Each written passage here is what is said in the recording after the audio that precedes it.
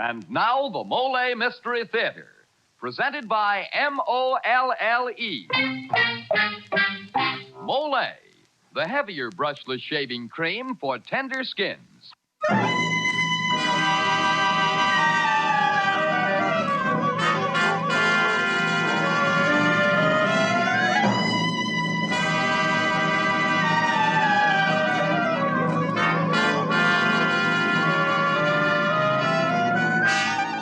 Good evening. This is Jeffrey Barnes, welcoming you to the Molle Mystery Theater, the program that presents the best in mystery and detective fiction. Tonight's story is entitled Goodbye, Darling, and was written by Hank Warner. Ed Begley, recently seen in the motion picture Boomerang and star of the Broadway hit play All My Sons, plays the leading role, and Elspeth Eric and Chuck Webster are featured.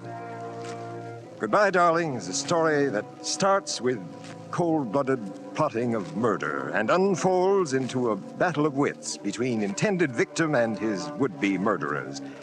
It's the kind of story that'll make you wish you could do something to help. Well, you know, Mr. Barnes, that's exactly how I feel when I see a man trying to shave tough whiskers or a tender skin, because sometimes he really needs help. Well, men, that's the time when your best friend is Molle, the heavier brushless shaving cream. Yes, sir, it's smooth. So smooth. It's slick. So slick.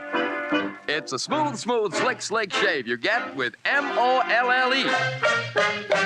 Molle, the heavier brushless shaving cream for tough whiskers or a tender skin. Try it. Molle. And now for tonight's Molle Mystery, Goodbye, Darling, starring Ed Begley.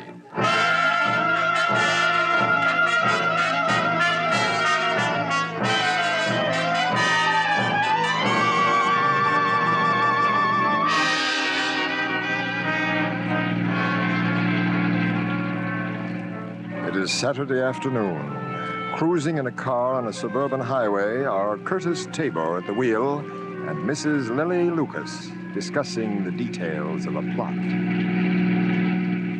Your husband home? I'm not sure, Kurt. You better not take a chance. Let me out at the traffic light. You think he'll tumble? Don't you worry. You leave that to me. You'll phone me, Lily. Yes, and you come up first thing Sunday morning. Yeah. That it, up the hill? Mm-hmm. Gotta stop here. You send the ad into the Times-Herald? Of course, last Saturday. They'll print it tomorrow. Yeah, but your husband... He doesn't know yet. I'll sell him the idea tonight. And what a little salesman. And I can pretend to telephone about placing the ad. You beautiful devil, you. Kurt, be careful. Not here. Sure know how. I better go now. You turn off here and I'll walk out. Bye. Goodbye, darling. You devil, you.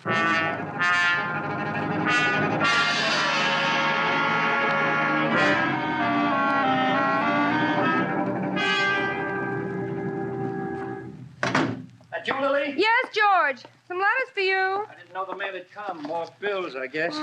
Circulars, appeals for funds. George, didn't you mail last month's payment on the mortgage? Here's another letter from the bank. Guess I'll have to get another loan on my insurance. You better do something. Did you get a lift from the station? I saw you getting out of the car at the light. What of it? Nothing. I only thought... I know what you thought. Oh, Lily, please. The bus was late. No taxi. Mr. Birch's, something like that, lived near the bay. You know, if you hadn't sold the car, you could have picked me up. Oh, Lily. You and your silly jealousy. Oh, really, dear, I didn't mean anything. I just happened to be looking out the window. Forgive me, Lily. Darling.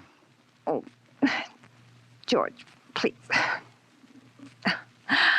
I'm sorry, dear. The insurance money's in my bag. You're wonderful, darling. That's the end of my savings account. You know what? Sometimes I think it was a mistake to put all the insurance Henry left me into this house. Here I am, living in the house the money Henry's death brought. I should have gone with him that night. I'll never get over the feeling that I sent him to his death. Oh, now we're grown up, George. It couldn't be helped. I've asked you, please, not to talk about it. Oh, say, maybe that opening in the Times-Herald promotion department will pan out. Connolly said he'd give me an interview next Saturday, but I'm afraid he didn't sound too keen about it. George, kiss me. Oh. love me? Mm-hmm. You know, Lily, I've been thinking. Your idea of renting one of our rooms. Are you sure it's all right? Well, why not? After all, many people do. Oh, well, you've been so opposed to it, I was afraid to mention it again. You're a dear, George. I better get dinner, darling. I'll fix a fire in the fireplace. Good. There's a few logs left. Mm-hmm. Why don't you phone that ad in, Lily, in time to catch tomorrow's paper? Yeah, I'll do that. Pennsylvania 66600. Pennsylvania 66600. Right.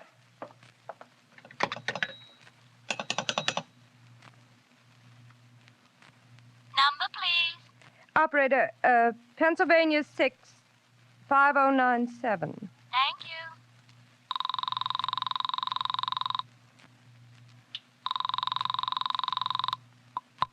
Hello? Hello? Lily? I'd like to place an ad in Sunday's paper. Room for rent. You all set? Furnished, garage, private family.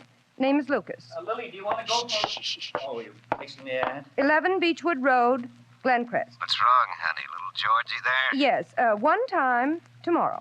Tomorrow's paper, right? That's right. One time tomorrow. Good. Thank you. I don't think there'll be any trouble renting that room, Lily. No, George. I'm sure there won't.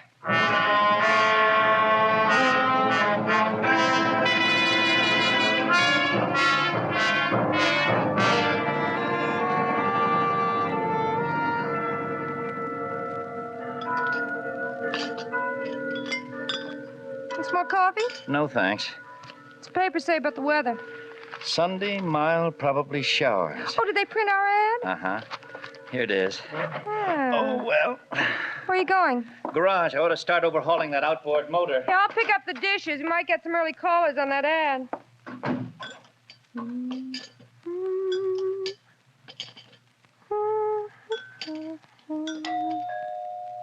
Curtis.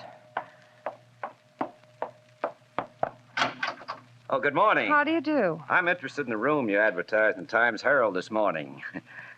Where is he? I'll show you the room. This way, please. It's on the ground floor. Swell room, honey. Careful, Curtis, please. The garage is attached. This way.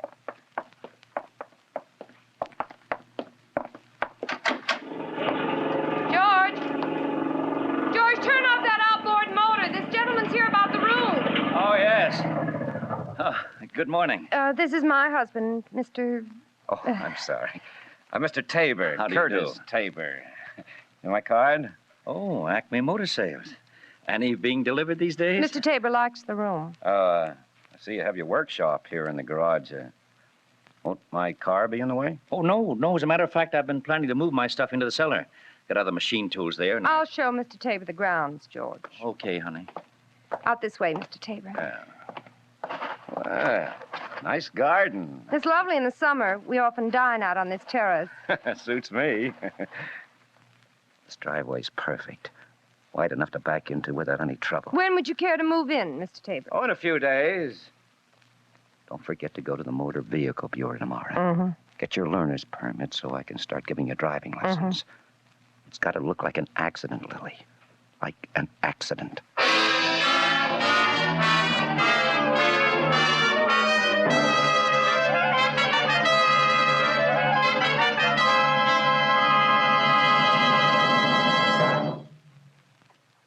Well, in Act 1 of tonight's Molle Mystery, we've seen how the bold plan for murdering Mr. Lucas gets started.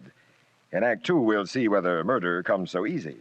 Say, Dan, what's your observation on this subject? Well, I'll tell you, Mr. Barnes, real murder is a little out of my line. But shaving murder, now, there's something that comes all too easy to some men. You know, fellas with tough whiskers or a tender skin. So I say to them, shave with Mollé, the heavier brushless shaving cream.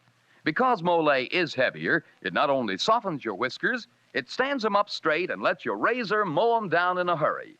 With Mollé, you shave faster, closer, easier, and you shave painlessly. Try it. See if you don't say it's smooth. So smooth. It's slick. So slick. It's a smooth, slick shave you get with M-O-L-L-E. Mollé, the heavier brushless shaving cream for tough whiskers or a tender skin.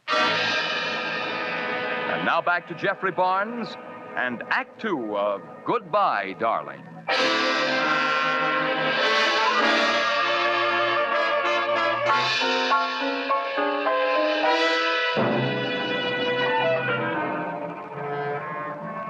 It is Saturday morning, just 1 week since George and Lily Lucas rented a room in their suburban house to Curtis Tabor, who, with Mrs. Lucas, is plotting the accidental death of Mr. Lucas. Unsuspecting, Mr. Lucas has left for the city to be interviewed for a position in the promotion department of the Times-Herald. In the meantime...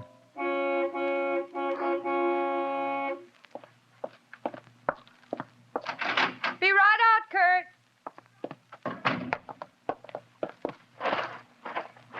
Come on, get in, Lily. Give me your first lesson. Baby. No, please, Kurt, not out here. Okay. You know what George said when I drove him to the station? Said he'd hate to be hit with this car. You don't think he suspected me? No. He was thinking of a collision. It's going to be easy, like taking candy from a baby. Too bad he's only carrying $25,000 worth of insurance. Now, look, pay attention. This is ignition key. I turn it. Yeah. Now step on the starter. Right here. Simple. Now, shut off the ignition. Now step on the starter.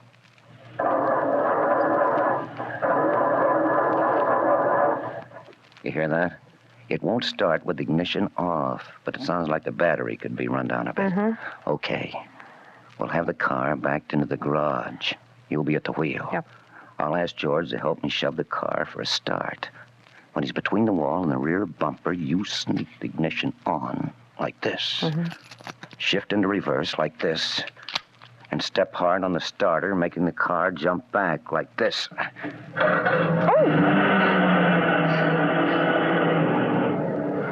And George will be crushed against the wall. I see. Now let's rehearse it until it's perfect.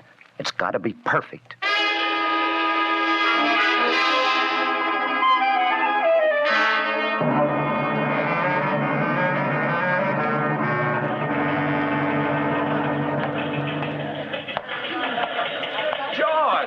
George Lucas. Hello, Frank. Well, George, you working here now? For the Times-Herald? Oh, not yet, but I've just been upstairs to see Conley in the promotion department. Connect?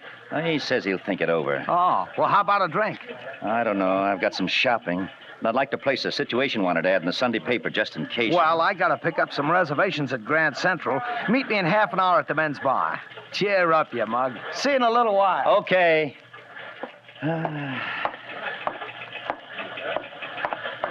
Miss, is this the window for situations wanted? Yes. Here, I want to place this ad for Sunday.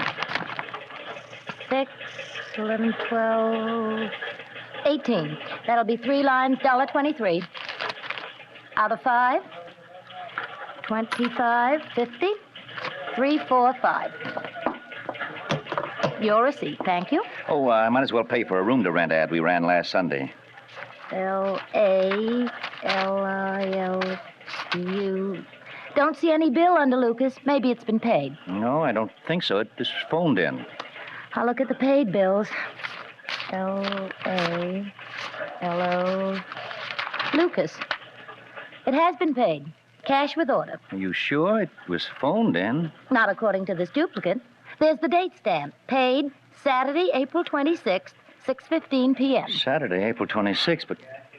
Why, that was a week before she phoned it in.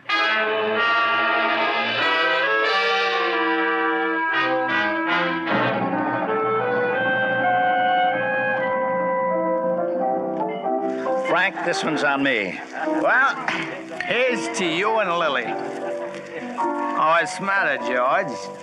To you and Lily. Didn't you hear me? Hey, where you going? Back in a minute. I got to make a call.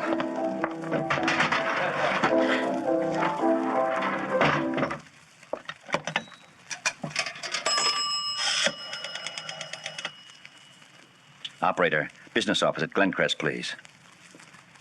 Hello? I want to check the extra charge calls in our current bill, but only the calls made on Saturday, July 26th. Lucas, George Lucas, Glencrest 2481. Oh, well, wait a minute. I get a pencil. Okay. Lackawanna, 487. Right. Pennsylvania, 635. Uh-huh. Pennsylvania, 65097. Only 3 calls on July 26th. You sure? Oh, thank you.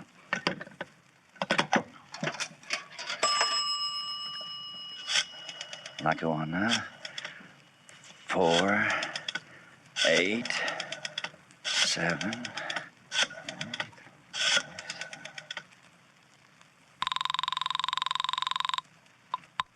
Greer's department store. Never mind. Pennsylvania, 635.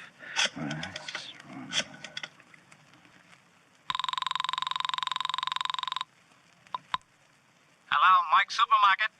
Sorry, wrong number. Pennsylvania, 65097.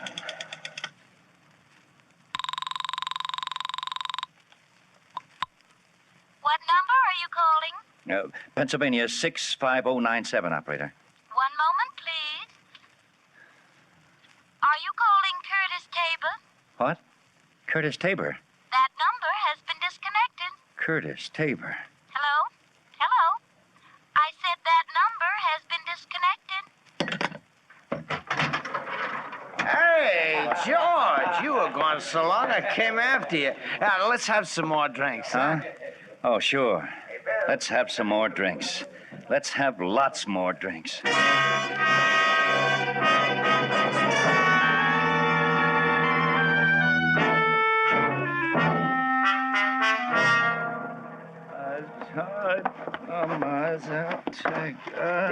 Disgusting.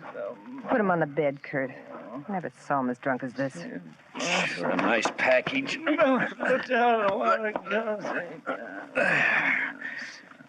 Lily, we could throw him down the steps. Broken neck. Accident on the scatter rug you placed there. Don't be a fool. A cabbie saw us carry him upstairs. Come on, help me get some of his clothes. All right. See what I mean, Frank? Two-timer. Who's this Frank? Oh, how do I know? My fault, Frank. I should have gone with Henry. I knew Henry was too drunk to drive, but Lily grabbed me, kissed me, and I let Henry go. He was killed. She made me do it. Oh. Who's this Henry? My first husband. What about it? I see. You're not an amateur at getting rid of husbands. You'll get another chance. Tomorrow morning.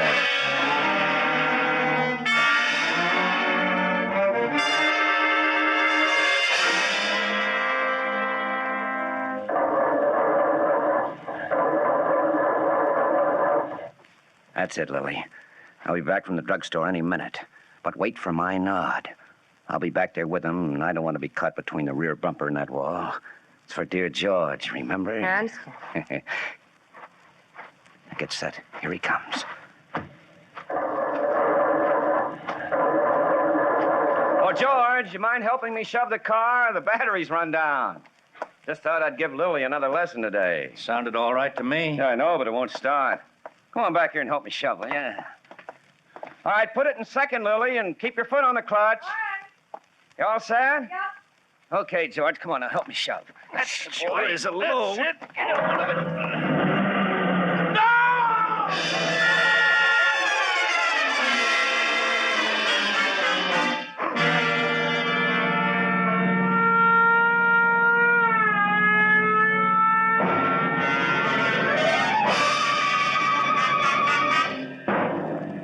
Lily, you bungled it.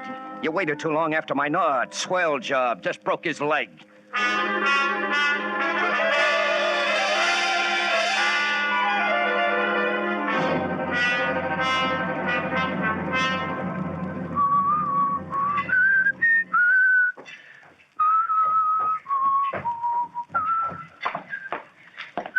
Hello, George. How's the leg feeling? Well, not too bad. Doc says I'll be off these crutches another week or so. Oh, I'm sorry about it, George. Sorry? What for? It was an accident. These things happen. The way I figure it, when fate gives you the nod. What? It's simple. The nod was for me that day. Looks like I got another chance. Doesn't it? Anything I can get you in town? No, thanks. Oh, I wonder, would you do me a favor? Get that outboard motor hooked over that barrel of water. Oh, sure, gladly. Ooh, pretty heavy motor, huh? Thanks. I think it needs some carburetor adjustment. You want me to start it? Oh, I can manage that.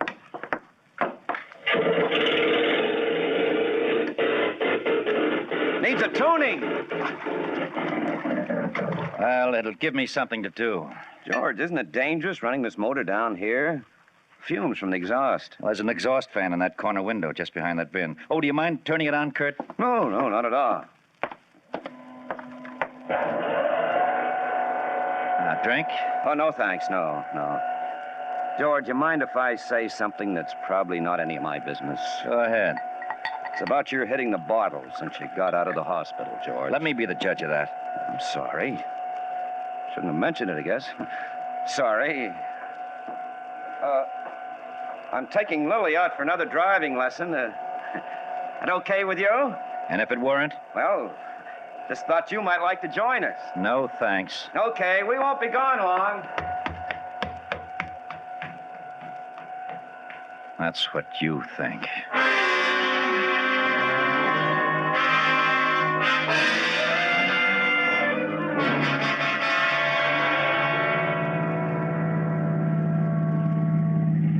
Now step hard on the gas for that hill, Lily. All right. That's my girl. So you're getting to be a pretty good driver, huh? Sure is a lovely view from up top here. Now take it easy going down. Crossroad ahead. Get your foot off the gas. My foot is off the gas. The brake's gone. Grab the handbrake. It won't hold. Let me have that wheel. Keep your hand on the horn. Okay. Now we'll lose our speed going up the next hill.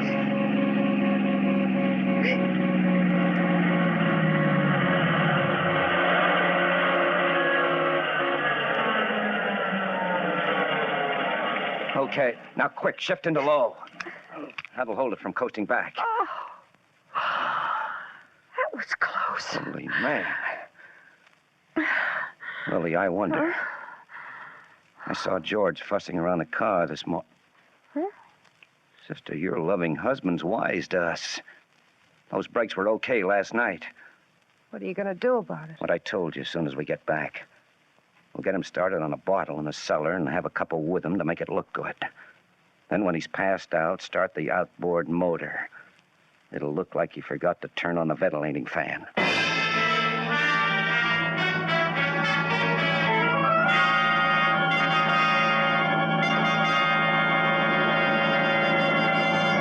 This is Jeffrey Barnes again. In just a moment, we'll bring you Act 3 of Goodbye, Darling.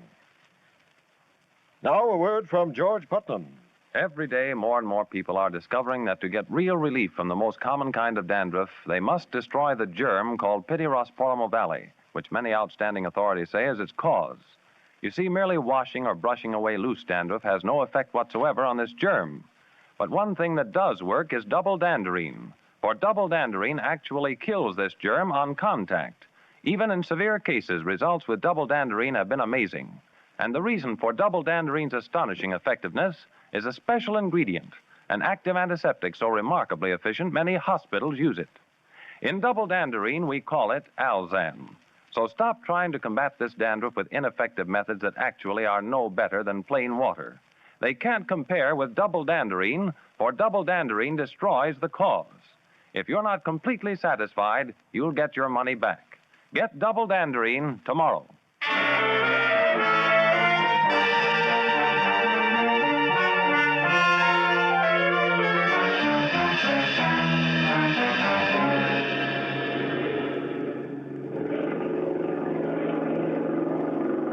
Why do we have to sit in the car? This garage is too hot. Let's wait in the house. No. Oh, better sit here where we can hear that outboard motor. It might cut off. It'll be over soon. I shouldn't have had that drink. I feel sleepy. I only had a couple.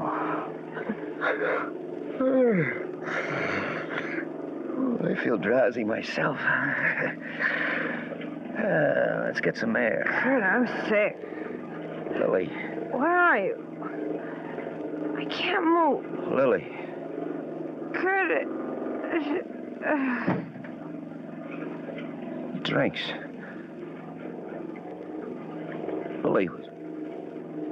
Lily, we've been drugged. George, he did it. Must get out.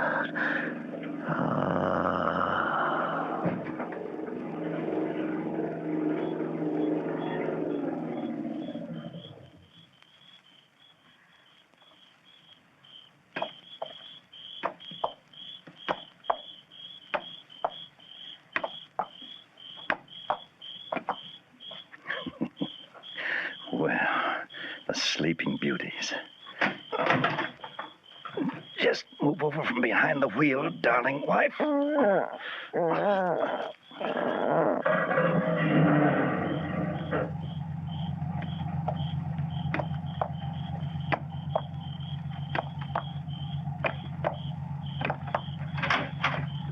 Have a long sleep, lovers. Lily, why did you have to do it? Goodbye, darling.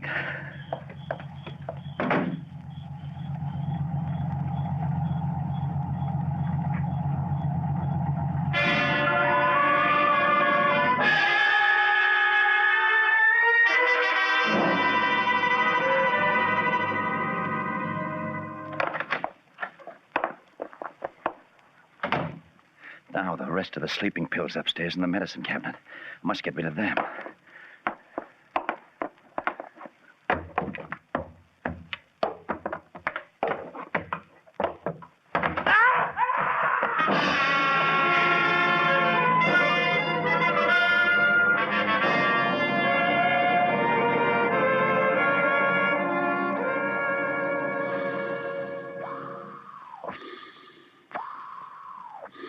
Any hope for the two we found in the car, Don? Oh, I'm afraid not. Pull motors won't help them now, Inspector. Okay, boys. What about Mr. Lucas, Inspector? Oh, didn't you know?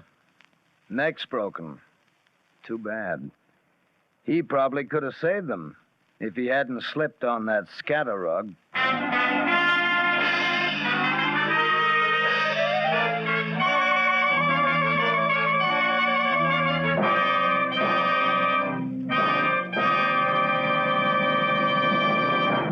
And now this is Jeffrey Barnes again, bringing down the final curtain on tonight's Mystery Theater presentation of Goodbye, Darling.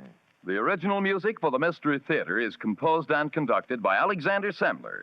Any resemblance between the names and characters used on the Mystery Theater and any actual persons living or dead is purely coincidental.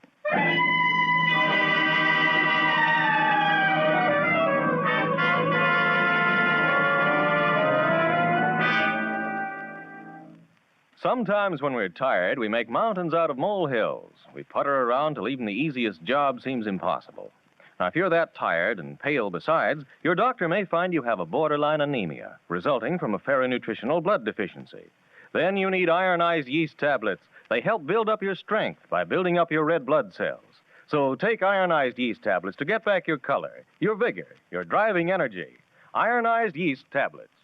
And now this is Dan Seymour again saying goodnight until next week at this same time when the Mystery Theater presents A Lease on Death.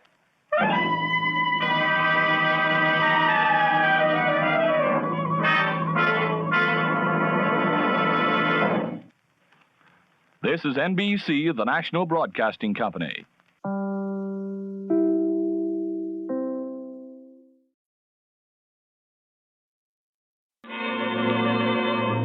Good evening. I'm Mr. Barrett, one of the characters in the Molle Mystery Theater, which follows right away. I just want to remind you that although next winter seems very far away, right now is the time to do something about next winter's heating problem. The government says that fuel of all types is going to be scarce, so if you want to keep warm, you should go to your dealer now and get whatever kind and quantity of fuel he can let you have. Also, you should check up on all your heating equipment and make sure that you're not wasting fuel. And lastly, protect your home against loss of heat by installing insulation and weather stripping. Those are the ways in which you can protect your home against next winter's cold. And now, the Molle Mystery Theater, presented by Molle. Molle, the brushless shaving cream that guards your tender skin with its special protective film.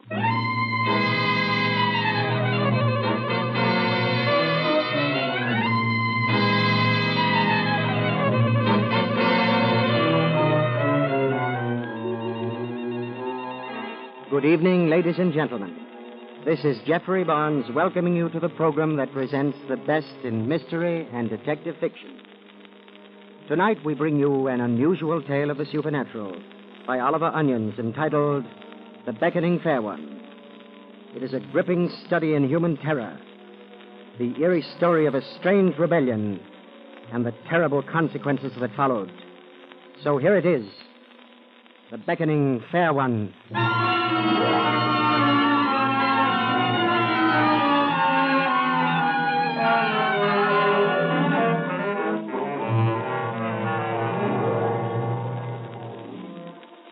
My name is Paul Oleron. I'll tell it from the beginning, just the way it happened. I don't ask you to believe it. Just listen. I was working on my new novel, Romilly, when I decided to move. I looked over a couple of places and finally discovered one I liked. Of course, it's not a new house, Mr. Oleron, but we'll do the place over for you any color you like. They're certainly quaint-looking rooms, aren't they? Plenty of atmosphere here. You writers will have your atmosphere. Are you sure you won't reconsider about taking the whole house, I mean? You never know who might rent the other floors, you know. Well, if you don't mind my saying so, Mr. Barrett, you're not likely to have many people interested in living in this old relic. Oh, it's not as bad as all that. But I rather like the idea of being the only tenant in this venerable mansion. Just as you like, Mr. Oleron. Leave it to me, Mr. Barrett. I'll make my corner of it cozy enough.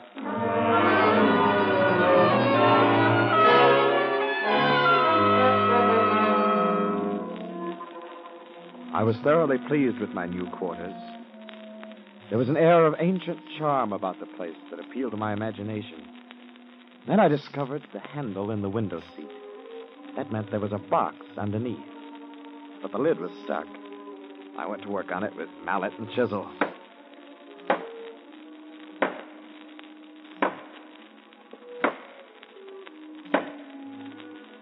Paneling rang and vibrated. The whole house seemed to echo. Finally, I loosened the lid and pried it out. I drew out something soft and yielding, covered with dust. It was some kind of a large bag, triangular in shape. It had wide flaps and buckles. I couldn't imagine what it had been used for. Soon lost interest in it, depositing it in a corner of the room. Then I set about removing a large nail from the bottom of the lid. I spent the rest of the afternoon putting my manuscripts into the box. In the evening, Elsie Bengo paid me a visit. Elsie worked on a newspaper, and she was always enthusiastic over my work, especially the new novel, Romilly. Well, Elsie, what do you think of the place? Oh, I don't know, Paul. I like the last place, in spite of the black ceiling and no water tap. How's Romilly coming? Not very well. Are you stuck? Yep. Can't seem to get on with it. Paul, would you like to read me some of it? You don't understand, Elsie. I haven't done any more on it. Not a line. Paul, you're joking. Perfectly serious. I'm even considering scrapping the whole 15 chapters and starting over. Making Romilly a different type of woman. You mean you're really going to scrap those 15 chapters? You seem more concerned about it than I am. Well, maybe I am. You've got what you've been working for almost within your reach. A novel that'll make you famous. You do have a lot of confidence in Romilly, don't you? And now you just want to scrap the whole thing. Paul, it's unforgivable. Oh, what's the difference, Elsie? The important thing is I'm happier here than I've been for a long time. I'm sorry. I didn't mean to lecture you. It's just that... Well, I feel so close to Romilly.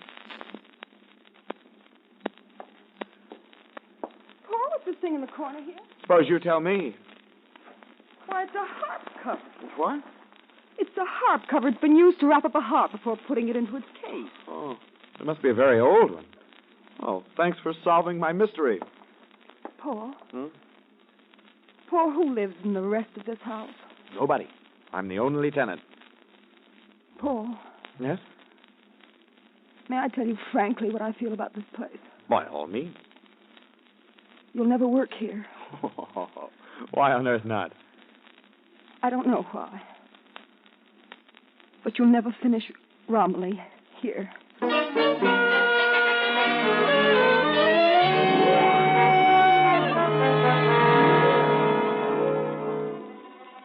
That night, I sat by my fire, pondering over Elsie's prophecy.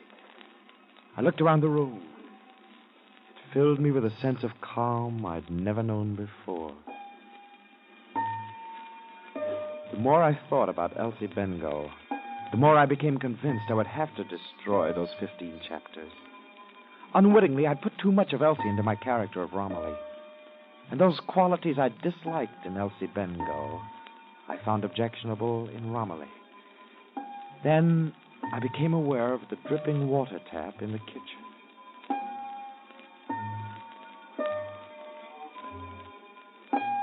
It had a tinkling range of 3 notes on which it seemed to play a tune.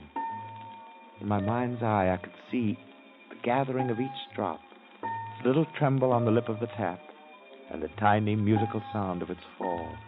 I found myself waiting to hear each drop over and over again.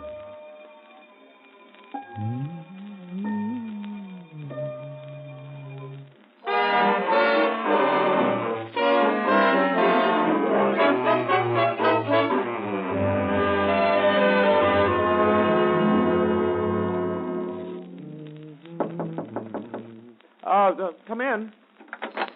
Good morning, Mr. Oleron. Have a good night's sleep. Oh, the best, Miss Grayson, the best.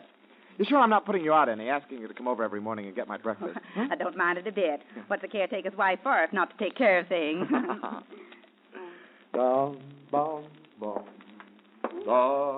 Dear me, but that's a very old tune, Mr. Oleron.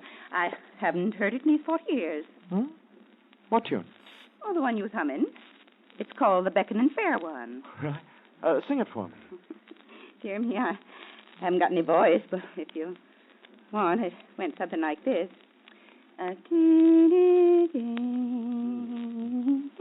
Very, very pretty. They do say it was sung to a harp.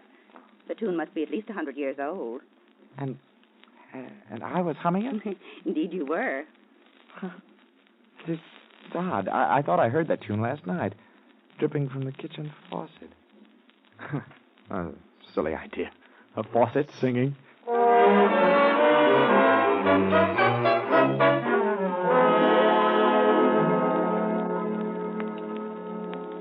As time passed, I became more and more attached to my apartment. But Elsie Bengough did not share my enthusiasm.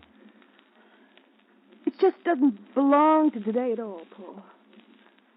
No, this is a dead house. Everything in it reeks of decay. That's all in the point of view, isn't it, Elsie? Is Romilly coming any better? I think she is. I'm laying the foundations of her new character.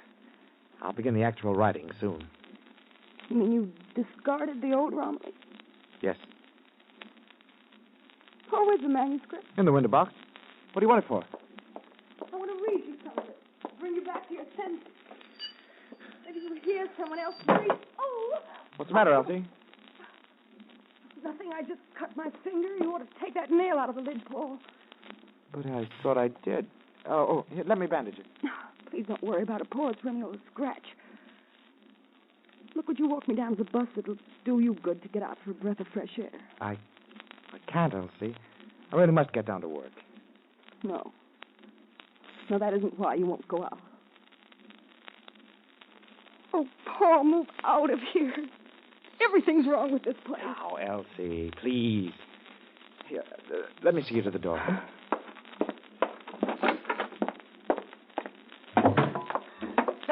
Elsie! This step. I put my foot through it. Oh, you poor girl. so funny. Elsie. First this nail and now this step. Oh, Lord, it's so funny. Elsie, let me help you. No, don't let me go. Elsie. Please let me go away. I'm not wanted here.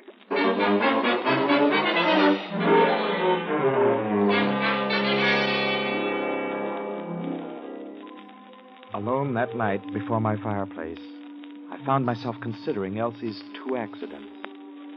I thought I'd removed that nail from the lid of the window box. But then I couldn't be too certain I hadn't left a bit of it still in the wood. And the staircase was an old one. Though it seemed strong enough to me, the step might have collapsed under anybody. Poor Elsie simply happened to be the victim.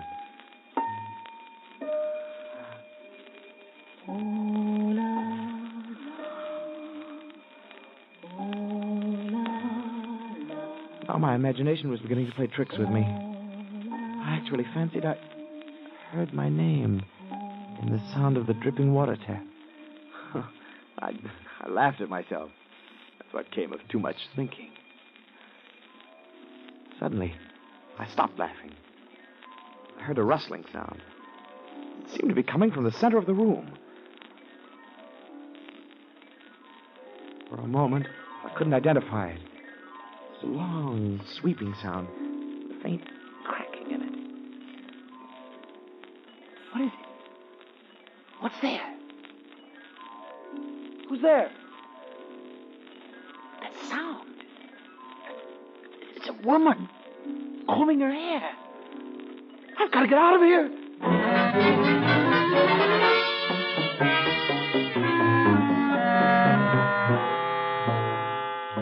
I fled the house. I walked for hours in the cold, clear night.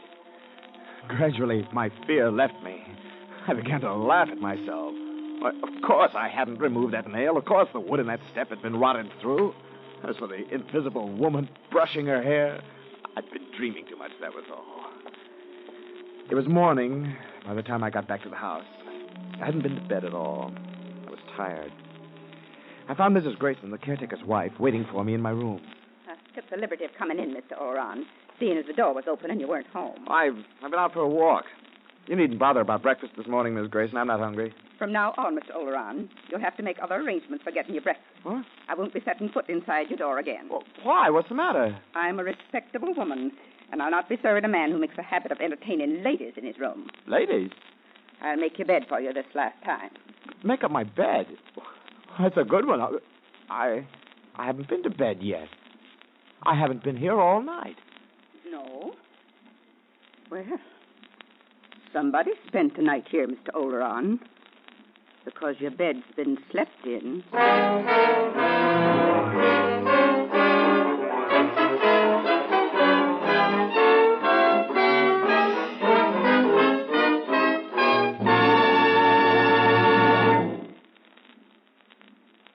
Well, mystery fans, do you think Paul Oleron's house is really haunted? Or is he bewitched by his own imagination? And is there anything he can do to save himself? Yes, Mr. Barnes, there is. Listen to me. I was once bewitched, but I was saved by a magic word. A magic word? What word? Listen. My face was bewitched. Every time I shaved, I used to get invisible little nicks and scrapes. But then I learned the magic word. Mollé! Well, gentlemen, there is something magical about the way Mollé protects your face against irritating little nicks and scrapes. But there's a common sense reason behind it. You see, Mollé has a special protective film, a slick, smooth, moist film with more real body and substance than light, fluffy cream. Mollé gives your razor something to ride on. Your razor rides along smoothly from the first stroke to the last without pulling or tugging at your whiskers. And then your tender skin gets the very best of protection against aftershave burn and irritation. Mollé is made with ingredients of assured quality. Ingredients that meet the official U.S. pharmacopoeia requirements for medical purity. So, gentlemen, try Mollé. The brushless shaving cream that puts face protection first. And now back to Jeffrey Barnes and Act Two of The Beckoning Fair One. Paul Oleron, writer, had not been in his new living quarters long before strange things began to happen. Nails put themselves back into the wood. A leaking water tap played an old tune, and an invisible woman appalled Oleron's soul by combing her hair. He has just returned to his rooms after spending the night walking the streets and contemplating the Beckoning Fair One.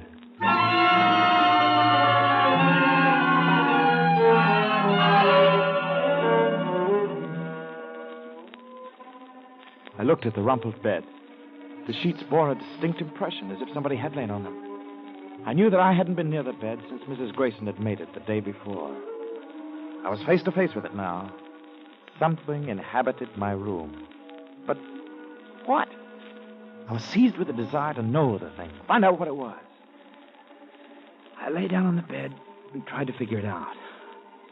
It was becoming clear to me now that the key lay in my half-written novel, Romilly. Or rather, in both Romillys, the old one and the proposed new one. Looking back over it, I realized there was almost passionate hatred in the way the new Romilly had supplanted the old.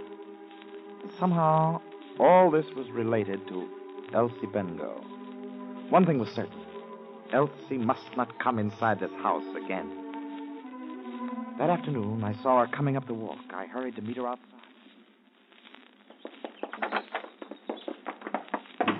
I'm sorry, Elsie. I'm just going out. I've got an appointment downtown. You want to walk along with me? Paul, you haven't any appointments. You just don't want me in the house. Well, I only wanted to tell you that everything's over between us. Well, Elsie. Let me finish, Paul. Something strange is happening to you. Please, Elsie. But if you ever need me, Paul, somehow I'll know it. And then I'll come.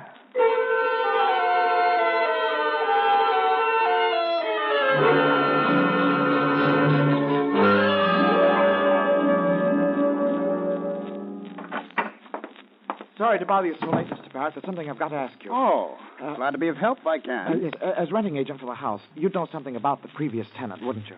Yes. The last tenant in your rooms was an artist by the name of Madley. He seldom went out of the place. As a matter of fact, Madley died there under rather peculiar circumstances. Yes? It was discovered at the post-mortem that there wasn't a particle of food in his stomach. Starved to death? No, he starved to death, all right. Only it wasn't because he didn't have any money. You see, they found a bank book in his room proving he had $10,000 in a New York bank. Suicide, then? By starvation? It's rather an uncommon form of suicide, isn't it? Then why? Why? I don't know, Mr. Oran. Nobody ever found out.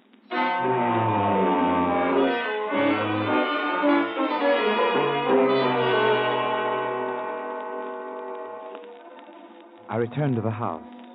That there was a strange presence there, I was convinced. And now that I'd rid myself of Elsie Bengo, who had been the old inspiration for the character Romilly in my novel, I hoped to meet the Beckoning Fair One, she who was becoming the new inspiration.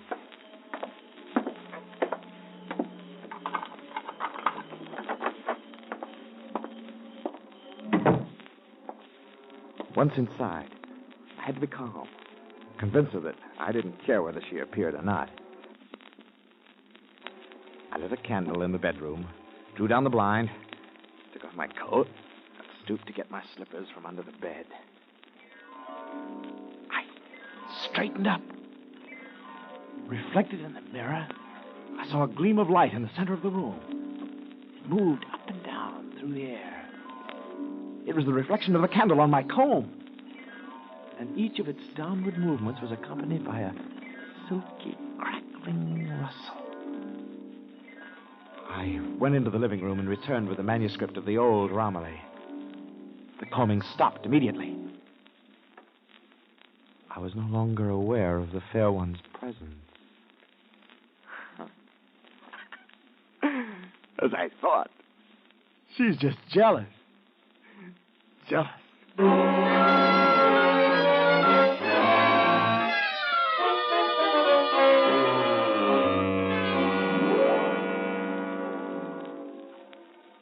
Night after night passed, and still I did not see her. My life became one passionate and consuming desire to see the new Romilly, the new heroine of my novel, who had fastened herself on my brain in the guise of the Beckoning Fair One.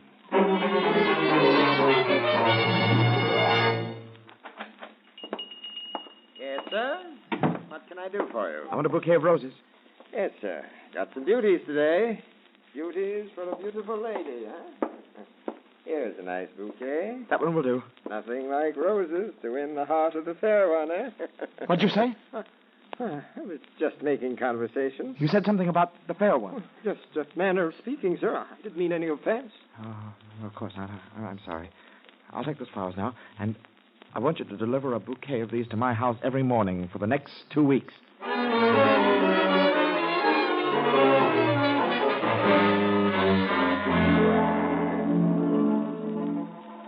I'd made the arrangements with the florist so I wouldn't have to leave the house at all.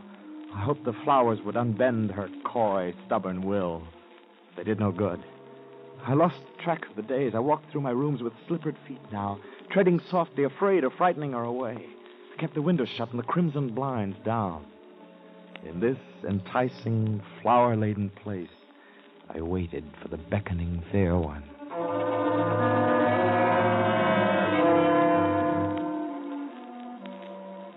I searched my mind for some reason why she held herself back from me. Suddenly it came to me. The manuscript of the old Romilly, those 15 chapters. I was a fool to think that the new Romilly would show herself to me as long as there existed evidence of my former attachment. I took the manuscript from the window box and was about to throw it into the fire. No! Who's there? It's Elsie. Go away. I can't see you now. Please let me in, Paul. No. Paul, you're in trouble. I know you are. I'm all right. Go away. Paul, I only want to help. I promised I'd come if you needed me. Paul. Paul. Please answer me. Paul. I didn't answer. Paul. She was a fool. Coming here where she was not wanted.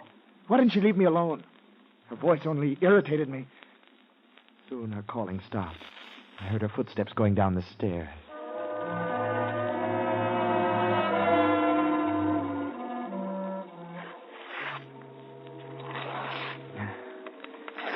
Destroyed the manuscript of my old novel, Romilly, page by page. Then I lay down to wait again. How long, how many days? I don't know. I was beyond the world of calendars and clocks. Gradually, the strength drained from my body. I gazed vacantly at the star-patterned ceiling. Sometimes I had a fleeting recollection of a novel to be written. It was like something far off. Sometimes I thought about Madley, the previous tenant who had lived here before me, and I wondered whether she had played her coy game with him. Paul. Paul. Elsie, how did you get in here? Paul, listen to me. You're not well, darling. Let me take care of you. I said I'd come when you needed me, Paul.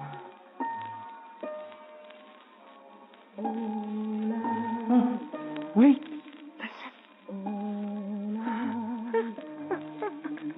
She called my name. She's here at last. Paul, what is it? I don't hear anything.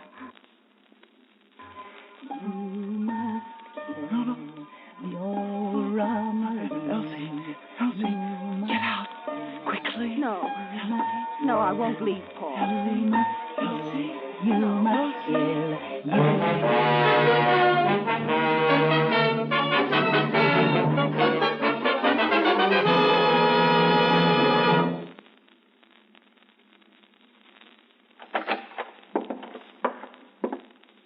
Now, up here on the second floor, you've got 4 big rooms. Plenty of light and air. Certainly a quaint-looking place. Say, isn't this the part of the house where that writer lived, the one who's being executed tonight? Yes, this is it. What was the name of that girl he murdered? Elsie Bengo. Of course, it's not a new house, but we'll be glad to do the place over for you. The water tap leaks slightly, but it won't bother you.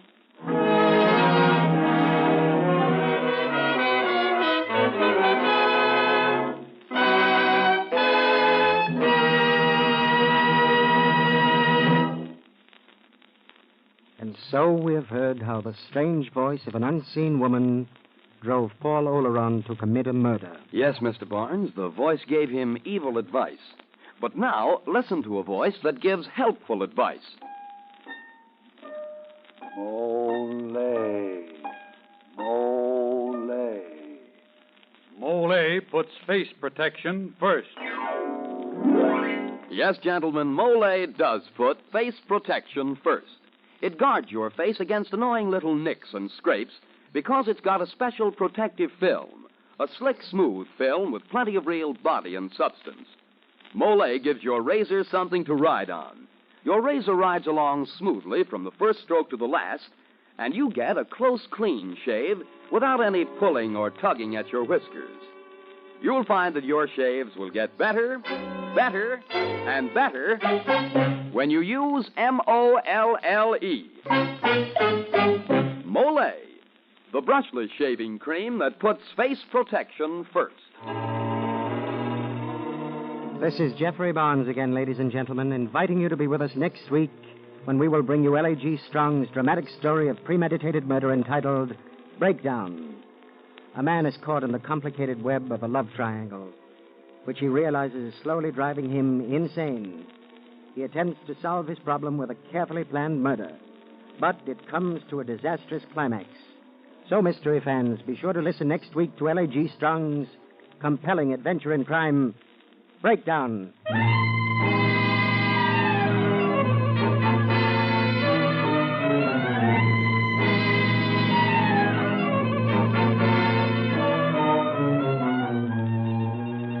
The original music for the Molle Mystery Theater is composed and conducted by Jack Miller. The Beckoning Fair One was written by Oliver Onions and adapted for radio by Eric Arthur. Until next Tuesday, this is Dan Seymour saying good night and good shaving with the brushless shaving cream that puts face protection first. Mollé.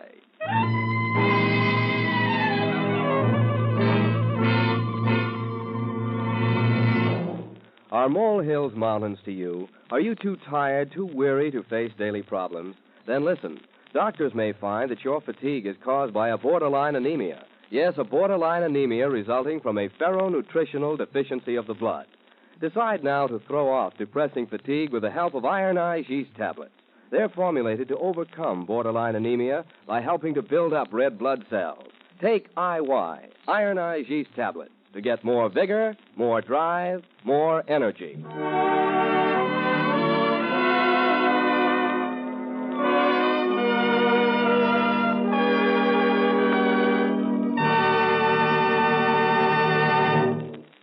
This is the National Broadcasting Company.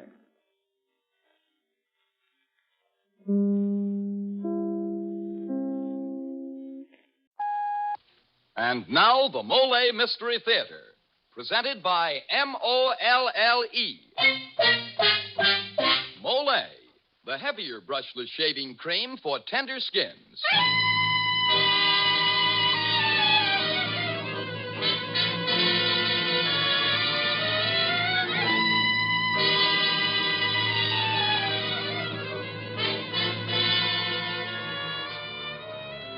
Good evening. This is Jeffrey Barnes, welcoming you to the program that presents the best in mystery and detective fiction. Tonight we bring you a story that is, in my opinion, the greatest modern mystery classic of them all. Emlyn Williams's famous play, Night Must Fall. Virginia Field, star of the hit Broadway play Doughgirls and just back from Hollywood where she completed the Paramount picture The Perfect Marriage, will play the part of Olivia Green, the young Englishwoman who is so hypnotized and fascinated by the strange, half-mad Danny. Danny will be played by a fine young actor just returned from Army service, Ian Martin. So here it is, Night Must Fall, starring Virginia Field as Olivia and Ian Martin as Danny. Well, gee, am I in the play too, Mr. Barnes? Oh, no, Dan, that's another Danny, a tough guy. Well, tough guys aren't always so tough. Why, do you know that lots of them are almost sissies when it comes to shaving? But not the man who shaves with Mollé, the heavier brushless shaving cream. Because with Mollé, it's smooth. So smooth. It's slick. So slick. It's a smooth, slick shave you get with M-O-L-L-E. the heavier brushless cream for tender skins. That's right. Mollé is the shaving cream that's heavier, the cream that's perfect for a wiry, hard-to-cut beard or tender skin. Because Mollé is heavier, it not only softens your whiskers, it stands them up straight while your razor whisks them off 1, 2, 3. So you shave faster, closer, easier, and you shave painlessly with Mollé, the heavier brushless cream for tender skins. Mollé. Now for tonight's Molle mystery, Night Must Fall.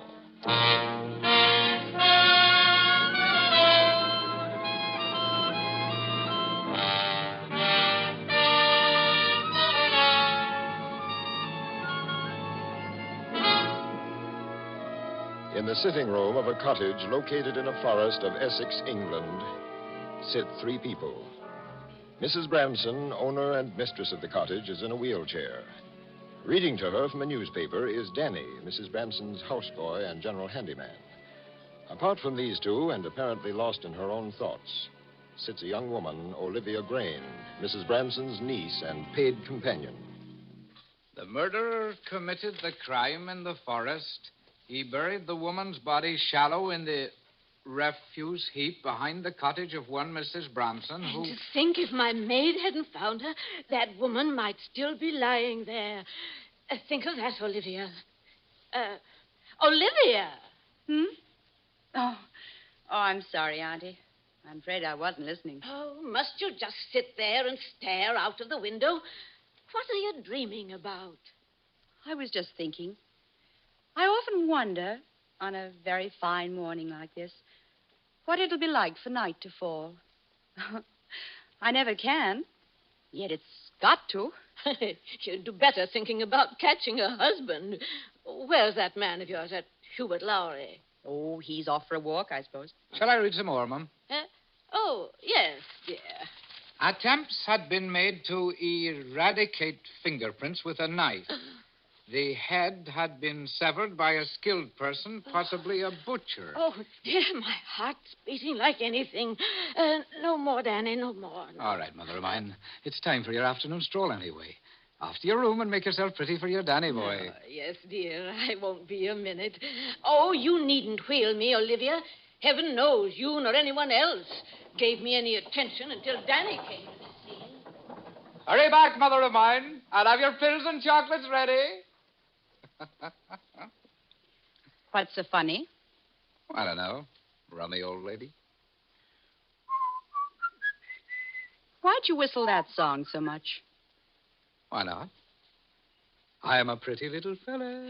The papers say that on the day of the murder, an unidentified man was heard walking through the forests singing that song.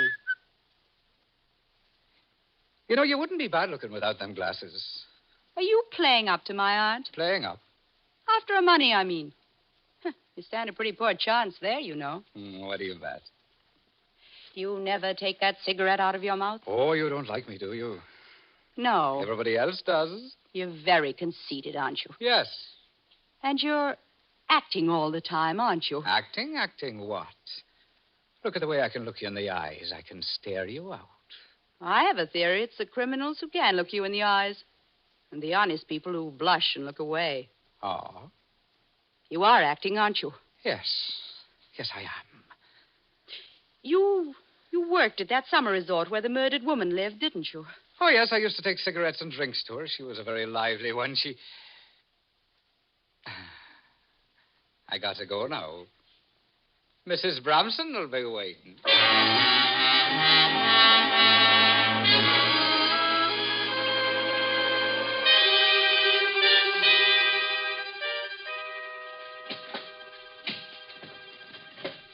But if Danny should come in and catch us searching his luggage, Miss Grimes. Oh, I'll take the responsibility, Dora. Hello there. Past the old dragon and a white-haired boy along the path, thought I... Oh, I say, what's going on? We're searching Danny's luggage, Hubert. Good heavens, Olivia, that's a bit much. Why, say, you don't think it was Danny who murdered that woman? Well, I don't know. But it was such a clever business. They still haven't found her head, you know. And he's such an ordinary chap. Yes, that's just it. And then suddenly he He's so extraordinary. Nothing much here, Mum. Just a wallet with a letter inside it. Oh, let's see. Dear Babyface, my own. Next time you strike Newcastle, okay by me, baby. Signed, Lil. This is the last bit of luggage, Mum. Shall I open it? Luggage? Looks more like an old-fashioned hat box. Made of leather. Heavy, too. It's locked, but I think I can open it. Wait a minute, Hubert. What's up?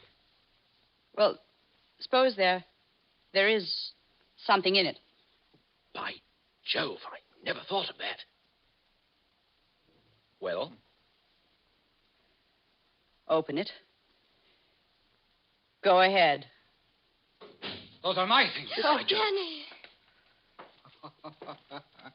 Could I have it back, please, sir? My wallet, I mean. It's the only one I got. Oh, this? Oh, yes, of course. What did you think of the letter? Letter? Well, you have it in your hand. Means well, there's little but we had a row she would spy on me. And if there's anything I hate, it's spying. Don't you agree, sir? Yes. I'd sooner have anything than a spy. Bar a murderer, of course. What did you say? Bar a murderer, of course. Olivia, you better deal with all this. It's beyond me. And I'll be getting back to the kitchen, Mum. You were acting again, weren't you? Is there something in that hat box? Yes. A hat, maybe? Did you do it? Did you do it? Look outside. It's growing dark. Soon we'll have dinner, and Dora will be off to church for evening meeting, and dear Mr. Lorry will be gone. And the dark will come down, blacker and blacker.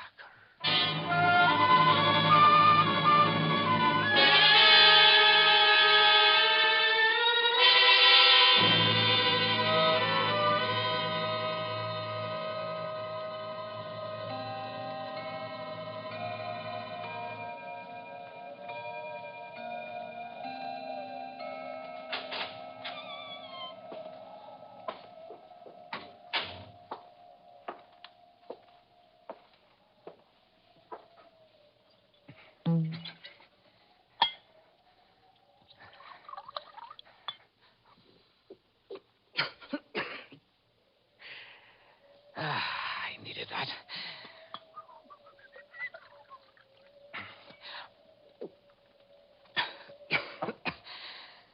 I thought you'd gone out. What, you? Well, you're the quiet one. I've been drinking and I feel fine. Have one? I prefer talking. Oh, talking's daft. Doing's the thing. You do live in your imagination, don't you? Yes, it's the only way to bear with the awful things you have to do. What awful things? I haven't had as much to drink as all that. What was your life like at that summer resort? Why are you always concerned with me and my doing? I'm not. It's just that you never talk about it. My life? Yes. Well, the day don't start so good with a lot of spoons that's been in the mouths of gaping fools that looks through me like I was a dirty window, hadn't been cleaned for years. Orders, orders. Go here, do this. I was never meant to take orders, never. And just when I think I got a bit of peace, there's somebody locking the door. Won't let me go out. Talk. Won't fork out with no more money. At me. Calls me everything. And screams. So nothing keeps that mouth shut. Go on.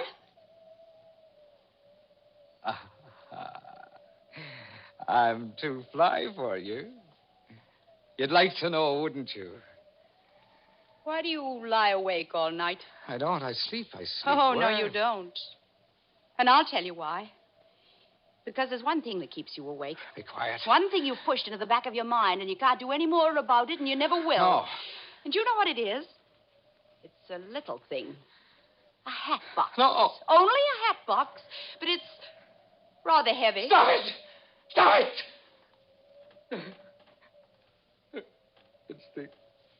It's the only thing that keeps me awake. Mind you, the only thing.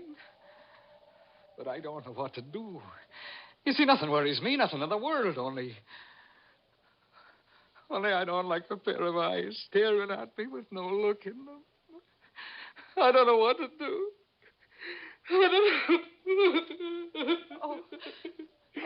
Oh, please. Please. Oh. Anybody home? It's that man from Scotland Yard who was here before. Inspector Belsize.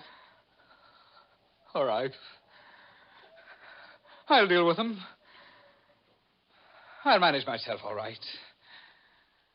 You watch me.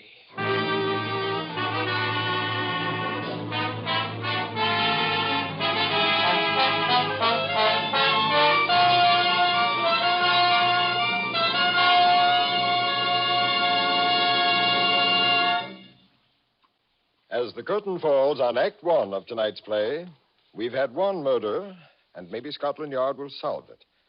But one murder often leads to several more. And who knows, maybe this is the night. Why, Mr. Barnes, sounds like you've been looking over my shoulder. How so, Mr. Seymour? Well, look, right here on this piece of paper in my hand, it says, "Men, when morning brings murder because you have to shave, chances are you have wiry whiskers or a tender skin. So try Mollé, the heavier brushless shaving cream for tender skins. Why, Mollé gives you a shave as smooth as flying, as trim as a top. Yes, Mollé is a heavier cream. The cream that not only softens your whiskers, but holds them up straight as 10 pins while your razor cuts them close and clean. With Mollé, you shave faster, closer, easier, and you shave painlessly. Try it. See if you don't say, it's smooth, so smooth. It's slick, so slick. It's a smooth, smooth, slick, slick shave you get with Molle. Mollé, the heavier brushless shaving cream for tender skins. Mollé. And now back to Jeffrey Barnes and Act Two of Night Must Fall.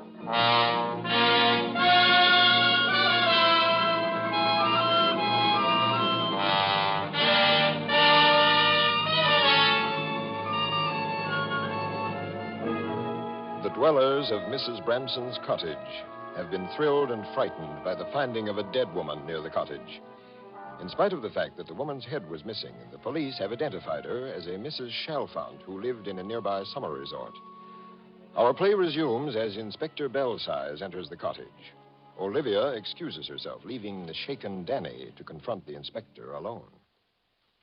Danny, why didn't you tell me you knew the deceased woman? Knew her? Well? Oh, sir, sir, it's been in my conscience ever since. So you did know her? Oh, no, sir, it wasn't like that. I avoided her ever after that day she stopped me, sir. Oh, the brazen way she went at me, sir. But now, do you know what, sir? It's a weight off my mind you wouldn't believe. It was the disgust like of nearly getting mixed up with her that's kept me awake nights. You're a bit of a milksop, aren't you? Am I, sir? Well, I'll be going. Oh, there's just one thing. Matter of form, you know. If you don't mind, I'll have a quick look through your luggage. No, you stay here. I'll get it myself. Yes, sir. Through that door there, sir. I'll find it. A pretty little fella. Everybody. You can't miss my room, sir. Found it all right. Oh, no. What to call me, buddy? Say, what have we here? This leather hat box seems to be locked. Have you got the key? What's the matter with you? It isn't mine. Not yours? No. Oh? Whose is it, then? I don't know. It isn't mine. Now, look here. I'm sorry to have left you so abruptly, Inspector. Could I get you some tea? Oh, not now, Miss Green. Now, damn if this isn't yours. Why, Inspector, what are you doing with my hat box? Yours? But it was in Dan's... Oh, well, Dan's room used to be the storeroom. I'll take it now. Oh, yes, of course. Thank you. I'll put it in my wardrobe. It's got all my letters in it. By Jove, I'm afraid I've offended her. Snooping. Well, good night, young fellow. I'll be off. Good night, sir. But in the future, don't keep things from the police. Oh, no, sir. They always find out, you know. Oh, I'm sure they do, sir. Good night. Good night, Inspector Burris.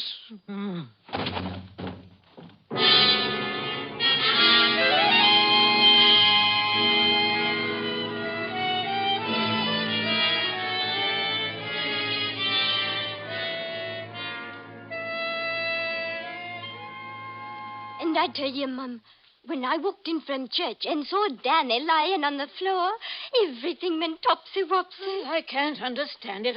I guess the poor boy's been working too hard. Well, I'll be running along now, Mum. It's getting late, and my old mother will be worrying if I'm not there by 10. Oh, should I take Miss Olivia a tea first? Miss Olivia isn't here. She's left. She left? Yes, some ridiculous nonsense about not spending another night here.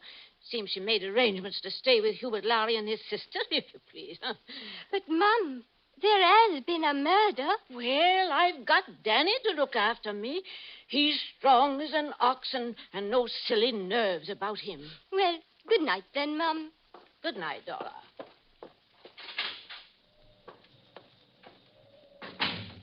Danny? Danny! Come here. I want my chocolates.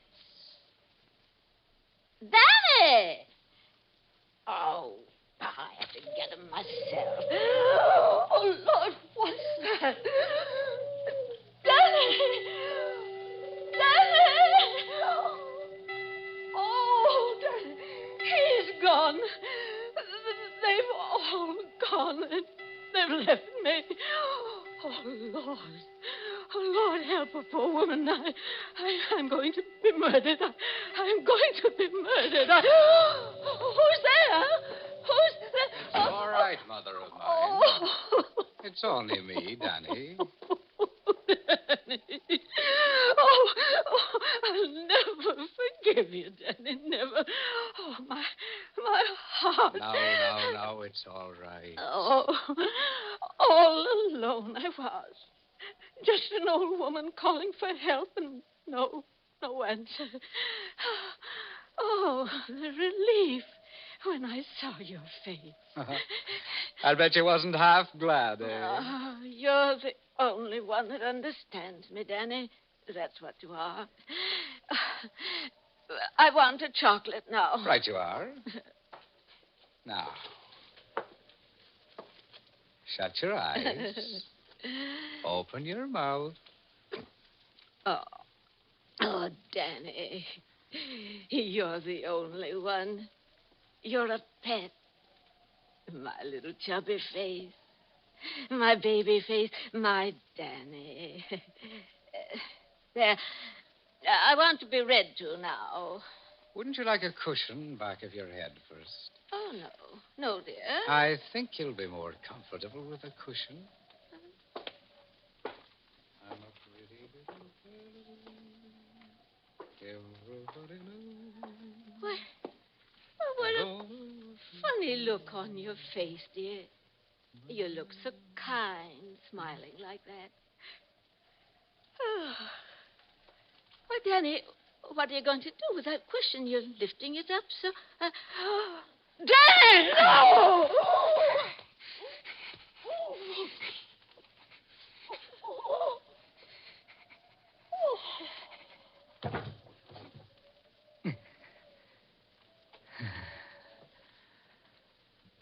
I don't know what you call me, but I'm mighty like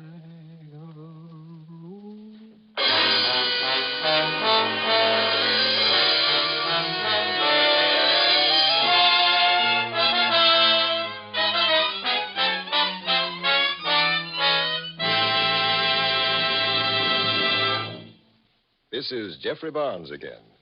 In just a moment, we'll return you to Act 3 of Night Must Fall.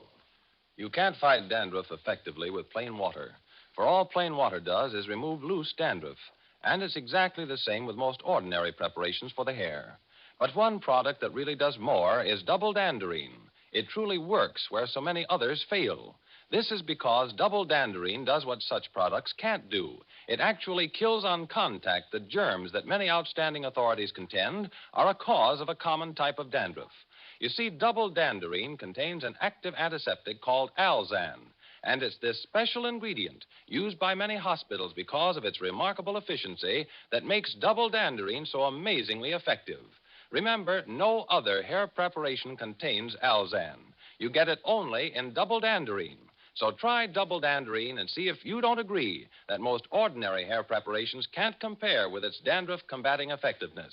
If you're not satisfied, return the empty bottle and get your money back. Buy double danderine at your druggist's.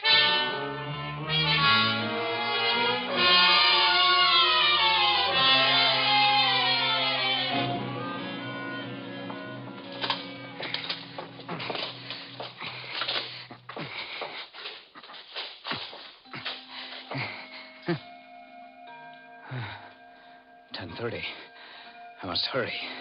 Hurry and break up this chair. Then the fire.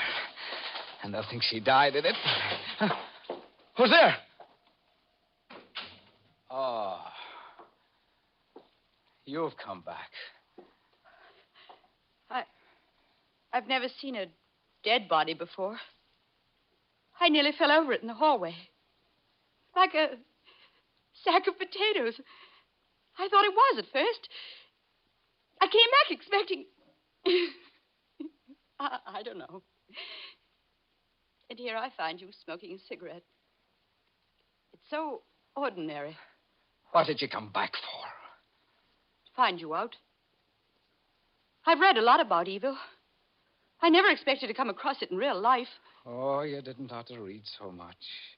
I never got through a book yet, but I'll read you all right. Read me? Your mind.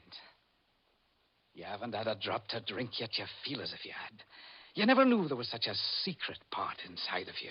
All that book learning and moral me eye here and social me eye there. You took that off of the edge of the wood, same as if it was an overcoat. And you left it there. Oh, I hate you. Hate you. Oh, no, you don't. You feel the same as I do, sometimes excited and light as air. Why, this is my big chance. You're the one I can tell all about myself. You said just now murder's ordinary. Well, it isn't ordinary at all, see? And I'm not an ordinary chap. There's one big difference between me and other chaps that try this game. I'll never be found out. The world's going to hear from me. You wait. But you can't wait, can you? You mean you're going to... Yes. Aren't you frightened? You ought to be. Don't you think I'll do it? Sorry. I know you will. I just can't realize it. You see, I make up my mind to do a thing, and I do it. And I'm going to take care of you right now. What's that light in here? It's a light in the woods. Somebody's shining in here. Somebody must be watching the house. No, it can't be. Nobody's watching. I'm the one that watches. They got no call to watch me. I'll go out and tell them that. I know I'm watching. What is it? Behind them trees. Hundreds back of each tree. Thousands of eyes. The whole world's on my track after me. The whole world's after me. Why, you've stopped acting at last. You're real for the first time. Frightened. Just like a child. Everything's slipping away from under my feet. Can't you feel it? Starting slow, then hundreds of miles an hour. I'm going backwards. And there's a wind in my ears, a terrible blowing wind. Everything's going past me like the telegraph poles. All the things I've seen faster and faster, backwards. Back to the day I was born. I can see it coming the day I was born.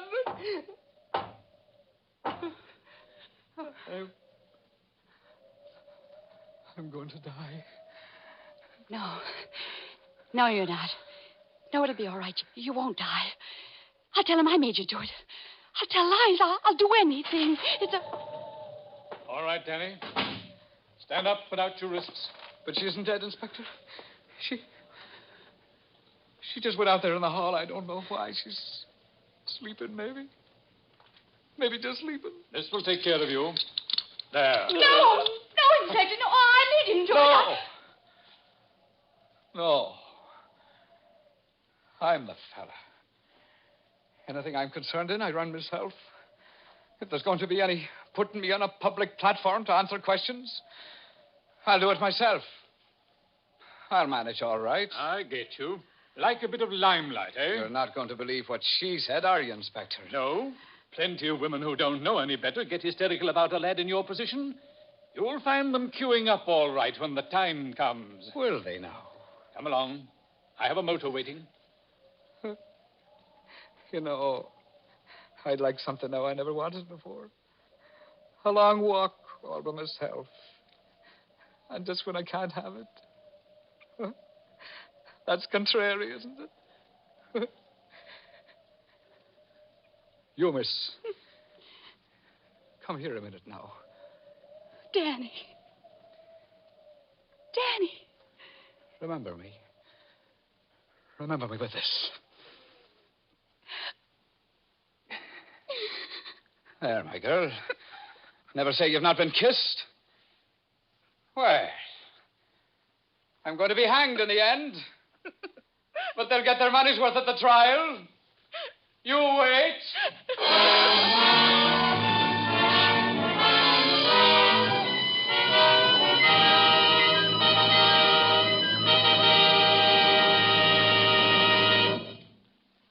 The original music for the Molle Mystery Theater is composed and conducted by Alexander Sandler. Night Must Fall was written by Emlyn Williams and adapted for radio by Don Agger. Virginia Field and Ian Martin were starred in tonight's program. And now this is Dan Seymour saying good night until next Friday at this same time when the Mystery Theater presents a rollicking mystery comedy, Follow That Cab.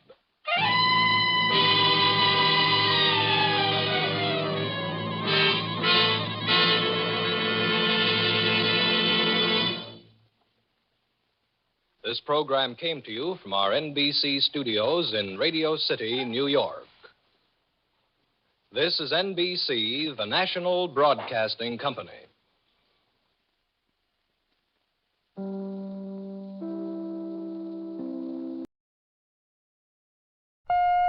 And now, the Molle Mystery Theater, presented by Molle.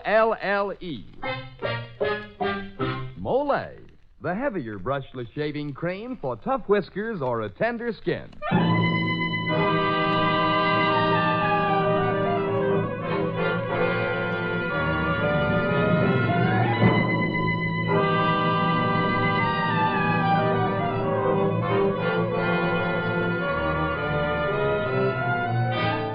Good evening.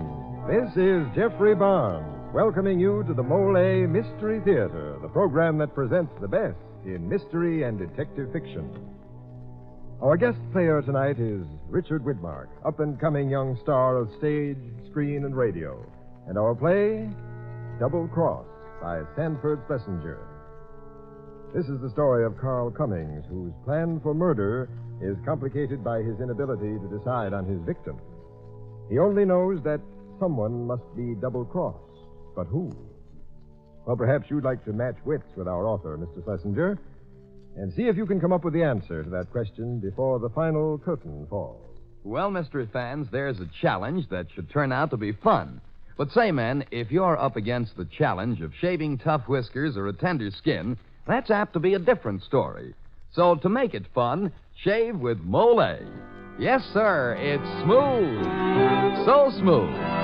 It's slick. So slick. It's a smooth, slick shave you get with Molle. Molle, the heavier brushless shaving cream for tough whiskers or a tender skin. Try it. Molle. And now for tonight's Molle mystery, Double Cross, starring Richard Widmark.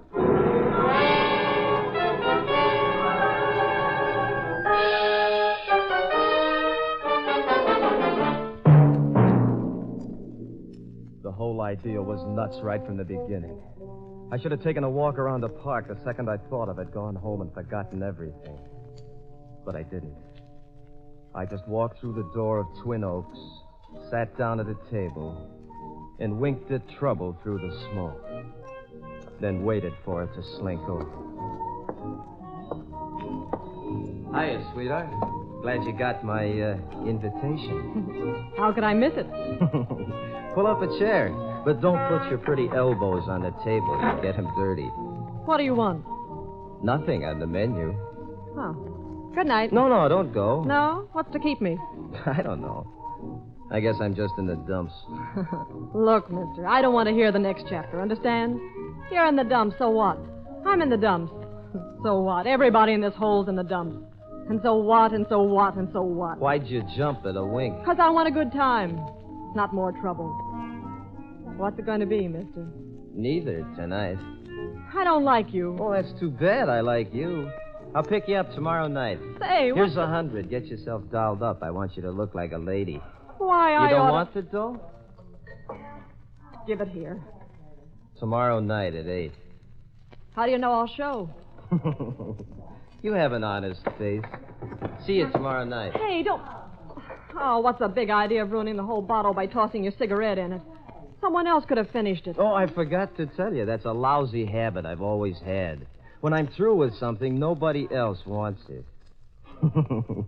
That's the kind of guy I am, sister.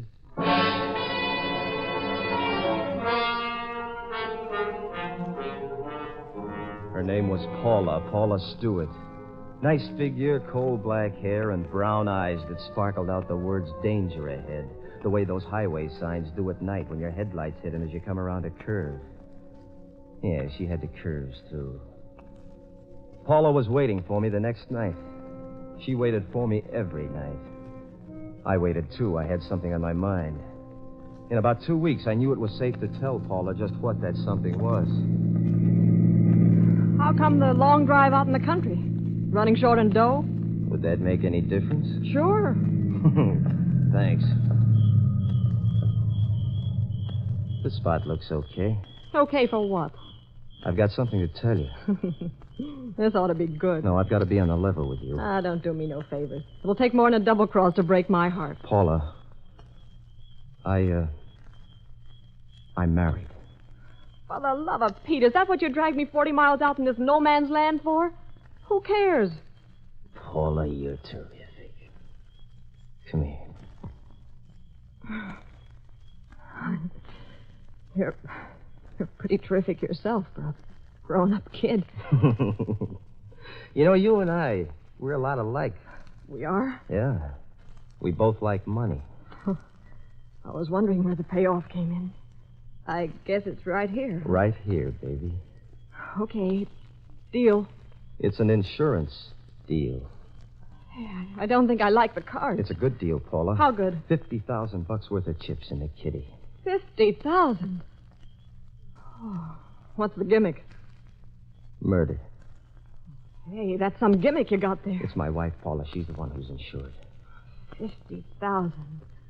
Classy clothes, a swell apartment, ritzy nightclub. Paula, will you help me? Paula, will you please? Does that answer your question? I spent months looking for you, sweetheart. Months. When I spotted you at Twin Oaks, I said to myself, there she is. Nobody else will fill the bill. Especially a bill for $50,000. The next morning, there was an ad in the paper. Wanted, young woman to do light housework. Call in person. Mrs. Carl Cummings, 908 Webster Street.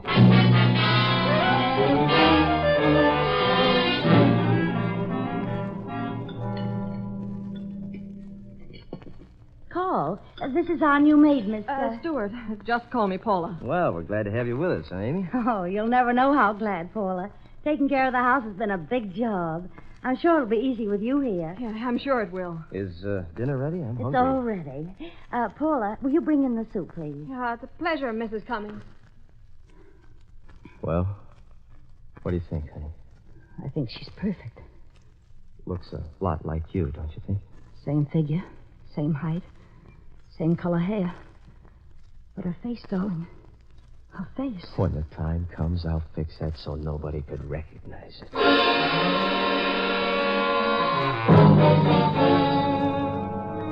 I'll never forget that meal as long as I live. Amy. Lovely, sweet little Amy sitting there across the table from me trying to pretend that everything was as usual. Paula serving dinner. Dishes in her hands, money and murder in her head. Her eyes met mine. They dared me to double-cross her. I wondered then if she knew that I would. About 10 o'clock, Amy and I went to our room. Not again, Carl. I know the plan backwards. Yes, Amy, again. You see the way she looked at me? Yes. I saw. I don't like the way you said that. Carl. What? Just what does this Paula mean to you? For the love of Mike, of all the dopey questions. You know what she means to me? Nothing.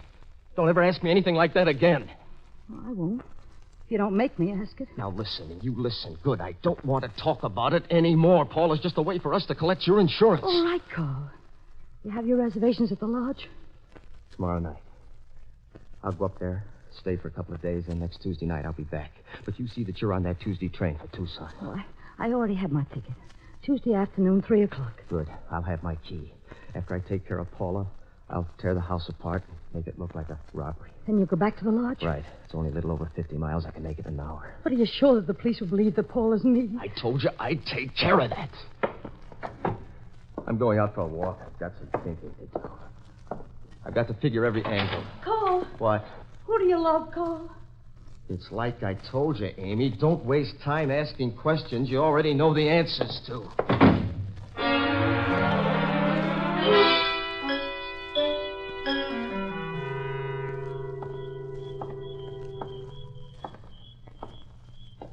Nice night, ain't it? What?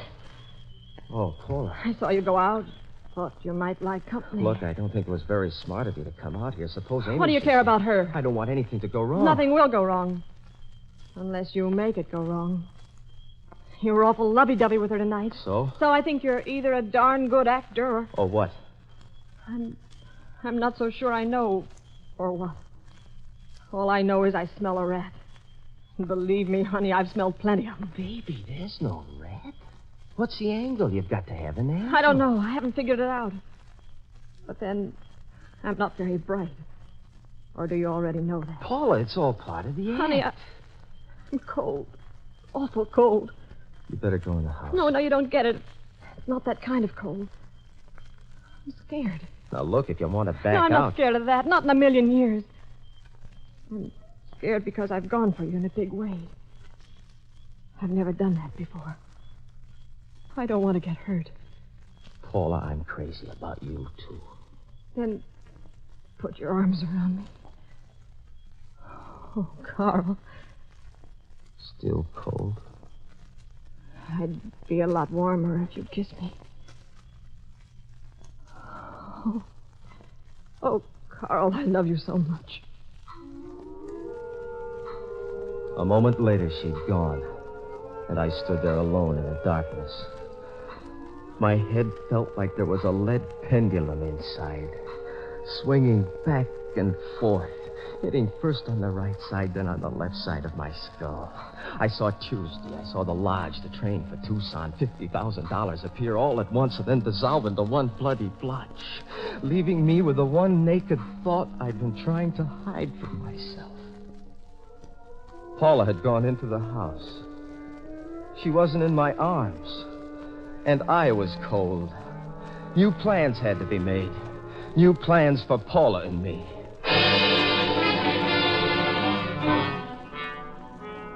Later, when I went up to my room, I knew the moment I stepped in the door that something was wrong. I glanced over to where the glow from the streetlight cut across Amy's bed. She wasn't there. Amy?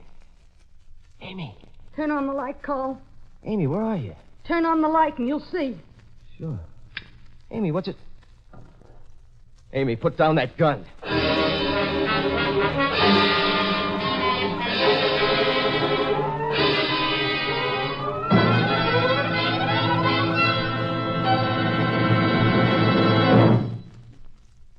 Well, it looks as if something has come between Carl Cummings and his wife, namely a loaded revolver. In just a moment, we'll bring you Act 2 of tonight's Molle Mystery.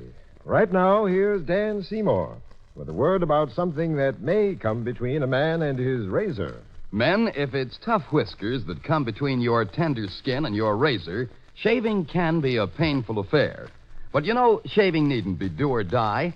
Not if you shave with Molle, the heavier brushless shaving cream. Now, that's right. Mollé is just the cream you need for wiry whiskers or a tender skin. Because it is a heavier cream, Mollé not only softens your whiskers, it stands them up straight while your razor breezes right through them. With Mollé, you shave faster, closer, easier, and you shave painlessly. Try it. See if you don't say it's smooth. So smooth. It's slick. So slick. It's a smooth, smooth, slick, slick shave you get with Molle. Mollé, the heavier brushless shaving cream for tough whiskers or a tender skin. And now back to Act Two of Double Cross, starring Richard Widmark.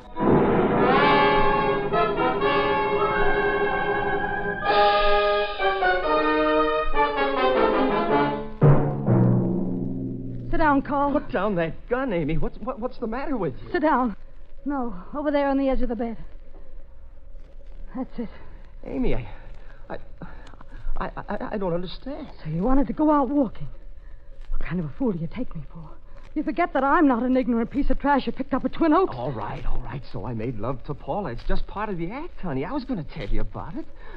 It was really very funny. Was it? Sure, the dumb dame thinks I'm nuts about her. I thought you were nuts about me, too. Amy, I am. How do I know? Because I tell you, that's how. You told her, too. For Pete's sake, honey, if I didn't love you, would I be killing for you? How do I know you didn't promise to kill for her? Stop talking like that. It's not true. You're dreaming all this up. More than a dream, Carl. It's a nightmare. When I saw you take her in your arms and kiss her, I had a thought. How much easier it would be for you to kill me. How much simpler it would be than our complicated little scheme. Amy, come here. But I...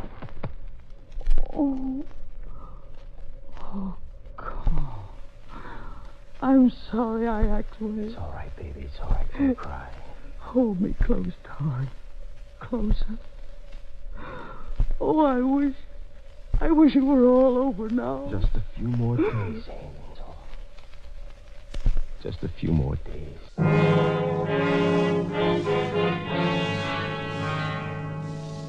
Those few days crawled, and it wasn't all over. I didn't go to the lodge. A mix-up in the reservations, I told Amy. Yeah, it was a mix-up, all right. And I didn't know just how to unravel the whole rotten business. The next week, I postponed my trip again. Amy nearly blew the roof off the house. What do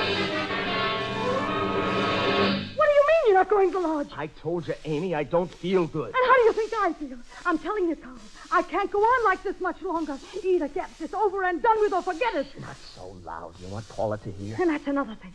I'm sick of whispering in my own home. I'm sick of the smug way she smiles at me as if I were the maid and she your wife. Amy, stop it. Every time she looks at me, she seems to say, you poor sucker. If you only knew what I know. What does she know that I don't know, Carl? Honey, you're imagining things again. And so are you if you imagine I'm going to stand for any more delays. Either you leave for the lodge next Saturday night or... All right, Amy, next Saturday. No more delays? No more delays. I'll go downstairs and phone the lodge for reservations. And see that you keep them this time. Don't worry, I'll keep them. Carl, what is it? It's Paula. I saw her going downstairs. You suppose she heard? There's only one way to find out. You stay here.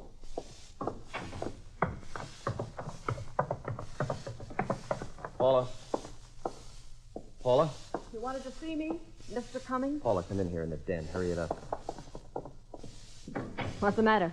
Have a fight with her? Now, this is no time to start singing. It's all set. What's all set? The stage. The curtain's ready to go up. When's it coming down? That's all I'm interested in. Next Tuesday night. Saturday night, I'm going to the lodge. I'll be back Monday night, ransack the house. And take care of it. Then what? Then get back to the lodge. So far, I don't see what you need me for. Or maybe that's one of the things I'm not supposed to see. You give me 1 hour to get back to the lodge. Then you find the body and call the police. Oh. Hello?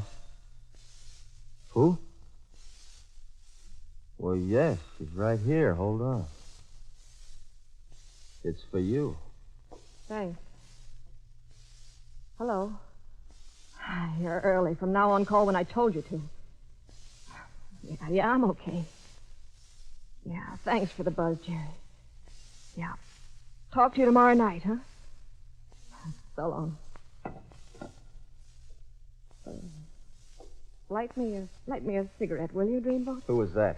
Sure, just a friend. Why'd he call here? Just checking. Checking what? Checking to see if I'm okay. Carl, I'm such a dope. I'm always thinking somebody might double-cross me. So I told Jerry, this pal of mine, to call me every night. Jerry's a swell old guy. Sort of a mother to me, you might say. Why, you just lousy. cool off, honey. If you're on the level with me, I'll keep right on talking with Jerry and everything will be okay. Dumb like a fox, aren't you, Paula? Mad? Mad? No, I guess not. Just a little hurt to think you don't trust me. It's not that I don't trust you, Carl, baby. Just that I'm nuts about you. And like I told you before, I don't want to get hurt. Don't worry, sweetheart. You won't get hurt. You know, somehow I got a feeling I won't either. Now, how about a nice, friendly cigarette, huh?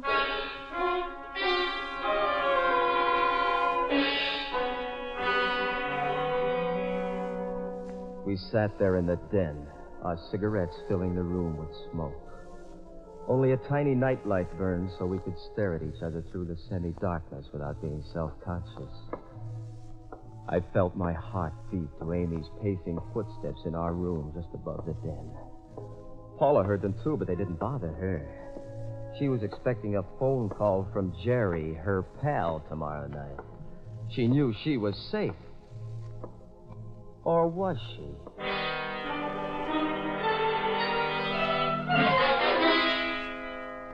Saturday evening, I packed to leave for the lodge. I took along enough clothes to make it look like I intended to stay out my whole 2 weeks' reservation.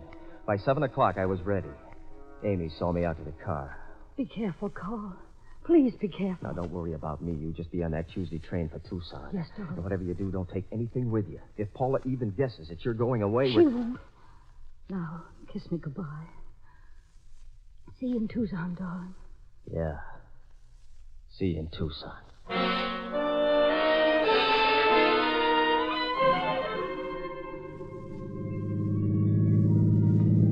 2 hours after leaving Amy, I was in my car, watching the lodge disappear in the rearview mirror, heading back home again.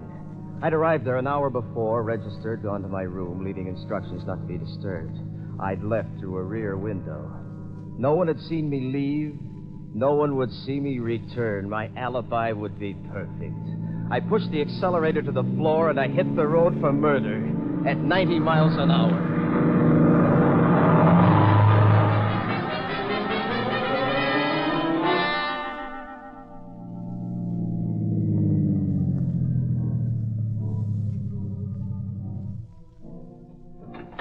It was 2:50 in the morning when I got home. Every window on the block was black. It'd all be over in 15 minutes, and I'd be heading back to the lodge. I was pretty proud of myself. Not a sign of a nerve. Like the thief I was supposed to be, I went into the house. As noiselessly as possible, I crossed the hall to the steps. Then up to the second floor. I stopped for a second. Outside her door. Long enough to catch my breath and get the gun out of my pocket. Then I opened the door.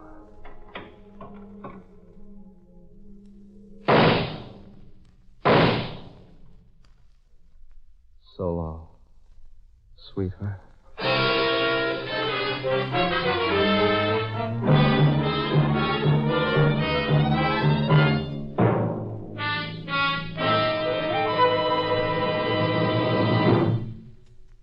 This is Jeffrey Barnes again. In just a moment, we'll bring you Act 3 of Double Cross. Now, a word from George Putnam. One thing to remember about the most common type of dandruff is that many outstanding authorities say it is not a natural condition, but actually is caused by a germ called Pityrosporum ovale. Now, the only way you can get real relief is to destroy this germ. And simply washing or brushing away loose dandruff won't do it. But double danderine will. Yes, double danderine really works because it gets at the cause of this dandruff and kills it. Actually kills the germ on contact. Results with double danderine have been remarkable even in many stubborn cases. And the thing that makes double danderine so amazingly effective is a special ingredient, an active antiseptic that's so wonderfully efficient many hospitals use it. In double danderine, we call it Alzan. So stop trying to combat this dandruff with ineffective methods that actually are no better than plain water. Use double danderine and destroy the cause. Get double danderine tomorrow. Your money back if not satisfied.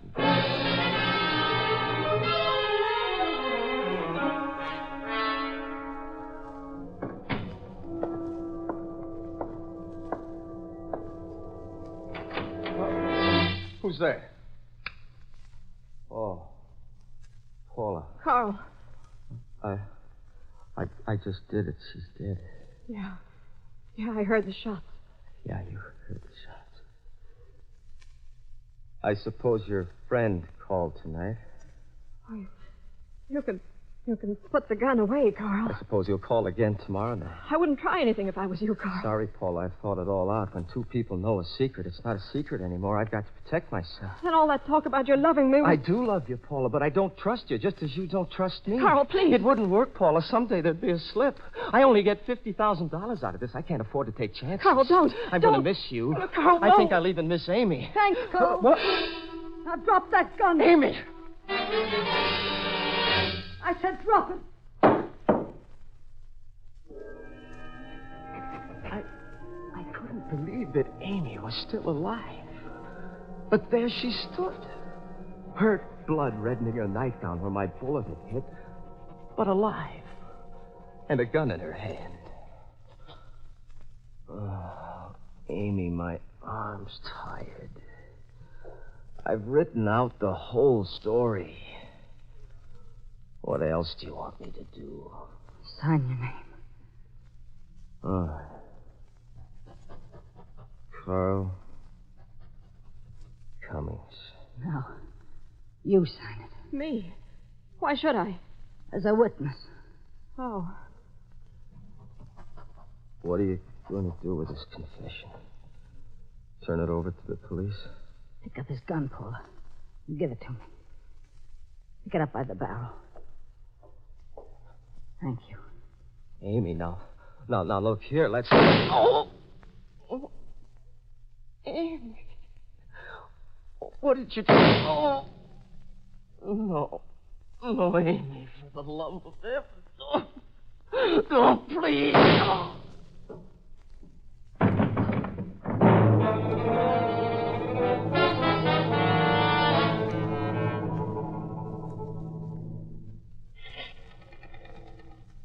Operator, get me the police department. The cops. Oh, you must be nuts. I'm getting out of here before... Stay where you are, Paula. This gun still has bullets in it. Hello, police department.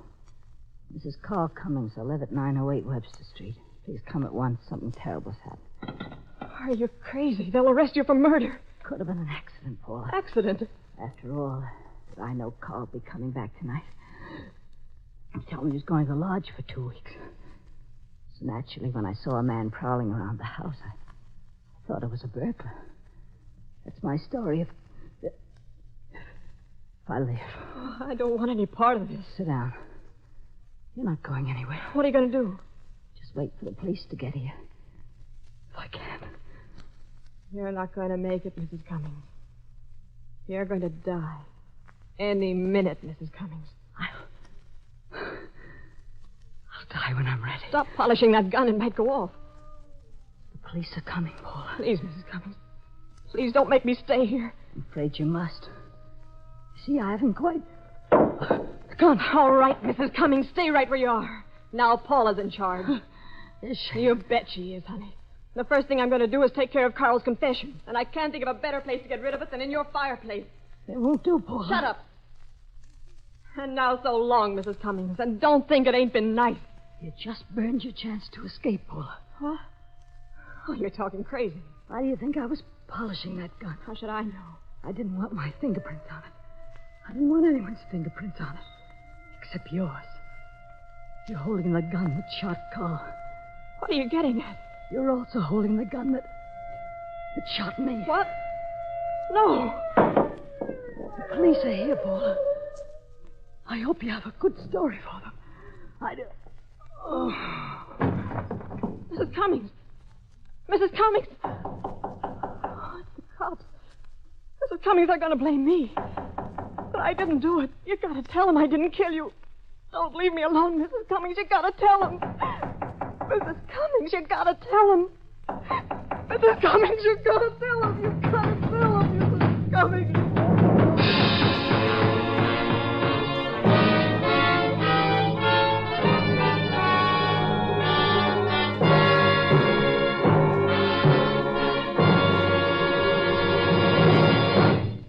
Now, this is Jeffrey Barnes inviting you to be with us next week when the Mystery Theater presents Beautiful Silence, starring Barry Kroger. The original music for the Mystery Theater is composed and conducted by Alexander Semler. Richard Widmark was starred. Any similarity between the names and characters used on this show and any actual persons, living or dead, is purely coincidental.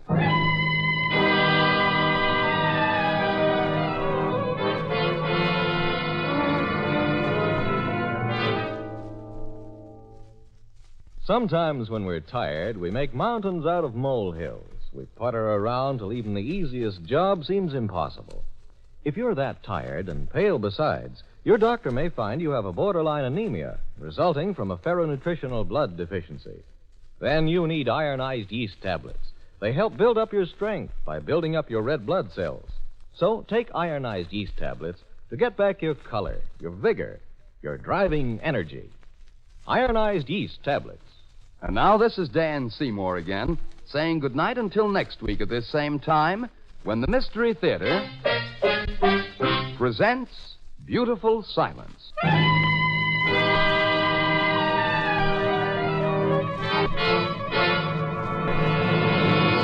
This is NBC, the National Broadcasting Company.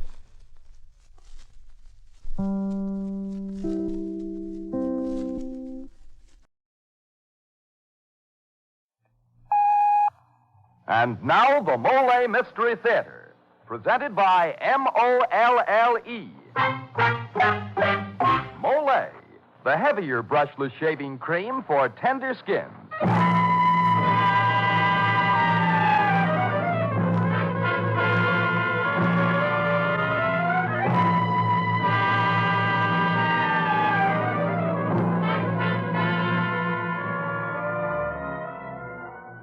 Good evening.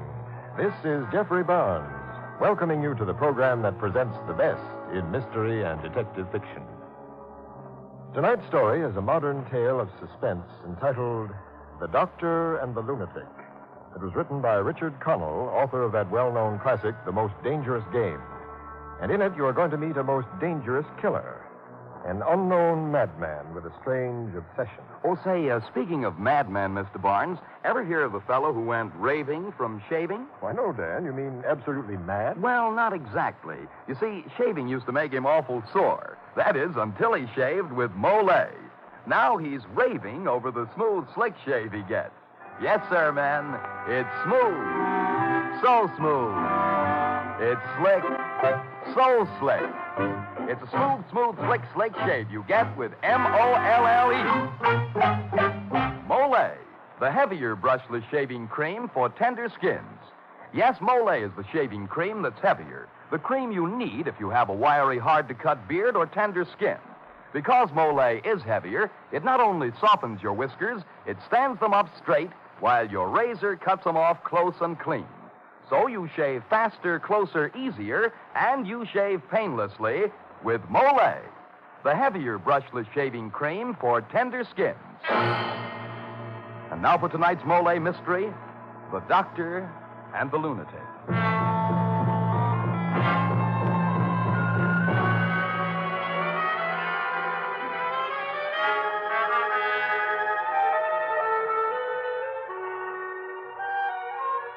Odd, isn't it? How a man will take his own sanity for granted. Odder still that he will never question the sanity of his neighbor. In the very midst of civilization, we live in a jungle, never knowing when or where a warped mind may slip its shackles and turn the well-disciplined body into a volcanic eruption of lustful hate. Tonight's story began a few moments before 12 on a soft spring night. Where it began was in the North Shore home of Oscar Barton, wealthy playboy, who prized with equal warmth his collection of women and his collection of rare porcelain pieces. Through Barton's open French doors, there stole a shadowy substance that stabbed a circle of light unerringly at Barton's prized porcelain clock. Beautiful. So fragile. So soft and silky to touch. And I will be the last to see it. It's only right. Beauty was made for me. I must find all beauty. Then, since I looked at it last, it'll be mine. Mine.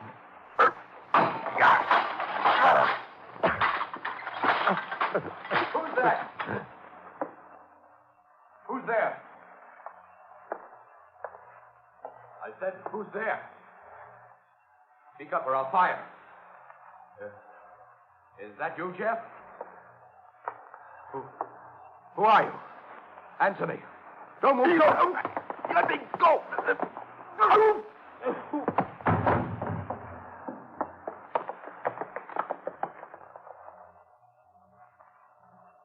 Mr. Barton, sir, are you in there? Mr. Barton, sir, you're bleeding, sir. Chase him, Jeff. He went out the French doors. Get after him, man. Oh, good Lord, my clock. My clock smashed to pieces. Where's that gun? Had it when I came down. Find that gun, Jeff. I'll plug that fiend between the eyes. Yes, sir, yes, sir. Oh, the phone, sir. Shall I get it? No, I will. Take that gun and look around outside. Hello? Yes, this is Barton. What? Who? You're talking too fast. Tex is dead. Listen, gone. And I hung him from a tree. Good heavens, man, I'm coming over. Something's happened here, too. Jeff! Yes, sir. Garner just came home to find his prized collie, Texana, hanging by the neck from a tree. I'm going over to his place. Hang on to that gun and watch the rest of my porcelain.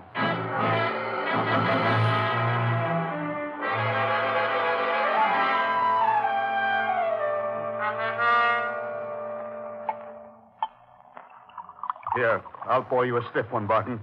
We all need a stiff one. How about you, Kelton? Oh, no, Garnet, thank you. I can't drink since my illness. So this vandal visited your home, too, Kelton, huh? What did he do to you? My rose. My beautiful rose. I spent 11 years developing it. Most beautiful rose the world has ever seen, crushed to a pulp. The petals mashed and ground into the mud. It was so lovely, gentlemen. Such a triumph. Yeah, well, sad. Sad, of course. But my Tex, hanged like a common murderer. What kind of a man would do such a thing? And what are we going to do about it? Well, the police. That half-wit constable? What do you make of it, Kelton? We may never find him. He's hiding in the safest place in the world. Because he's someone we know. What? The man or beast, if you will, who committed these outrages is someone who knows us well, I'm positive. And worse than that, gentlemen, he's a madman whose obsession is the destruction of beauty. Wait, Garnet. Kelton's got an angle there. But how do you know so much about it, Kelton? Before my nervous breakdown, I taught psychology at the university. Besides, it's obvious. How so? The man chose for his orgy of destruction the most beautiful of our possessions.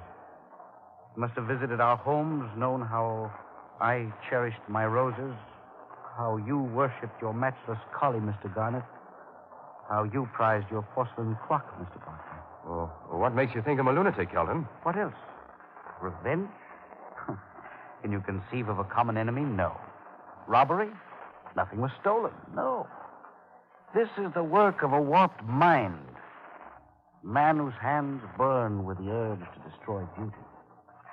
And a man who knows and appreciates beauty much as we do. Destruction of beauty. Good Lord, Lily. Lily? Lily Price, my actress friend who lives on Hilltop Road. Call her. Yes, call her. I have a suggestion, Mr. Garnet. Let's have it, Kelton. My wife and I have become friendly with a Dr. Canfield who moved to the Point a few months ago. Perhaps you know him, too? Fellow who was the famous brain surgeon on the West Coast. House on the tip of the Point? Yes. I'm sure he could be of great value to us and advise us properly. Now, I propose we say nothing of this to avoid alarm, that all three of us pay him a visit in the morning. Good idea. No answer at Lily's house. I left her there at 10:30. I'm going to drive up there. I'll go with you. Kelton, will you excuse us? Call me in the morning and we'll go and see your friend Canfield. Come on, Garnet. Right with you.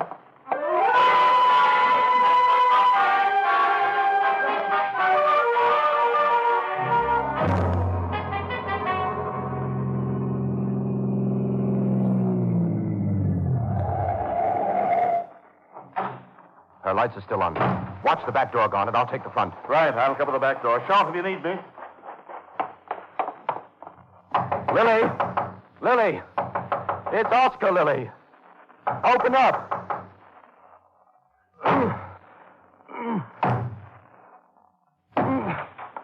Lily? Good Lord. Garnet! Garnet, come inside.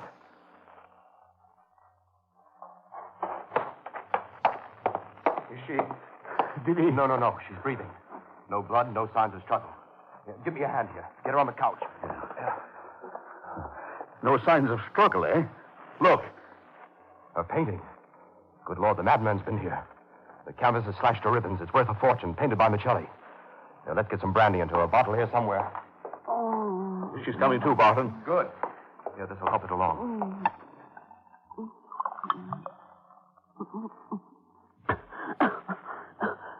Oscar. Oh, Oscar. Look. My painting. There, Lily. Take it easy, darling. Listen, Mr. Garner, my neighbor. Hello. How do you do, Miss Price? We ran up when Barton could get no answer on your phone. What happened here? I'm not sure. I woke up hungry and came downstairs for some milk. My maid is away tonight. I put the light on and saw the painting. I fainted, I guess. Get your things on, Lily. I'll drive you to your aunt's for the night. Would you, Oscar? That's wonderful. I'll just be a moment. Aren't you going to tell her, Barton? Tell her what? That there's a madman loose around here? That he might be anybody? Someone aching right at this minute to sink his fingers into her throat? Why scare her? Besides, maybe Dr. Canfield can help us when we see him. Yes. Canfield seems to be our only hope at the moment. Let's get to Dr. Canfield as early as we can in the morning.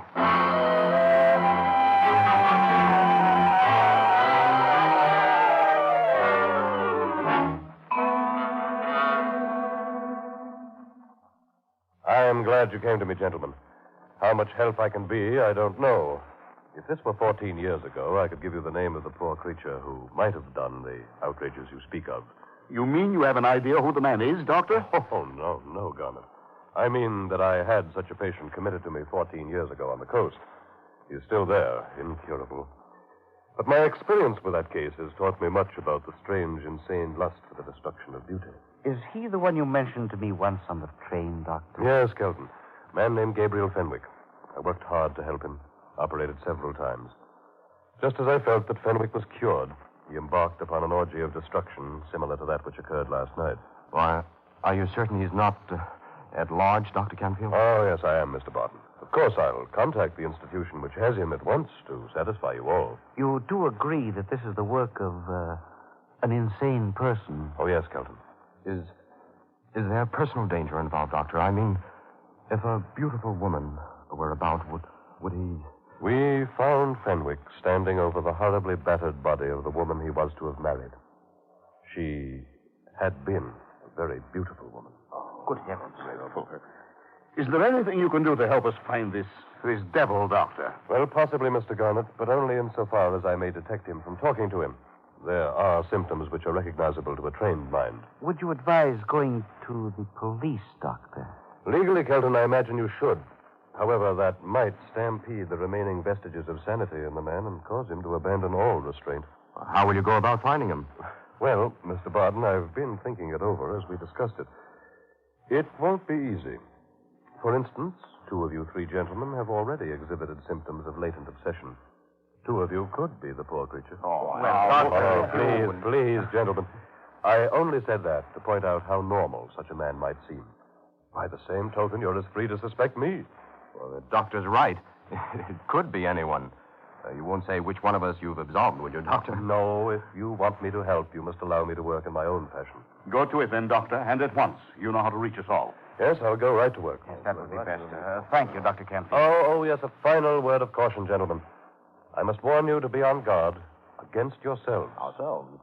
You are all potential murderers. because you fear and suspect one another to a dangerous degree. If the lunatic is in this room, I alone must find him out.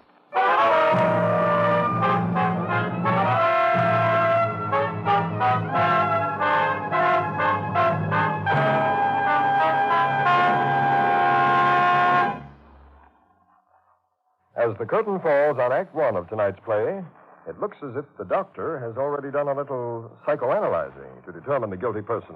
You know, Mr. Barnes, that's the method I use, too. For instance, when a man feels like murdering someone because he can't get a comfortable shave, I can snap him out of it as quick as I can say, Mollé. Yes, men, Mollé. The heavier brushless shaving cream is the cream you need if you have wiry whiskers or a tender skin. Because Mollé is heavier, it softens your whiskers, stands them up straighter, and makes them easy to cut. So you shave faster, closer, easier, and you shave painlessly. Try it, and see if you don't say, it's smooth, so smooth. It's slick, so slick. It's a smooth, slick shave you get with Molle. Mollé, the heavier brushless cream for tender skins. Mollé. And now back to Jeffrey Barnes and Act Two of The Doctor and the Lunatic.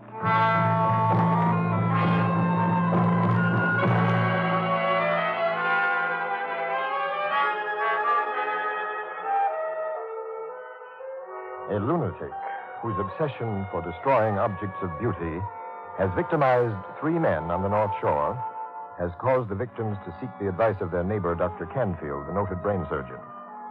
They leave Dr. Canfield's home now with his promise to help them find the madman.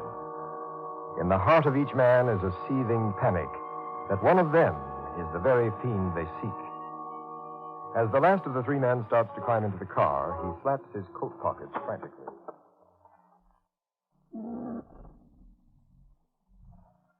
The matter, Kelton? You lose something? Gracious, I've left my glasses on Canfield's mantel.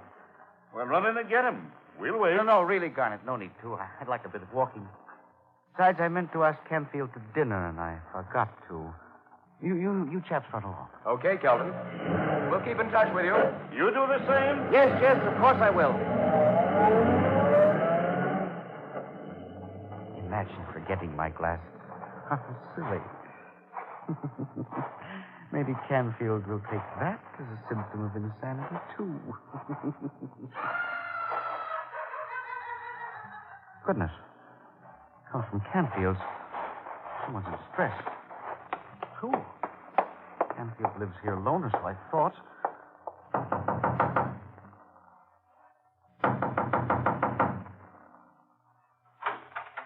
Kelton, have you been here long? I was upstairs. I'm sorry to trouble you. I left my glasses on your mantel. Oh, I see. Well, come in. I'm not intruding? Intruding, Kelton? How? I am sorry. I heard someone scream as I came up. You heard a scream? Are you sure? Could have been my imagination, but I hardly think so. I heard nothing. All right, it was a scream. It wasn't your imagination. It was a scream, and I'm through lying about it. My goodness, Canfield, you're terribly upset. Something I can do? Please count on me. Kelton, Yes. You are the only man I know who can help me. Why didn't I think of that before? You must help me. The strain's too great for one man, too much. By all means. What can I do? Follow me upstairs. Very well. What I'm about to show you has been my secret for 14 years. I've lived in a tortured, lonely world. Sometimes I wonder that I'm sane myself. Why, a vault? No, Kelton, not exactly. It's a steel door set by a combination. Here, see? 5 inches of steel. Smooth as glass inside. Do you admit it couldn't be opened from the inside? I should say so. Now, come inside. There is my secret, Kelton. Who is it? Gabriel Fenwick. The lunatic? A lunatic, Kelton, not the lunatic. He's just had a marsupial injection. That's a restraining drug. I've had him under for 5 days because of a recurrence he suffered then. He's been here all the time? On my solemn word. He's not left this room for 18 weeks, nor has he risen from his bed for 5 days. Couldn't he have slipped out while you weren't here? Look at the window. Solid steel frame set in concrete. Steel bars, not a scratch on them. Amazing. Yet if you're so sure, then there must be... Another lunatic? Horrible. Whatever will we do? Come. Now you know, Kelvin.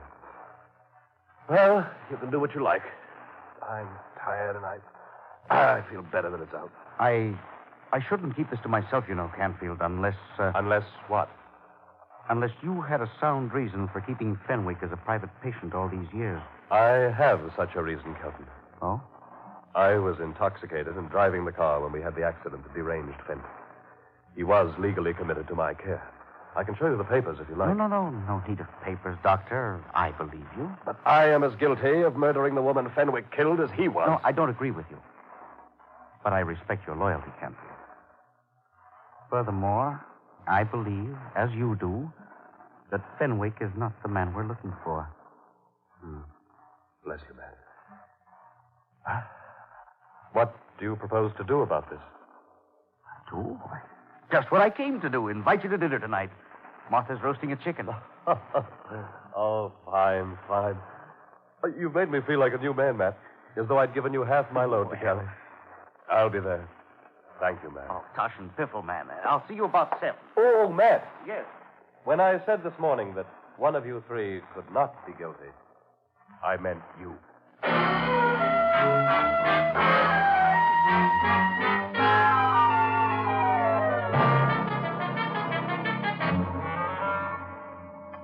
That, Martha, is the most beautifully browned chicken I've ever seen. Probably because you don't see many cooking for yourself in that big house, Doctor. Ah, perhaps. Here, Doctor. Huh? What's that for? Oh, you want me to carve? This I haven't done for some time, carving. Have you made any progress yet, Doctor, in your inquiries? Yes, Matt, I did. I was fortunate in learning something of great bearing on things. I believe now that someone knows the story of Gabriel Fenwick, and that this knowledge is to be used for an elaborate plan to swindle a large insurance payment. What? You don't think there's a lunatic involved? Oh, look what I've done on your lovely linen, too, Martha. Oh, how clumsy. Why, it's nothing at all, Doc. You don't give it a thought. Go on with your theory, Doctor. Well, Matt, Miss Price's Mocelli painting was insured for $90,000. Barton's porcelain clock was insured for $120,000, and Garnett's collie was insured for $20,000. Good gracious. Doctor, that's hardly proof of anything. No, but tomorrow morning I will have a credit report on all 3 people. That may give us a real clue. Oh, dear, I hope you're wrong, Doctor. I hope I'm not, Martha. Better that than the other possibility.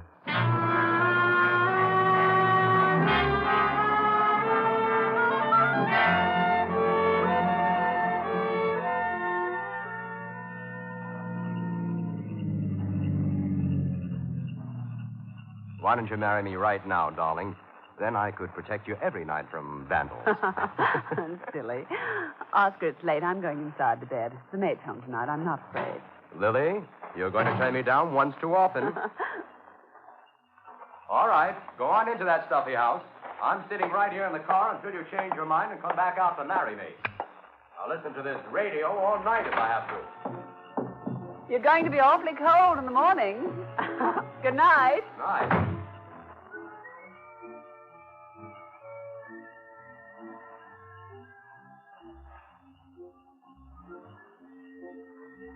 There he sits. His hands have touched her, defiled her hair.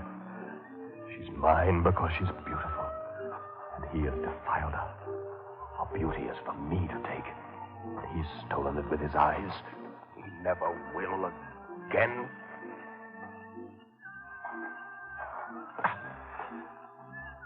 Hey! Hey! This is your night owl announcer. Say, I've had lots of complaints from my listeners lately. They tell me the music I pick keeps them awake on the job. Now, I like to oblige you, night owls, so here's a little number you should like.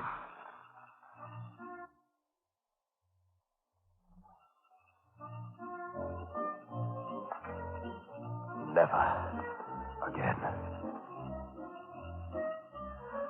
This might disturb disturb Miss Price's sleep. But it won't disturb his. Oscar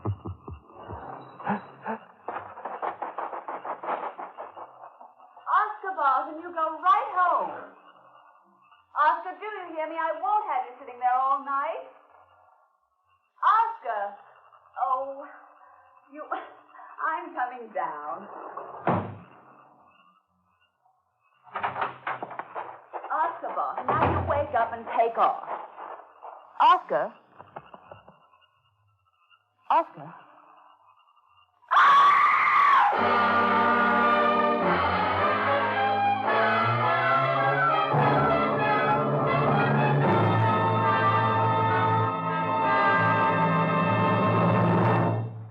This is Jeffrey Barnes again. In just a moment, we'll bring you Act 3 of The Doctor and the Lunatic. When you have dandruff, you might just as well try to combat it with plain water as with many ordinary hair preparations. For such products, simply remove loose dandruff, and you can do that with plain water. To do more, to fight dandruff effectively, use double danderine. For double danderine is a scientific product that does what most ordinary hair preparations can't do. It goes to work on your scalp and actually kills on contact the germ that many outstanding authorities contend is a cause of a common type of dandruff. Now, the reason for double danderine's astonishing effectiveness is that it contains a special ingredient called alzan, an active antiseptic so amazingly efficient many hospitals use it.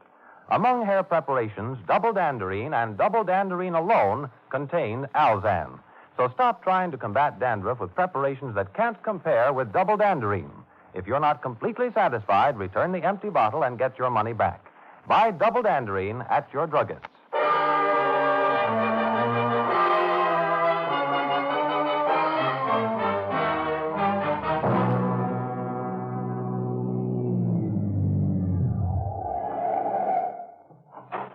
Dr. Canfield! Dr. Canfield! Doctor! Doctor! You're Miss Price. What's the matter? I think he's dead. He's all blood in the car. Who? Oscar Barton. He was beaten in his car in front of my house. You were the closest doctor, and so I drove him here. Yes, Doctor. He's fainted. Kelton, what are you doing here? Pick her up, Doctor. A gun? What's the meaning? Pick her up. Of course. Now, carry her inside.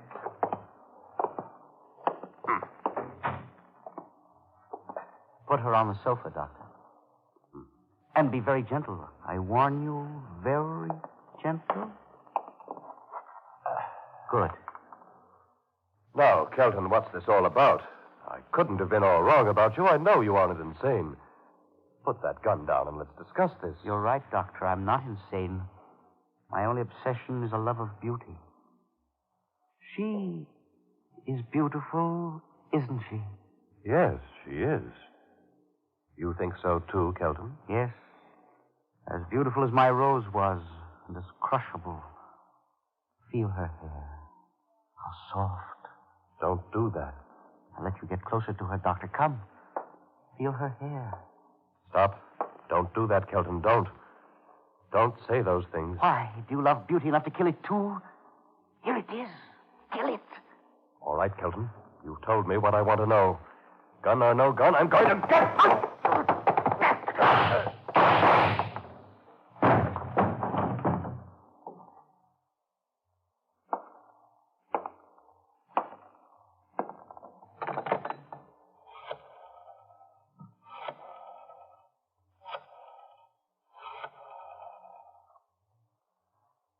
Hello, Martha. Everything's all right.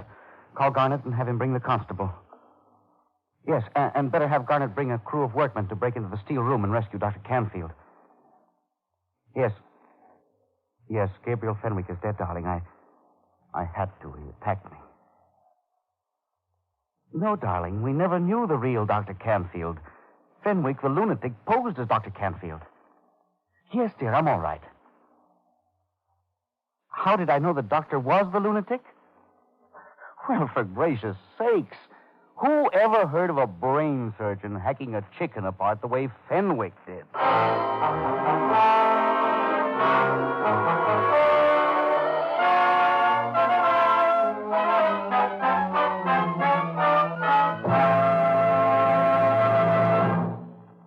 Now, this is Jeffrey Barnes again, inviting you to be with us next week when we present another thrilling story.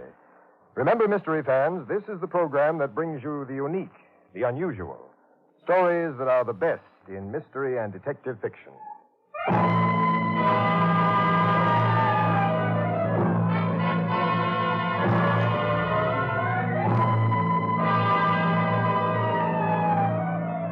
The original music for the Molle Mystery Theater is composed and conducted by Alexander Semmler.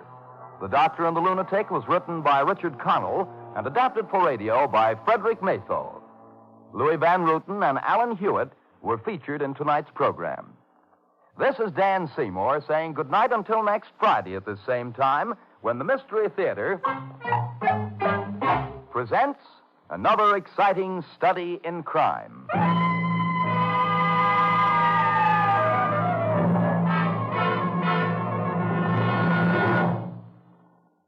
Daylight saving time goes into effect Sunday, April 28th in most communities. Check the radio column of your local newspaper for the time this program may be heard. Tonight's Mystery Theater presentation, The Doctor and the Lunatic, came to you from New York's Radio City. This is NBC, the National Broadcasting Company.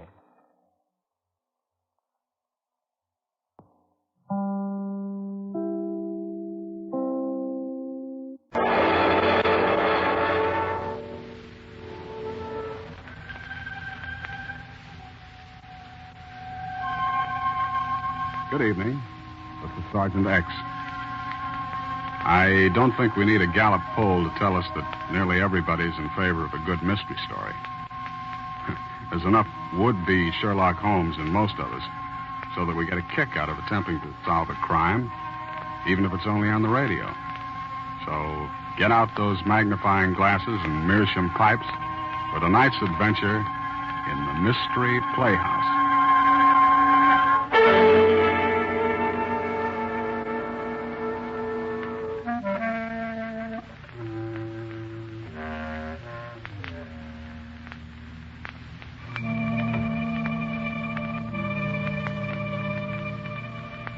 Tonight, the Mystery Playhouse gives you amateur sleuths a chance to exercise your talents. We invite you to match wits with the author of tonight's story, Earl Derbiggers, creator of the Charlie Chan series, and see if you can solve his mystery before the solution is finally given. You will be presented with a murder and 5 likely suspects. And if you catch the various clues as they come, you'll be able to put your finger on the murderer before the curtain falls. And here is a hint to the most important clue of all. It's contained in the title of tonight's tale, 50 Candles. Good hunting.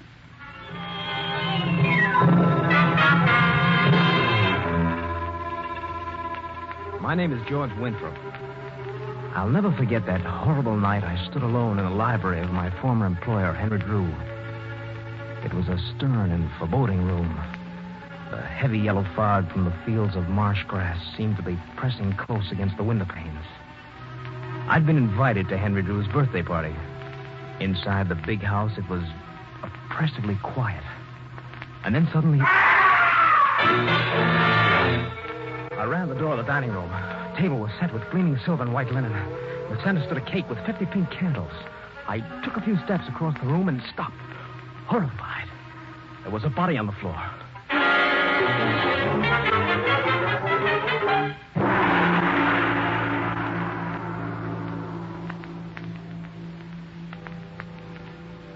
But let's go back to the events that led up to my shocking discovery.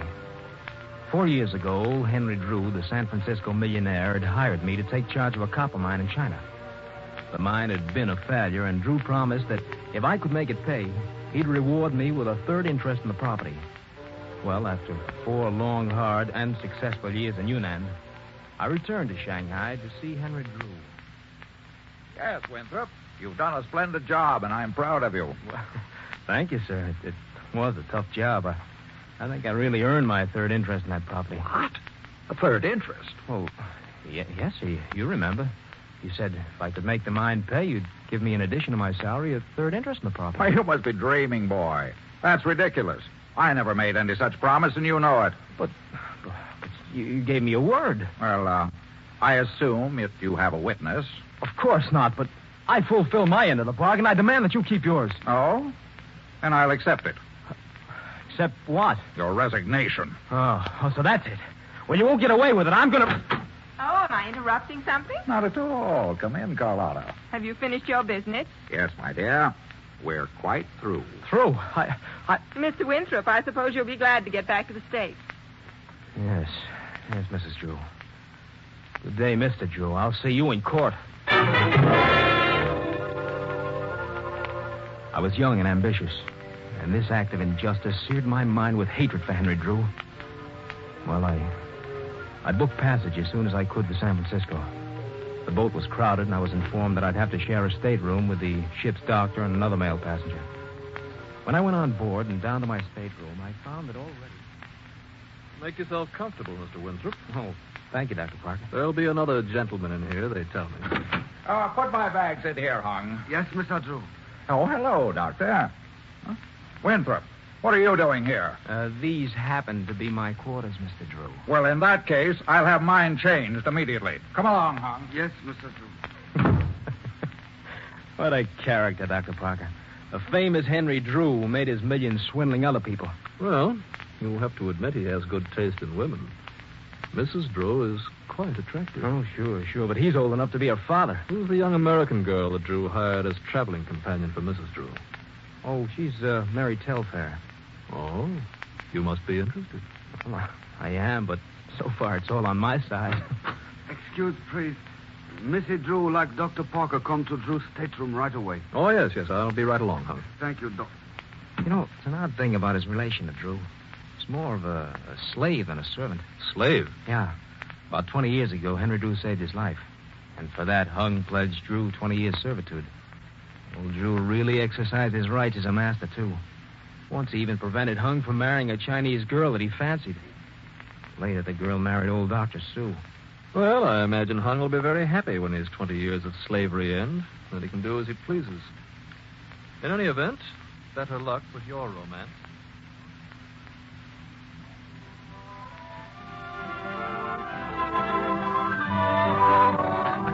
Yes, Mary, it's really been very funny. Old man Drew couldn't get another stateroom, see, so he's had to make the best of an uncomfortable situation, bunking with me. I can imagine. But he's really been very nice to me. Well, who wouldn't be nice to you? George, look down there on deck. Oh, yeah. Dr. Parker and Mrs. Drew, huh? Yeah, they're going into Drew's stateroom. I wish I had her clothes. And her money. Yes, I think the good doctor has more than a professional interest in Mrs. Drew.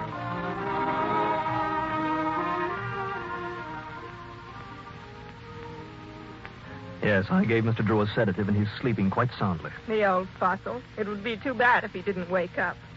Couldn't you arrange matters, Doctor? No, Carlotta, that would be too obvious.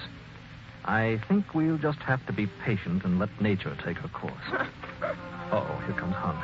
Excuse, please, Missy Drew. Mr. Drew asked me to tell you he would have dinner 8 o'clock. Very well, I'll be ready. Thank you. I told Mr. Drew. He knows more about Henry's personal affairs than I do. Well, what about Drew's son, Mark? Has he made up with his father? I remember they quarreled years ago. No, he's a lawyer, and he has no use for me. He thinks I married Henry for his money. And just between ourselves, Doctor, I think he was right.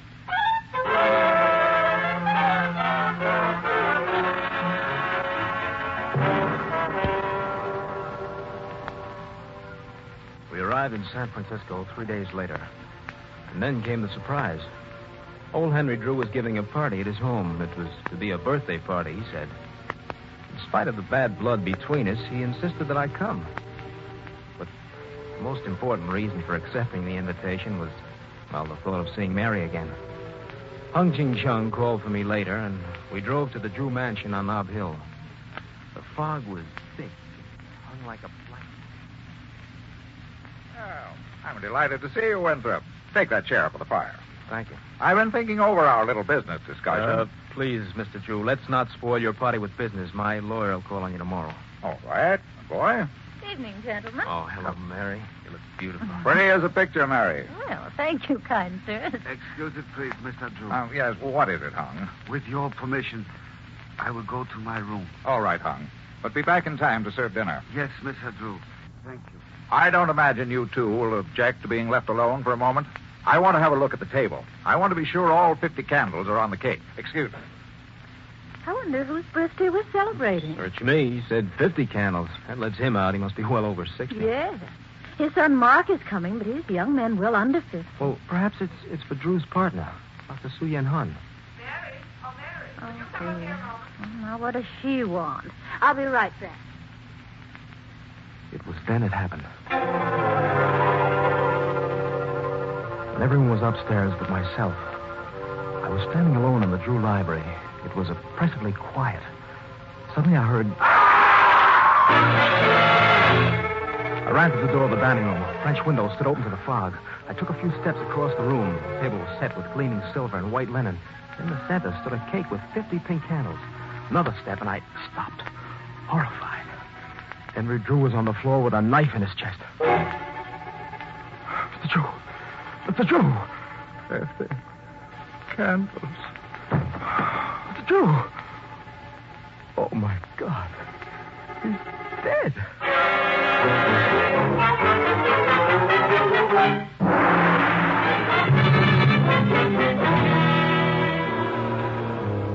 I was shocked and horrified as I stood there in the Drew dining room with Henry Drew's dead body at my feet. I stepped quickly to the open French window and saw a dark shadow across the lawn which disappeared in the twinkling of an eye. I heard running footsteps on the gravel path outside. Without thinking of the danger or consequences, I stepped out on the veranda, stumbled down the stairs, and tried to follow along the path. And then suddenly... Hey, look out. Good Lord, Winthrop. Oh, Dr. Parker, am I glad to see you? Well, what in the world are you doing out here? Something terrible's happened. Well, what is it? Speak up, man. Henry Drew has just been murdered.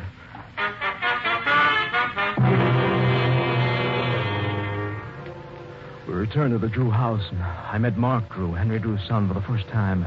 A good-looking, brisk young man of 35. He'd been detained and arrived at the party just a few minutes before I found his father dead. A few minutes later, Detective Sergeant Barnes arrived. He was a cool, quick little man and all business from the word go. After a brief investigation in the house and outside, he ordered us to the library. All right. Quiet, everybody. I have here the place cards of the guests for this birthday party. Mr. and Mrs. Drew, Miss Telfair, Mr. Winthrop, Dr. Parker, Mark Drew, and Dr. Su-Yen Hun. Oh, Mr. Drew. Oh, yes, sir. Dr. Su-Yen Hun is a few doors down the block, doesn't he? Yes, he does. He's the only guest who hasn't arrived. I wonder if you'd mind sending one of the servants to his house and ask him to come over here. Of course, Sergeant. I'll be glad. Now, we'll start with you, Mr. Winthrop. What happened? Well, I was standing in here alone when suddenly I heard somebody cry out. I ran into the dining room and saw Mr. Drew on the floor. He was dead. Did you see a knife or any other weapon? I didn't look for one. I heard footsteps outside on the path, and I went through the open French window and tried to follow him. Then I got lost in the fog and bumped into Dr. Parker. He came in, and that's about all. What's your position here? A friend of Henry Drew? Decidedly not. I was a former employee. Decidedly not. What do you mean by that? Sergeant, may I speak? Why, yes, Mrs. Drew. Mr. Winthrop was employed by my husband in the Yunnan mine in China. Mr. Winthrop claimed that my husband had promised to reward him with a third interest in the mine he managed. Well, that's true. He did. He claimed he'd been treated unfairly and quarreled violently with my husband, who dismissed him. Well, that's not true. I resigned. But you admit there had been bad blood between you and Drew. Well, yes, I do. Mrs. Drew, what were you doing at 7:30? I was in my room. Miss Telfair was helping me to dress when we heard the cry. What then? Miss Telfair started out of my room. I tried to leave, but you held me back. Naturally, I was frightened. Dr. Sue should be here shortly, Sergeant. Good. Where were you, Mark, when your father was murdered? I was on my way here in a cab. Well, I'll check that later with the driver. But for the time being, I'll assume that clears you. Well, you certainly don't suspect me. I suspect everyone until he's proven innocent. Who's that? Oh, that's Hung Chin Chung, my father's servant. I see. Come here. Yes, Mr. Officer. Oh, Sergeant, I'd like to put in a word for Hung. You see, he's been in my father's service for 20 years. I'm sure he's the sincerest mourner here tonight. It is good to have such honor in the eyes of my master's son. Tell me, Hung, where were you at 7:30? In my room on the 4th floor. My master gave me permission to go there. Mr. Winthrop, hear that? Yes, that's right. Did you hear the cry? No. When I came downstairs, I found my master was dead. All right, Hal. Suppose you go out and fix us some coffee. Yes. Now, Miss Telfair. Yes. What about you? When I heard Mr. Drew scream, I ran downstairs. I looked in the dining room Yes? and saw Mr. Drew. Yes, go on. I screamed and ran from the room. Did you see a weapon of any sort? A knife? I scarcely looked. I was frightened. Then Mrs. Drew rushed in, and when she saw the body, she almost fainted. I went upstairs and got some smelling salts. Came down here. When you took the time to get the smelling salts for Mrs. Drew, you went to your own room first, didn't you? Yes. You wanted to hide something you'd picked up from the side of the dead man in the dining room. Well... Under your mattress was a pretty obvious place to hide this jade-handled Yes. Chinese knife. Yes, but... No, I know it was the worst thing I could have done, but I was so excited I didn't think. Mary, you did that for me. Oh, no wonder. Then this is your knife, Mr. Winthrop. Yes, that's my knife. How do you account for the fact that it was found beside the body? Well, it was stolen from me, of course. Of course. Well, it must have been taken from my luggage in the stateroom on the boat. There were just 3 men who had access to that luggage. One was a dead man, the second was Hung Chin. And the third? Dr. Parker. Nonsense. What motive would I have? Motive enough. A secret love affair with my father's wife that's been going on for more than a year. Lust for money and a well-known lack of scruples, my dear doctor. I tell you, I didn't steal Winthrop's knife. Why not? A man who would steal another man's wife would hardly stop at the theft of a dagger. Never mind, Mark. I'll take that. Hello. No, this is Detective Sergeant Barnes. What? When? Yes? Yes, I see. Well, very well. Just don't touch a thing until the police arrive. Oh, what is it, Sergeant? Is something wrong? Plenty. That was the servant you sent for Dr. Su Yan Hun. What? Is the doctor coming? I'm afraid not. Dr. Su Yan Hun has been stabbed to death.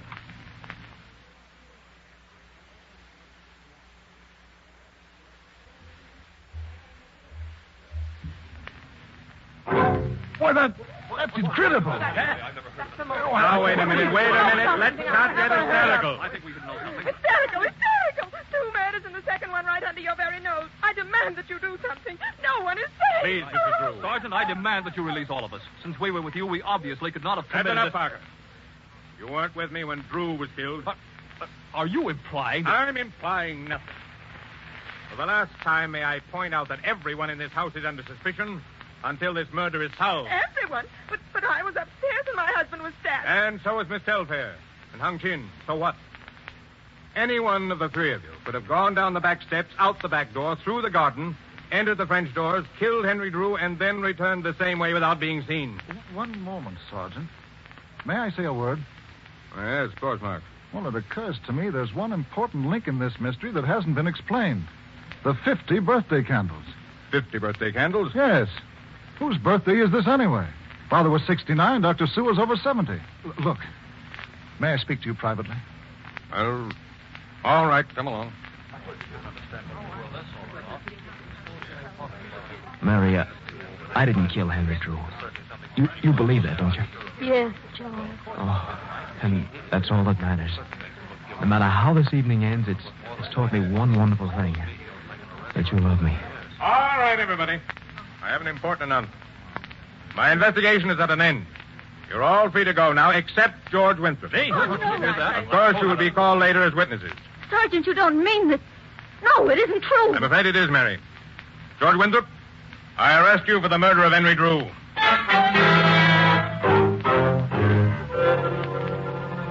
I dropped into a chair beside Mary, too shocked and stunned to speak. And then strange things began to happen. All the guests left except Mary and myself. Sergeant and Mark Drew went into the next room and appeared to be consulting together. When they came out, Sergeant Barnes warned us to be quiet and turned out the lights. He stamped around the hall and opened and closed the doors. Then everything was quiet. The 4 of us, Mark, Mary, the sergeant, and I, sat there in the darkness. Minutes passed like hours. What did Sergeant Barnes have in mind? It was so quiet I could hear the clock ticking. Now, Mark, anyone attempting to leave or enter the house would have to pass through this hallway, right? That's right. Good. Now, You better slip out. Take your place in front of the house now. Right, Sergeant. Good luck. Sergeant, I tell you, I'd quiet, you fool. You ruin everything. Sergeant, are you... That is, are we waiting? Waiting? Yes. You mean... If you both will be quiet and listen and wait, you'll see what I mean. Not a word.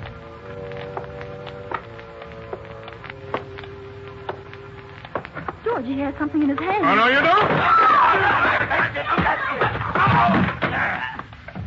Well, that takes care of that. What happened? Who is it? The murderer. Who else? You said that George... No, not George. Turn on the light, Mary, and you'll see. The light, yes. Never mind, I have it. Good Lord. It's Hung Ching Chung. He's dead? No. Look, he's coming to. You were right, Sergeant. Oh, Mark. I caught Molle, the Chinese girl, outside in the car. Your men are holding her. A Chinese girl? Who's Molle? Molle is the wife of Dr. Su Yen Hun. She killed Dr. Su? No. Hung committed both murders. But the two of them planned to run away together. That's why Hung had the suitcase with him. Well, then you mean you don't think that... No. Sorry to give you such a bad time of it, George. But we had to in order to trap the real murderer. Well, You see, everyone thought Hung was in his room when Henry Drew was killed. But it was very simple for him to go down the back stairs, go over to Dr. Sue's, murder him, come back here and murder Henry Drew, and then return to his room again. The killings were simplified because both men trusted Hung and probably had no warning. Of course, it was the clue about the 50 candles that... Conscious now. Help him up, George. Right. Come on. All right, Hung. What have you got to say for yourself? Let me speak to him, Sergeant. I'm sorry, Hung. I always thought you were loyal to my father. Long ago, he saved your life in Honolulu. In return, you swore an oath to serve him for 20 years. Today, you are to be a free man. Yes, that is so. Those 50 candles on the cake were for you. This is your 50th birthday. So that's why old Drew said 50 candles before he died. He was trying to indicate the murderer. All right, Hung. You and the Chinese girl... Let the woman alone. She did nothing. She was only waiting for me. Well, then what connection did she To have... you, I tell nothing. To Mr. Drew, everything. All this was to be. Long ago, the gods arranged it. And who is man that he should struggle against the gods? Years ago, I wanted to marry Molle. I asked permission of your father, but he would not share my services with Molle. He took me on a long voyage, and when we returned, Molle had been given to the evil Dr. Su Yen Hun.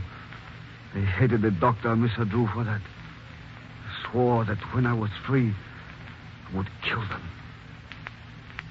Today, they kept my oath. Do not grieve, Mark Drew. It is the decree of the gods.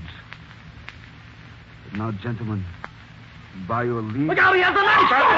Oh, that gentleman, no!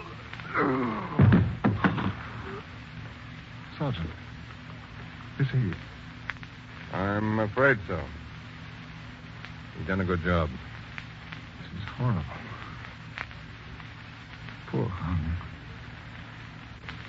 You might think it's strange, but my father never meant much to me. Yet Hung, well, he was my friend for as long back as I can remember. If I had only known earlier what the 50 candles meant, this might have been prevented. Yes, Mark. If.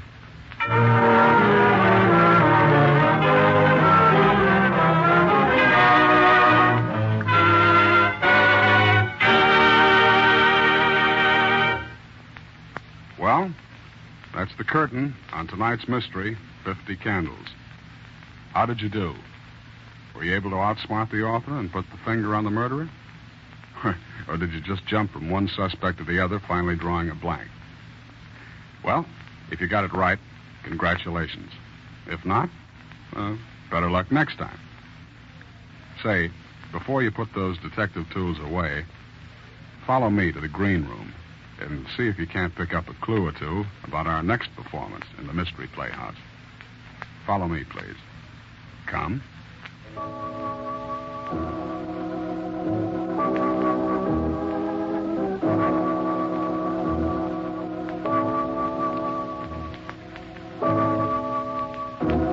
I'm alone now.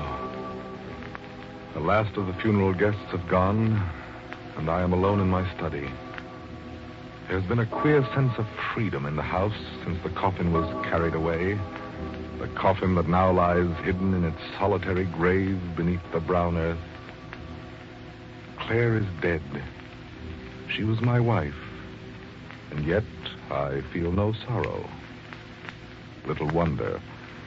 It was I who murdered her.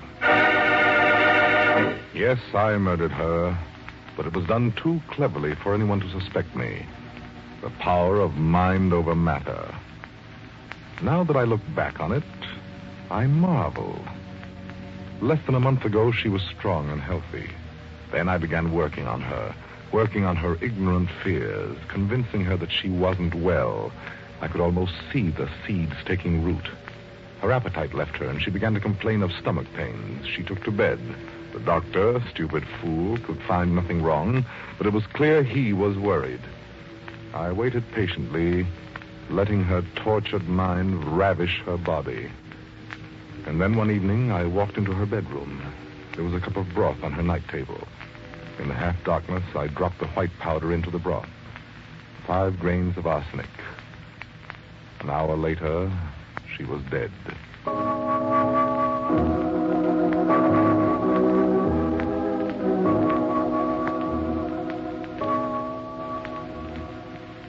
Now the worst of it is over. The long night when she lay cold and still in her room adjoining mine. The funeral, the tearful platitudes of our friends, the weeping and wailing. Over, done and gone with. The money is mine to do with as I please. No longer will it be doled out to me at her whim and pleasure. All mine. I shall close the house. No one will question that the memories of familiar things are too keen to bear. But first I must discharge the cook and the housemaid. Immediately. Come in. You wanted to see me, Mr. Goddard? Oh, yes, Hannah. Come in and close the door, please. Yes, sir. What's that you're carrying? It's a picture of the madam. I found it in the attic, and I polished the silver frame. I thought you'd like to have it, sir, to remind you. Oh, yes, of course. Thank you, Hannah. It's a very good likeness. That is, until she was taken ill. I never saw anyone change so fast. It's the nature of her disease, Hannah. Somehow I can't believe she's gone. Every now and then I have a queer feeling that she's still here. You're just upset. I have a feeling she wants to tell me something. Hannah, please. I didn't mean to talk about it, but I keep listening for a voice, waiting to hear what she wants to tell me. When they took her out of her bedroom, I wouldn't let Millie straighten up. I wanted to do it myself. And there, on the night table, was the last thing I'd brought her. A cup of broth. She drank part of it, but... Hannah, I'd rather not discuss it. I'm sorry. I shouldn't really go on like this, not after what you've been through. Waiting on her hand and foot. I wondered why you didn't hire a nurse those last weeks. Oh, I preferred to do it myself. I was afraid a nurse would have alarmed Mrs. Goddard. Yes, and they're always prying into what doesn't concern them, aren't they? They think they know more than doctors do. Of course, some doctors don't know much at that. Mrs. Goddard couldn't have had a better doctor. And nobody could have done more for her than you did, sir, I'm sure. There are few husbands would have done what you did. Very few. You wanted to speak with me about something, sir? It's not important, Hannah. It can wait for another time.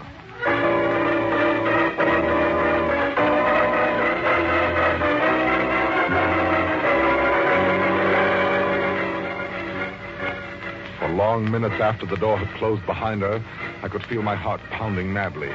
The palms of my hands were cold and damp. Everything had changed. The feeling of well-being and satisfaction was gone, and in its place was nervous, uncertain fear. Why had she made it a point to mention the cup of broth? And what else had she said? Oh, yes.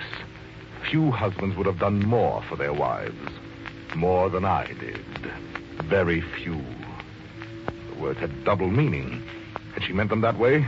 No, it was impossible. Just a coincidence. A ghastly turn of a phrase. There was nothing to worry about. Nothing. Well, it doesn't look like you'll have much detective work to do in this one. The murderer's already told us who he is. Sounds to me like our next production is going to be one of those psychological stories going all out for terror. No, sir. I don't think there's going to be anything light and airy about our next attraction. So, if you like 'em grim and frightening, be right back in your seats when we raise the curtain on The Web. This is Sergeant X, closing the doors of the Mystery Playhouse. Good night. Sleep tight.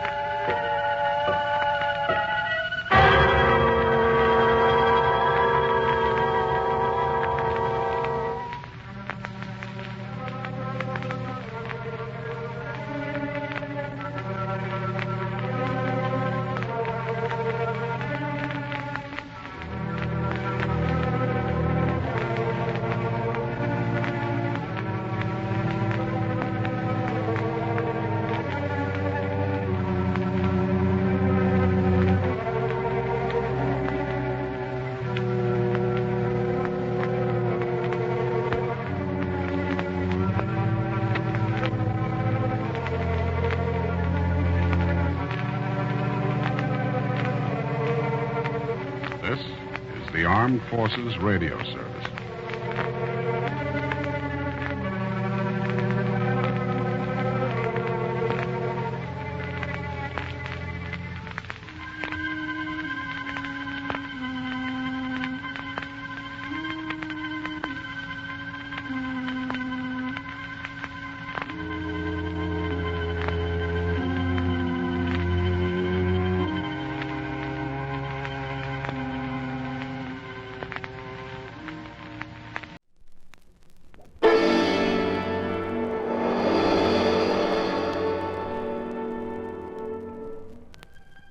Do you know anyone who suffers from ophidiophobia? That's fear of snakes. It's a reasonably common fear. And like all the vast catalog of phobias listed in the last decade, playing upon it harmfully, facing the victim with that which he fears, might well have disastrous results.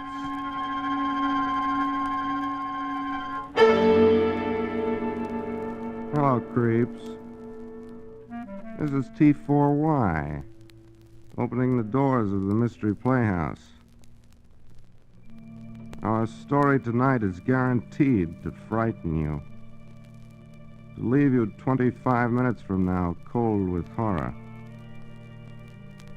Our author has been called the modern Edgar Allan Poe. Most of you are familiar with his works, both here on the Mystery Playhouse and on many of the suspense programs which you hear each week.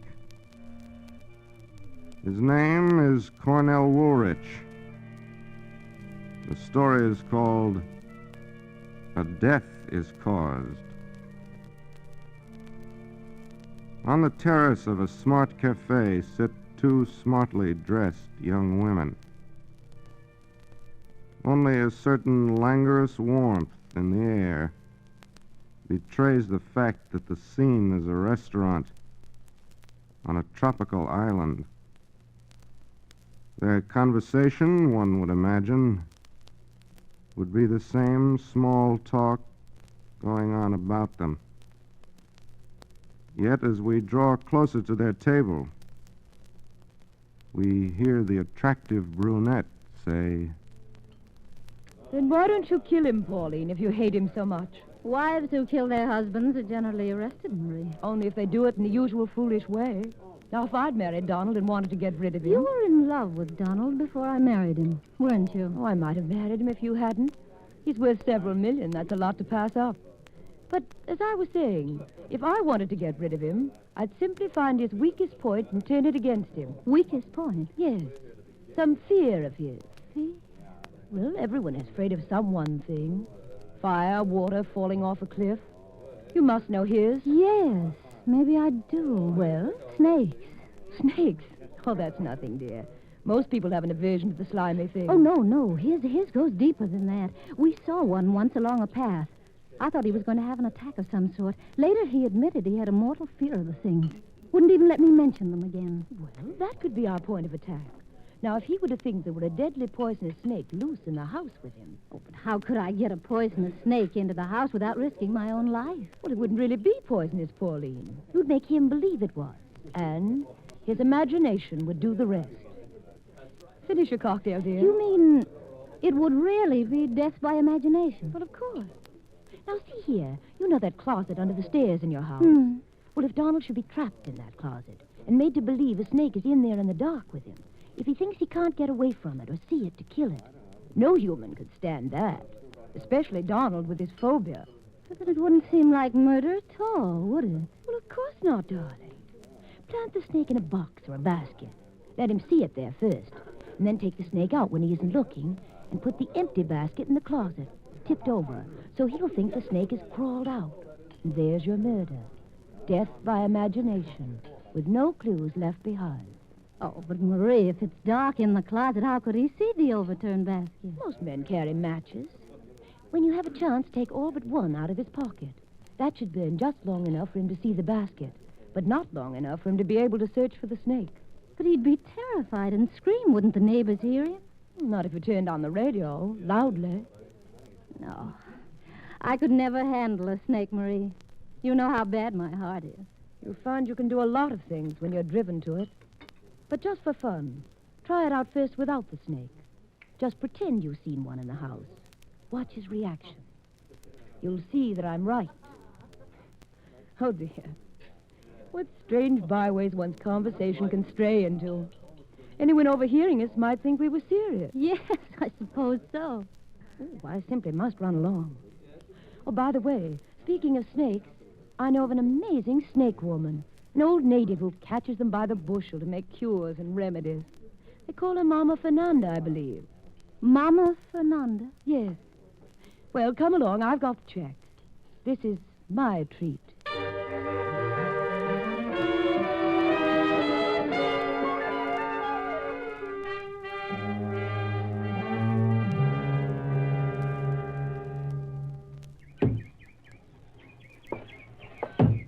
Pauline?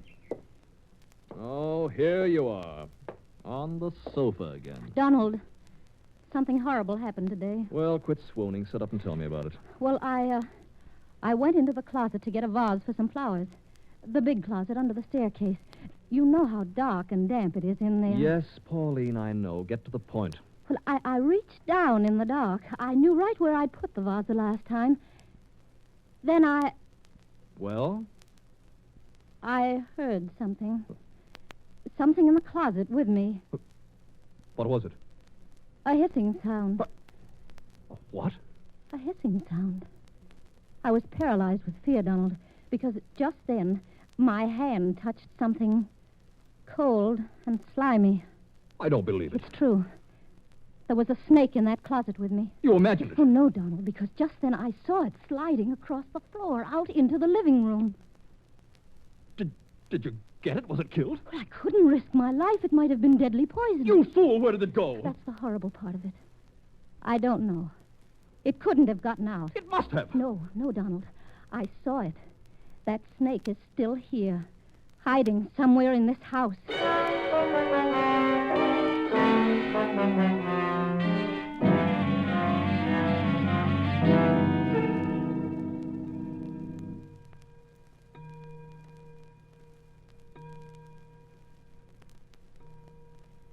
Oh, 10 o'clock. Well, I'm ready for bed. You've read enough for one evening. Turn out the lights. Donald, I'm so nervous ever since that scare we had yesterday. Please, couldn't I have a glass of brandy before we go to bed. I'm not going down in that basement tonight. Well, then give me the key to the wine closet. I'll go myself. Oh, never mind. I'll go if you must pamper yourself. Donald! Wait. What's the matter now? I heard something just then. It came from over there in the dining room. I didn't hear anything. Oh, you must have. Listen. It was that hissing sound again. It couldn't be the snake. I had men searching this house all night last night. Well, you know how lazy and careless those natives are. They could have missed seeing it. I went with them. I know it's still in this house. I didn't want to tell you, but I saw it again. Where? I had the radio on. The tubes must have made it warm underneath. It crawled under there. I turned the radio off, and then, in a little while, I saw it crawling out. A big yellow thing wriggling across the floor. Stop it, Pauline. I ran out into the kitchen to get Pepita, and when she came in, it had gone. Hidden itself again. In this house somewhere. I've got to get out of here. I told Pepita what it was like. She said it was deadly, Donald. It could kill any of us in an instant. And now it's here. It's here, Donald, in this room. I heard it just a minute ago. No, let me out of here. I've got to get out.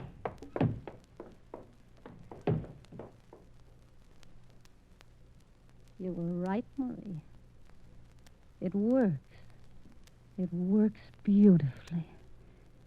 His mind, his imagination can kill him. When I set the stage. And it won't even be murder.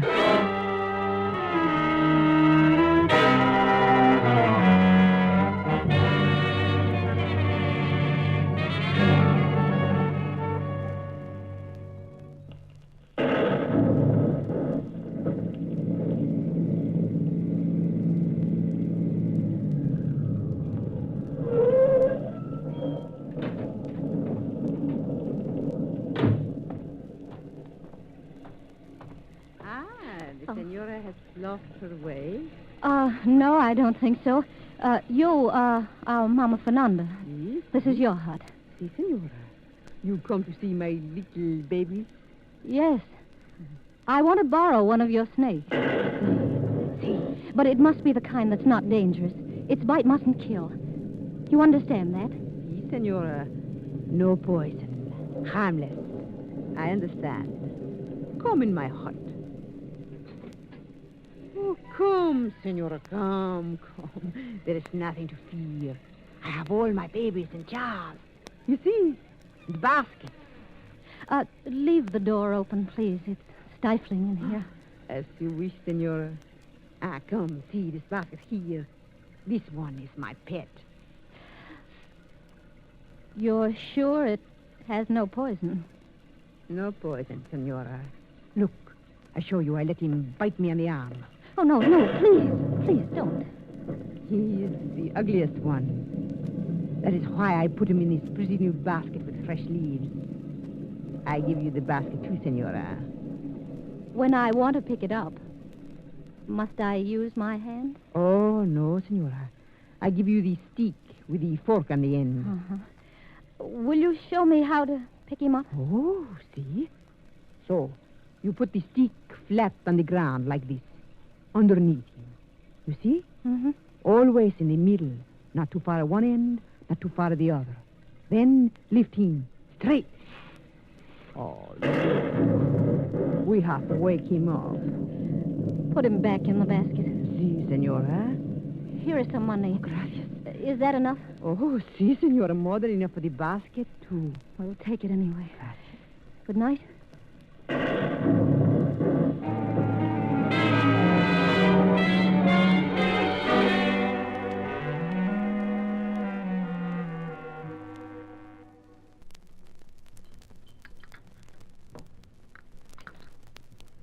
More coffee? I have enough, thank you. Dining by candlelight has such charm. Don't you think so, Pauline? So conducive to domestic harmony. Where's Pepita? I let her go. I let all the servants go. There's some sort of celebration the natives are having. I haven't heard about it. Sorry if that annoys you. Everything about you annoys me. Then why don't you let me go? Why do you keep me here, Donald? The door is open. I've told you you can go. You know I can't just walk out into the street. I'm thousands of miles from home. I've no money to get back to the States. Well, you'll just have to stay then, Pauline. Donald, you don't love me. You keep me here to torture me. It's the only diversion you have. Why shouldn't I? You married me for my money. I bought you. I shall amuse myself with you as I choose. Very well. I'd better light fresh candles on the buffet. These are about finished. Suit yourself. The men still haven't found the snake, have they? I told you not to speak of that again. I wonder where it could be hiding. Did you hear what I said? What's that you're taking out of the buffet cabinet? I don't know what it is. Just a basket. One of the servants must have brought it in and left it here by mistake. Something they wanted to take to the celebration, probably, and forgot. Just occurred to me. It might be colorful on the table here, between the candles. You're a fool, Pauline. Sit down. I'm sorry about the dessert. Can't I get you some fruit? Have we got any? Well, there's probably some in this basket here. You mean you haven't looked inside? No. Why don't you? Oh, by golly, I will. It's about time we found out what the servants might be carting away from here. Oh, careful now. Don't spill your coffee. Well, is there any fruit inside? Wait, I can't see. Oh, Pauline! What is it? The snake! It's in that basket. In there? I saw it with my own eyes. It opened its mouth and reared at me. Help me, Pauline. All right, Donald. I'll take the basket out into the kitchen. Be careful. Keep the lid on the basket. I saw it. I saw it. It nearly touched my hand. There. Go on. I put it outside. It's like when I was a kid one time. One got into my bed. I knew enough not to move, and I lay there all night long with it twined around my leg, waiting for them to come into me the next morning. They managed to kill it without my being bitten, but I've never forgotten it. It scarred my mind for life. Go in the bedroom and lie down. Oh, this is the first one I've ever been that close to since then. My hand was only inches away. Go on now. Get some rest. Yes, I've got to lie down. Lock the screen doors, all of them, tight. It may come back in again some way.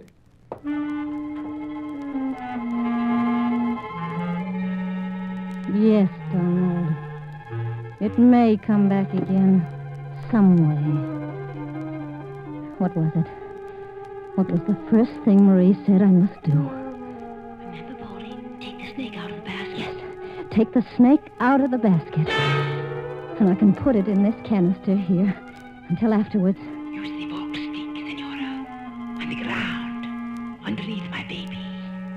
Then lift up straight. See, he curls himself around his stick. In you go. There. Basket in the closet under the stairs. Put the basket in one corner, tipped on one side, the lid in the other. Now, what else? What? Oh, yes, the matches. Did you leave him just one match in his pocket? You did? Good. Now hurry. Hurry into that closet. Here's a hook. Just high enough. Now, if I can catch my dress on it. No, just a little higher. There. Now the lace is caught just back of my shoulder. Now call to him to help you. Go on, Pauline. Call. Donald! Donald, you must hear me. Knock over the bench by the door. You can reach it without tearing your dress. Then you'll be sure to hear. Kick it over, Pauline. Donald! You must hear me. Oh, what's all that racket? Donald, it's me. Come here. Oh, what the devil's going on in here? I thought you went to bed. I've been trying to make you hear me. What are you doing in that closet? I came in to get something in the back of my dress. Somewhere got caught on a nail. I can't reach it. Well, what are you going to do? Stay in there all night? I'm afraid of ruining my dress. If I could only find where it's caught, I could work it off gently. Please help. I suppose it's the only way I'll get any rest. Where's it caught? Somewhere here in the back. Well, move over a little. I'll have to step in around behind you. Find it? Yes, hold still. Now, to shoot the bolt. Donald, can you hear me? Donald, listen to me. In the pocket of your suit, in the right-hand pocket, is a single match. Take it out. Light it a minute. I want you to see something. What are you trying? Donald, light the match. You'd better do as I tell you. All right, it's lighted. All right, now look over your shoulder. Look over into the corner. Now into the other corner, quick, while the match still lasts. Don't move. Stand still. You'll be all right. It's in there with you. It's a snake! Yes, Donald. I wanted to put it someplace where you wouldn't see it. Donald, listen. But the basket dropped out of my hands and rolled over. I think the snake got out. The match that went out is the only one I have! Don't move. Don't move, whatever you do. Stand still, perfectly still. That's your only chance. Now the radio. So the neighbors won't hear. What are you doing?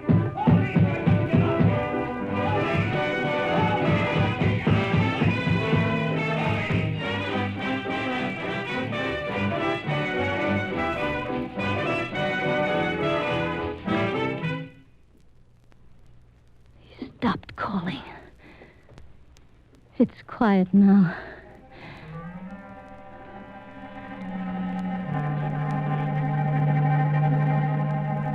Donald. Donald. Can you hear me? And there's your murder. Death by imagination. He doesn't answer. He's dead. He must be dead. Now, get rid of the snake. Yes. Yes, the snake. It's in the canister. Gone. There's my baby. He got out. There he is, under the table. Where's my stick? I've got to get it out of here. Use the forked stick. Yes. It curls around it as you lift him up. See? Ah! Oh! It bit me. No poison, Senora. See, I will let it bite my arm. Bit me. There's a horrible red mark. Pauline! Pauline, where are you? Marie! Oh, Pauline, I came to warn you. The snake, where is it? I don't know. It's gone. It fell off the stick onto the floor. Just now, I've got to find it. No, don't touch it. There's been a terrible mistake. Mistake? Yes, the snake woman. She's been trying to find you. She finally just called me. She gave you the wrong snake. It's deadly poisonous. No! Yes. She said its bite can kill a person in from 10 to 15 minutes. There's no cure. No serum in the world can counteract it. No. Marie, no. No. What's wrong, Pauline? It bit me. It bit me just now. Pauline. My hand, look. The red mark, it's already spread. Marie, get a doctor. Save me. You've got to save me. It's too late. Let me go. I'll go to the doctor myself. No, you'd never get there alive. Let me go. You'll die alone on the road. No, I'll get there. I will. I'll get there. You're dying, Let Pauline. me go. Marie, let me go. Marie. Marie. Yes, Pauline. My heart. Smelling salt. Get them for me. Quickly. Nothing can save you now. Help me. You're dying, Pauline. The poison is killing you. Help me. Marie. You.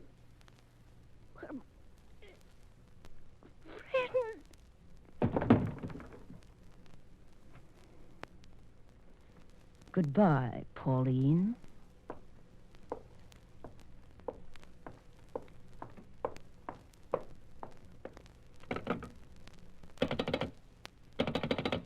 Operator, call Dr. Kenyon's office at once. Dr. Randolph Kenyon. Tell him to come to Donald Barron's house right away. Something terrible has happened. He may be able to save Mr. Barron.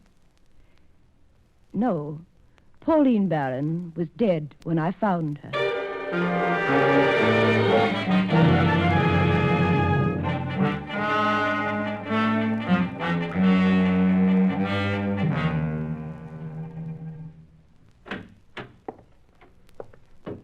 Dr. Kenyon, how is Donald? It'll take time, Miss Stewart, but he'll recover eventually. Oh, thank goodness. He's asking for you. I'll look after him, Doctor. I'll see he gets the best of care now that she's gone. It was fortunate for him he lost consciousness in that closet. It may have prevented him from going completely mad. What do you suppose could have happened that night? Well, Mr. Barron might have been locked in that closet by some accident. Who knows? Then, before she could let him out again, the snake bit her? Something like that, yes. But I thought the medical examiner said Mrs. Barron died of a heart attack. So she did. They found the snake, you know. She must have thought it was poisonous when it struck, and the shock killed her. You know, definitely, then, that the snake was not poisonous. She just imagined? Yes, it was perfectly harmless. You might say Mrs. Barron frightened herself to death. That it was... Death by imagination? Yes. Yes, that's it exactly. How tragic. I wonder how she ever got the impression in the first place that the snake was poisonous.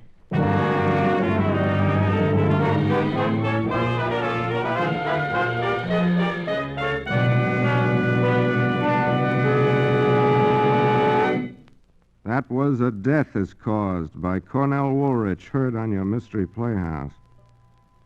And this is T4Y saying good night. Sleep tight. This is the Armed Forces Radio Service.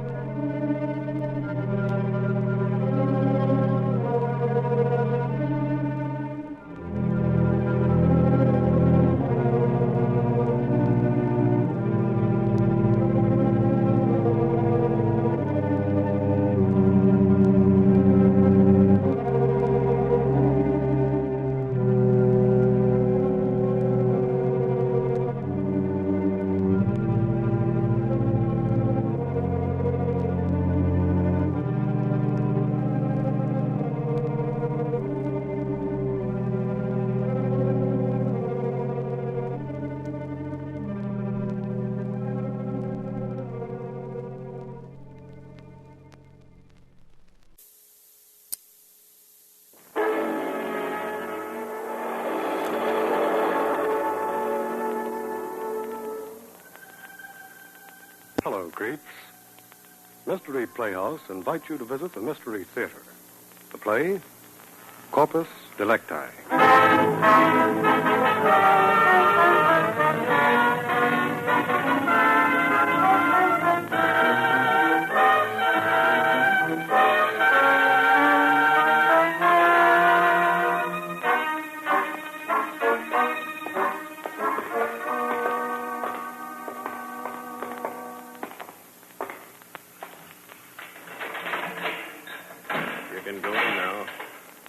You can have half an hour. A half hour? Sorry, the warden says that's the best he can do, even for you, Lieutenant Connors. All right. I'll be back. You can call me if you want to leave before then. Jim.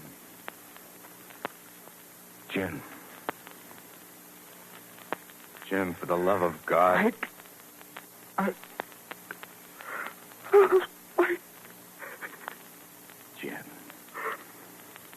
Jim, boy, you've got to tell me.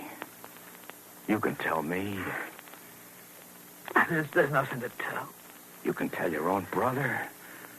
Don't you see, this is my business, Jim. I'm not a police detective for nothing. I could help. It's too late, Mike. In 2 days, it'll be all over. They say they give you a shot of something before they take you to the chair. They say you hardly even know what's going on. But you didn't do it. I know you didn't. You're taking a rap for that cheap line. Stop it, Mike. Oh, right. Sorry.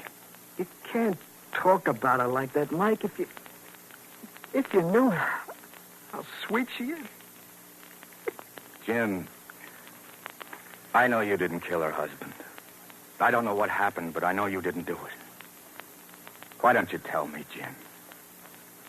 What can I say to Mother? I've got to tell her something. She's waiting at home now. If I tell you, will you promise me something? Anything, Jim.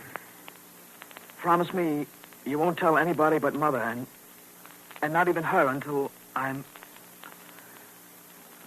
after the day after tomorrow. I promise. Jim, what happened that night? I love Mary more than anything in this world. She loves me. You knew her husband, Martin Stevens, a wealthy Wall Street broker. Well, she told me she'd asked him for a divorce, but he wouldn't give it to her. She was terribly unhappy. Then this night she called, and, well, I'd never heard her sound that way before. Jim, come to me. Quickly, darling. Mary, what's the matter? They can't tell you over the phone. Just come, Jim. All right, I'll be right over. I rushed out and got the cab. I couldn't imagine what had happened. When I got there, Mary met me at the door. She was trembling. She led me to the living room. Jim. It's Martin. Jim. Look. Martin, her husband, was lying on the floor. His head was all bloody. There was a heavy candelabra nearby with blood on it. He was dead.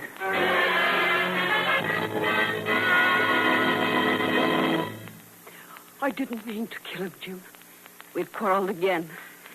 And he said such terrible things about you and me. He kept screaming names at me.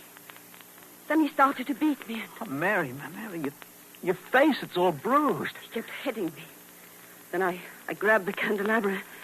I told him to stay away. But he kept coming toward me. Jim, I didn't want to do it. Oh, Mary, honey, you've only done what everyone has a right to do. It was self-defense. But everyone will say I did it because of us. They'll put me in prison. No, I won't let them. We'll run away. That would only make it worse. Yeah, I guess so. But we'll have to do something. Jim. Yeah? Jim, if there weren't any body. What do you mean? If there's no Corpus Delicti, they can't find anybody guilty. Can they? That's it. They won't even be sure there's been a murder. Oh, that's it. We've got to get rid of Martin's body.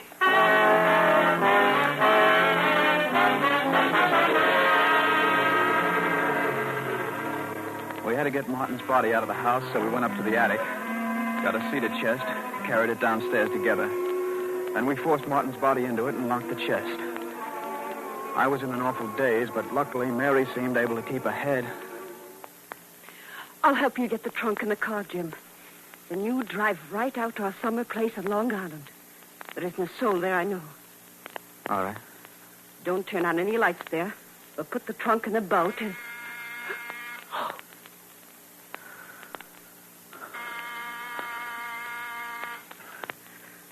What'll we do? I don't know. I can't imagine who might... Maybe they'll go away. Jim, it must be my dressmaker. She was supposed to stop by this evening for a fitting.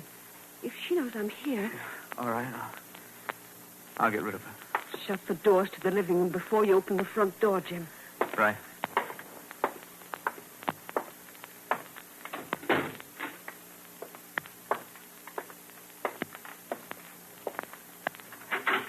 Yes? Is Mrs. Stevens home, please? She expects me for a fitting. I'm sorry, she isn't home. But Mrs. Stevens told me particularly to come just now at this hour. Well, she went out earlier, unexpectedly. She'll call you when to come again. Well, thank you. Good night. Good night.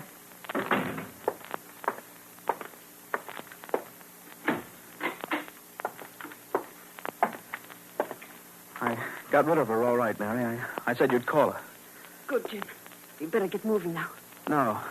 Mary, I'll go alone. You'd better establish an alibi.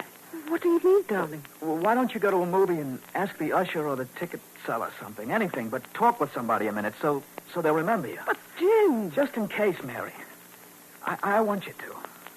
All right, darling. If you say so.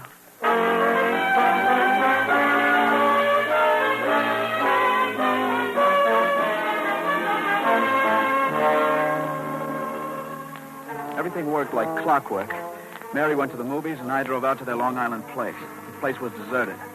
I drove to the boathouse, got the cedar chest into the boat, and then, when I was offshore about half a mile, I pushed the cedar chest overboard. Then I returned to the boathouse, started to drive back to town.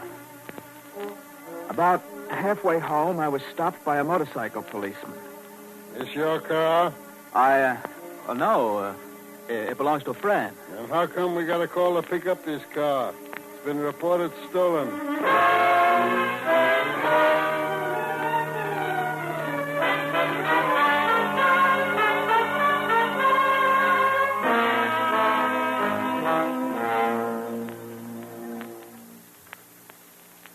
It's my duty to warn you that anything you say may be used against you, Mr. Connors. But I tell you, I'm a friend of the family, Inspector. There's nothing extraordinary in my using their car. I've done so many times. Well, all I know is that the chauffeur returned here, found the car gone, and reported it stolen. The chauffeur? But I'm sure when Mrs. Stevens returns, she can explain. Very well. Perhaps you can explain those bloodstains on the rug in that next room. I don't know. We found fingerprints on the candelabra columns. I'm arresting you on suspicion. We have every reason to believe Martin Stevens has been murdered.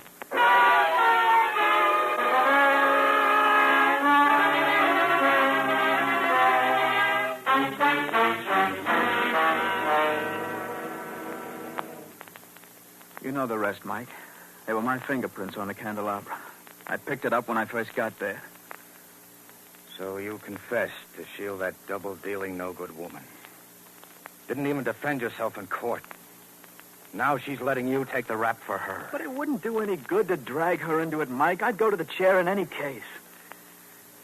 And remember, Mike, I'll deny everything I told you. Remember that. I know. Oh, Jim, how could you fall for that corpus delicti stuff? Jim, don't you know what corpus delicti means? Don't you know it has nothing to do with the body of the victim? It means body of the evidence. You can't be convicted unless the body of the evidence is against you. And it was all right, even to the dressmaker saying I was the only person there that night. Oh, nobody would believe the truth now. Perhaps they would, if we had the truth. What? But I told you the truth. All of it? I'm going to get to the root of all of this, Jim. But why didn't you tell me sooner? Don't you see you've only left me 48 hours? 48 hours.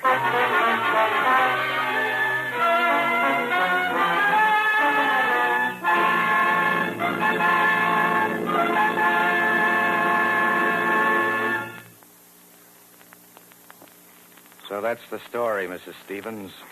Jim has told me everything. Now, what are you going to do about it? I don't know what Jim told you. All I know is that I spent the evening at the movies. When I came home, the police were there with Jim. Look, there's only one person who stands to profit from your husband's death, and that's you. I happen to know a little bit about your husband's financial affairs. I know he was positively bankrupt. And I know his one asset was a $100,000 insurance policy. My husband left me well provided for years. And just what does that prove? Prove? Nothing, I guess. By the way, where's that chauffeur of yours, the one who reported the car stolen? He's no longer with me.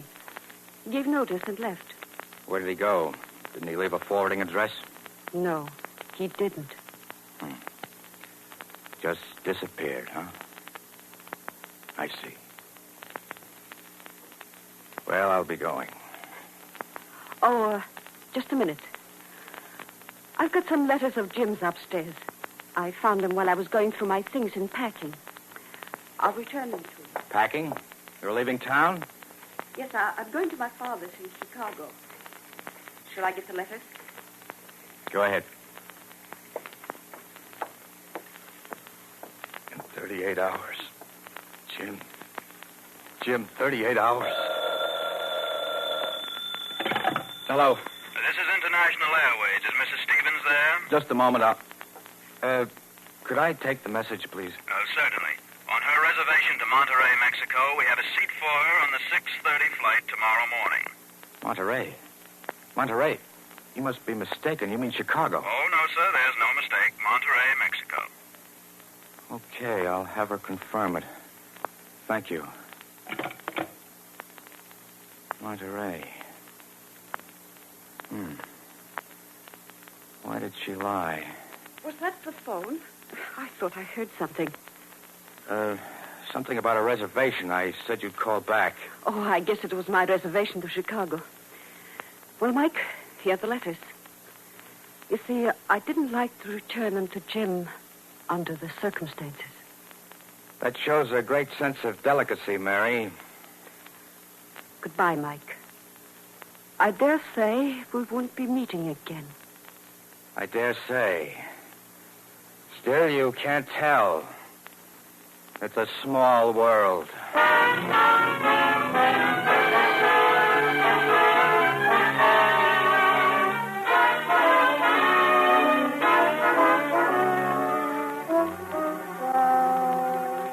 Hello, Mother. This is Mike, Mother. Listen, I'm flying to Monterey this evening. I haven't time to see you. I must take the early flight. I want to get there ahead of someone else. Yes, it's about Jim. I don't know why I'm going or what I'll find. I'm just playing a hunch because there's nothing else to do. Okay, Mother. And, Mother, say a little prayer, will you?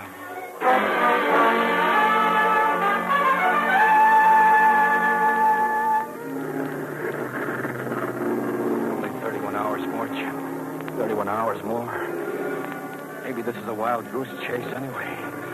Maybe it's only a false lead. Maybe... Oh, Jim, only 31 hours more.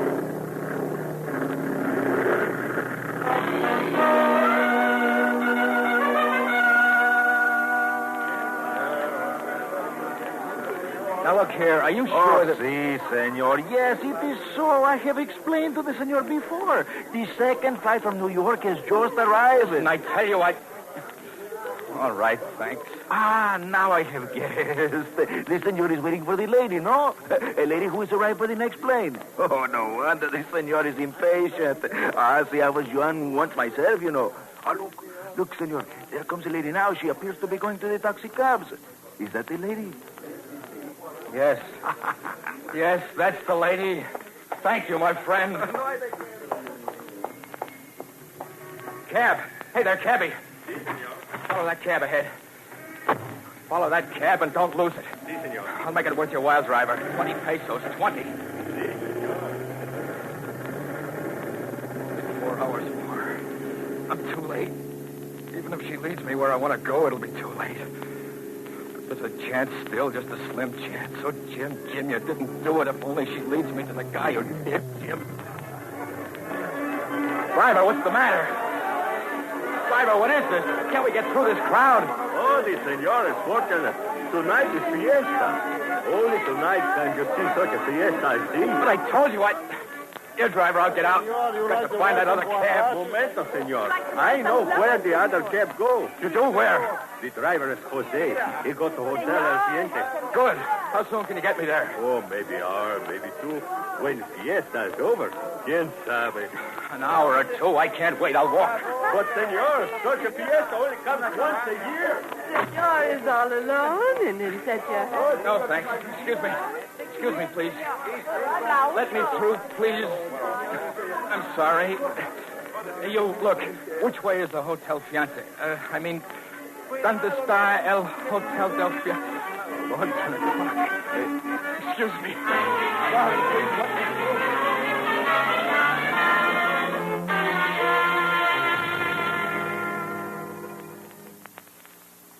Is this the Hotel Fiance? Si, senor. What time is it? Oh, son las 10:30. I mean, it's 10:30, senor. The American lady who came in less than an hour ago, what room did she go to? Oh, no American ladies registered here, senor. She came in here. She must have. Oh, quien sabe. Here, this is for you. Oh, gracias, senor. Gracias. Look, she is my wife. I think she deceives me. You understand? Oh, but of course, senor. Senor, listen. Room 402. There is a man there. A man there. Now we're getting somewhere.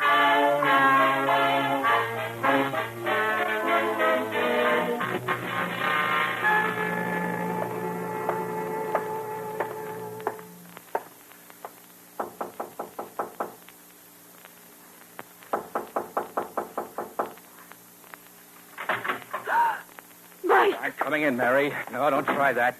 This gun is loaded, and I don't mind using it. What do you want? There's someone I expect to meet here. The man who really murdered... What's the meaning of this, sir? Holy Mother. The Corpus Delicti. Mr. Martin Stevens. Martin. Jim's brother. He's a detective. Detective? Now, look here. Get up and sit down, both of you. It's almost 11 o'clock. In exactly 1 hour, my brother Jim is going to die for the murder of a guy I'm looking at this minute. You have no right. I'm doing the talking, Stevens. You can thank your lucky stars I found you in time, because to help me, The phone. What's the phone? Operator. Si, senor. Get me Albany, New York. The governor's mansion, quick. It's a matter of life and death. Si, senor. Dallas, Texas. Please, operator. But it isn't in an hour. In New York, it's exactly 1 hour later. It's 8 minutes to 11 Monterey time, but New York time, it's 8 minutes to 12. He's going to die in 8 minutes. Operator, please hurry. He's going to die, don't you understand? He's going to die. Dallas, Texas. Please put this call through to Albany, New York. Albany, New York, very well.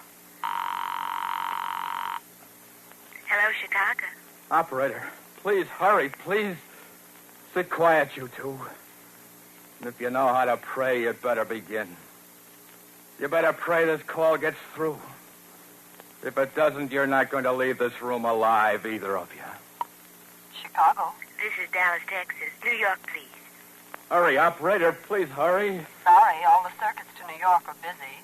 There will be a delay of about 20 minutes. 20 minutes, but there isn't 20 minutes. Operator, he's going to die. Just a minute, sir. Chicago, see if you can get me Buffalo. Give me Buffalo, New York. You thought you could get away with this, but you won't. That phony murder. Buffalo, New York. Buffalo, give me Albany, please. Sorry, I have no free circuit to Albany. I'll try Rochester. Please hurry, operator. Hurry, please hurry. Oh, Jim. Rochester, New York. Give me Albany, quick. Albany, New York. Albany, the governor's mansion, and please hurry. I'll ring it, sir. Just a moment.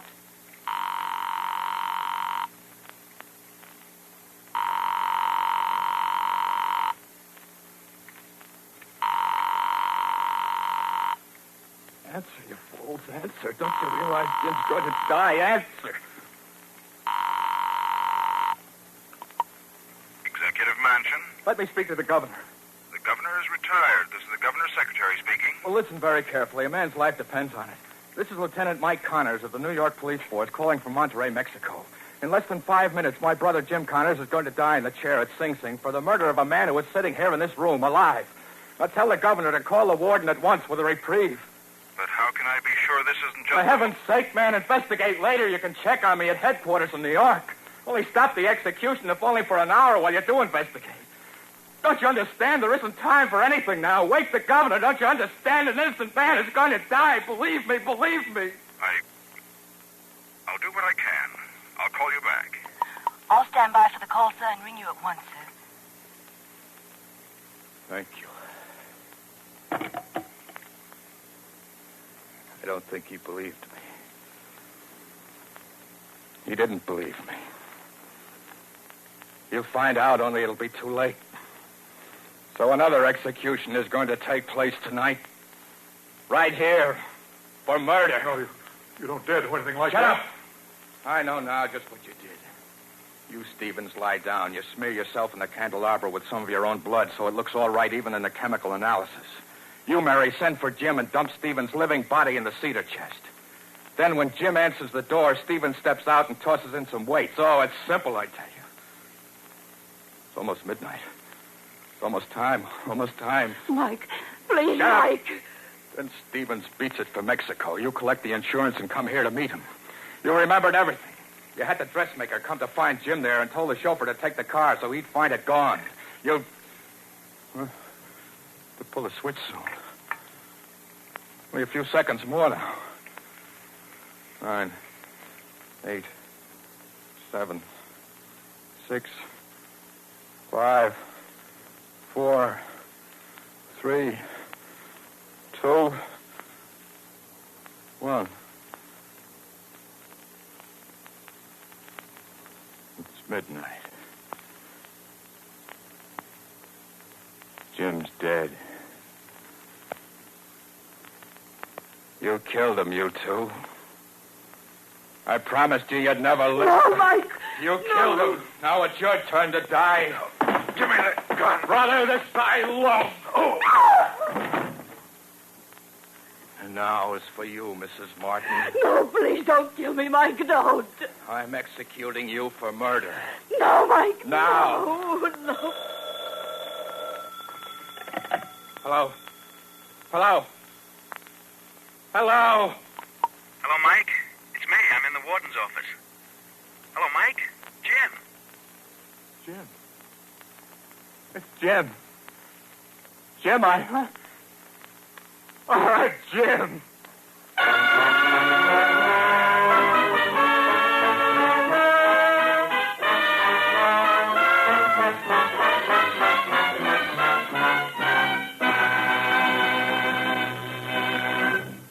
It's past closing time on the Mystery Playhouse, so good night. Sleep tight.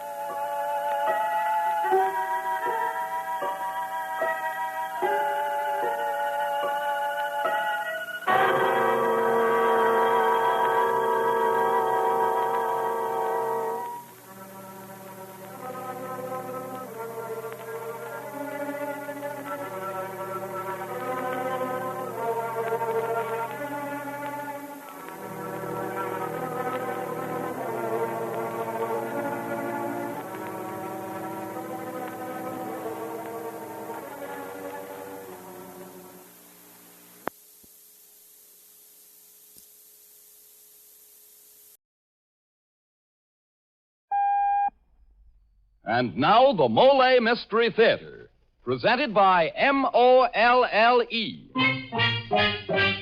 Molle, the heavier brushless shaving cream for tender skins.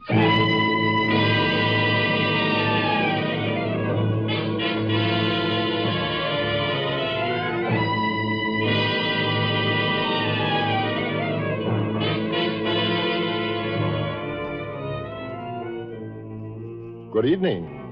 This is Jeffrey Barnes, welcoming you to the program that presents the best in mystery and detective fiction. Tonight's story is a hard-boiled gangster tale written by Martin Ryerson and entitled Alibi for Murder. It's about a very ordinary young man named Dave Whitman who was destined from birth to be involved in 2 gangland killings. Yes, destined from birth. Puzzling?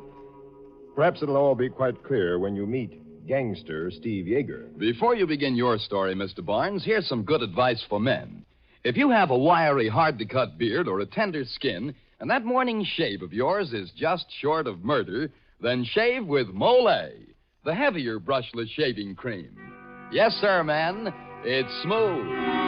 So smooth. It's slick. So slick.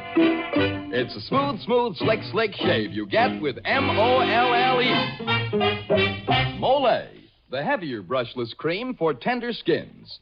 That's right. Molle is a heavier cream. The kind of cream you need if you have wiry whiskers or a tender skin.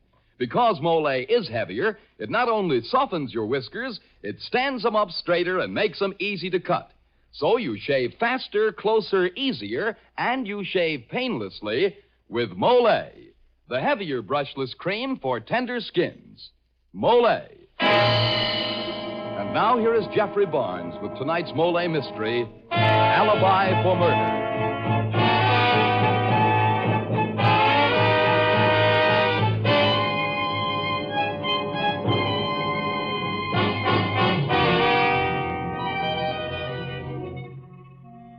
3 men stand in the windowless, ill-lighted little room in the huge warehouse. They are staring in awe at the unconscious man sprawled out on the rickety cot before them. Finally, one of the men speaks. It's unbelievable, Steve. I read about things like this, but I never expected to see it actually happen. How bad's he hurt, Doc? One bullet grazed the back of his head. It's the slug buried in his shoulder might cause trouble. He should go to a hospital. Hospital, nothing.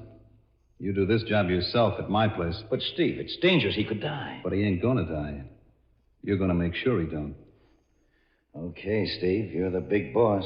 You know I never argue with you. Pop. Yeah. Yes, Mr. Yeager? You're sure nobody knows about him except you? Well, it happened just like I told you, Mr. Yeager. I heard the shots while I was making my nice rounds of the warehouse. I ran outside, and there he was, laying in a heap on the sidewalk.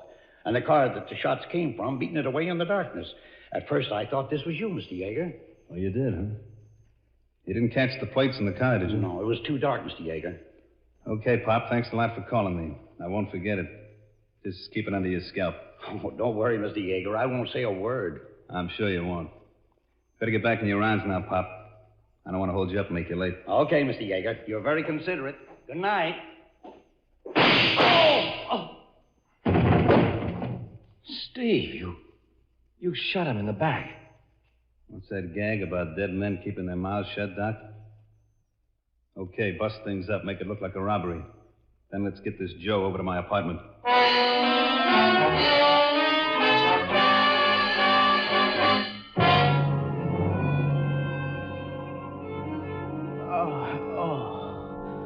He's coming out of it, Steve. I want to see what he does when he lamps me for the first time. He's lifting his head off the pillow, looking around. He sees you. I wondered did I look as surprised when I first saw him. He can't figure it out, Steve.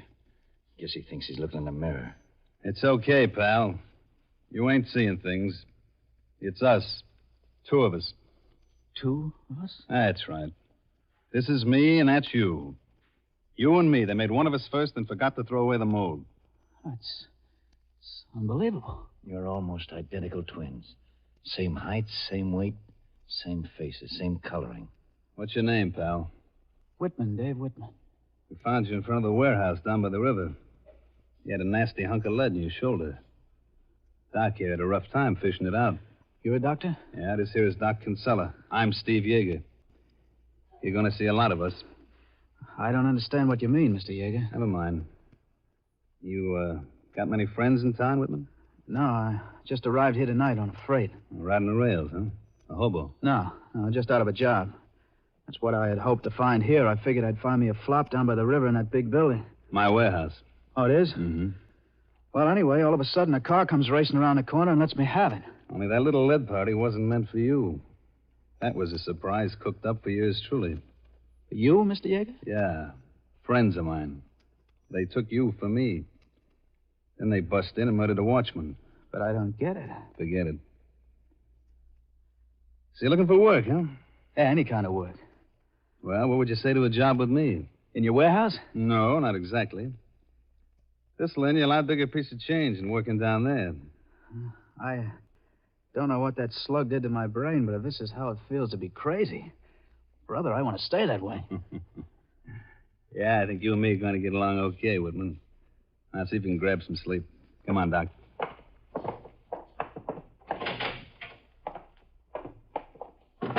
Lock the door. Why? He can't. Lock the door. Why, Steve? I don't want anybody to know I got me a spitting image. Sit down, Doc. Steve, what exactly do you want with Whitman? I want him so I can be in 2 places at once. There's a few things I've been wanting to attend to for a long time, Doc. Only I needed an alibi. I don't follow you, Steve. It should be simple for a guy with a brain big enough to earn him an MD. If I had a big brain, Steve, I'd never allowed myself to be handed my walking papers by the medical association. All right, skip it. Now, look. I don't like the kind of competition that's crawled into this town. You mean Goldie Mize? For one, Slapsy Higgins, number 2. Whose gunman do you think it was the other night? Slapsy's. He goes in for that strong-arm stuff. Goldie's too wise for that stuff. I know, Steve. I heard Goldie's lining up with a lot of tin-horn politicians in town. Guys who can do you lots of harm. Which means that Goldie and Slapsy got to be discouraged. but quick. And Whitman, even though he don't know it, is going to help me do it.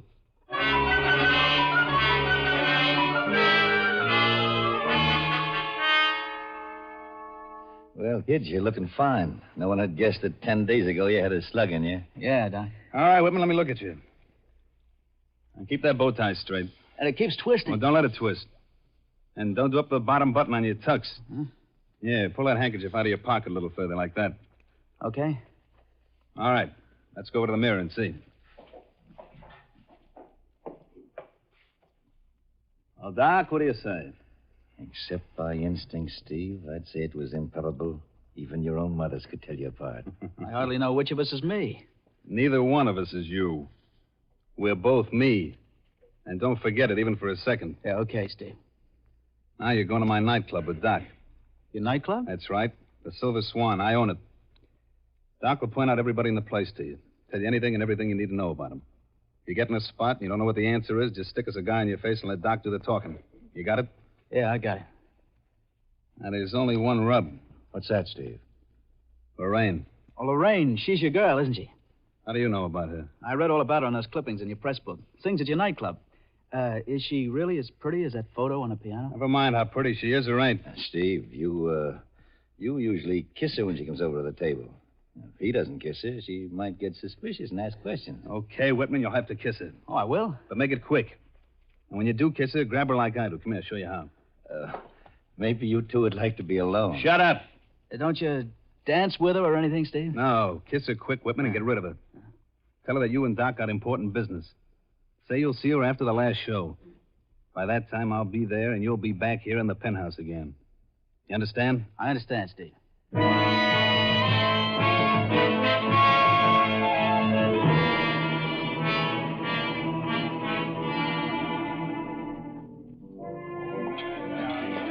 Doc, this is just about the greatest experience in my whole life. Yes, the club starts to ride pretty high at midnight Saturdays. This place must have cost Steve a small fortune. It did.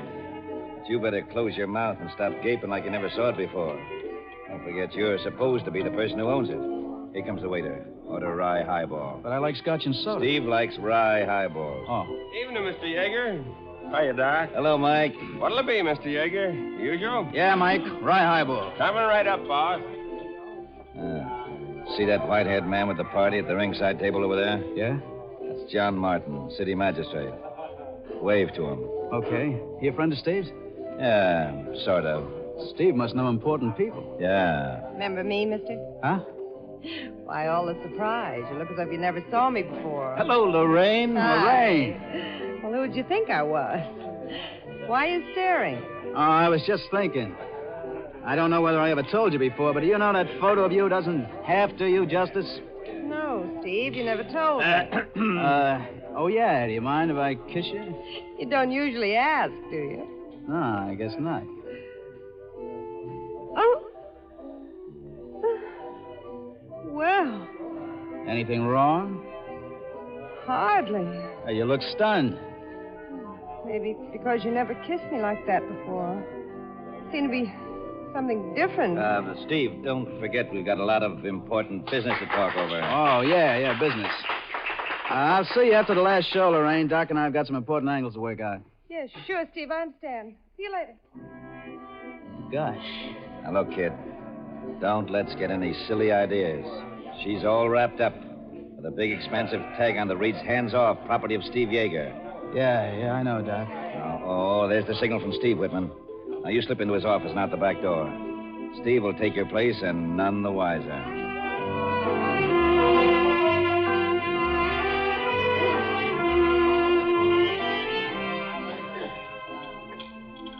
Sure nobody caught wise he wasn't me sitting at this table all the while, Doc? No one, Steve.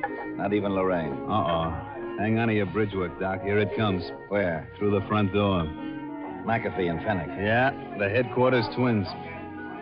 Well, if it ain't my two old sidekicks, Sergeant McAfee and Joe Fennick. Grab chairs and sit down, boys. What are you drinking? Sorry, Steve, but this isn't that kind of a visit. Goldie Mize has just been bumped. Goldie Mize? Less than an hour ago, Steve. No kidding, man. Oh, that's tough. Goldie was an okay guy. What's that got to do with me? Captain got an idea in his head. He wants you brought to headquarters for questioning. Mac, I've been here in the club with Doc ever since midnight. You sure, Steve? All the time?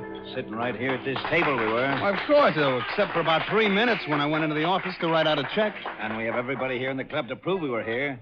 There's John Martin, Health Commissioner Woods. They'll vouch for you? Sure. You want me to call them over? Skip it. I'll talk to them later. Sorry, Steve. Guess we made a mistake. Yeah. I guess you did.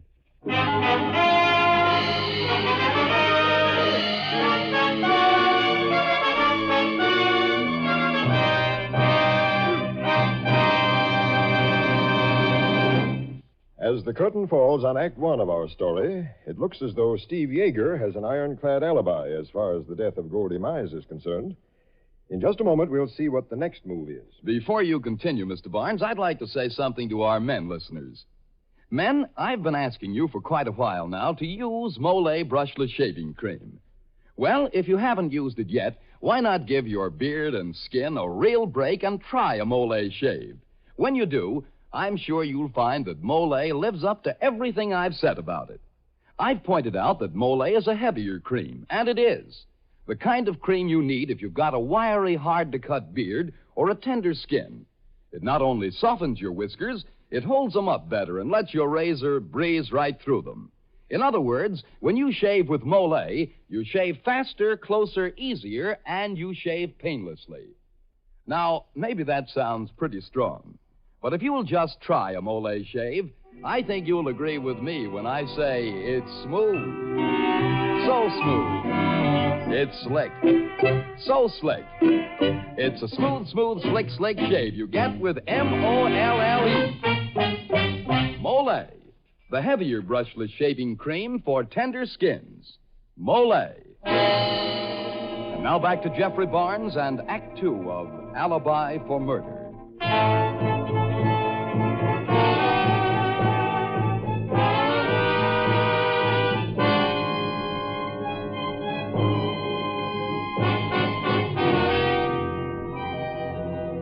By a strange coincidence, the down-and-out Dave Whitman is a perfect double for the notorious gangster Steve Yeager.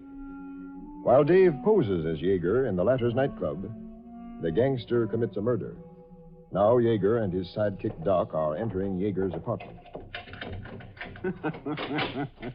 Did you see that McAfee's puss when I told him I was sitting in the club all the time?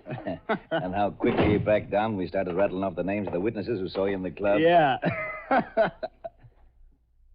Whitman, what do you call this? Why, you got your old clothes on.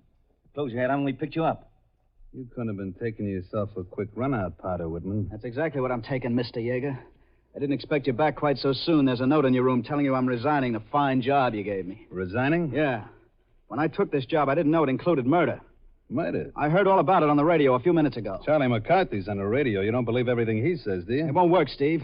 You wanted me to take your place at the club tonight so I'd be your alibi while you killed a man named Goldie Mize. Well, that's me out. I'm through as of right now. Wait a minute, pal. You got this thing all wrong. Ah, Steve, you're the one who's got it wrong. I'm washed up. I'm gone. Stay away from that door, Whitman. Let go my arm, Steve. Sure, I'll let go. Right on your kiss it. Okay, Yeager, two can play at that game. I wouldn't try it, Whitman. You might find a little tough opposition in this gun I'm holding. Yeah, take this handkerchief and wipe the blood off your mouth. I don't like the sight of blood. That's better. If you're smart, Whitman, you'll also get any idea you might have about squawking to the police right out of your brain. That's right. Unless you want to sit in my lap in the electric chair. What do you mean? No one would believe you and Steve weren't in on this thing together. Nobody'd ever believe you didn't know what you were doing. Doc's right. Get smart.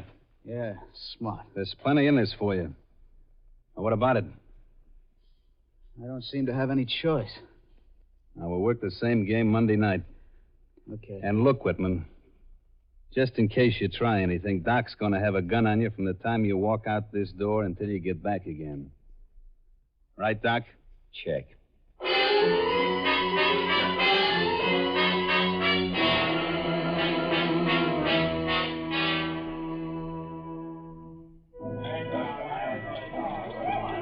Doesn't this club ever have a slow night, Doc? It's jam-packed again tonight. Yeah. What do you keep looking around over your shoulder for? Expecting somebody? I'll be seeing you, Doc. Hey, where you going? To meet the somebody I was looking for. She just came through that little door we were talking about. Wait, come back here. Hi. Oh. Hello, Steve. Hey, you sound surprised. It's the first time I ever saw you come to meet me. Anything wrong? Wrong? Yeah, you stepped back away from me as I went to kiss you. Oh, I'm sorry, Steve. Oh, You look bewildered. I am. Why? Why, you kissed me just now.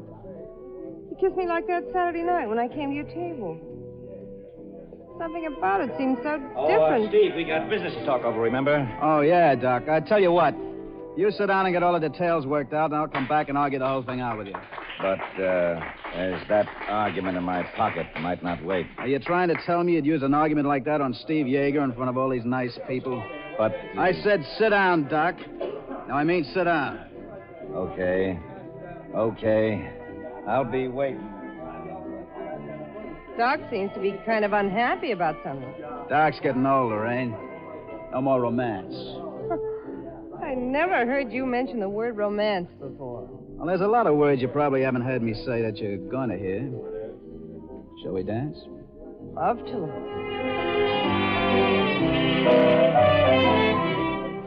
Lorraine? Yeah? I've been wondering lately. Are you really in love with a guy named Steve Yeager? That's a funny question. But now that you've asked it, I always liked your looks and type, Steve. But except for twice, I'm afraid I've never been really in love with a man inside. You said except for twice? That's right. Saturday and... Tonight? Uh-huh. I just can't explain it, Steve. I suppose it sounds kind of silly. But you almost don't seem like the same person.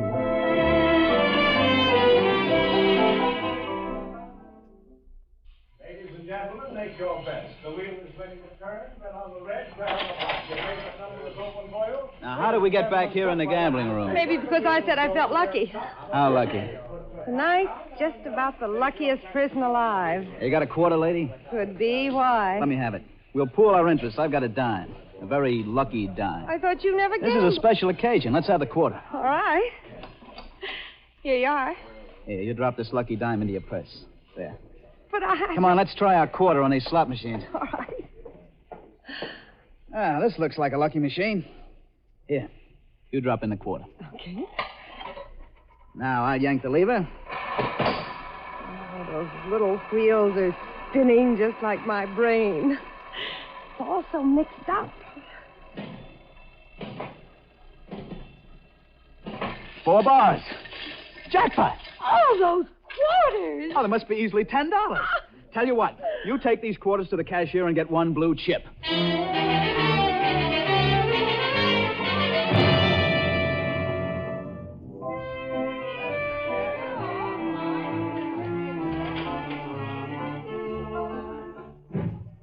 Steve, I'm so sorry to be long. Shut up.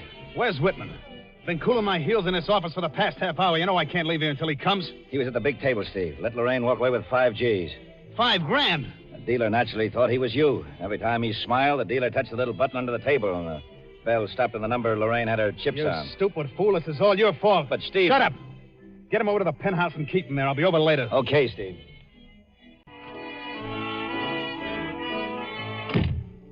Oh, that Whitman, I'll break his neck when I get him, that punk.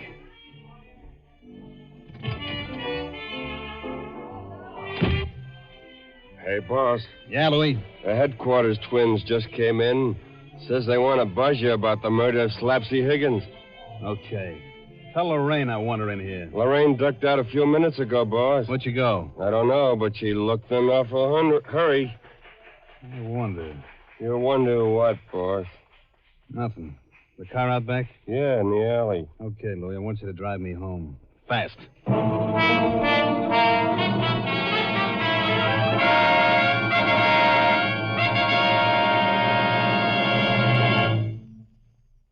This is Jeffrey Barnes again.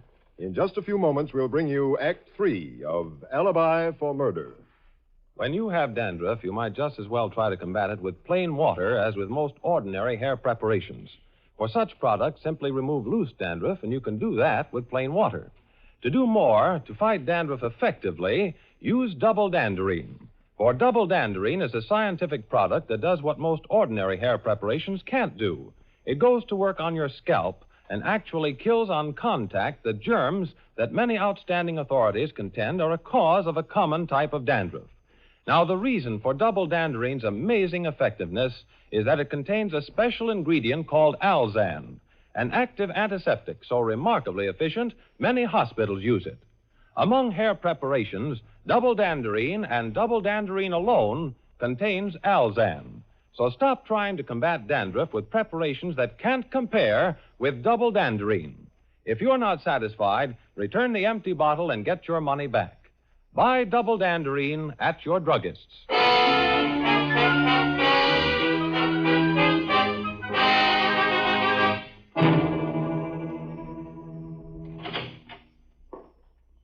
Lorraine, you shouldn't have come here to the penthouse. Lorraine. Then you're Suppose not Steve should Steve come. Yeager.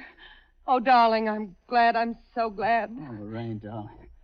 I tried so many times to tell you the truth tonight, but for once Doc's right. You shouldn't have come here. Who are you? My name's Whitman, Dave Whitman. Don't say any more, Whitman. I'll warn you. Steve used me as his alibi for murder. I would have made a break for it, but I couldn't go without you. With that money we won tonight, Lorraine, I hoped we could go away somewhere and start over. You've got to go, Lorraine. If Steve finds you, he'll kill both of you. Been reading my mind, huh, Doc? Steve. Steve, I didn't hear you come in. Louis just drove me over from the club. Well, just like something out of the movies. The big hero with a protecting arm around the girl's waist. It's kind of corny, Whitman. So this is why you took the quick run out from the club, huh, Lorraine? I was right. There are two of you. But not for long. Whitman, where are those rags you first came in? Why? Don't ask questions. Where are they? In the bottom of the closet in the bedroom. All right, Doc. Keep that gun of yours aimed at his shirt stud. I got me a quick change to make.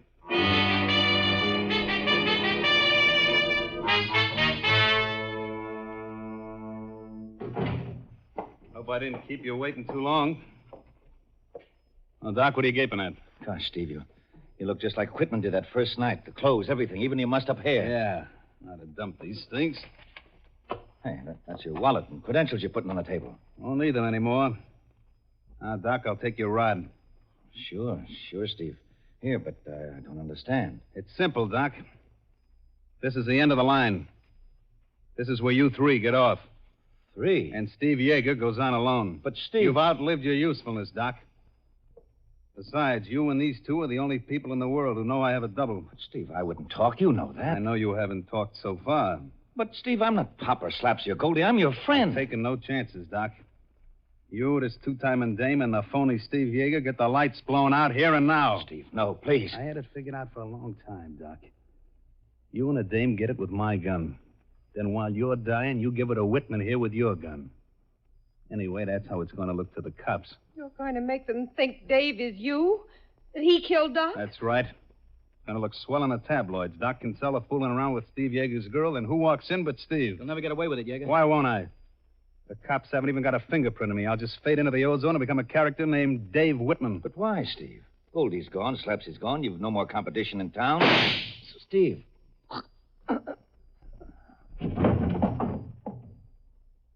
Too bad. Doc wasn't a bad guy. You ain't kidding, Mac. What? Doc was the best. Louis. Eyes front and drop the gun. Don't be crazy, Louis. Take that rod out of my back. Drop it, I said. I don't know what you're doing, Louis. Shut up and turn around so I can look at you. All right, you satisfied it's me? Steve. And another Steve over there. Am I seeing double or something? Of course you're not seeing double. I'm Steve Yeager. This guy's just a hobo. I don't know. I'd say you look more like the hobo in them clothes. Louis, don't be stupid. I'm Steve, I tell you. Look at me. Yeah, Louis, look at us. Good. I'm all mixed up. Now, it's simple, Louis. It's just a shakedown. He found out he looked like me, killed a couple of people, and then tried to blackmail me. He's lying, Louis. I'm Steve Yeager. If he was Steve Yeager, would he shoot Doc Kinsella, his best friend? No, I guess he wouldn't. Louis, he's trying to confuse you. Look, they're my credentials on the table. No, Louis, they're my credentials. I just told you he was trying to shake me down. I want to be sure. I wouldn't want to pull this trigger on the wrong guy. You'll be pulling it on the wrong guy if you kill me. Wait a second, Louis. You know whose girl Lorraine is, don't you? Sure, everybody knows that. She's Steve Yeager's girl. Then ask her which one of us she loves. It's a trick, a dirty, rotten trick. That wasn't very smart, him trying to rush my gun. Gosh, I didn't want to kill a guy. But, well, you saw for yourself, Steve. He was grabbing for my gun. It was either him or me. We've got to get out of here quick before the police come. Yeah. Yeah, we better get out of here. You go ahead, Louis. A few things I got to clean up here. Yeah, okay, boy. Quick, lock the door. Right. Good. Now then. What are you doing, Dave? The only thing we can do. I'm calling the police.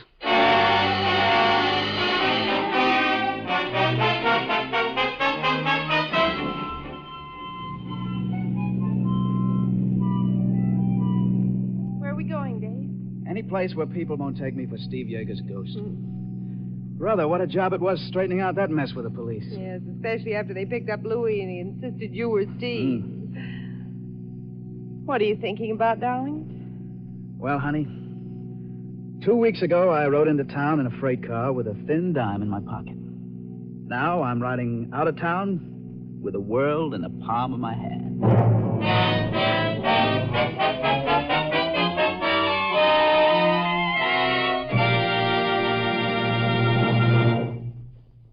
And now this is Jeffrey Barnes again, inviting you to be with us next week when we present a great study in suspense entitled The Creeper by Joseph Rusko.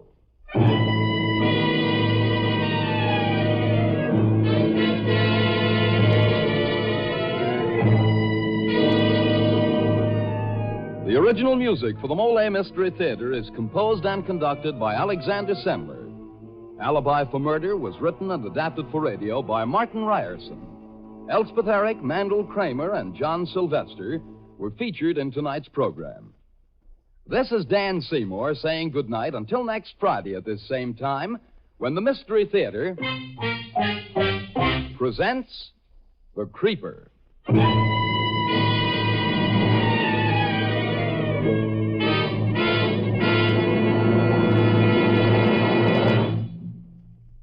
Tonight's Mystery Theater presentation came to you from Radio City in New York. This is NBC, the National Broadcasting Company.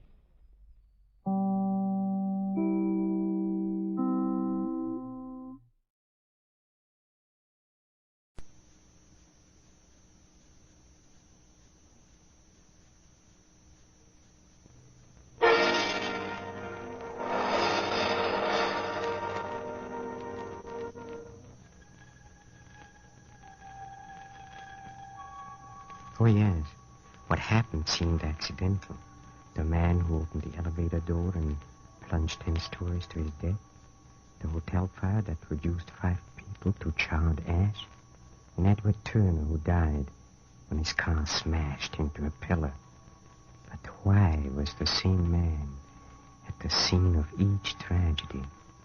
A man in a velvet hat.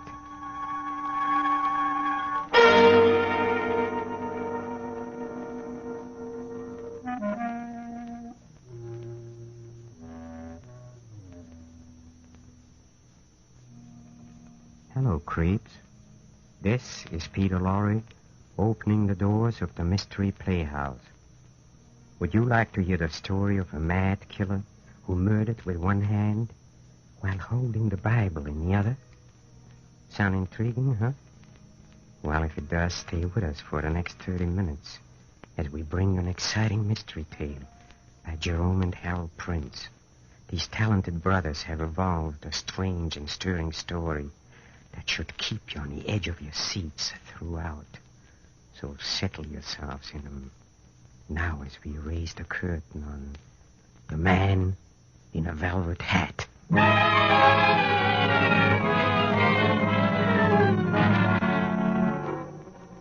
The beginning, New York City. An office building in the financial district just off Wall Street. Sometime after closing hours, Tuesday night, December 15th. An office Christmas party for out-of-town salesmen. The party is being held on the 19th floor in room 1906.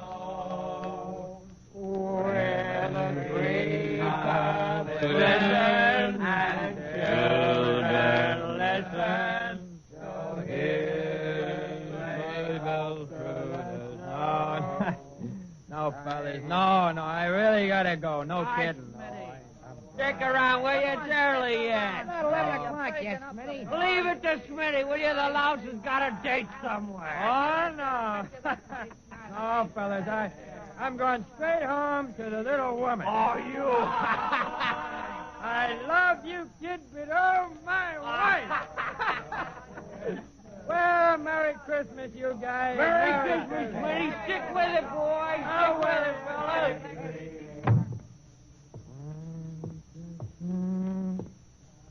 Turn the lights off in this corridor. How do you like that? Where's that night bell for that elevator? Where's that elevator? Doorbell indicator. Well, here's the elevator right here. Just open the door and...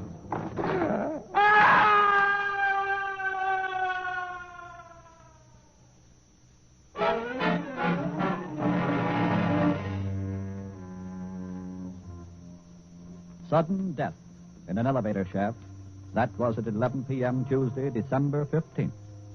9 hours later, 8 a.m. Wednesday, December 16th, a letter is delivered to John Reynolds, the ranking New York newspaper columnist. Here's a screwy letter, Mike. My dear Mr. Reynolds, it was my whim 2 hours ago to take home with me to eternity my son, known in this life as Fred Smith. Well, what do you know about that? Was it signed? No, but look. Capital M on my and me. Just as though the guy writing the letter thought that he was God. Hey. Yeah? I just think I'll put in a routine check. See if any guy named, Fred Smith was knocked off in the last couple of hours.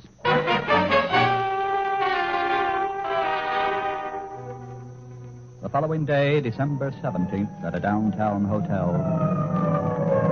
3 alarmer! That's a lousy note. Hardly a week before Christmas. Poor devils. 5 dead, the chief figured. All from some dope who has to smoke cigarettes in bed in a flyer-trapped flea bag of a hotel.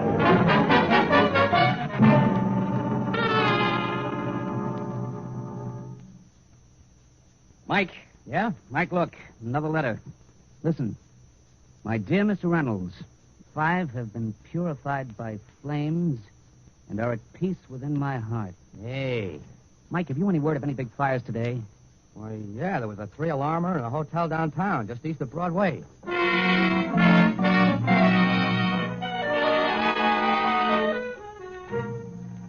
One day later, December 18th. It is night. 2nd Avenue is wet and slippery with rain. Then...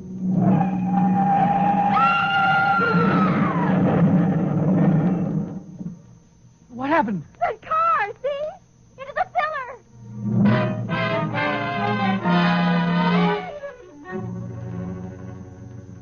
My dear Mr. Reynolds, in a swift chariot I have taken Edward Tucker home to glory. No signature. The 3rd in 3 days, and if it's like the others, it's on the beam. This looks like a story.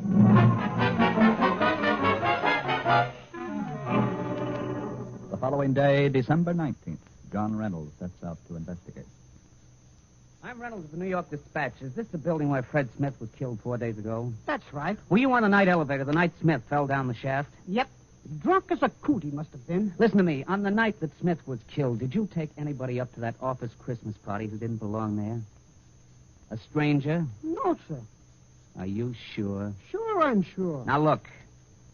See this $50 bill? $50? Gee. Go on, take it. It's yours. Gosh. Now come clean. Who was the stranger? Oh, maybe you mean the tall guy who came in at a 11:15. That's the one. Well, I tell him the party's on the 19th floor. He doesn't answer, just nods. So I take him to the 19th and I let him out. What'd he look like? Ah, you got me, Mr. Reynolds. I didn't... You must have seen his hat. What kind of a hat did he wear? Oh, yeah. Black. It was old and fuzzy. Fuzzy, like old velvet? If you say so, Mr. Reynolds. If I say so, no. Was it like velvet? Okay, Mr. Reynolds, okay. A velvet hat. Yeah, a man in a velvet hat.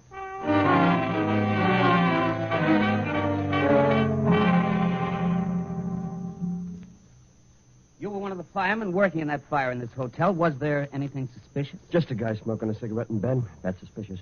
Pure accident. Did you happen to see a man in a black velvet hat hanging around outside the ropes when the fire was blazing? Black velvet hat. That's it. Black velvet hat. It was raining that night, and... Sure it was. Yeah. There was a guy. And he was wearing a black velvet hat. Do you remember, fireman? Do you remember?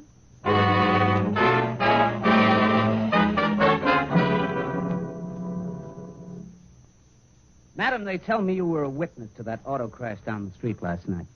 That's right. What about it? Was anybody else around last night when that car slammed into the pillar? What if there was? Look, did you happen to know who the man driving that car was? He was Edward Tucker, who was champion midget auto driver. Now, it wouldn't be easy for him to lose control of his car. It was wet.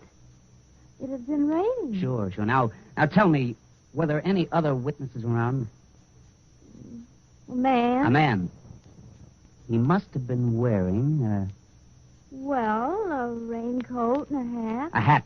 What? Do you remember what kind of a hat he was wearing? Was it dark? Dark? Yeah. Almost black, yeah. Maybe kind of fuzzy? Yeah, that's it. Yeah, fuzzy. Yeah. Almost like it was, velvet. Yeah, a velvet hat.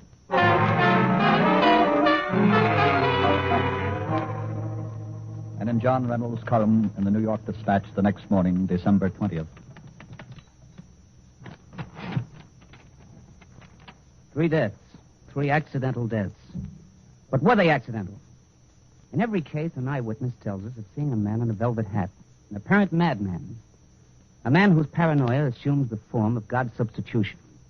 A man who writes letters claiming the deaths were caused by him. Are the police aware of the reign of this madman?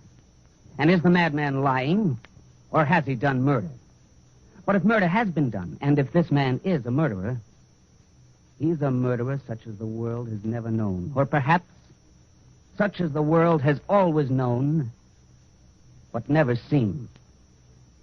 There's no motive for any of his crimes, no evidence of lust or of envy, of passion or of gain. Certainly, if this man is not a god, he has not only successfully adopted the posturing of one, but the psychic attributes as well. Where he walks, death walks. This man may be death himself.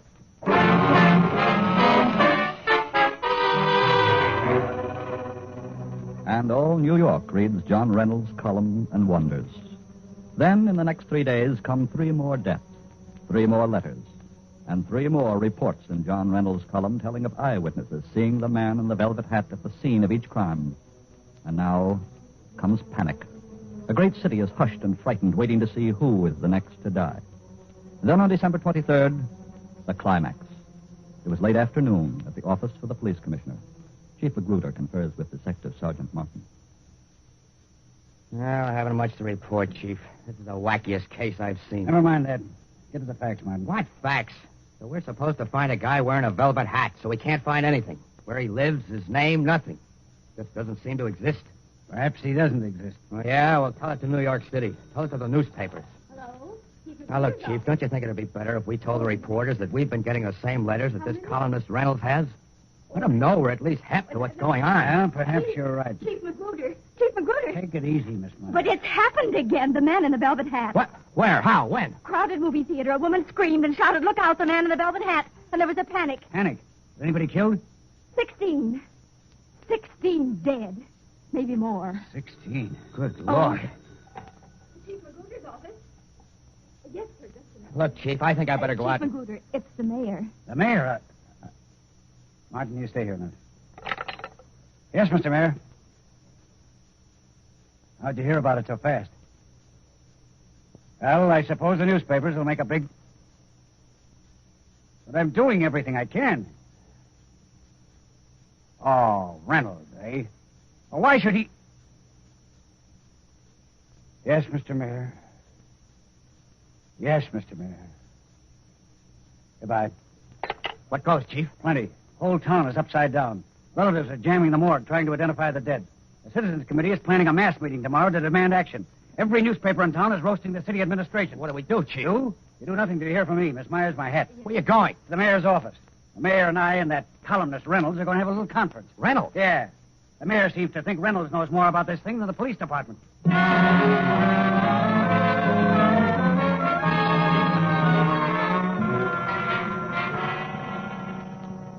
Answer me this, Magruder. Answer me this. Has there been a murder? Are these accidents murders? Maybe there aren't any murders, Mr. Mayor. Not in the ordinary sense. I believe there is, Magruder. Just a minute, Reynolds. Your Honor, except for the panic at the movie house, every death was accidental or natural as sure as we three are in this room. What do you mean? What about the man in the velvet hat? Put the screws on some of the people who say they saw him, and he'd disappear like that. Forget it. To the people of this town, he's real. And this panic, cold panic, right in the middle of the holidays. The people are scared blue. May I say something, Mr. Mayor? Well, certainly. That's why you're here. Look, the way I see it, either it's all a hoax or there is a man in a velvet hat. That's right. So either prove the hoax or catch the man. All right. I think we can do one or the other. If Reynolds will help. Well, certainly I'll help. How? I'm going to challenge the man in the velvet hat, and Reynolds is going to publish that challenge. I'm going to say I don't think he's a god. I'm going to say I don't even think he's a good criminal.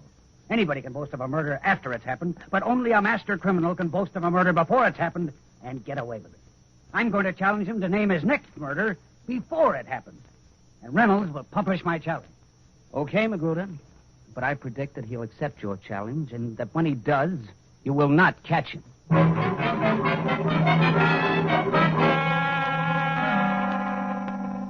And in his newspaper column, December 24th, John Reynolds says, A challenge from the police commissioner of New York City to the man in the velvet hat. Quote, I challenge you to prove that you were a criminal. I think you're a fraud. If you're not a fraud, you will announce in advance the time and place of your next killing, murder, mercy, death, whatever you call it. Unquote.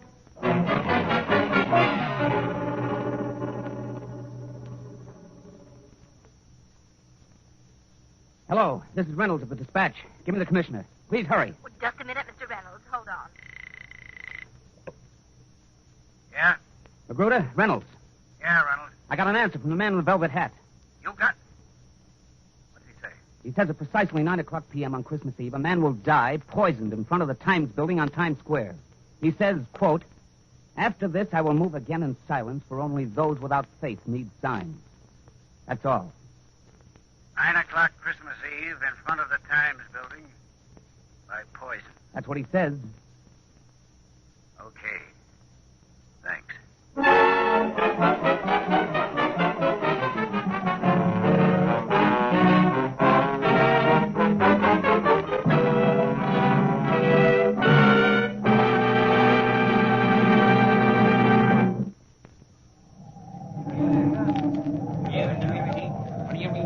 What time is it now?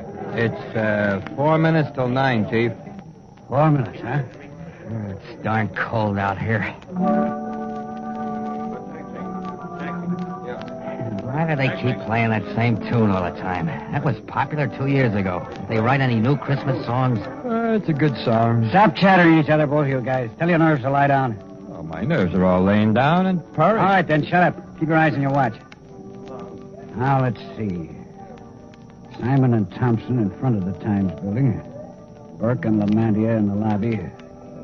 Rowan over there across the street on 7th Avenue, and the whole homicide squad scattered all over the theatrical district. All right, I'd like to have doubled the number of guys standing around just in case. Now, it's your nerves need to lie down, Chief. Precisely at 9 o'clock on Christmas Eve, a man will die poisoned in front of the Times building. Hey, Chief, where's the front of the Times building? Where we are here in Times Square, or maybe is it a block back there on 42nd Street? After this, I will move again in silence. For only those without faith need signs.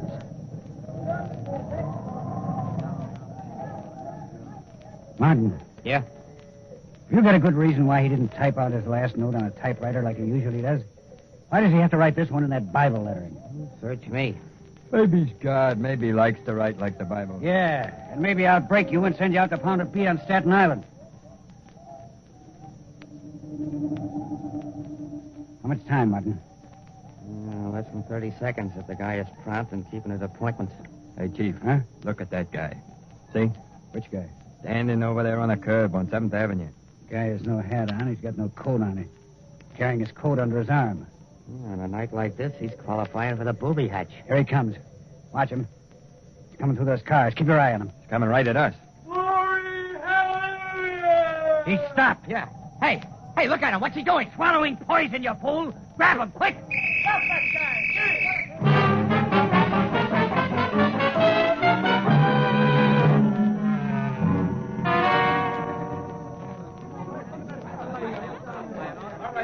Keep the crowd away. Keep him away.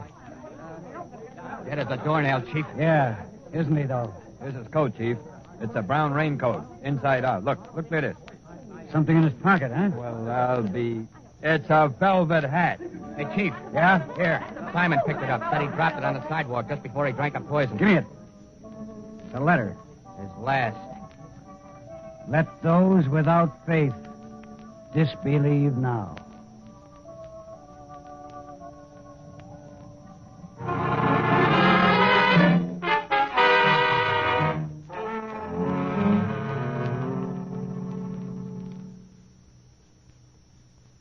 You're quite a hero today, Chief Magruder. Hero, eh? Here's John Reynolds' column. Did you read it? No, let's see it.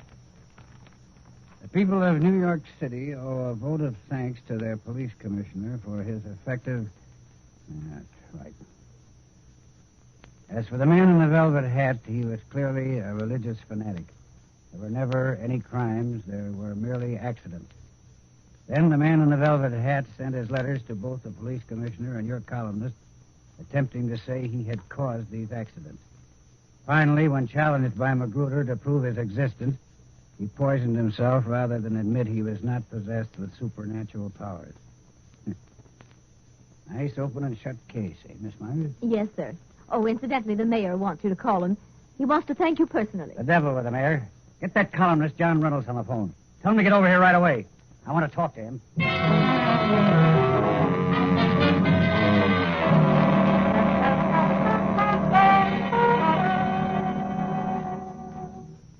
It was a queer case, Magruder, wasn't it? Not really knowing? Yeah. You know, I had the right hunch from the beginning. Kept it to myself, though. You know, it's an interesting study, lunacy. You think so? The funny thing, though, about the lunatic... I mean, you never did find out who he really was, did you? Now, look here, Reynolds. I had you pegged from the start.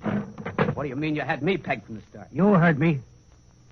Now look here, Magruder. Are you implying the man in the velvet hat and I were working together? No. There never was a man in a velvet hat. You wrote those letters yourself. I wrote... Why should I? What motive could I have? Plenty. You write a newspaper column, don't you? You got to keep it filled and get it read, don't you? Now, look.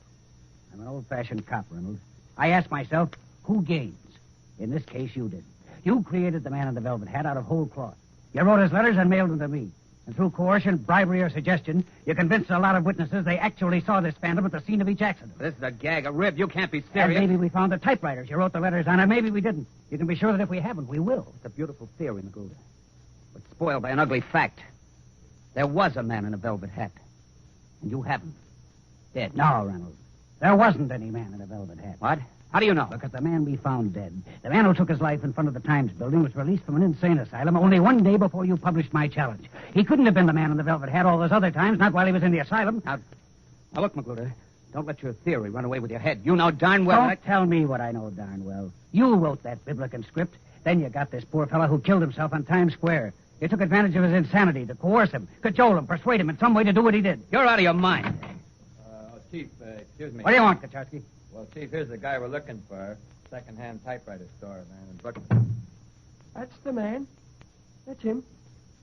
That's the man. What are you talking about? You're crazy. I tell you, 7 or 8 times he comes into my store, types something out, each time on a different typewriter. Always letters, since he's trying them out. The man's lying. He never saw me. That's the man, all right. I remember him. That's Okay. Calm down. All right, Reynolds. What have you got to say now? Now, listen, Magruder, listen to me. When I began this whole thing, I never dreamed it would cause... You never dreamed it would cause the death of 16 people in a crowded theater. And the insane man you persuaded to take poison. That was murder, too, Reynolds. Murder? Well, they'll electrocute me. Magruder, you're the only one that knows. You can hush this up. Give me a break, will you? Well, what do you say? Look, I've got money. I'll make you a rich man. What do you say, Magruder?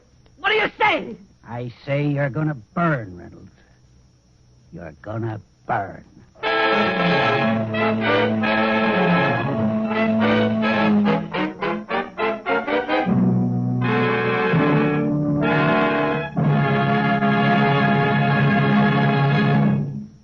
There, my friends, we have the ingenious solution to tonight's Mystery Playhouse performance, The Man in a Velvet Hat. And the moral? Don't make up a man who wasn't there. You might end up in the electric chair. Pardon me, please. The creep who writes this stuff twisted my arm.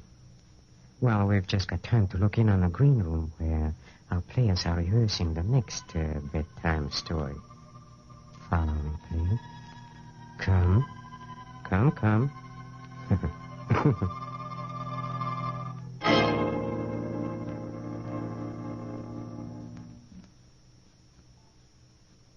You've got to get hold of yourself, Geraldine. I can't help it, Doctor. You see, it starts every night. About this time. What starts? The music.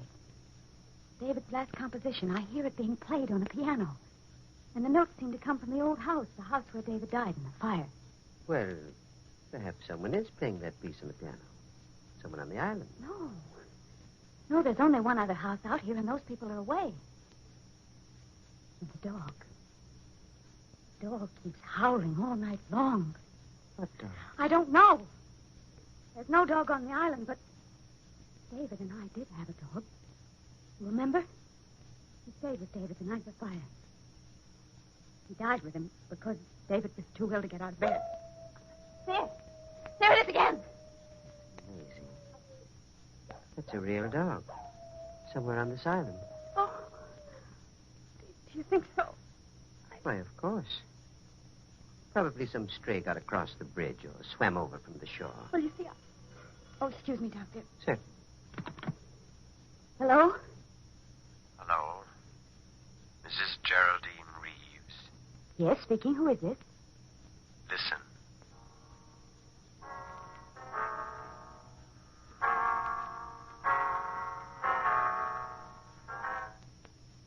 Good heavens. You have 4 hours to live, Mrs. Reeves. 4 hours to live. What? What did you say? Hello? Hello? What's the matter, Geraldine? The music. The same music. I heard it again. What? Over the phone. Someone's playing it on the piano. It must be some sort of a prank. No. A man spoke to me. He said I have 4 hours to live. 4 hours to... Here. Let me have that phone. No, it's no use. He's rung off. Well, we might be able to trace the call. Hello. Operator. Operator. Somebody's trying to kill me. Hello, operator. Operator. What's wrong, Doctor? I'm afraid the wires have been cut. We'd better get into my car and drive into town right away. Yes, it isn't safe for me to stay here another minute.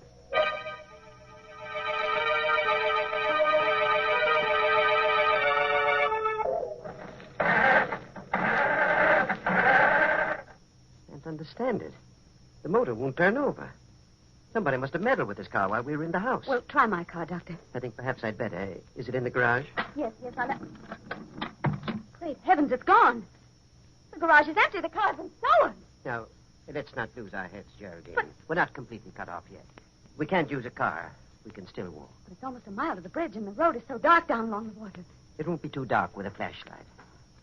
We can go down through the woods to the edge of the water and walk along the shore. Oh, wait a minute. What's the matter? I just remembered. David's brother's driving out here tonight. Are they? Yes, and his wife, Laura. They said they'd be here by 8:30, and if we wait for them, they can take it back in their car. What do you think, Doctor? That's safer than trying to make it alone. If we wait right here, perhaps we can watch the bridge and see them coming. For heaven's sake, Geraldine. What are you staring at? The bridge, Doctor. The bridge, look. This end of it's been washed out.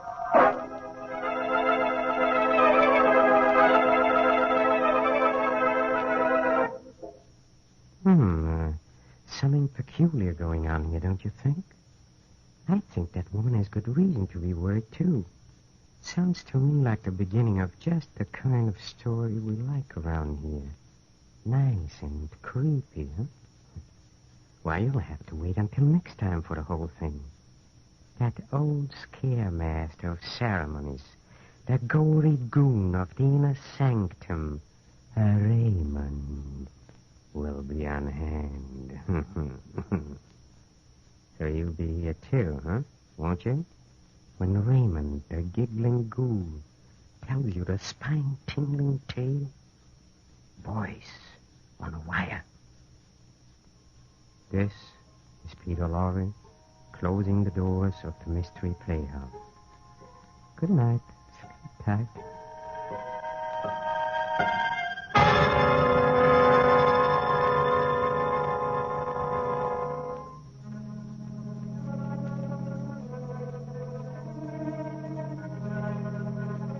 This is the Armed Forces Radio Service.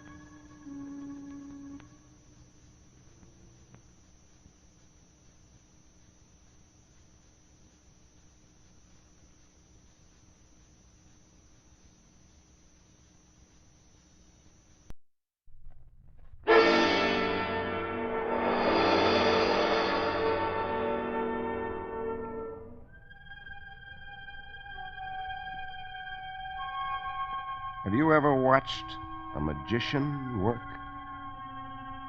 A really good sleight of hand artist can pull lighted cigarettes from the air. He's able to saw a woman in half. He can pull a rabbit out of a hat or make a fountain pen disappear. But have you ever seen a magician who could make a 200-pound corpse disappear?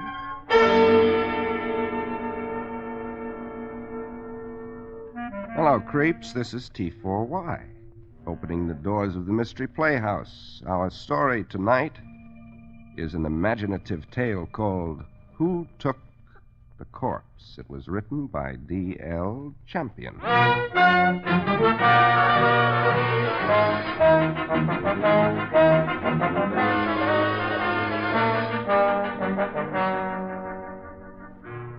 The little town of Fernville's only scarlet crime was born of a corncob pipe and grew to the stature of a celebrated case when its corpse vanished. The crime involved 3 men.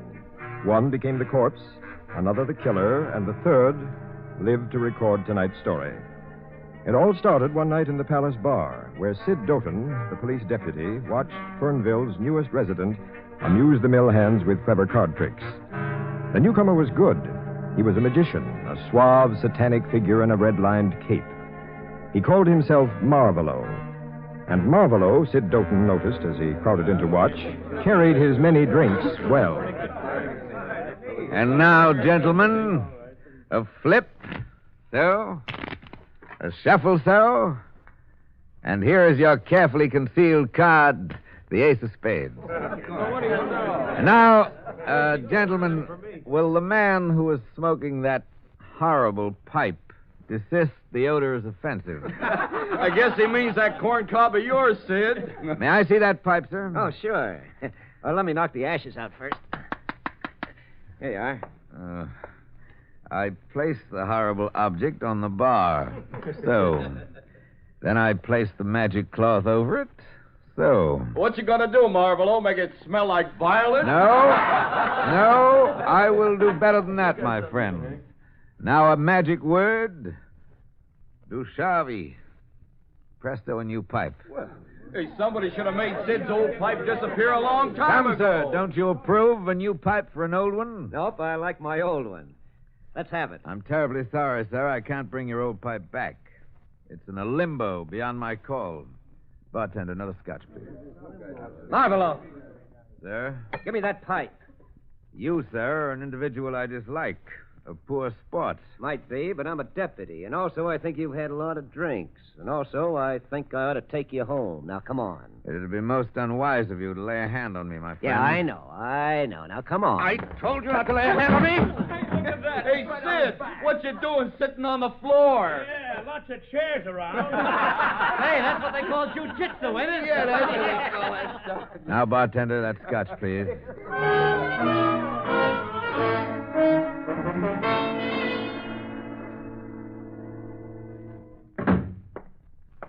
Hello, Sid.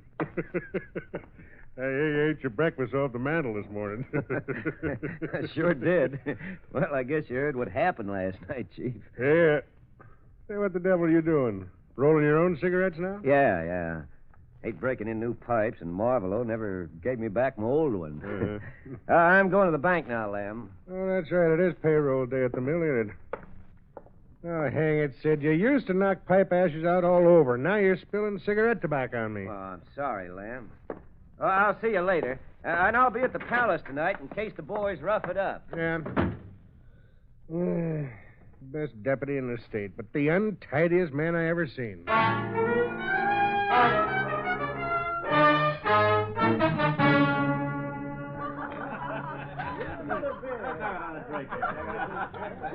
You can tell it's payday, huh, Sid? Yep. Palace is sure busy tonight, Tom. What? Here comes your pal Marvelo. Gentlemen, may I have your attention? Gentlemen, please. Thank you. He's gunning for you, Sid. Now, shut up, Tom, and listen. Card tricks and feats of magic are merely a profession, gentlemen. My basic interest is the study of the occult, the black arts. Very few men, gentlemen, have gone as deeply into the forbidden realm of evil as I. Very few men possess my powers. What's he driving at, Sid? I read men's hidden thoughts. I see their souls mirrored in their minds. Tonight, in this room, a man plans murder. That man plans to murder me. You're all my witnesses. I will point this man out to you by means of this knife. You blasted fool. All right, Marvelo, you asked for it this time. I don't know magic, but this is a 38, and these are handcuffs. And tonight you can study your black books in our jail. No jail and no steel handcuffs can hold Marvelo, you idiot. Well, what do you say we just try it, huh?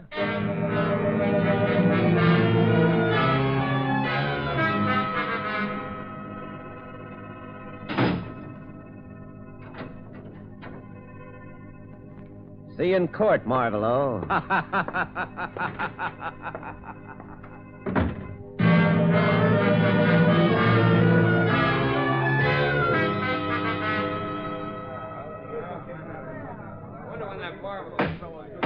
All right. A little quiet, please. Next case. Daniel Biggs, alias Marvelo. Where's the defendant? Sid Doughton's upstairs getting him out of his cell, Your Honor. Well, what's keeping him? Somebody go up and... Judge Whitworth. Well, Deputy, where's the defendant? He's gone, Judge. Gone? What do you mean gone? Where? Wasn't he in the cell? Oh, he was locked in the cell with handcuffs on. And I locked the outer door, too, but he's gone. Well, that's ridiculous. Any signs of escape? Nope, the door's locked from the inside, and the bars are solid. He's just disappeared into thin air. But I'll find that black devil, Your Honor. But the last thing I do, I'll find... It could very well be the last thing you do, Mr. Doughton. Order here. How did you get out, Mr. Biggs? Your Honor, how could you expect me to tell you that? The black arts reveal their secrets only to those who keep them. Yes, well, here's a secret the court will share with you. In Fernville, we don't go in for throwing knives around in public places. What is all this grudge between you two, Doughton? Your Honor, this guy has a screw loose somewhere. He goes around thinking that I want to kill him. And so you do. A half hour after I left the palace the first night I met you, your animal brain had conceived a cowardly plot to murder me and to hide behind your badge of office. That's a lie. I warned you last night. Publicly. Today, Dalton, before this court, I warn you that your plan won't work because I am going to kill you first. Why, you... Hold it, Sid. Lem, did you hear that? Yep. Now, look, Marvelo. For that kind of talk, I can arrest you again. For killing, I can hang you. You got that straight? Hang Marvelo? My friend, if your deputy doesn't change his mind about murdering me, I will kill him. And you will be powerless to stop me, or to hang me, or even to prove I have committed a crime. Good day, all.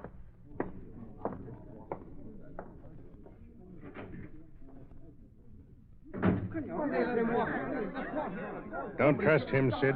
Keep an eye on him. Yeah, he's just a nut. Oh, that doesn't bother me, Lem. But I'll watch him.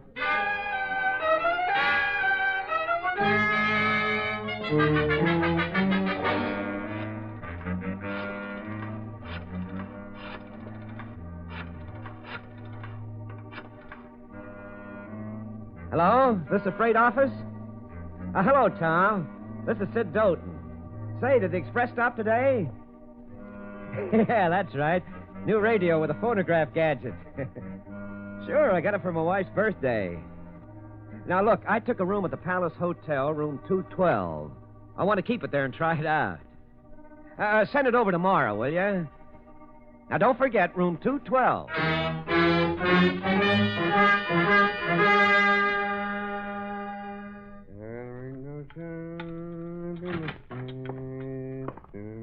Morning, bartender. Oh, hey. I must be your first customer. Yeah, you sure are, Marvelo. Ain't noon yet. What'll it be? Double brandy, please. Right, sure. Ah, there you are. Say, you don't come around till night, usually. How come you're here so early? Yes, it is unusual, isn't it? But then it isn't every day that one kills a man, huh? Is it? I'm going to room 212. Hey, that's Stoughton's room. He's up there now. There's no radio. Yes, I know. Huh? How'd you know? It's a secret. How I know is my secret. Hey, you can't... he's nuts. He wouldn't do that and tell me about it. Sid can handle him anyhow.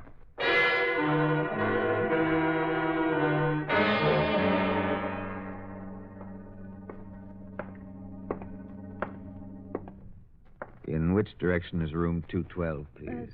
212. It's right here, sir. That door over there. Oh, thank you.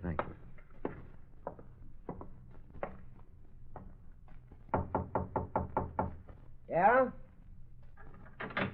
Marvelo. You can't say I didn't warn you, Doughton. No, you idiot. No, put away that gun. No, you'll hang. No, don't, Marvelo, don't. No, look, what do you want? This is it, Doughton.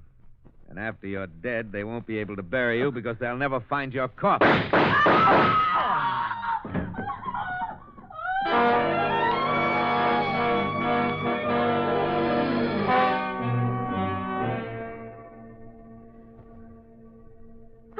I saw him do it.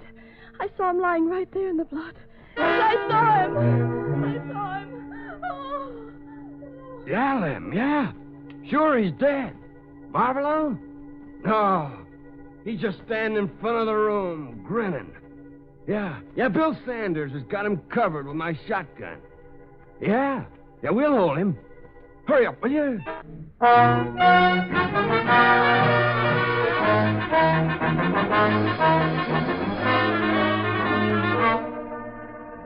Here comes the sheriff now. Yeah, there he's coming right up the stairs. All right, Bill. Take the shotgun out of his ribs. Well, Marvin, you weren't bluffing, they tell me. You actually killed Sid. You're the police chief, Mr. Tracy. You expect me to testify against myself? Here's the gun. Thanks. Open the room door, Bill.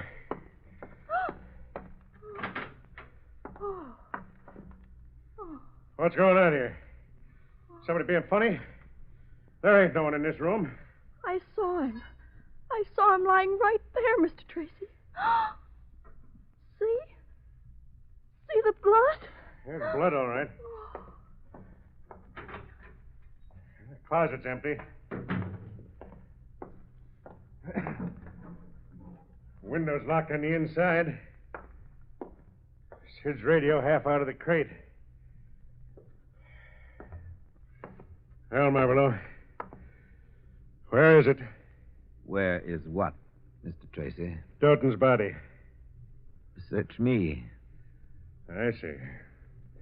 Bill, how long did it take you to get up here after the shots? Oh, long enough to grab the shotgun under the counter and run up the stairs. About 3 or 4 minutes. Where was this guy when you got here, Bill? Right where he is now, Chief. Uh-huh. Look, you.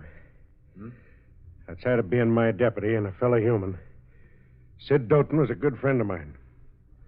And I can promise you, you'll dance on the end of a rope for this. Come on, you're under arrest. What for, may I ask? Murder. Murder? But you have no corpse. No corpus delicti. How can you arrest me for murder? I can hold you for 48 hours on suspicion of murder. I should be able to find Sid's body by then. LM. Yeah? LM, the mill just called to see if Sid was here. They're waiting for him to bring the payroll down. Oh. Well, now, isn't that a coincidence? Marvelo, you sure picked a fine day for it, didn't you? Now I've got to find a $110,000 payroll as well as a corpus delicti.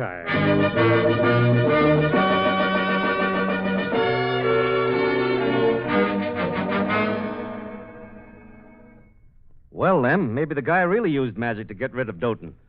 As a district attorney, you make a lousy detective, Milton.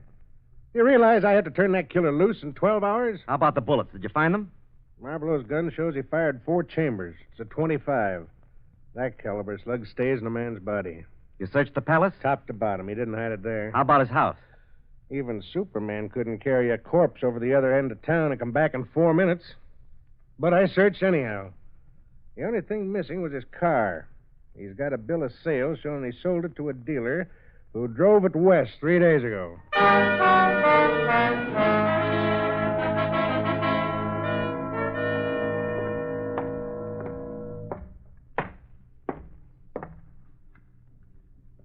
Okay, Marvelo. You in the first round. I can't hold you any longer. Yes.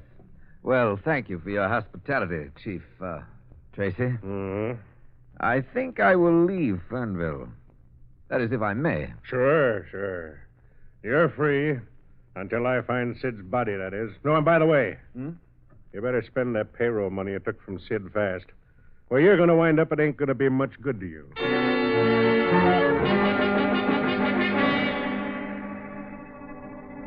Hello, Milton. Yeah, Lem, what's up? I think I can crack this case. I just got a report on Marvelo's car. I can't make an arrest, of course, but the Chicago police have been able to tail the car, and they've told me where Marvelo is living there. He's apparently been there since he left here 4 days ago. I'm leaving for Chicago today.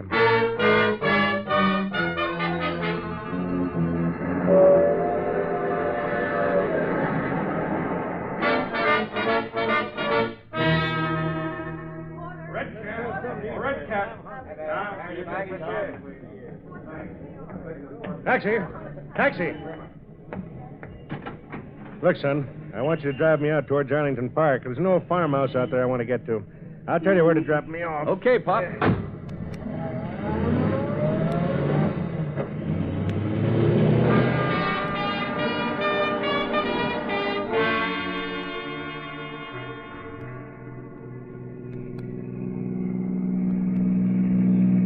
right, son. Let me off at that crossroad. Well, don't you want to go to the house you want? Nope. I want to surprise a friend of mine. Here you are, son. Keep the change. Thanks, mister.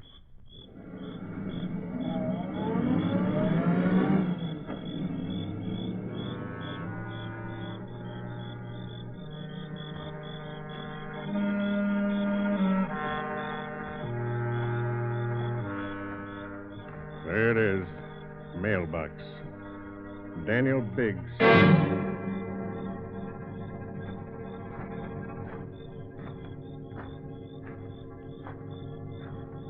And there's Marvelo's car in the driveway.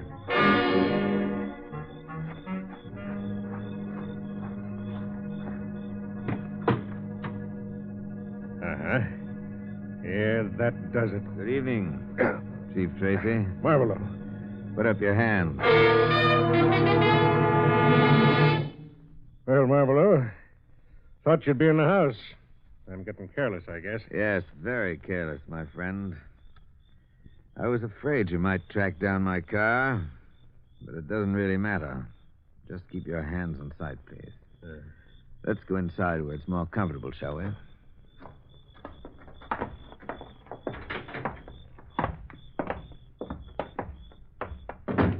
Believe me, I regret having to do this, Mr.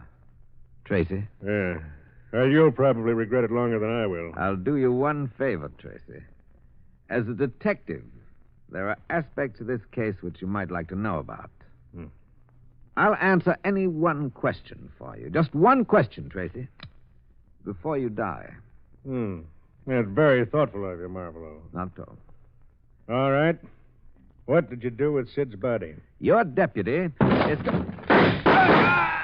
Sid! Sid Doughton!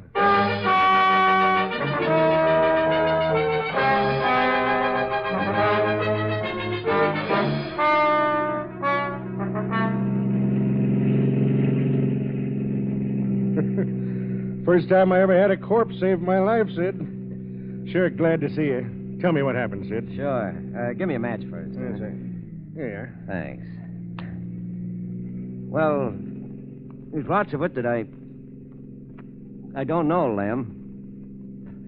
Marvolo comes in the hotel and fires at me.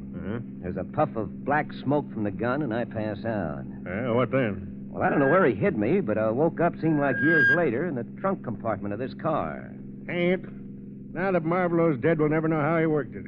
How'd you get away from him? Worked the ropes loose this afternoon, hid in the orchard. I knew he'd taken the payroll from us. I saw him nab you, so I waited. Then I moved in. Oh, hang it, Sid.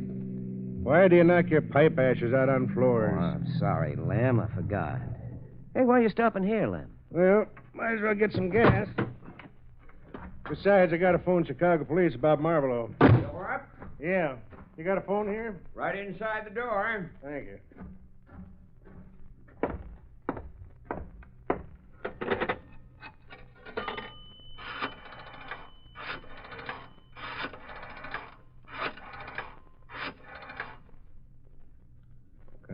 Come on.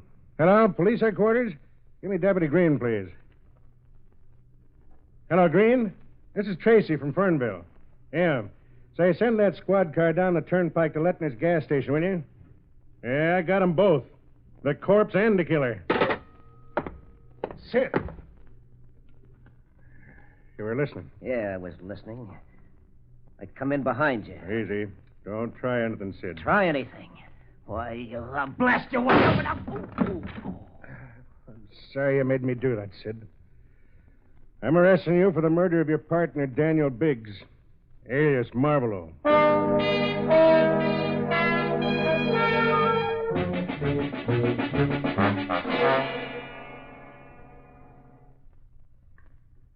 That bandage will hold you till the squad car gets here, Sid. Light your pipe if you want it. Oh, thanks.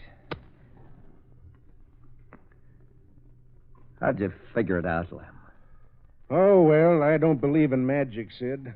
Marvolo had to have an accomplice to get out of jail. You're the only one who could have helped him stage that hokum. That all you had to go on? No.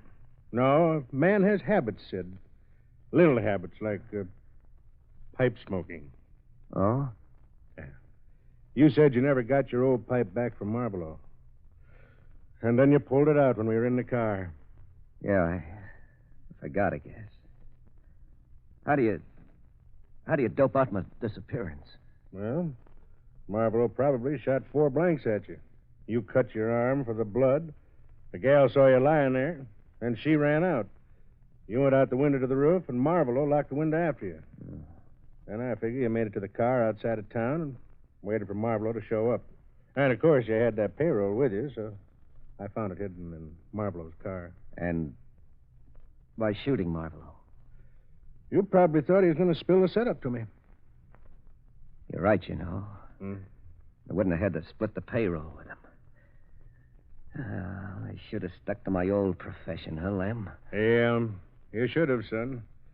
Or you should have stuck to cigarettes. Oh, hang it, Sid. Why didn't you learn not to empty your pipe ashes all over? You're the untidiest guy I ever seen. Oh, I'm sorry, Lem. I forgot. Sorry. Yeah.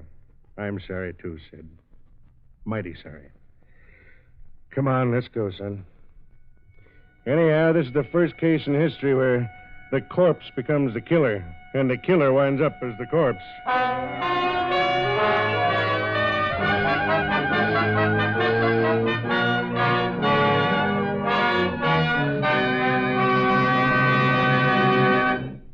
The story was called Who Took the Corpse?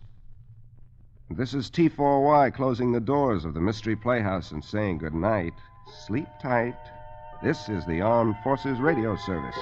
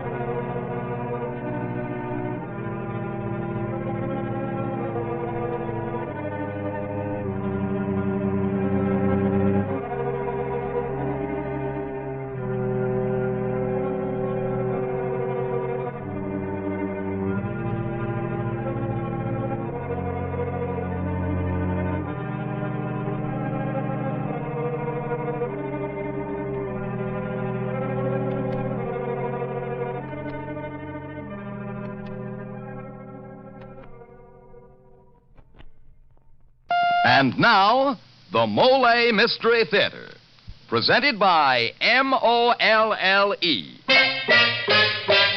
Molle, the heavier brushless shaving cream for tough whiskers or a tender skin.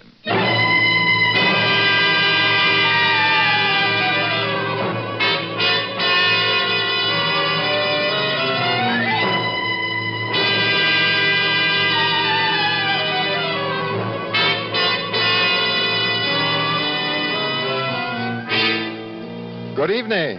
This is Jeffrey Barnes, welcoming you to the Molle Mystery Theater, the program that presents the best in mystery and detective fiction. Henry Morgan, who was to have been with us tonight, will appear instead next week. Tonight, our story by Robert Mitchell and Gene Levitt is entitled Make No Mistake and stars Alan Baxter, well-known young actor of stage, screen, and radio, currently appearing in the hit motion picture Close Up, who will play the leading role of Dave. Dave is one of two people, neither very good nor very bad, who find that one mistake can put into motion a series of events that leads inevitably to disaster. Well, yes, Mr. Barnes, but mistakes can be avoided. So let's make no mistake about this. Even a man with tough whiskers or a tender skin can enjoy a clean, comfortable shave. How? Just use Molle, the heavier brushless shaving cream. Because it's smooth. So smooth. It's slick. So slick. It's a smooth, slick shave you get with Molle. Molle, the heavier brushless shaving cream for tough whiskers or a tender skin. Enjoy a Molle shave tomorrow. This is Jeffrey Barnes again, and Act One of tonight's Molle Mystery, Make No Mistake, starring Alan Baxter.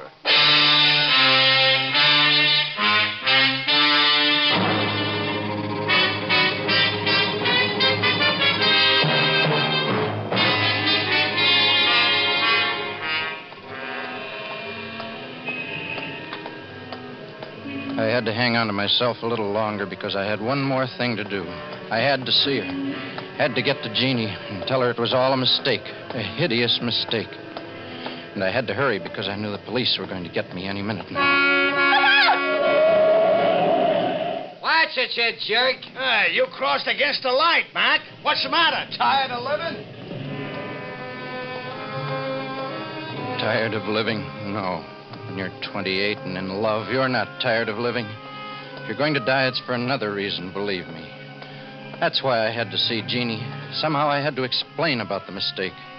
And that's what was driving me out of my mind. Even now, I couldn't look back and say just exactly where the mistake had been made. I couldn't tell. Even now, with death on my hands. Maybe this was a mistake, too. this coming to see Jeannie, but I had to. I had to tell her. After that, whatever happened didn't matter. I went up the steps and opened the door. It rang an automatic chime someplace inside, so I closed the door and waited.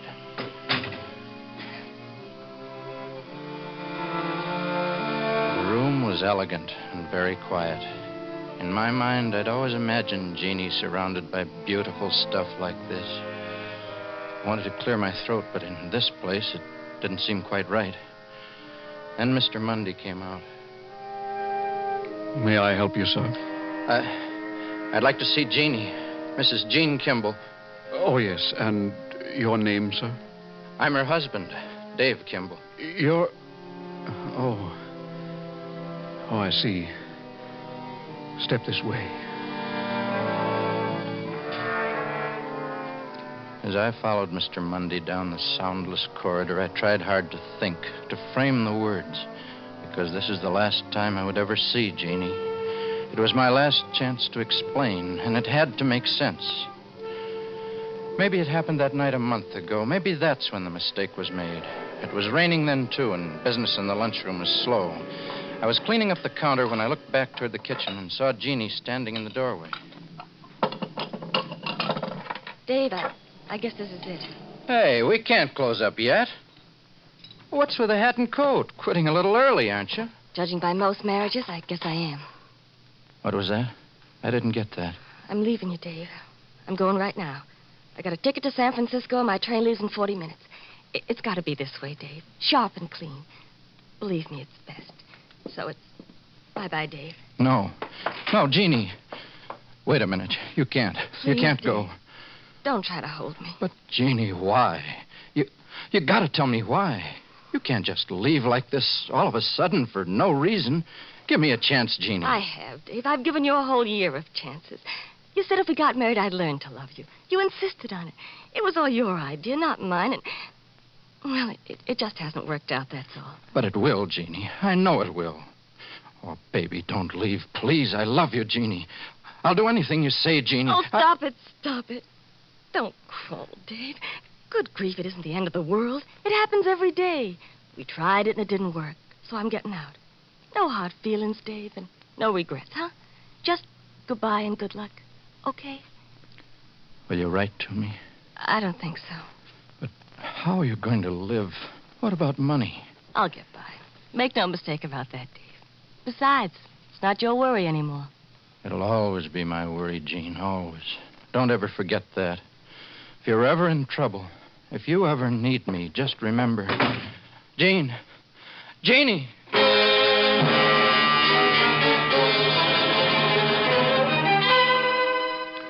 She was gone, just like that. She walked out into the dark rain and was gone.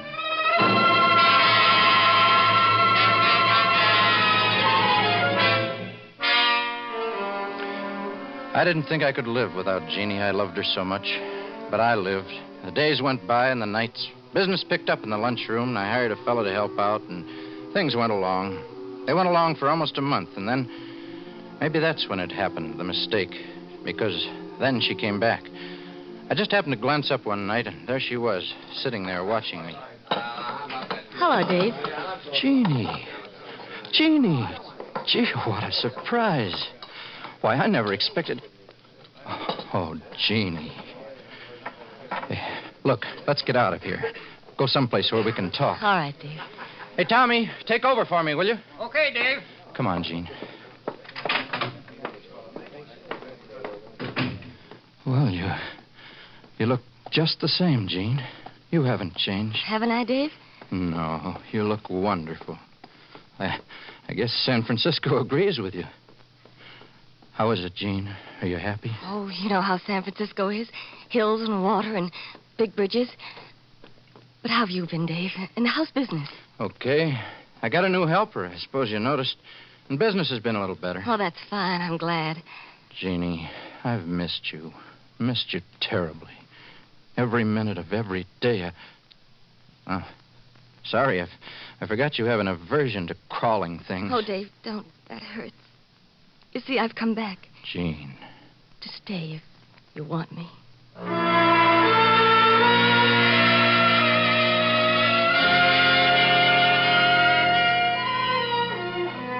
If I wanted her, there was nothing in the world I wanted more. We picked up life where we dropped it a month ago, and at first it seemed as though she'd never been away. But then I began to detect it, the change. Jeannie was afraid. She was on guard, waiting for something to happen. 2 nights later, just before closing time, it did. It happened. I was in the kitchen when the guy came in. Sorry, mister, we're just closing. Go ahead and close. What do you want? Cup of coffee? Well, all right, as long as that's all you want. Just coffee, that's all. For now, baby. Thanks. By the way, baby, where are you from? What? Here. I'm right here. Why? Oh, nothing. For a minute, you looked like somebody I knew once in San Francisco. You ever been in San Francisco, baby? Say, up around Fillmore Street? Dave, that man out there. What about him? Jeannie, what's the matter? You're white as a sheet. I'm not feeling so good, Dave. Will you wait on that guy for me? Well, sure, but... Hey, look, you sit down and take it easy. Hi, mister. You about finished with your coffee? Where's the girl? She's through for the night. We're closing up. How about a refill on the coffee? Look, mister, I said we're closing. We want to get out of here and go home. I'll bet you do. Where does the girl live? She's a married woman. Now, I'm sorry, but you'll have to leave. You mean you won't give me any more coffee? Is that what you mean? That's right. Okay, chum. Okay. Well, Jeannie, he's gone. Who was he? Did you... Jeannie? Jeannie, where are you?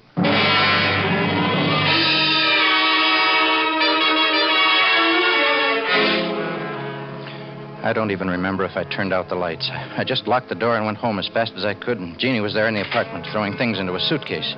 She stopped when I walked in and just stood there staring at me with a look in her eyes I'd never seen before, as though she expected me to step up and hit her right in the face. Dave? What are you doing, Jean? Why are you packing? Why did you run out tonight? Dave, I've got to get out of here. I've got to leave town. Now, wait a minute. This is getting to be a habit with you. Oh, no, you don't understand. Who was that big guy who came in? Did you know him? No, I never saw him before in my life. Don't lie, Jeannie. I swear it. I swear I don't know who he is. And why did you run from him? What happened in San Francisco, Jean? Nothing. Why is Fillmore Street so important to you? It isn't. Why are you afraid? I'm not afraid. And nothing happened in San Francisco. Nothing, do you hear? That guy who came in tonight was only another dirty masher, and I felt so rotten I just couldn't take it anymore. Now leave me alone, will you? Oh, Dave, I'm sorry. Okay, Janie. Okay. I guess we're both on edge, that's all. You're not going anywhere tonight. I'll put this stuff back in the closet where it belongs, and then you're going to bed and get a good night's rest. And maybe you'll feel better in the morning. Maybe everything will look different when the sun comes up.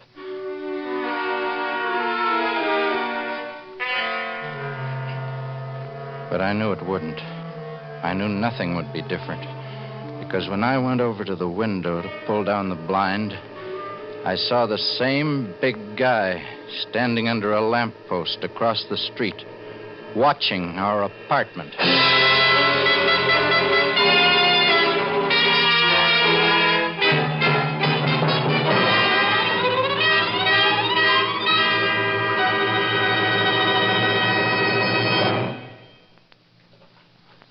Well, the big stranger is certainly interested in Jeannie's affairs. But why?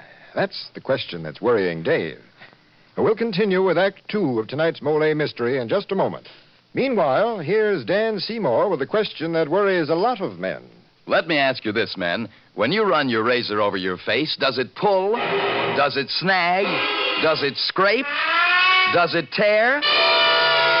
Well, mister, chances are you have tough whiskers or a tender skin. So shave with Mollé, the heavier brushless shaving cream. Then you'll say it's smooth. So smooth. It's slick. So slick. It's a smooth, slick shave you get with M-O-L-L-E. Mollé. That's right. Rich, creamy Mollé is made to order for men who have tough whiskers or a tender skin. Because it is heavier, Mollé not only softens your whiskers, it sets them up right, ready for your razor to take them off easily and painlessly. So enjoy a Mollé shave tomorrow. And now this is Jeffrey Barnes again, returning you to the Mystery Theater and Act Two of Make No Mistake, starring Alan Baxter.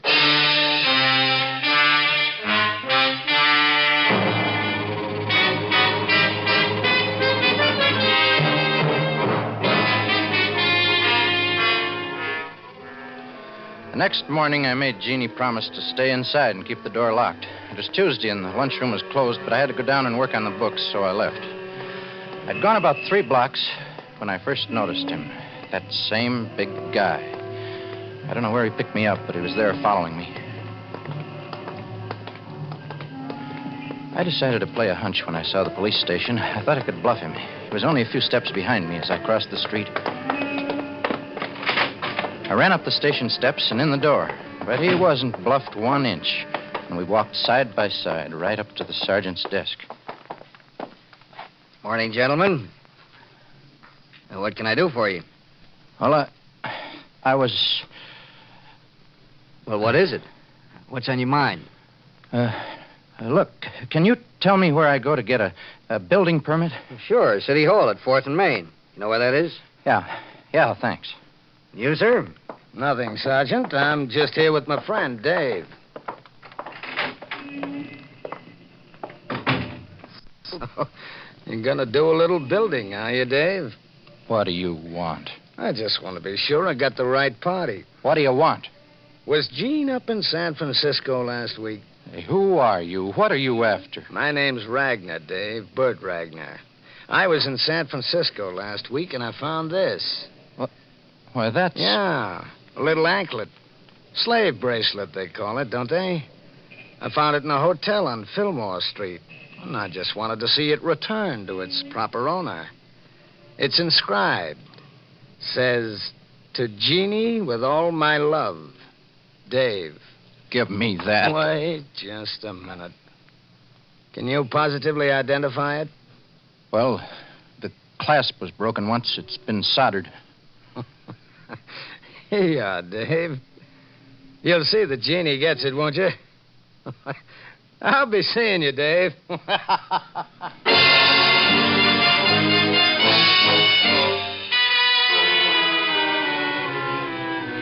I got a terrible sinking feeling inside then, as if it were already too late, as if I knew already how it would end. I started to run after Ragnar, to beat some answers out of him, but he was gone. I turned around and went back to the apartment instead. Dave, you're back so soon. Is everything all right? I've got something of ours, Jean. What? This. It's that little anklet you used to wear. Here. Where did you get this? That guy gave it to me, the big guy. The one who came in last night? That's right. His name is Ragnar. He says he found it last week in San Francisco. What did you tell him? What did you say to him, Dave? I identified it, and he returned it to me. You identified it for him? Oh, you fool, you blind, stupid fool, Dave. Why did you claim it? Because it's the one I gave you. Why shouldn't I identify you it? Idiot. Tell me what you've done that makes me such a fool for claiming my own property. No. Now tell me what happened in San Francisco. No, Jean, tell me. I killed a man. Oh, Jeannie. Last week in a hotel on Fillmore Street. He was rotten. He deserved it. He was mean and vicious, and he wouldn't leave me alone. And he was crazy jealous. Jealous? I tried to get away from him, but he followed me. And then there was a fight, and somehow I got his gun, and I shot him with it. Then I ran, and I got away. I didn't think anybody saw me. I didn't even miss the slave bracelet until the next day, and... Oh, Dave, what are we going to do? Do? I don't know. Dave, do you think Ragnar saw what I did? Do you think... He knows all about it, believe me. You can count on that. But who is he? What does he want? You lying again, Jeannie, don't you know? I swear I never saw him before in my life. What if he's a cop? Dave, what do we do if he's a cop? Now, listen, Jeannie, there's Dave, no... let's get out of here. Let's leave now, right away, while we still got a chance. We...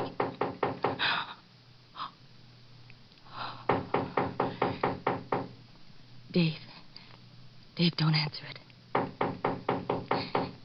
Dave, please. We have to, Jeannie. Well? Why, Mr. Kimball, is something wrong?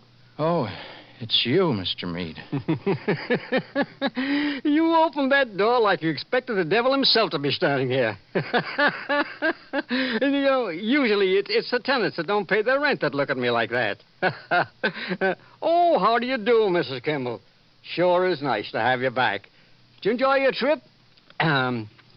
Excuse me, folks. It's about the garbage chute. The man's complaining the tin cans are getting at the garbage again. Yeah, we'll watch it, Mr. Meade. We'll be careful. Thank you. Well, I'm sure it's not you anyway, but, well, goodbye, Mr. King. I thought it was him. I thought it was Ragnar. Oh, Dave. Dave, what if he's with the police? Stop crying, Jean. That won't help. Do you think he is, Dave? Do you think he's a cop? I don't know. Doesn't act like one exactly, but he's sure not afraid of him. Listen, Jeannie, if it was self-defense, maybe we ought to...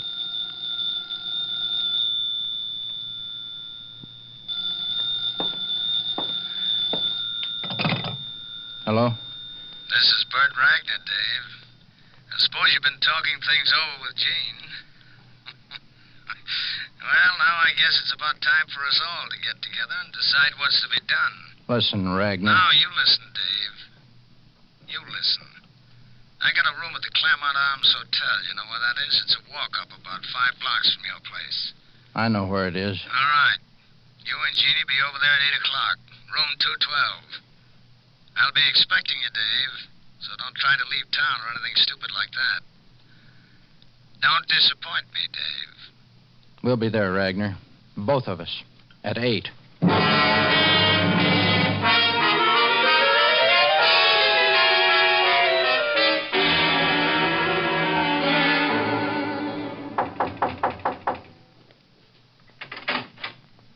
You're right on time. Come in. Want to sit down? No, thanks. We're all right. Okay, I'll be brief. I'm a private detective, and not a very prosperous one, but I got a break last week. I was in the next room in that hotel on Fillmore, and I heard the whole business through my open window. Are you going to go to the police? That depends entirely on you. You see, I make my living on other people's trouble. And, baby, you're in trouble. If the San Francisco cops ever get a line on you, you haven't got a chance. What do you want us to do? Get to the point, Ragnar. You keep your shirt on. I'll get there. Right now, the police are stuck. They don't even have a lead.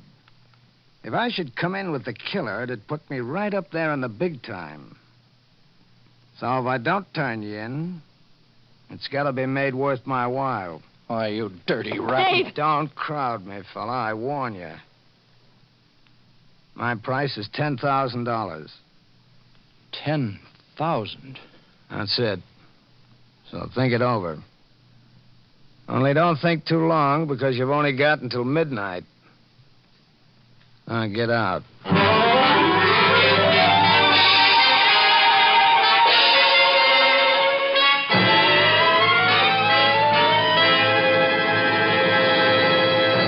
This is Jeffrey Barnes again. In just a moment, we'll bring you Act 3 of Make No Mistake.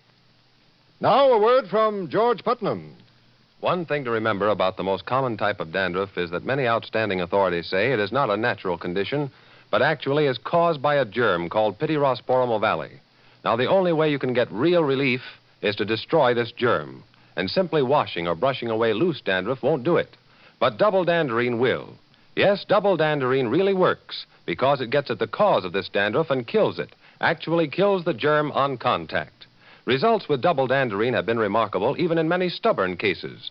And the thing that makes double danderine so amazingly effective is a special ingredient, an active antiseptic that's so wonderfully efficient, many hospitals use it. In double danderine, we call it Alzan. So stop trying to combat this dandruff with ineffective methods that actually are no better than plain water. Use double danderine and destroy the cause. Get double danderine tomorrow. Your money back if not satisfied.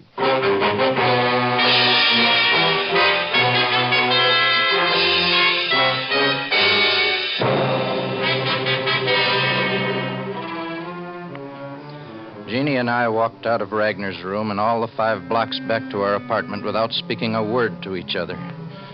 I glanced at her face once as we passed a streetlight. She looked sick. The fear in her eyes was ugly. That must have shocked me hard because I began really to think then, clearly, for the first time since Jeannie'd come back. And when we got home and the door was closed, I knew what I was going to do. We can raise the money, can't we, Dave? $10,000 isn't so much, is it? We can get it someplace, can't we, Dave?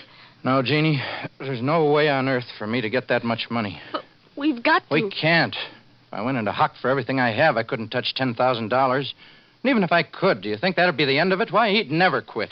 But he's going to turn me into the police if we don't pay him the money. You aren't going to let him turn me into the police, are you, Dave? Oh, you can't. I love you, and they'll take me away from you. You really love me, Jeannie. Oh, yes, yes. I've always loved you, Dave. I was wrong before, honest. Oh, Dave, don't let him turn me in. I won't, Jeannie. Don't worry anymore. Ragnar won't turn you in. Then you're going to pay him off, Dave? No, I'm not going to pay him. Not in money, anyway. Jeannie, listen. Listen closely. I'm going out now to see Ragnar. You stay in the apartment, do you hear?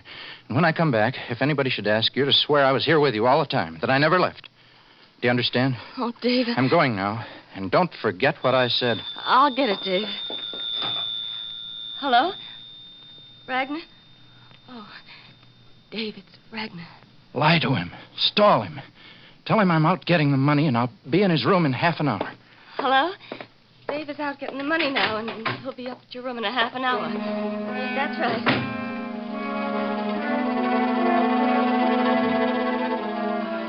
As she lied to Ragnar, setting him up for me like a clay pigeon, I got a smashing impulse to hurry and get it over with. And maybe that was the mistake, because I moved too fast. I went to the lunchroom and in the dark got the pistol I kept under the counter. That took 20 minutes. It only took me 10 more to get to him. Nobody saw me go into his hotel, and nobody saw me walk down the hall to his room. And then, there it was, his door. I was scared of Ragnar. That's why I had the gun out before I knocked. I already had the gun pointed as I heard the footsteps inside. That's why I was already squeezing the trigger as the door swung back.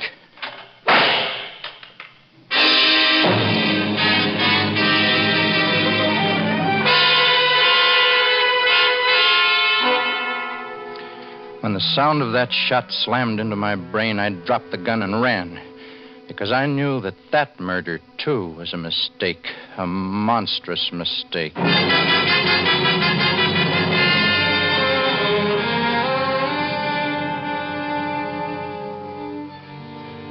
And that's why I'd come here now to this elegant place to see Jeannie. Because the sound of that shot still echoed in my mind, although 24 hours had passed. That's why I was following Mr. Mundy down the silent corridor. I had to see Jeannie once more and tell her about the mistake. Here you are, sir. In here. Thank you.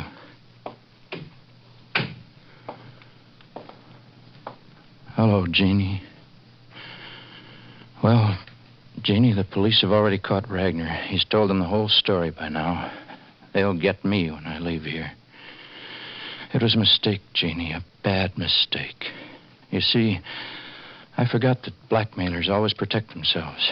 And that's what you found out.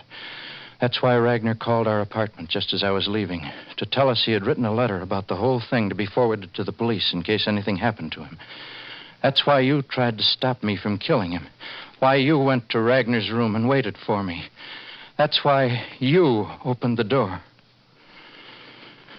But I'm not sorry it turned out this way, Jeannie. This way, I did it by mistake. Someday, I would have done it anyhow. Deliberately. You see, Jeannie, the biggest mistake of all was my falling in love with you in the first place. Well, that's what I had to tell you. So, goodbye, Jeannie.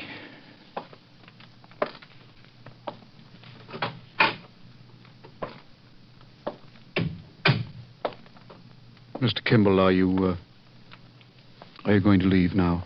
Yes, Mr. Mundy. Well, good night, sir. Good night.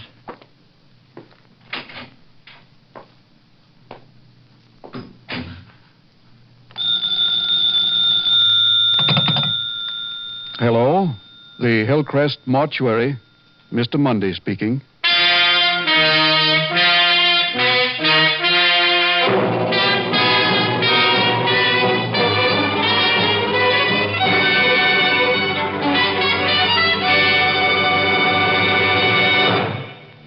It's strange, but it's true. A person can get so tired he can't do his work well, can't even get any fun out of life.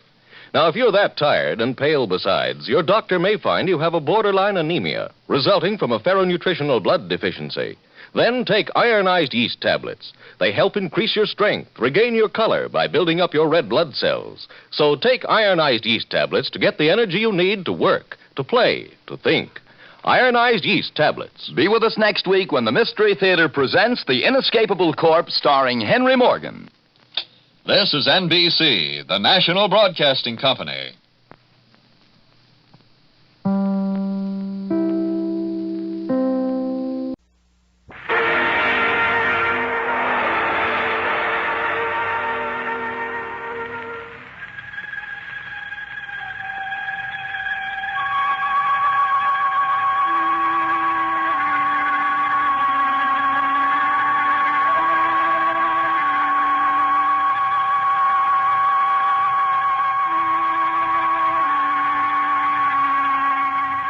It was just a scrap of paper with a few lines of writing on it. There's a person we know of who paid $10,000 for it.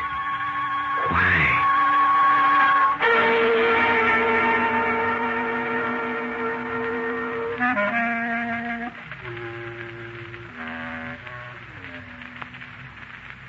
Hello, creeps. This is Peter Lorre, opening the doors of the Mystery Playhouse. See, tonight, we've really got something for you. You're going to hear an exciting version of Somerset Maugham's classic story, The Letter.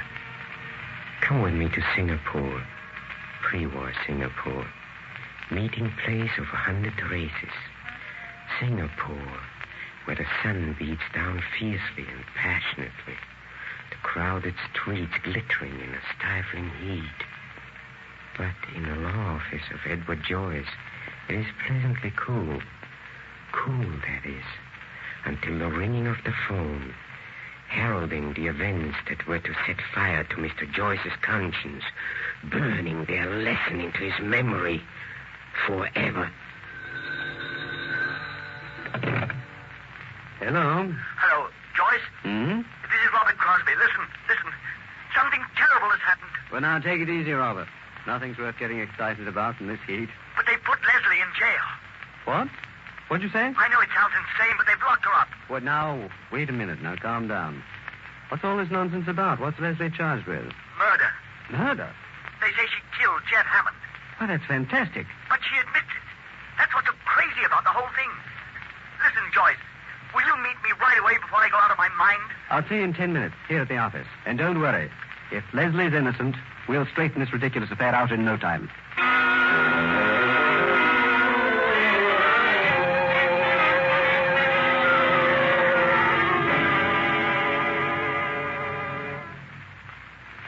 Now, go on with your story, Robert. Jeff Hammond came to your bungalow while you were away. He made advances to Leslie, and she shot him. Now, you go on, please. But that's all there is, Joyce. What? That's what's so insane about the whole thing. We'd known Hammond for years. His plantation was right next to ours. We often had him out to dinner, and, well, he always seemed such a decent chap. I just can't understand how he could have acted that way. He must have been mad. I see. Well, then, it's a clear case of self-defense, and you've nothing to worry about if your wife is telling the truth. What the devil do you mean? Now, don't get excited, Robert. Now, suppose Leslie were trying to protect someone. But why? Someone she loves. You. What? Well, perhaps Leslie thinks that you killed Hammond. But why should I shoot Hammond? Well, perhaps you were jealous of him. Perhaps you found them together. Perhaps... Oh, that's ridiculous, Joyce. I wasn't even home that night, and I can prove it. Oh, you weren't? Well, then we must accept Leslie's story. Of course. Leslie's never even looked at another man since we were married. We've been very happy. Everything was perfect until this horrible thing happened, and now... I tell you, I don't know what I'd do if I lost Leslie. Don't worry, Robert. We'll do everything we can. And the first thing that I'm going to do is to visit the jail and get the facts from Leslie herself.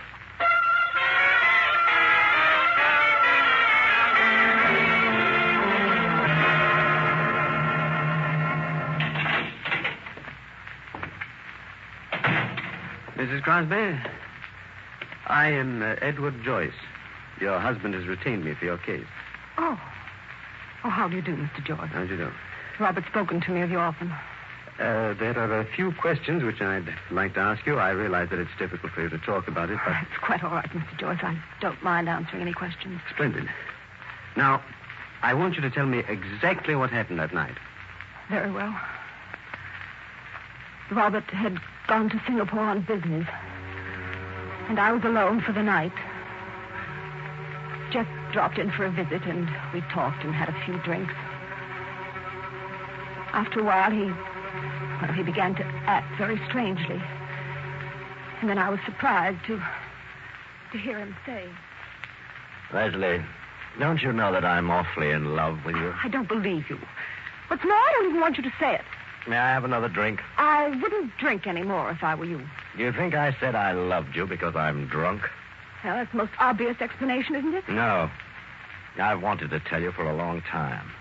And now that Bob isn't here, this is my chance. Jeffrey, I think you'd better go. I'm not going.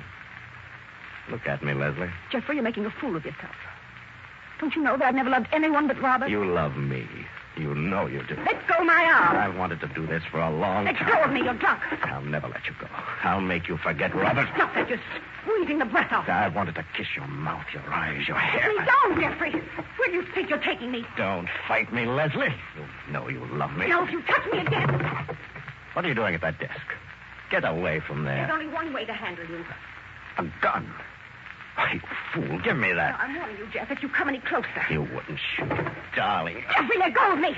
Put down that gun. I said let go of me. No. Oh. Leslie.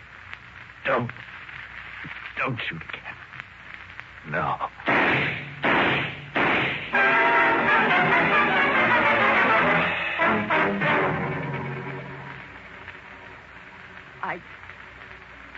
I didn't know what I was doing. I fired and until the gun was empty. Well, that's all, I guess. That is all? Yes. Yes, that's just the way it happened. I see. Well, I don't think that you have anything to fear, Mrs. Crosby. We'll have you out of here very soon.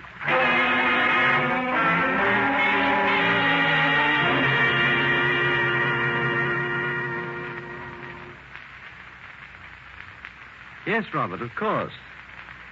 Yes. As a matter of fact, my assistant, Chi Sang, is retyping my brief right now. No, we're absolutely prepared for the trial, and I'm sure that Leslie will be acquitted. That's right. Goodbye, Robert. Was that Mr. Crosby again? Yes, that's right, Chi Sang. So upset, and after all, there's nothing to worry about. Except for this. This letter. What? What letter? This. It is a copy of one supposedly written by Mrs. Crosby.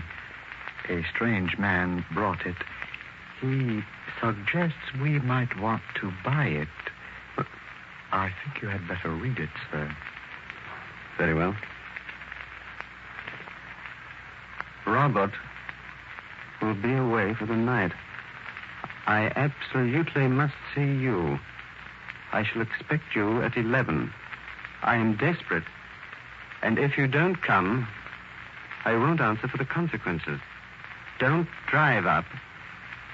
Leslie. What the hell does this mean? It could mean any number of things. Why, this is nothing short of blackmail. Well, this is ridiculous.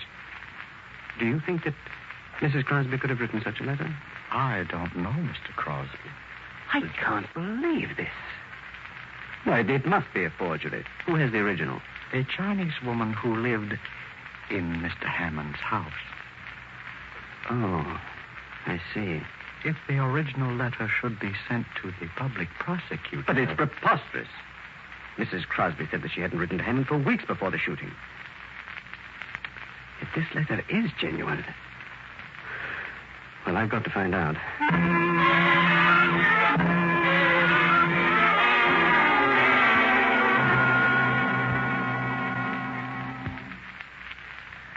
Mr. Mr. Joyce, surely you didn't come here to visit me in this horrible jail just to talk about Robert and his rubber plantation. Mrs. Crosby, I think I should tell you that there exists a letter. A letter? Yes. In your handwriting to Jeff Hammond. What of it? I've often sent him little notes to ask him to a party or a tennis match or something. Well, this letter asked him to come and see you because Robert was going to Singapore. Oh, that's impossible. I never wrote anything of the kind. Oh, here. Perhaps you'd better read it for yourself. Well, it's not my handwriting. It's said to be an exact copy of the original. Will you read it, please? Robert will be away for the night. I absolutely must see you. I shall expect you at 11. I'm desperate, and if you don't come, I won't answer for the consequences. Don't drive up. Leslie. I didn't write it. Now, be very careful of what you say. If the original is in your handwriting, you know it would be useless to deny it. Now, look, Mr. Joyce, it's not even dated. If I had written it and forgotten all about it, it might have been written years ago. If you just give me time, now you must give me time to think, please. If the prosecution had this letter, they would cross-examine the boys who work on your plantation. They would soon find out whether someone took a letter to Mr. Hammond on the day of his death. Now, I swear to you that I didn't write that letter. How many times must I tell you I did not write that letter? Very well. That's all you have to say. I think I'll be getting back to my office. Oh, just a minute, please. Yes? Mr. Joyce, what did the court think that letter meant? The court would know that you had told a deliberate lie. When? You have said that you had no communication with Hammond for at least 3 months. Well, it was such a shock. I can't remember every detail. Perhaps I did write the letter. Well, you admit it. Well, just a moment ago, you Well, said... it was a surprise. I was preparing for Robert. His birthday's next month. I knew he wanted a new gun. I wanted to talk to Jeff about it. I thought I'd get him to order it for me. Perhaps you'd better read that letter again. No, I don't want to. It is not the sort of letter you'd write to consult someone about a gun.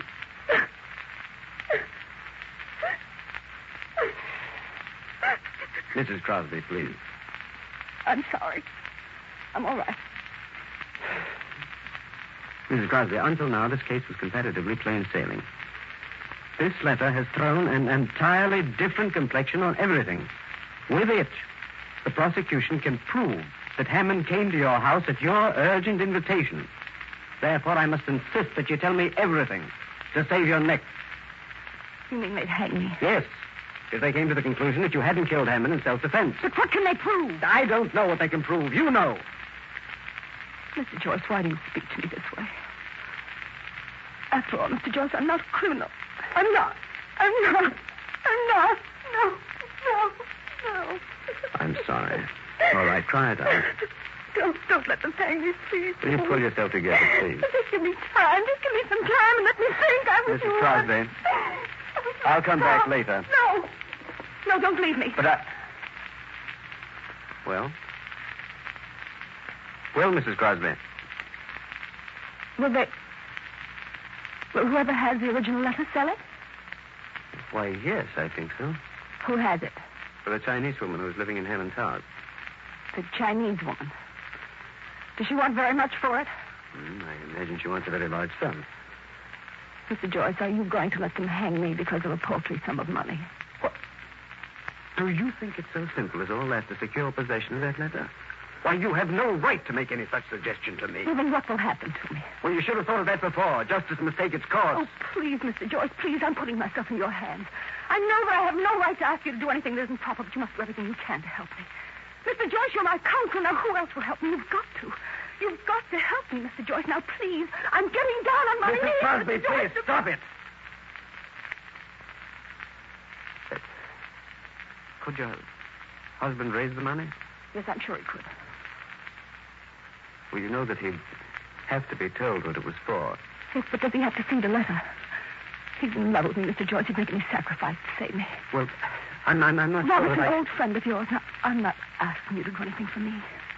I'm asking you to save a rather simple, kind man who never did you any harm from all the pain that's possible. Mrs. Crosby. All right. I'll help you. But on one condition. Yes. Now, you tell me the truth about the letter. Now, will you tell me the truth about that night? Oh, yes, I will. All right. Did you or did you not shoot Hammond in self-defense? Well, of course it was in self-defense. I swear to you, Mr. Joyce, it was in self-defense. Now, you've got to believe me. You must help me. Please, Mr. Joyce, I'm placing my life in your hands. I wouldn't lie to you now. I wouldn't. Very well, Mrs. Crosby. I must go now. Mr. Joyce, what are you going to do? Do? I don't know.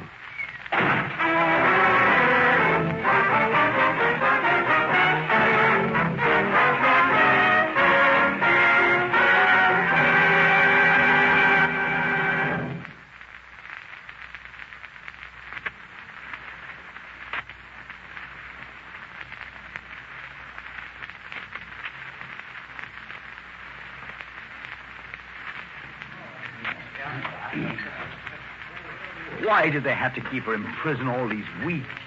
Everyone I've met in Singapore has told me the court will exonerate her. Oh, of course, Robert. There's no question about the verdict, except for one thing. Except for what? It appears that your wife sent a letter to Hammond asking him to come to the bungalow on the night he was killed. A letter? Yes. But that's impossible. She's already said that she's had no communication with Hammond. Well, the fact remains that this letter exists. It's in the possession of the Chinese woman who lived in Hammond's house. I don't understand. Leslie sent a letter to Hammond. Well, your wife meant to give you a present on your birthday, and she wanted Hammond to help her get it. This letter, what would it... Well, it would be very awkward if this letter found its way into the hands of the prosecution. You see, your wife lied, and she would be asked to explain this lie. It would make a difference if it were proven that Hammond did not intrude, but came to see your wife by invitation. I see. Well, is there anything we can do? We must get hold of that letter. Can we get it? We can buy it. How much? $10,000. $10,000? Yes. Well, that'll take about every cent I have. Can you get it? Well, I'll have to get it. If you think it's absolutely necessary. The only way if you want your wife acquitted. But I still don't understand. Listen, Joyce. Listen. You say Leslie sent Hammond a letter to help her get a present for me. Yes. What was the present she wanted to give me? Oh, well, I believe she said she wanted to give you a new gun. A new gun? A new gun? Hey, what's the matter? Robert, are you ill?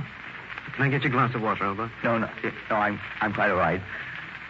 When must you have the money? 10 o'clock tonight. Is the Chinese woman coming to you? No, I'm going to her. I'll bring the money. I'll come with you. Oh, you don't have to do that. I think it'd be better if you left me to deal with this matter by myself. It's my money, isn't it? I'm going with you.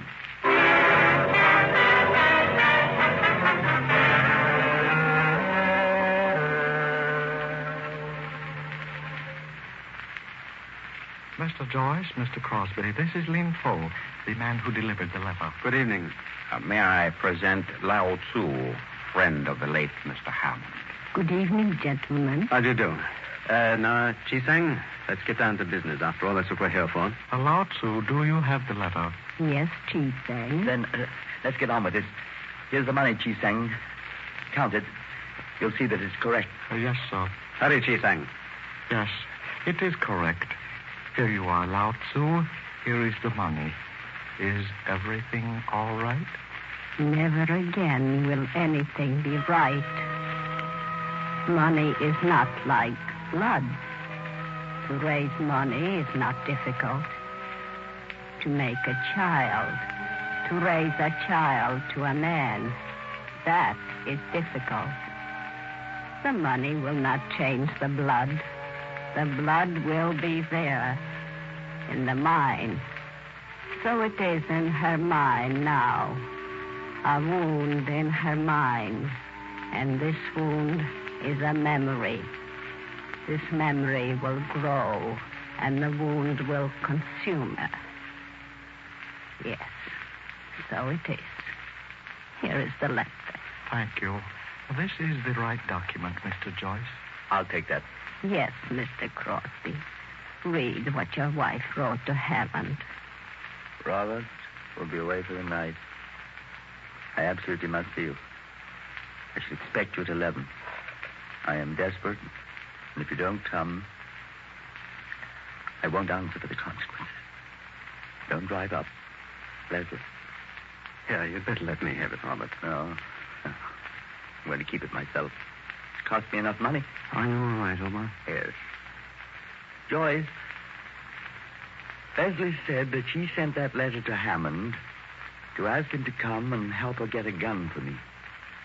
Is that right? Yes, that's right. On the night of Hammond's death, I went to Singapore to buy a new gun. Leslie knew that. Good night, Joyce.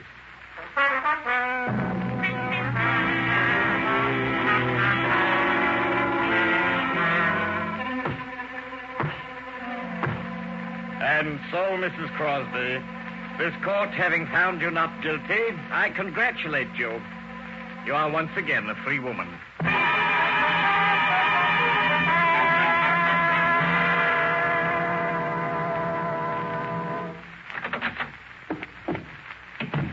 Mr. Joyce, I had to see you.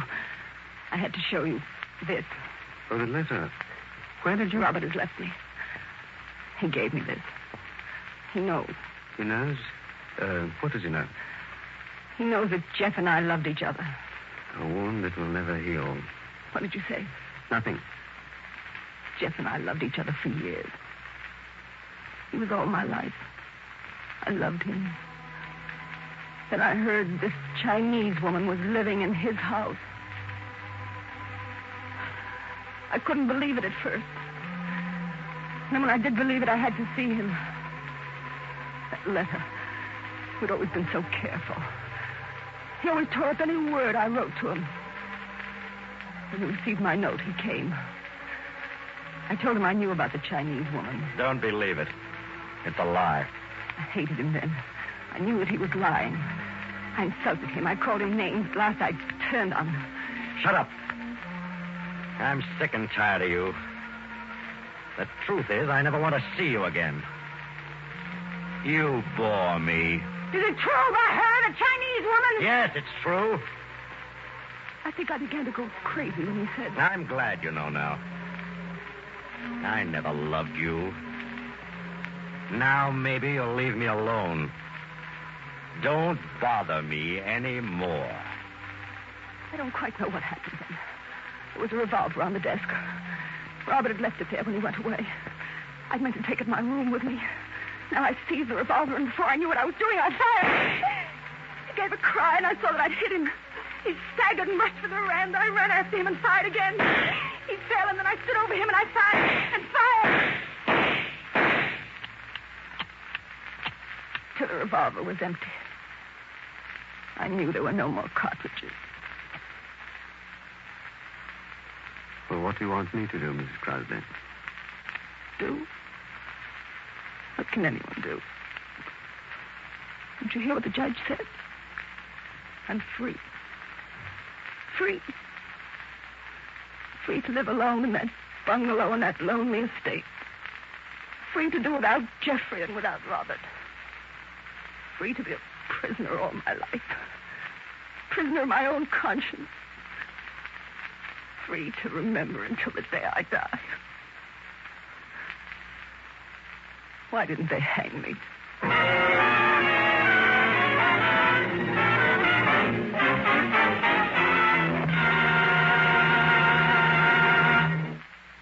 There you have Somerset Maugham's dramatic story, The Letter. Tonight's performance in a mystery playhouse. This is Peter Lorre closing the doors of the mystery playhouse. Good night. Sleep tight.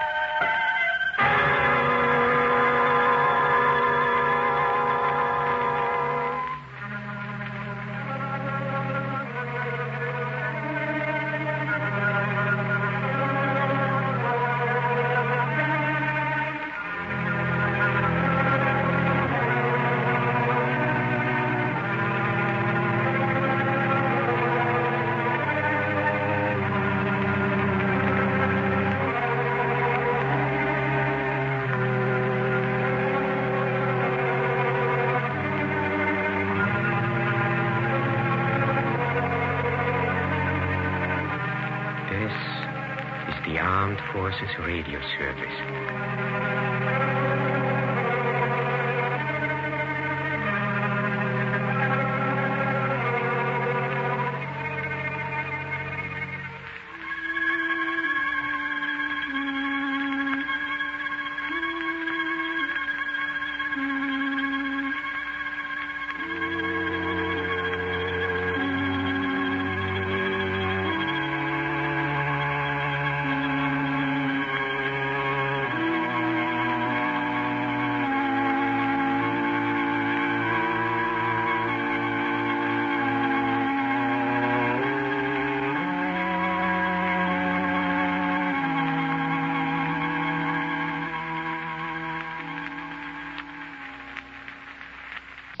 Could you use a $3,500 vacation trip, a new Ford Deluxe sedan, or a television set?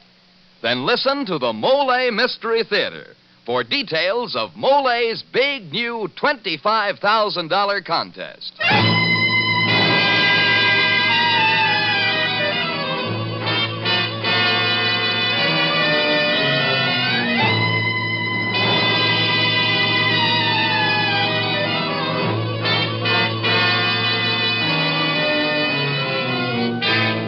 Good evening.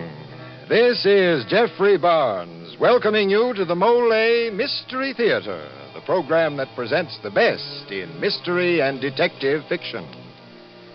Tonight's mystery, entitled Close Shave, was written by Frederick Matho and stars the beautiful motion picture and stage actress K.T. Stevens in the role of Ellen Thomas. Now, most of us lead fairly tranquil lives. But some of you listeners may have narrowly escaped disaster and will understand the fear and terror experienced by Ellen Thomas when she finds herself helpless in the face of death. In a few moments, you'll hear the story of Ellen's close shave. But now, Dan Seymour. And friends, we want to hear about your close shave, too. Because the story of your closest shave, your narrowest escape, may win Molle's great new contest. May win you a $3,500 vacation. Later in the program, we'll bring you the full details of Molle's contest, My Closest Shave. This is Jeffrey Barnes again, and Act One of tonight's Molle Mystery, Close Shave, starring K.T. Stevens as Ellen Thomas.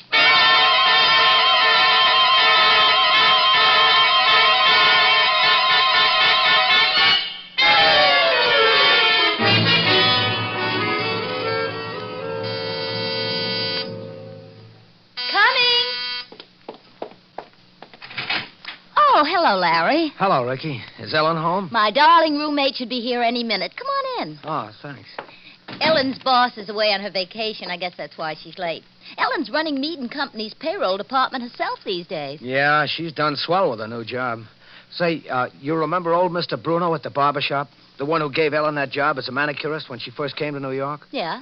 Well, that's what I came to tell Ellen about. He died yesterday. Oh, I'm sorry, Larry. Ricky, I want to show you I found the most divine hat. Oh, hello, Larry. Hello, Ellen. Larry says that nice old Mr. Bruno died yesterday.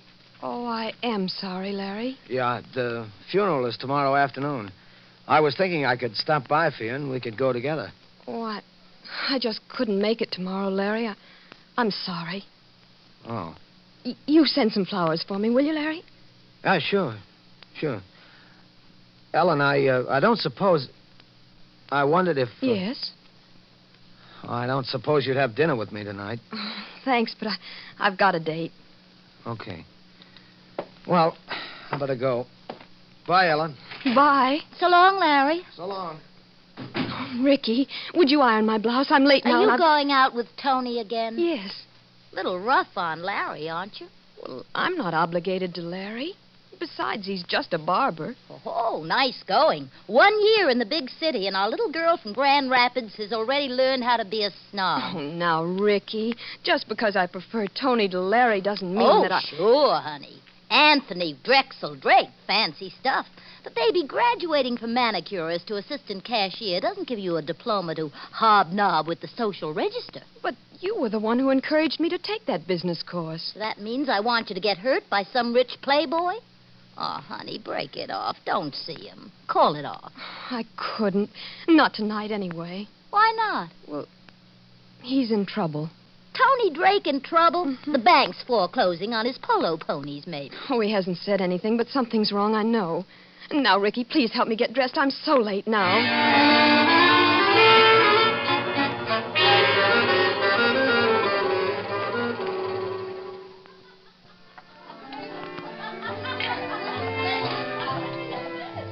Tony, you've ordered already. And all my favorites, too. Favorite foods for my favorite girl. And for me, too, of course. The condemned man ate a hearty meal. Tony, is something wrong? Oh, no, what could be wrong? Come on, have some more champagne. But you said... That I love you. Tony. Or did I ever say that? No, You never did. Well, I do, darling. I love you, too. Don't say it. But, Tony, Forget it. What's the matter? Nothing, only... Well, Ellen, I won't see you again after tonight. Oh, your family's forbidden you. My family? It's all right, I understand. I'm not good enough for you. Not good enough. Good Lord, honey, you've got it backwards. You're too good. I don't believe you. Your parents Baby, probably... hold it. Now, will you listen? And listen hard. Yes? I hadn't intended to tell you this, but darned if I'll let you go off believing a lot of nonsense. You're in some kind of trouble. Yes. Before I met you, there was a girl. Not a very nice girl. I'll skip the sordid details. I lost my head, and she knew how to make it pay off. Go on. I don't think you're going to like me anymore when you hear the rest. I took some diamonds from the wall safe at home. Stuff Dad had given Mother when they were married. I pawned them. You know, to pay her off.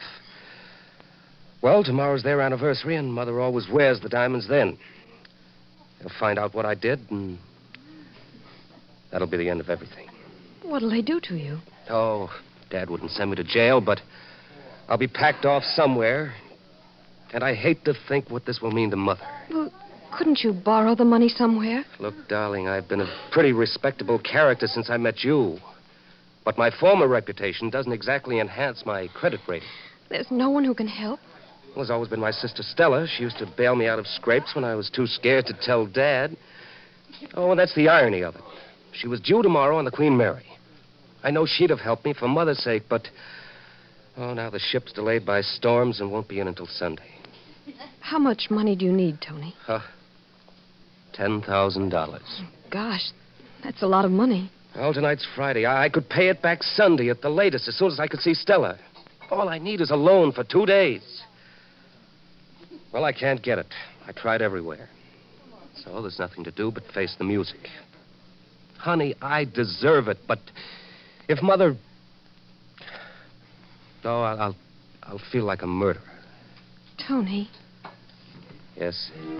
Tony, if you did have the money by tomorrow, you're sure you could repay it before Monday? Oh, by Sunday at the latest. I know Stella would help, but... Oh, anyhow, let's make our last date fun. Let's dance. What do you say? No, wait, Tony. I'm in charge at my office now. I've got the whole week's receipts in the safe, and No. But our office is closed Saturday and Sunday. We'd put it back before Monday. You said yourself Ellen, that you... I wouldn't think of you letting you do such a thing. But it wouldn't be stealing, Tony. We'd put it right back. Please, Tony. Please let me help. Darling, I'll never forget you for this.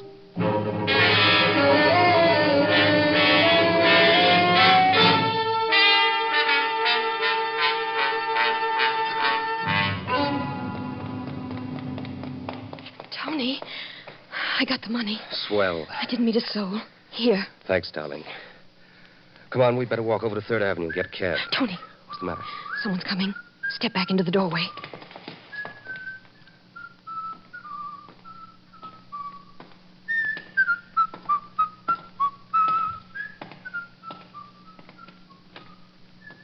He's going into the building. Let's get... What's wrong? That man. He was one of the night watchmen. Do you think he saw us? He must have before he stepped back in the shadows. But wouldn't he say hello to you? Maybe he was suspicious. Would he find out the money's gone? No one could know until Monday morning. Then don't worry. I'll tell Stella Sunday and definitely have the money for you Sunday morning. Nothing will go wrong. Nothing can possibly go wrong. And believe me, darling, if it does, I'll take the blame. You know that.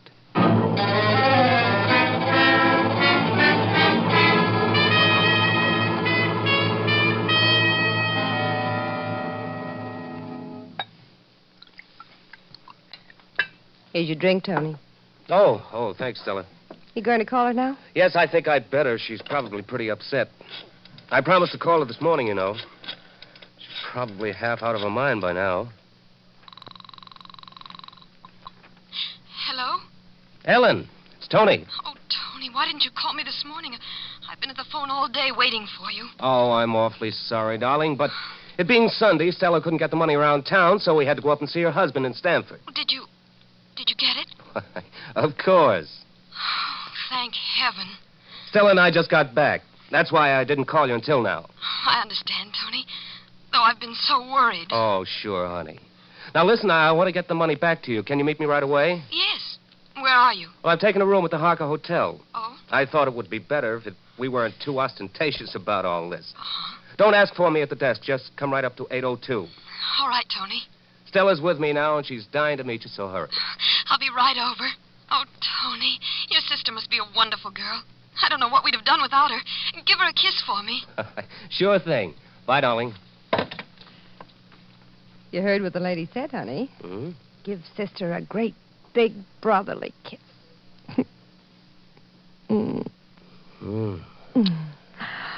Well, not exactly what I'd call brotherly.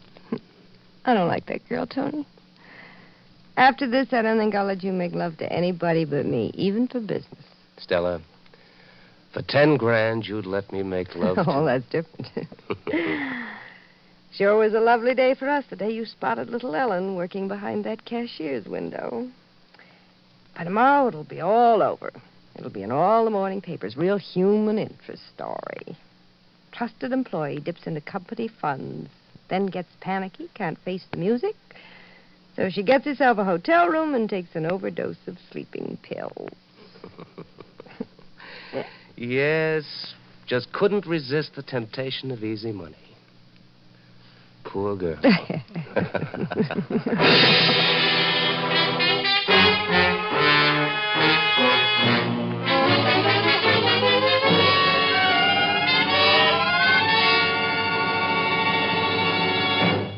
Well, it looks as if poor Ellen stands to lose her faith in Tony, her $10,000, and possibly her life. We'll continue with her story, Close Shave, in Act 2 of tonight's Molle Mystery. But first, here's Dan Seymour, who wants to know the story of your closest shave. That's right, friends, because the story of your closest shave, your narrowest escape from peril, embarrassment, or failure, may win the grand prize in Molle's big new contest called My Closest Shave.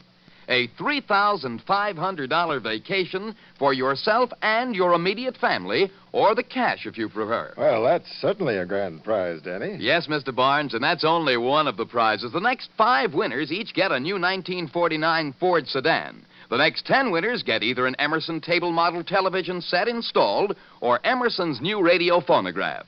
Also, 25 cash prizes of $100 each and 50 cash prizes of $50 each. How do you enter the contest, Dan? Get the printed contest rules and suggestions from your druggist. Then write the story of your closest shave in not more than 200 words.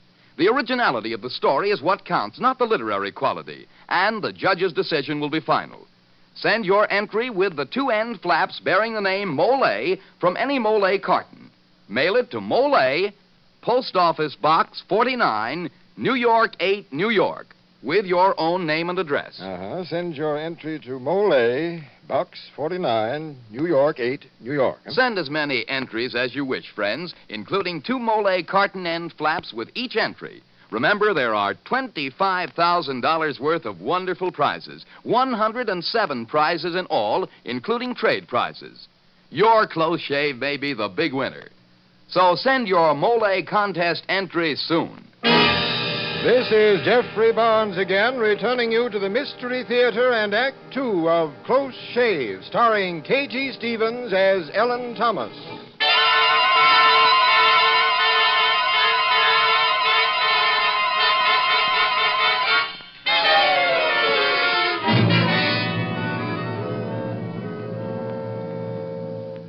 Darling, this is my sister Stella. The time she doesn't spend at the races, she spends listening to my troubles. Stella, this is Ellen. How do you do? Hello. I hope I'm not intruding. Darling, no, I'm intruding. When Tony told me he was in love, I just had to see. And you are pretty. You're terribly pretty, and I'm glad for you both. Thank you. I'm very glad to meet you, too. Wherever Stella goes, so goes the bottle. Come on, let's all have a drink to celebrate your first meeting, huh? Oh, Tony, I don't think I want... nonsense, dear. You've got nothing to worry about with me here. Go on, have one. Stella, Ellen has nothing to worry about anyhow. What you know of my past is just that, past. Ellen is my future. Here you are, darling. Drink.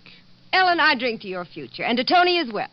Any girl who can put that critter on the straightaway is a girl with lots of what it takes. Here's how. Darling, what happened? Went down the wrong way. It tastes so funny. You're not used to Manhattans, dear. You grow to like them, darling. Come on, let's sit down and chat a while, huh? Good idea. Here, Ellen, sit here. It's comfortable. Thank you. I am a little tired. I didn't sleep any too well last night. You do seem a little drowsy, darling. Put your head back, Ellen, dear. Rest a bit. Yeah, there. That's better. Ellen, are you all right, dear? Yes. Take a nap, dear. A nice long nap. Ellen? Ellen, dear. Yes, Tony. Ellen, dear. Goodbye, Ellen, dear. Oh, cut it out, Stella. Don't you have any feelings at all? I do for you, darling. Oh, Tony. For you, I have lots of feelings.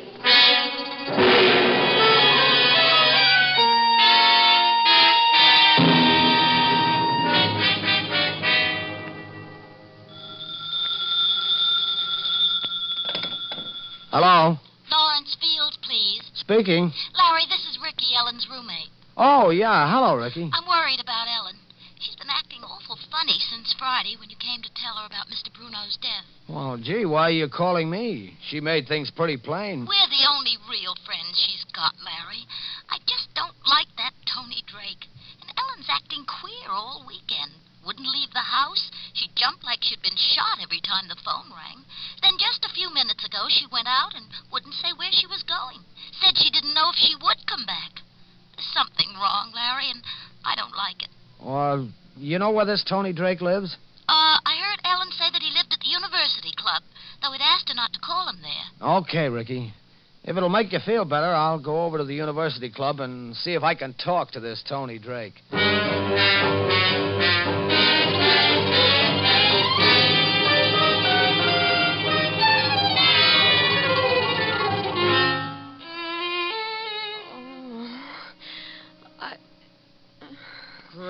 Great.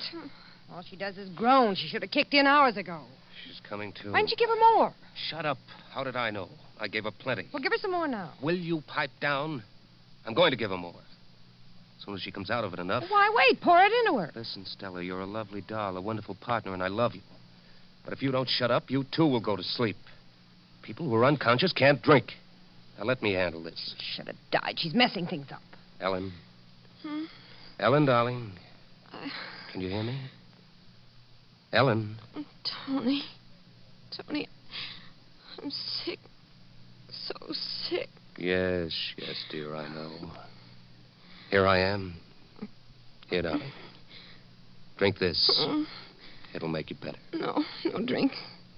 I'm sick, Tony. Sick. No drink. Drink this. It's to make you better. Drink it. Don't want, Tony. Where's Ricky? Who's Ricky? How do I know? Drink this.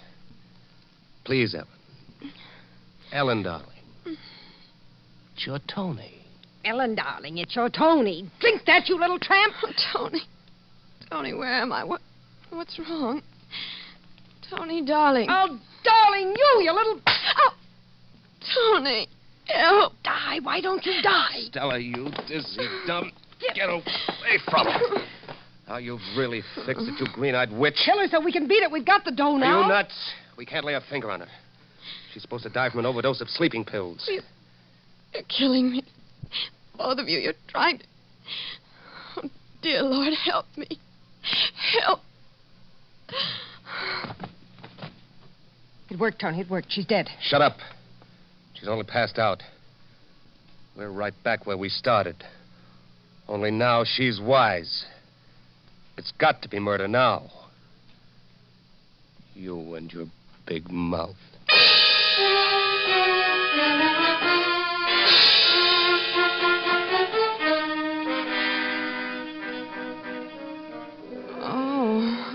coming out of it again. A lot of good that'll do if she won't drink the stuff. Oh, brother, Stella, you're sure fouled this up. Maybe not. Look, Tony, did you take a room next door in her name? Sure. I figured after she died, we could take her in there and no one could trace her to us. No one here has ever seen me with her. All right. How about the window? What? She's loaded with sleeping pills. She wakes up. She's still scared of facing her boss on Monday, so she jumps out of the window. Just as cleaning out for us. Stella, that's it. Her window's over this same court. Toss her out here, then fix the window in her room to look like she fell from there. It's good. Ricky. She's come out of it. Ricky. You play along now. I've got an angle. Ellen? Ellen, can you hear me? Yes. Ellen, listen. We decided not to go through with it. If you'll do just as I say, don't shout, behave yourself. I will. I will, yes. Good. Now, first you need air. You've got to have some air to come out of this. You've had an overdose of sleeping pills. Get her over here. I'll open the window and let the breezes in. Come on. Hang on to me and try to walk over. That'll wake you up. There. That's it. Now. Move your arms. Get the blood going. Move. That's it. Breathe deeply. Breathe. That's it. Better? Yes. Yes, it's good. My head's clearing. What'll you do to me? Will you let me go? Please, will you, Tony? Never mind for now. Just stay close to the window. Breathe deeply. You feeling better now? Yes, a lot better. Okay, Tony. Right. Now, baby. What are you doing? No, please. Come don't. on, don't let her scream. Right. No, please. Okay, now out she goes.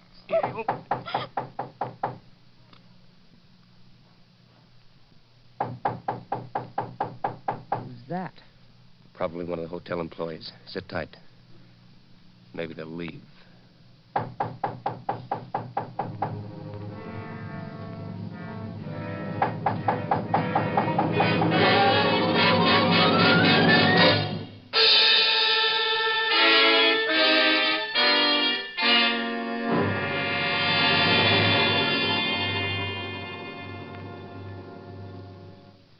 This is Jeffrey Barnes again. In just a moment, we'll bring you Act 3 of Close Shave, starring K.T. Stevens.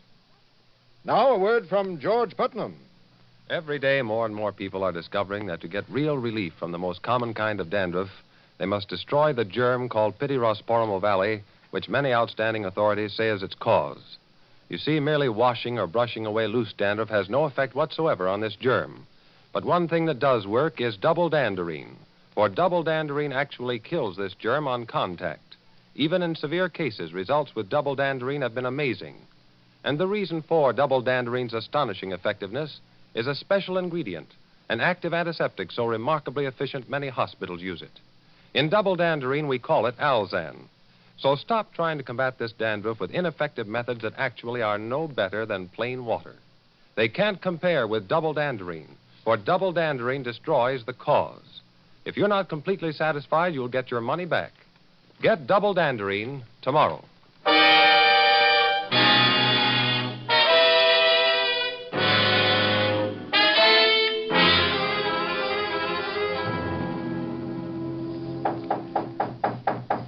Persistent, whoever he is. Yeah.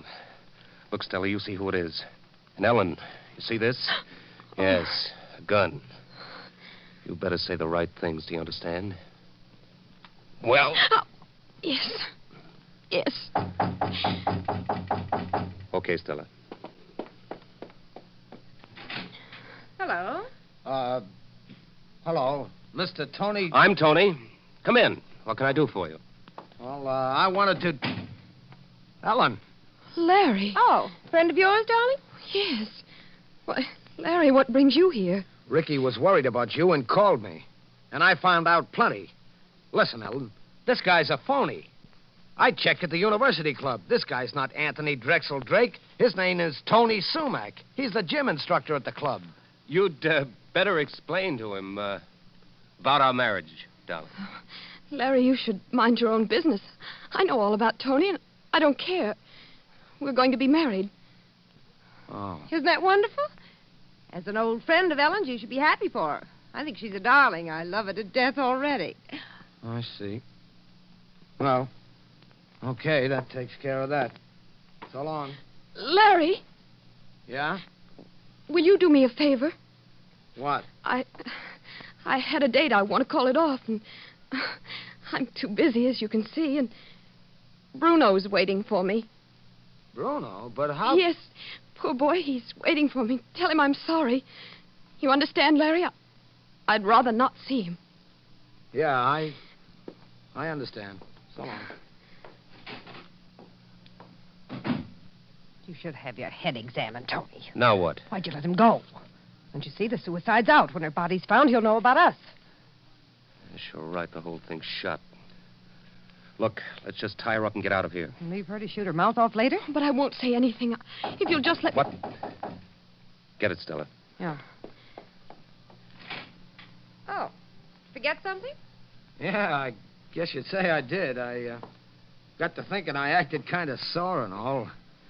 Look, I'd like both of you to know Larry Fields is no sawhead. Oh, sure, we know that, don't we, Ellen? Yes, of course. Of course, Larry. I mean, well, congratulations. I hope your marriage will be very happy. Let's shake on it, Tony. Why, you bet. Hard luck on you, but here's my hand on it. That's how things go. It sure is, Tony. Ow! My arm! Let go! Sure, I'll let you go. Ow! Larry, in his pocket, a gun. Okay. I got it. You, sister, just stand still. You all right, Ellen? Yes. Okay, grab the phone and call the desk. Well, what'll I tell him? Tell them to get the police up here. Hello? Hello? This is room 802. Get the police up here. Hurry. Yes, 802. You sure you're okay, Ellen? Oh, I guess I am, but I was so frightened you weren't coming back. Well, I was so mad at you, I got halfway down the hall before I remembered Bruno was dead. That sure was a close shave. Oh, Larry. You'll never know how close.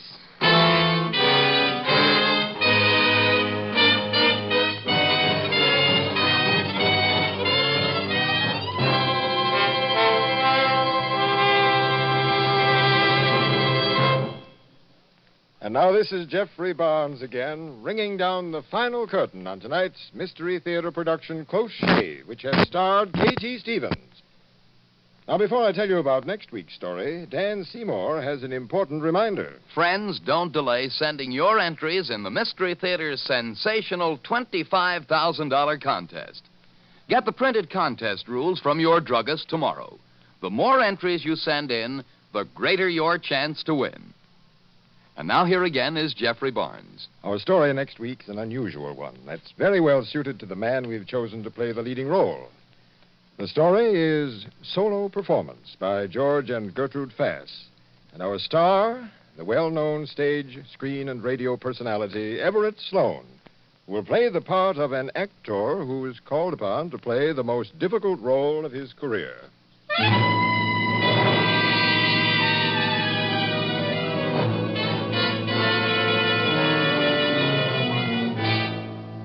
The original music for the Molle Mystery Theater is composed and conducted by Alexander Semler.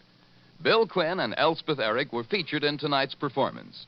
Any resemblance between the names and characters used on this show and any actual persons, living or dead, is purely coincidental. And now this is Dan Seymour saying goodnight until next week at this same time, when the Mystery Theater presents Solo Performance, starring Everett Sloane.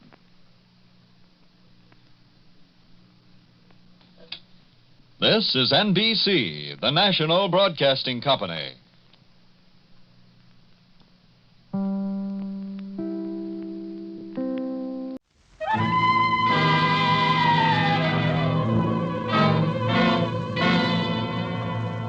My name is Russell. I'm the man whose adventures you will hear about in the Mystery Theater, which follows right away.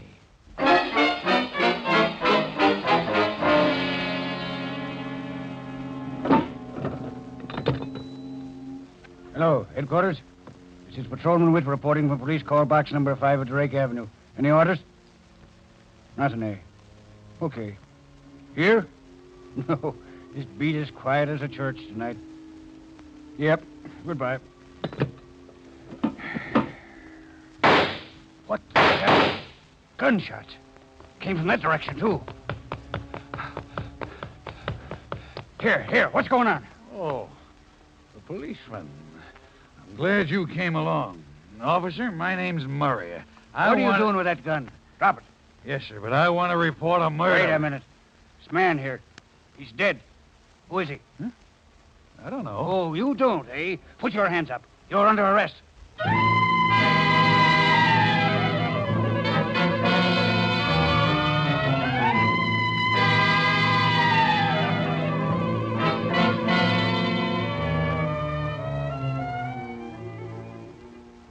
Good evening, ladies and gentlemen. This is Jeffrey Barnes welcoming you to the program that presents the best in mystery and detective fiction. You have just heard the opening scene of tonight's exciting story. It is entitled The 11th Juror, written by Vincent Starrett and presents one of the most unusual court trials in mystery fiction. You have just heard the committing of the murder and the arrest of the accused, James Murray. But on with the trial. We take you now to the jury room where you will meet the leading character of Vincent Starrett's dramatic story, The 11th Juror.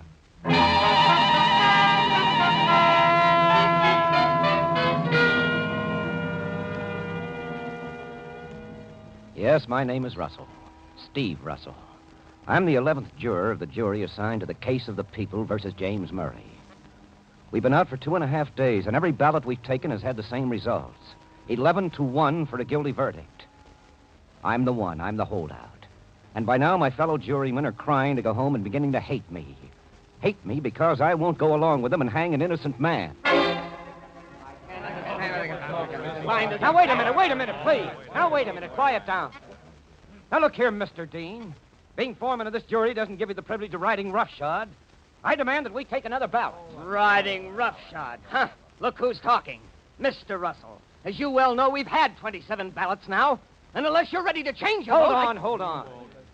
How do you know some of the others won't change their vote? Now, let him have his ballot, Dean. Maybe it'll make him see the light. Okay. So we'll have another ballot. Get out the pencils, boys. Well, I got writer's cramp. Can't we just have a voice vote? Okay. Voice vote it is. And, Russell, if you lose this time, I hope you'll get over your pig-headedness and come along with us. I'm not half as pig-headed as you are, Dean. Oh, you're not, eh? Well, let me tell you... Come on. Are we going to vote or aren't we? All right. All who vote guilty, say aye. Aye. All opposed? Nay? 11-1. Same old song and dance. Well, I'm sorry, boys, but like I've said before, unless one of you can prove to me that James Murray had some motive to kill Howard Blessing... Motive be hanged. Murray was drunk. He shot Blessing in a drunken rage. Oh, don't waste your breath arguing with him. In 2 hours, the judge will be calling this a mistrial. And then some other jury can put the noose around Murray's neck. Well,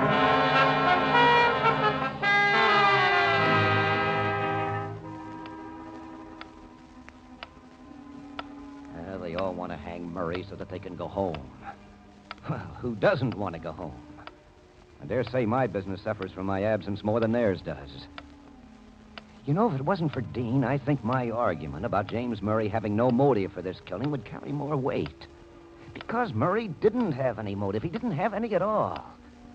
Let me tell you about the trial, and you'll see what I mean. Just the highlights. First, there was the testimony of Patrolman Witt. He was the policeman who made the arrest. Continue, Officer Witt. Well, I ran in the direction I heard the shots come from. Howard Blessing lay dead with 2 bullets in him. James Murray stood there just looking at the gun in his hand, sort of dazed like. I could tell he'd been doing a lot of drinking. Now, how long between the time you heard the shots and the time you reached the scene, officer? About half a minute. Then isn't it possible that someone other than Murray could have fired the shots, dropped the gun, and run, leaving Murray to pick the gun up before you reached the scene? Well, Never mind, that's all. State's witness. Officer Witt, is it not so that the murder took place directly beneath a street light? Yes, sir. When you rounded the corner of Belvedere and Lambeth, a quarter block away, Did you see anyone else in the street? Anyone at all? No, sir. Not a soul. Just the prisoner, James Murray, and the deceased, Howard Blessing. There you are, gentlemen. Why, the defense is evidently trying to confuse you by implying that some unknown murderer exists.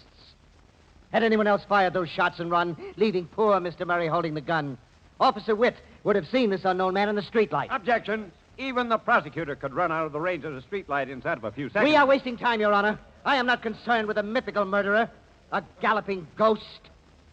We are concerned with James Murray, caught standing over a dead man and holding a smoking revolver in his hand.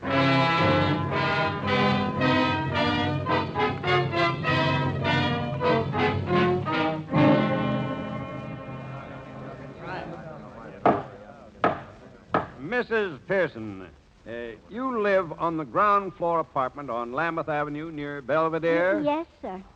Tell the court what you heard about 2 o'clock on the night of the murder. Well, I was sitting by the window when I heard two men pass by.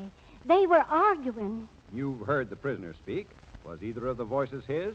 I beg your pardon? I said, was either of the voices you heard that of the prisoner? Certainly not. One man had a kind of whiny voice. The other was deep and rumbly-like. Gentlemen, Howard Blessing, the murdered man, had a whiny voice. We can prove that. James Murray is far from having a deep one. That's all, Mrs. Pearson. Thank you. Your witness, Mr. Prosecutor. Mrs. Pearson, you didn't see these men, did you? What was that? I say you didn't see the men? Oh, no, it was too dark. Yes, but you heard them plainly. How? But you heard them. Yes, sir. Mrs. Pearson, did you hear the shots fired a few minutes later? Beg pardon? I said, did you hear the revolver shots? No, Gentlemen, Mrs. Pearson heard two men arguing through a closed window, yet she couldn't hear 3 pistol shots less than a block away. She can barely hear my questions in this room. That's all, Mrs. Pearson.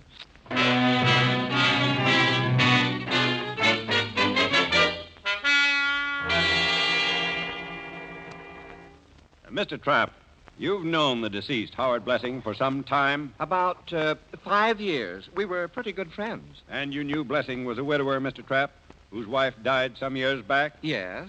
Did Howard Blessing ever show you a small framed miniature of his wife? Oh, yes. Many times. He always carried it with him. Did he show it to you the night he was killed? Yes. Did you see him put it back on his person? Yes. What is the point of this line of questioning? I am trying to establish, Your Honor, that this miniature disappeared. That it was taken from the murdered man by some unknown person. That's all, Mr. Trapp. Prosecution's witness. No questions.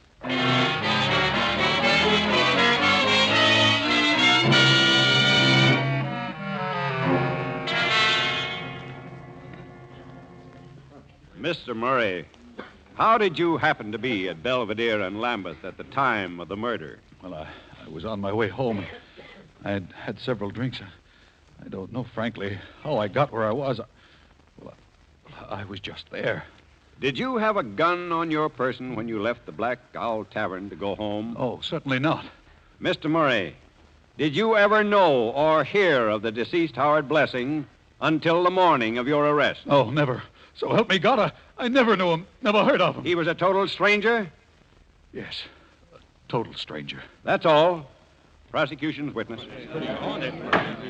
Mr. Murray. Mr. Murray, where do you live? 102 Bedford Road. And you were drinking at the Black Owl Tavern on Oak Street? Yes, sir. Then how could you have been on your way home at Belvedere and Lambeth? Well, I don't know. I just wandered that way. I see, and in your wandering, Mr. Murray, you plucked a gun out of thin air, huh? No, that is, I don't know how I got it. Gentlemen, why go on? In summing up Mr. Murray's testimony, we find that he says he was innocent, but admits he was too drunk to know. We find that he was on his way home, but going in the opposite direction. We learn that Mr. Murray didn't have a gun with him. But, gentlemen, the gun found in his hand and marked Exhibit A on that table, that is no mirage. Nor was the dead Howard Blessing a mirage. Nor the bullets that killed him. That is stark truth. That is murder. Now, what has the defense offered as proof of Murray's innocence? A witness so hard of hearing that she couldn't hear revolver shots, yet who claims she heard two men argue as they passed her window. A vague story about a miniature which the dead man didn't have on his person. And then the fact that Murray didn't know Blessing. Oh, that is a honey. Is Blessing any less dead because he was a stranger to this gun-toting drunkard? No, gentlemen. Murray killed Blessing. Stranger or not, he's guilty. Murray must hang.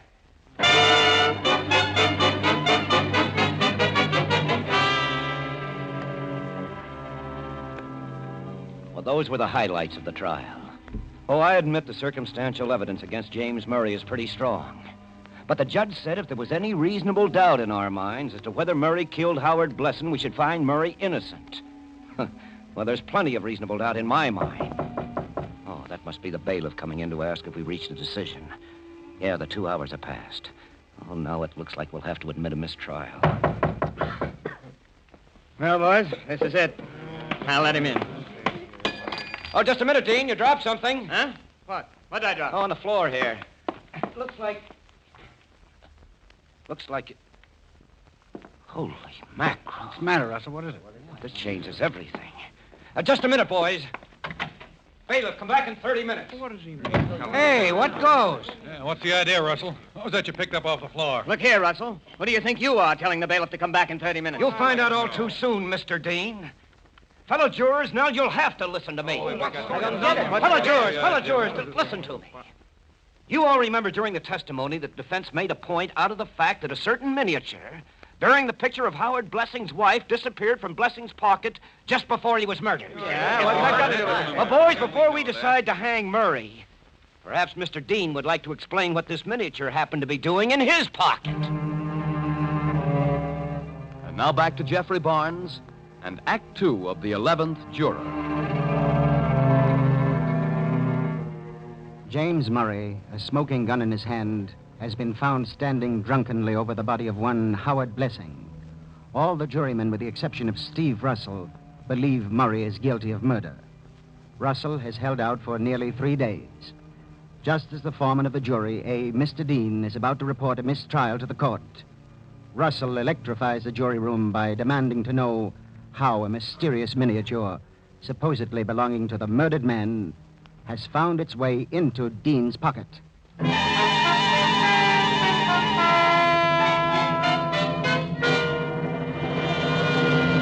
For the 10th time, fellow jurymen, I tell you, I never saw that miniature before in my life. And I don't know how it could have gotten into my pocket. And Dean's the man, my friends, who wouldn't believe James Murray when he said he didn't know how that gun got in his hand. How about that, Dean? Your story doesn't hold water, Dean. Take it easy, will you, fellas? All right, boys, just a minute, please. Just a minute. I think this thing has gone far enough now. I've made my point. Huh? What point, Russell? Here's what Dean dropped out of his pocket. Well, I'll be... That's my watch fob. What? Your watch fob? Hey, what goes here? Yeah, what is this, Russell? What are you Well, boys, when Dean accidentally dropped that watch fob on the floor, I saw my chance to teach all of you a lesson. A lesson? I picked it up, said it was the miniature. Then slipped it in my pocket and watched you fellas swarming all over Dean, ready to hang him at the drop of the hat. On circumstantial evidence, mind you. Now, don't you see that you're doing the exact same thing to James Murray? No one actually saw him shoot Howard Blessing, and Murray was too drunk to know what happened. I claim somebody else could have shot Blessing, shoved the gun into Murray's hand, and beat it. Now, wait a minute, Russell. I admit you've made us all look like fools over this watch fob, but that doesn't prove your story about an unknown killer. Not for my money, it doesn't. Oh, why not? Perhaps a hold-up man, a thug killed Blessing. Why wasn't his money taken? Okay, so it wasn't a hold-up man. Perhaps it was some enemy of his. Why, there could have been 100 different reasons why somebody might have wanted to kill Blessing. Oh, yeah? Name one. Name one? I could give you a dozen right here and now. I said give just one. What's the matter, Russell? Did he call you a bluff? Yeah, you can't even name one. No, wait a minute. Do I understand you fellas to mean that if I can make up a story showing how Blessing was killed, you'll admit there's a reasonable doubt of Murray's guilt? Huh? Why not? Well, I, for one, would, anyhow. How about the rest of you? Okay, sit tight and hold your hats. As I said, I can make up a dozen different stories. So this is just one way the murder might have happened. Now, let's say about 10 years ago in a small Ohio town, there's a guy named Smith. Let's call him George Smith. 10 years ago. Some start. Quiet, Dean. Now give him a chance. Smith's standing on the station platform with a girl, and we'll call her Elsie. She's crying a little, and he's talking to her. He says... I don't want to go, sweetheart, but I can't make a set in this burg. You want to marry me, don't you, dear? And she says, Yes, darling, yes. And I know you're right. I know Father won't let us marry till you've got money and a good job. But it might take so long, and I love you so much. there, you get the picture? Smith is leaving for the big city to make lots of money so the old man will okay his marrying Elsie. Well, the train's about to go and they kiss. And Smith hops aboard shouting, Wait for me, darling. Wait. And she says, Forever, George, forever. well, get this. She doesn't wait. No, it's not her fault. Another guy comes on the scene. He's a rat of a guy with flashy clothes and a fast line of patter. And he works on Elsie, real slow and smooth. And the rat says, Hi, Elsie. Was talking to Tommy in the barber shop today. Says he heard George was doing well in Chicago. He says his father saw George at one of the hot spots there when he was in Chicago last month. You see? This home base robber starts slow, but let's say in about a year he's got Elsie so she believes most anything. Now, Look, Russell, I don't see what this corny story of yours has to do with the case. Dean, let me finish. Okay, shoot. By the way, Russell, who is this rat? Suppose we say his name's Howard Blessing. What? Blessing? A murdered man? Hey, what are you getting at? Shut up and let him talk. Now, what happens next, Russell? Well, Smith had no way of figuring out why when his letters weren't answered. He stays on in the city, and finally a wedding announcement reached him. Just a wedding announcement. So Blessing has ruined the boy meets girl routine, eh? Right. Now let's say Smith knows Blessing from way back. Well, it burns him up, see? Mr. and Mrs. Blessing instead of Mr. and Mrs. Smith, get it? But he's a right sort, so he swallows it. Only it hurts going down. Brother, have you got an imagination? You ought to write for the movies. He sure should. But what's all this got to do with Murray? Why do you interrupt so much, Dean? Well, don't you want me to finish the story? Well, I have no objection. All right, then. Shut up. Go ahead, Russell. Right. Now, let's say a few years pass, and one day Smith gets a letter. And it's a letter from the girl's mother. It's a sad letter saying, Dear George, my baby married a fiend whose brutality and unfaithfulness finally became more than she could bear. We found my poor little girl hanging in her cellar last Monday as suicide. Howard Blessing is as much a murderer as though he had done it. So let's say the letter went something like that, huh? Now, if you fellows sat in judgment on Blessing, what would you do? Wait a minute. Are you guys going to let him go on with his third-rate version of East Lynne? No skin off your nose, Dean. Now, look, Dean, this is the third time you've interrupted. You sure you haven't some reason why Russell shouldn't finish the story? Why, no. Okay. Go ahead, Russell. Yeah, go ahead. All right. Well, let's imagine Blessing caught sight of Smith in town one day. Might make a guy like Blessing carry a gun from then on, mightn't it? Might. Well, we'll suppose so, anyhow. Fine. Now comes the night of the murder. Smith runs into Blessing on Lambeth Avenue. Smith says he's going to beat Blessing's head off. They go up the street arguing. And that's what the Pearson woman heard through her window. Yeah. They get to the corner, and Blessing begins to whine. He takes out the miniature of his dead wife, Elsie, and he shows it to Smith. And Blessing says, Smith, look, I want to show you something. Look, I loved Elsie. Here, I've got her picture. Would I carry it with me if I hadn't loved her? Well, that's all Smith needs, the sight of that picture. He slaps it out of Blessing's hand and grabs him by the collar. Blessing pulls a gun out of his pocket. Smith grabs his hand and says, Give me that gun, you idiot. Blessing pulls the trigger. Once. And Smith grabs Blessing's wrist. Smith wants to protect himself, you see. All right. The men struggle. And suddenly the gun goes off. Twice. Blessing is hit. He goes down. Right there is where Murray comes up. He staggers up, drunk as a hoot owl. And then Smith scoops up the miniature and beats it, leaving Murray standing over the dead man. Then the cop rushes up, sees Murray, and Murray's on the way to the gallows. Exactly. Absolutely right. And that, boys, is one story of how it might have happened. Yes, You know very well it could. Then they think he's the guy. Now, you want to hear a few more possibilities? Not me. I'm convinced there's plenty of reasonable doubt about Murray's guilt. I vote for acquittal. I do, too. All right, let's make that official. Let's make it official. All in favor of acquittal signify by saying aye. Aye. Well, that does it. I think we're now ready to inform the court that we've reached a verdict. Not so fast. What? I haven't voted yet. A few questions. Yes, Dean? You say you made this story up? That's right. Then it proves nothing, right? Sure it does, Dean. It proves somebody besides Murray might have killed Blessing. It proves reasonable doubt. Not in my book, it doesn't. I still think Murray is guilty. So this is still a mistrial. What? Oh, right back where we started. This is the last straw. So let's call the bailiff and get it over with. Bailiff! Bailiff! He'll be here in a minute, and what do you think of that, Russell? Well, I think I'm licked. Huh? I think I can't stall any longer. What? Dean, I've convinced everyone but you. Now I'm going to convince you. Take a look at this. What is it? Now, let me see. What's it? This is a miniature. A miniature? That's right. And this means that you're... Right again. Take a good look, boys. The George Smith in my story is me. Steve Russell. Holy mackerel. Gee, how's that? By coincidence, luck, chance, I was called on this jury. And then I couldn't stand to see Murray die. Well, where do we go from here? You called me, Foreman? Huh? Oh, yes, bailiff. You can tell the judge we've arrived at a verdict. Yes, sir. And bailiff. Yes?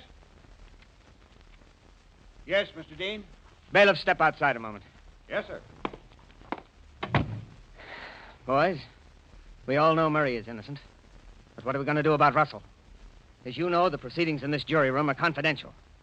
Any recommendation we make must be made officially to the court. Now, do we turn Russell over for trial or not? Well? Mr. Foreman, Yes? Well, I say we forget Russell's story. What about the rest of you? Dean, in my opinion... Yes? In my opinion, Russell killed Blessing in self-defense. I say we forget about it. That's a good idea. Forget about it. Okay, then. It's agreed. We find Murray not guilty and let it go at that. The case is closed.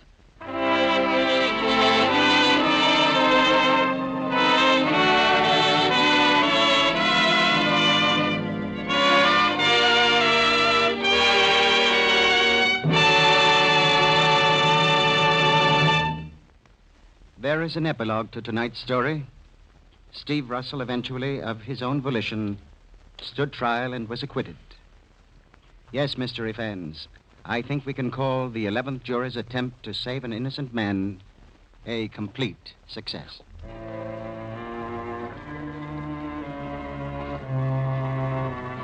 This is Jeffrey Barnes again, ladies and gentlemen, inviting you to be with us next week when we will present Eric Ambler's suspenseful study of mortal terror, his popular adventure in mystery entitled Journey into Fear. It was especially adapted for radio by the very popular Milton Geiger. So, mystery fans, be sure to listen next week to Eric Ambler's Journey into Fear.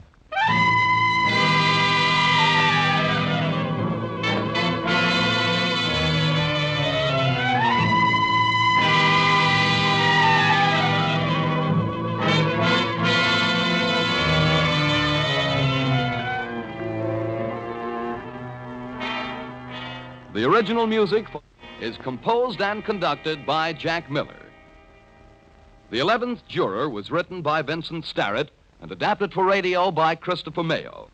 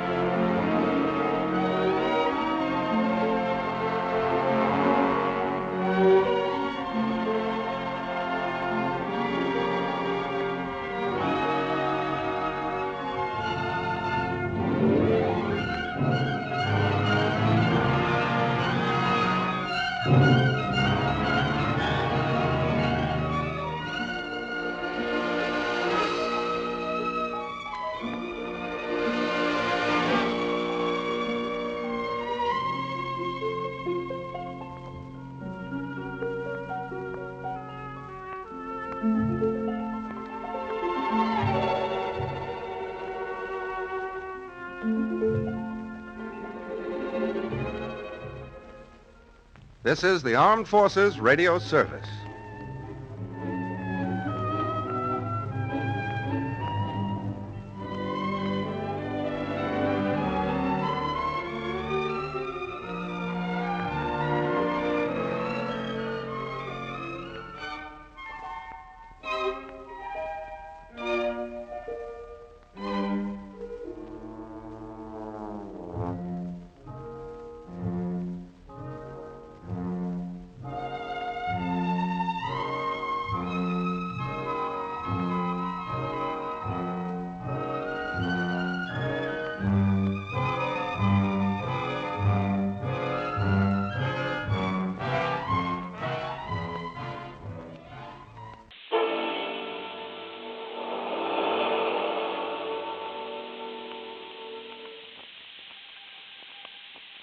A man sits alone in his rich apartment in New York City.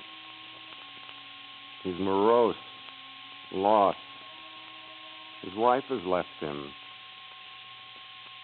If you were a friend of his, you'd go and spend some time with him. Have a few drinks. Listen to some music. Try to cheer him up. Some of his friends did. It started a night of terror.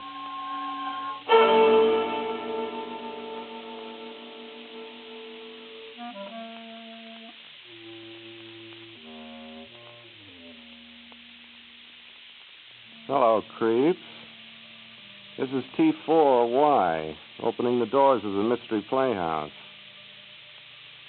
Our story tonight is from the pen of the master mystery writer, William Irish. The author needs no introduction. All of you who died in the wool mystery fans are familiar with hard-writing, fast-moving William Irish tales. Our story begins in the lobby of a New York apartment building. Two men and a woman have just entered. They're raucous and cheerful, obviously out for a night of fun. Hey, it's a nice apartment building, huh? This fella Turner must have a lot of cash to live in a place like this, huh, Jack? Oh, he has more than most, I guess. Here's the elevator, Vinny. Hey, self-service. Let me push the button. First floor, ladies' garments, summer dresses, lingerie. I'll take lingerie. Oh, you... Vinny, when you get there, take it easy, huh? Like I told you, this Turner's a nice guy. Well, what's he like, Jack, this joker we're doing a good turn for? Oh, he's a good-natured character. Right now, the big thing is his wife, Eleanor, leaving him. I haven't seen him smile since she pulled out on him. Oh. And Marty, yeah? Look, remember, don't make any cracks about his wife, Eleanor, or any bonus, will you? I got you. I hope he's home. Oh, hello, Guy. Hello, Jack. Eleanor. Hiya, Guy. Meet Vinnie Benson. Oh, it's dark in the hall. I thought you were my wife. Oh, that's okay. I hope we're not disturbing you, Guy. Oh, no. Come in, please, all of you. Oh, thanks. Go ahead, Vinny. Say, sure is a nice apartment. Shows good taste. Oh, sit down. I'll fix your drink. Oh, Guy, you don't have to. We only No, I'd like to, honestly. What'll it be? There's some whiskey, I think, and still have some of that good brandy that Eleanor liked so much. What'll it be, Jack? Okay. Whiskey, Guy, and plain water. I've always been kind of hot for brandy. Sure. Marty? Well, I think I'll try the brandy, too, if you don't mind. Not at all. Guy, we thought maybe you'd like to go out with us and hear some music later. Well, I don't know. I kind of figured on staying home tonight, Jack. Hey, you mind if I get something on the radio? Not at all. Go ahead. You're sure this is all right, Guy? I mean, we're not disturbing you, are we? Sure, Jack. I'd tell you if it were. Well, come on, drink up.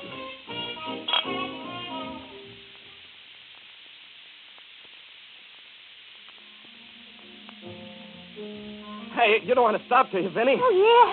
You're wearing me out. Oh, but it's fun. I'm just getting going. Hey, one of these days, your heart's going to say to heck with all this and blank out on you. Well, that's what happens when I drink whiskey. I can't help it. I get going and I can't stop. Hey, why don't you try a shot of this?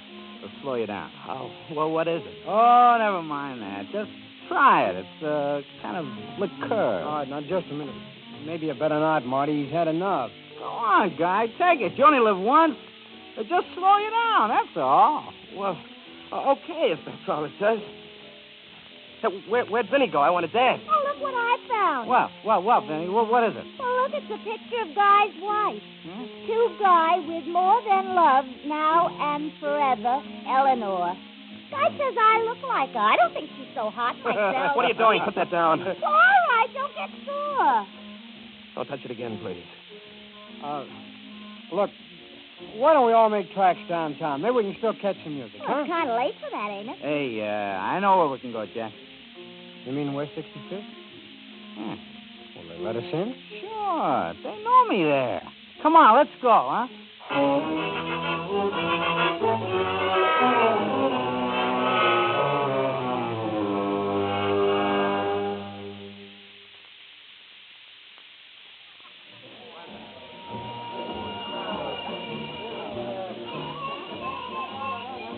Hey, you're kind of crowded tonight, ain't you, Al? Well, you won't be lonely. Still wearing a gun, hey, Al? Well, maybe if the cops was a little more friendly, I wouldn't have Oh, to. the latest model, too, a 32 caliber. Bang, you're dead. Hey, Mr. Dan. Oh, come on, I don't bite. You mean you, guy? Okay, sure. Don't go away, Jack. Vinny, I won't be long. Okay. Marty. Eh?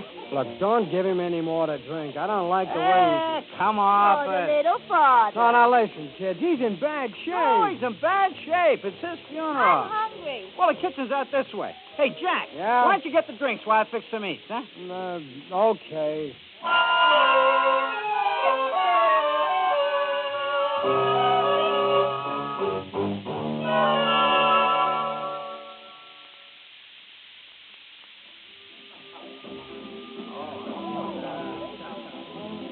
Oh, Marty, where'd you go? I've been looking for you for hours. Well, I've been making some sandwiches. Here, have... No. Go ahead, have No, thanks. Why'd you go away and leave me so long? Hey, they're playing that song again. That's our song. It belongs to Eleanor and me. I told them what I'd do if they played it again. I told them not to play it again. Hiya, boys, where's Jack? Eleanor. Hello, what are you doing here? Marty, is he high? Say, look, pal, don't you remember me? Eleanor, what are you doing in a place like this? Same thing as you are, handsome, and don't call me Eleanor. You've changed. You never used to be like this, Eleanor. Do you come here often? Oh, only when the going gets slow. Oh, hey, there's Jack. Hey, Jack, let's make like the South Americans. Eleanor, come back. Eleanor, come back here. Marty, Eleanor ran away from me. Why is she running away like that? Oh, help me catch her, Marty. Hey, come on. Just let me finish making a sandwich. No, Marty, yeah? please. All right, okay, I'm done. Yeah. Maybe you better take this along. Show her you mean business, you know? Oh, what is it? Just a kitchen knife. Show her you're not kidding. Yeah, okay, come on. You start looking. I'll be right with you.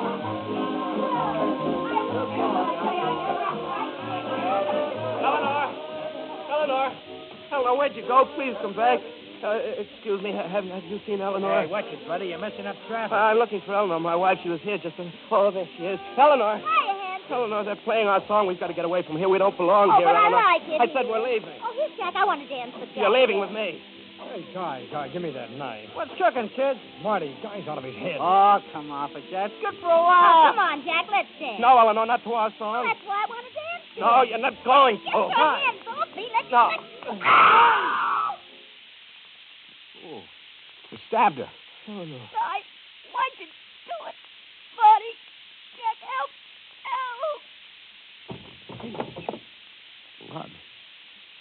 You stabbed her, Guy. It's blood. She's not my wife. She's not Eleanor. The heart stopped. Hey, Jack, help me get her to a couch. I didn't mean it. Let me out of here. Al, stop him, Al. Come on, Marty, we got to get him. You get him. Al, why didn't you stop him? Stop him? Hey, he snatched my gun out of my holster, and I'm supposed to stop him? Mister, I want to live a while yet. Well, I'd better get after him. I better get the police after him.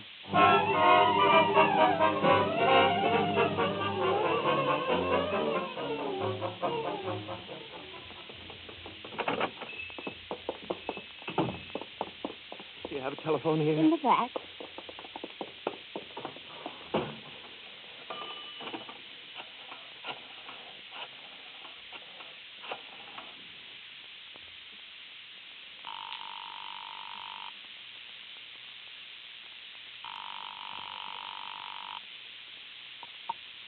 Hotel Commonwealth. Mrs. Guy, turn her quickly, please.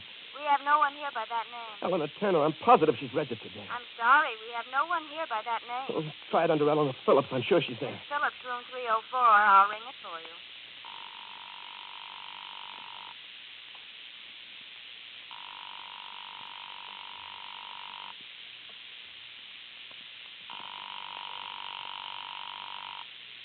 There doesn't seem to be any answer. Keep ringing. She's got to be in.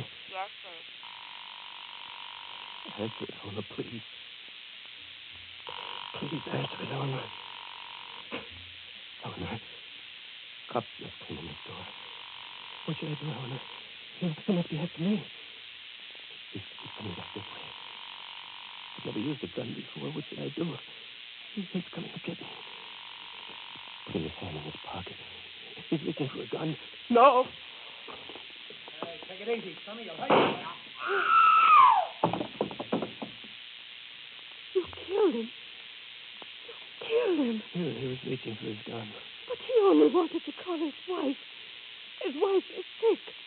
He calls her every night. He was reaching for his gun. He was only getting a nickel for the phone. I gotta get out of here. The police. I must call the police. Hello. Operator. Please deposit 5 cents for the next 5 minutes. Your time is up.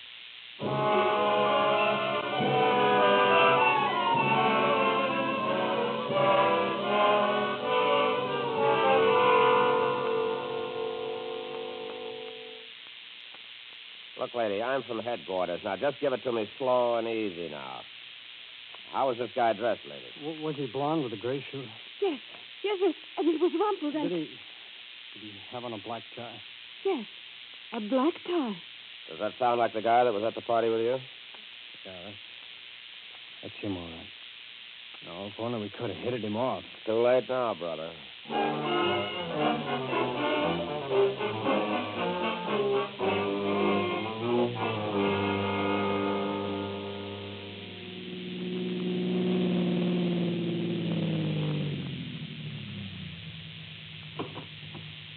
Good night, Matt. I had a wonderful time.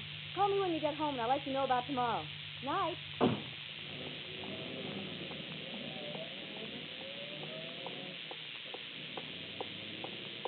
Eleanor.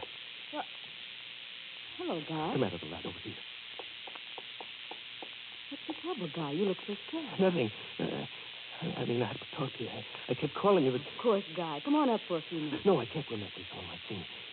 Is there a back entrance? Guy. Looks like you need some black coffee again. Down this alley over here, there's a back entrance in the service elevator. Down here, Guy. Yeah.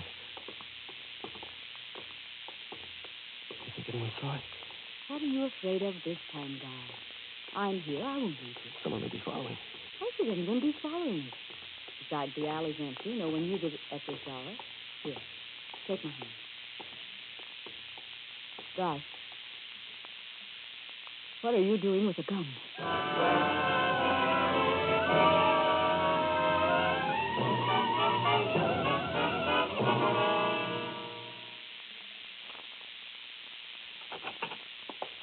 It's all right, Guy. We're safe in here. You sure? I live here, Guy. Let me look in the closet. Look under the bed, too, if it'll help you any.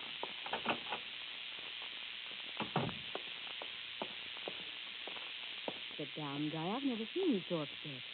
Relax for a minute. Where are you going? Just to put my coat away. Take it off in here. Of course, Guy. Now, what is it? Can I trust you not to give me away? Guy, after all these years... But I'll be at your mercy after I told you I'll be wide open. Then maybe you'd better not tell. No, I've got to. All right. Tell me then, Guy. You can trust me. You know that. Eleanor, I killed a girl over in the place where I was. Are you sure, Guy? I saw them pick her up. They said so. I saw the blood. I had the knife in my hand. I didn't mean to. Oh, well, why didn't you say something? I guess I wasn't counting on anything like that. Pretty bad, Guy, but the only thing to do is to go back. You didn't know. You don't understand. There was the second one. A policeman in a candy store. He came in and I did that one on purpose. Guy, what's the trouble with you? It's not whiskey, I don't think, but you don't They think... said it was some kind of liquor. It slows everything down. Oh. Yeah. Slows everything down. Guy, don't pace the floor like that. Sit down and rest. Who was the man in the cab with you? A friend. He'll be coming back. He'll be coming up here. No, he won't. Don't you want to lie down for a while, Guy? You seem tired. It'll help wear it off. What are you reaching for? What are you doing? I saw your hand go out. I just wanted a cigarette, Guy. Here they are, right down here. See them? You're standing near the door and you were a moment ago. Sit all the way over here. I won't move, I promise. Don't, Guy. Don't look at me like that. You're afraid of me. You're afraid of me because... I don't have any choice the way you're acting. Please, Guy. Lie down for a few minutes. Try closing your eyes for just a minute and resting. Give me a chance. Give me a chance to go down to the lobby. I won't move. I'll sit beside you. You can hold my hand. I'll tie my wrist to yours. Who is it? I won't know, Guy, until I answer. Don't touch it. Keep your hand still. I saw it move. Probably Matt. The man you saw bring me home. He knows I'm here. If I don't answer it, Guy, he'll know something's wrong. It'll be worse than if I do. I won't say anything, Guy. I'll tell him I'm in bed. I'll ask him not to bother me. Here, go ahead. Get rid of him. Hello? Hello? Please, hello. He hung up. What are you crying for? Please, Guy. Please, this is useless. Let's figure out something. Please don't look at me like that! I'm hungry. I can have some sandwiches sent up from the drugstore. Steak, toast, and put lots of mayonnaise on them. I'll call them. I haven't eaten for 2 days. I haven't eaten since Tuesday, since before I went to that place. How do I know you won't give me away? You'll hear me. You'll be right here beside me while I call. What about when he comes up? I'll have him leave it at the door outside. On the floor. I won't let him in. I'm hungry.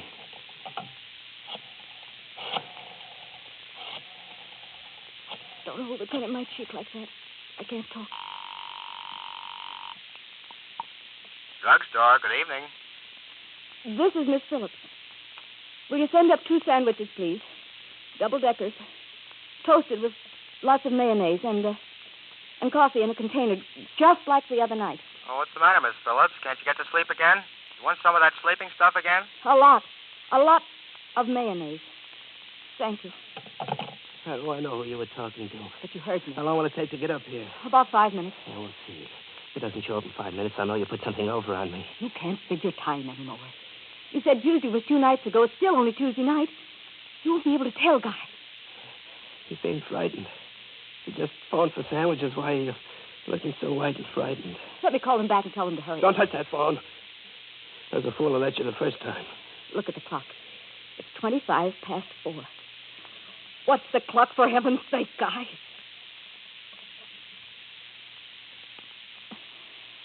Let me have a cigarette, please. Pass me one yourself if you won't let me. Here. Light it yourself. I will.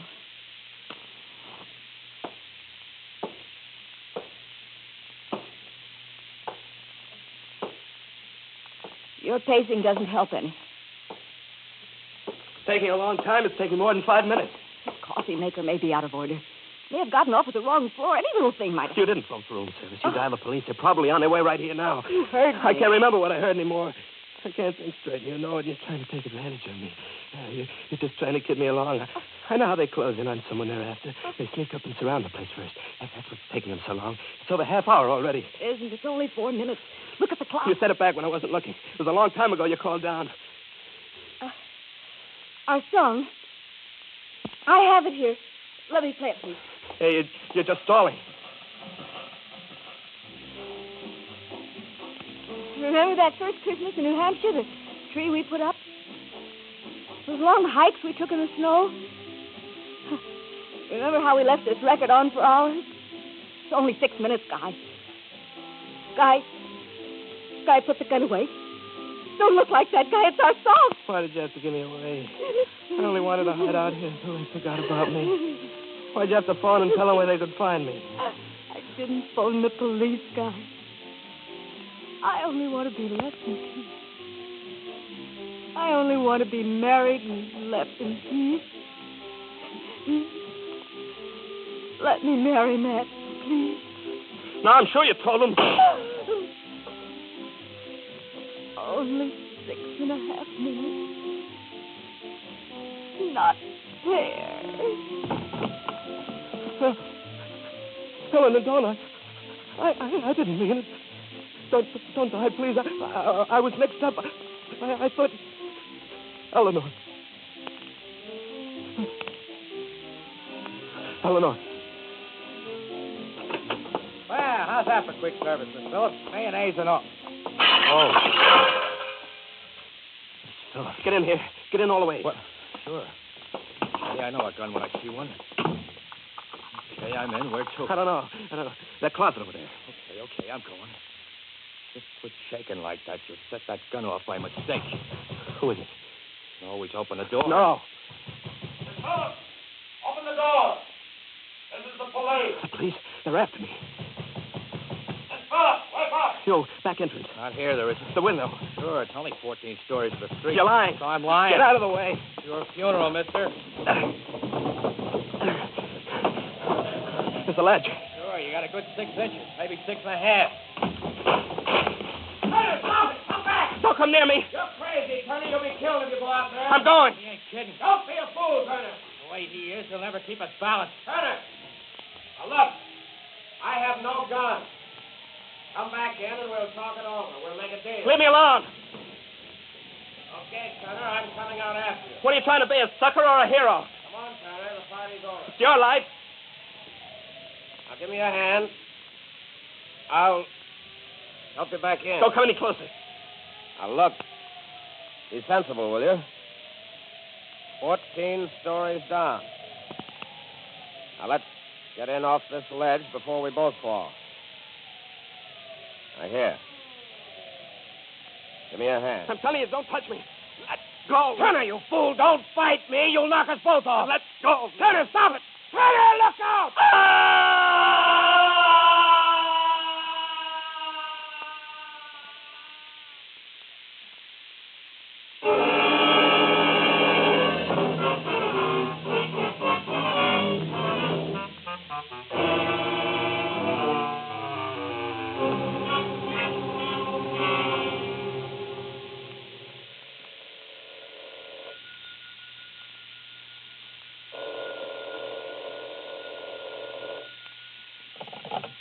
Hello? Yeah, this is Vinny. Oh, Mamie. Hello. How are you, dearie? Oh, I was out in the party with Jack and Marty. Yeah, and then Marty and I pull a swell joke on a guy. We laugh. I thought I'd die. Well, this guy, Turner, was high as a kite, see? And Marty gave him a knife, and this Turner makes a grab at me. So I make like I'm stabbed and squeeze ketchup between my fingers. Oh, he was so scared he just ran right out. Sure, the next time I see him, I'm going to tell him about the ketchup. Boy, I'll bet he'll laugh his head off.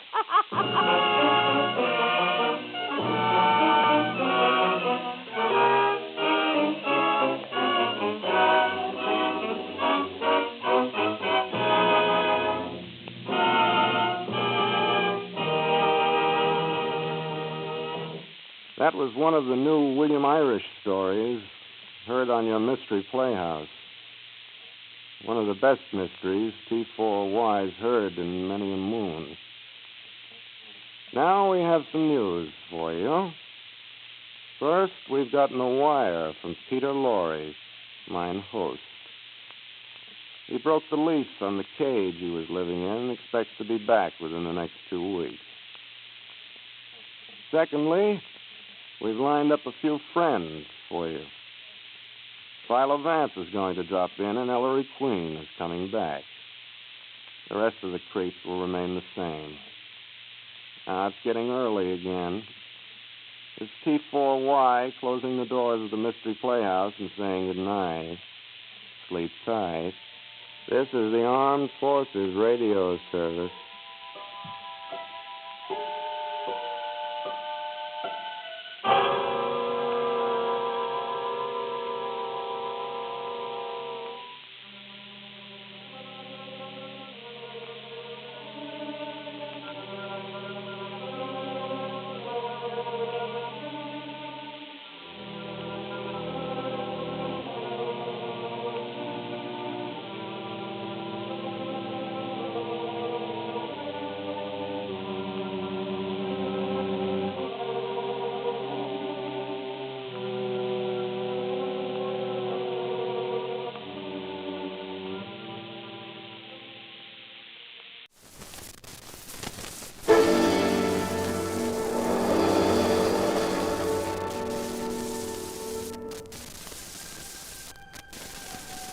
If you were to call a girl Angel Face, she'd have to be a beautiful girl. A girl as beautiful and lonely as Dolores. Caught doing a job she didn't especially care anything about. Waiting for the chance to get away from it all. With the boy she loved.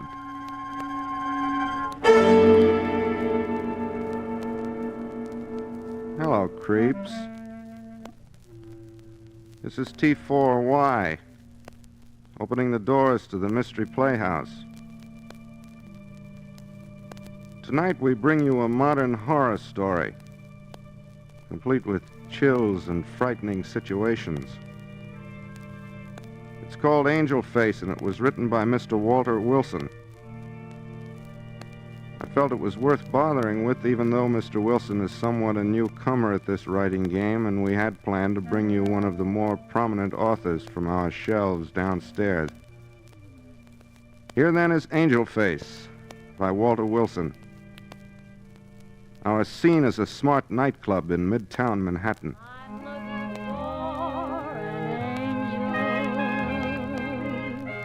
To sing my love song to. And until the day that one comes along, I'll sing my song.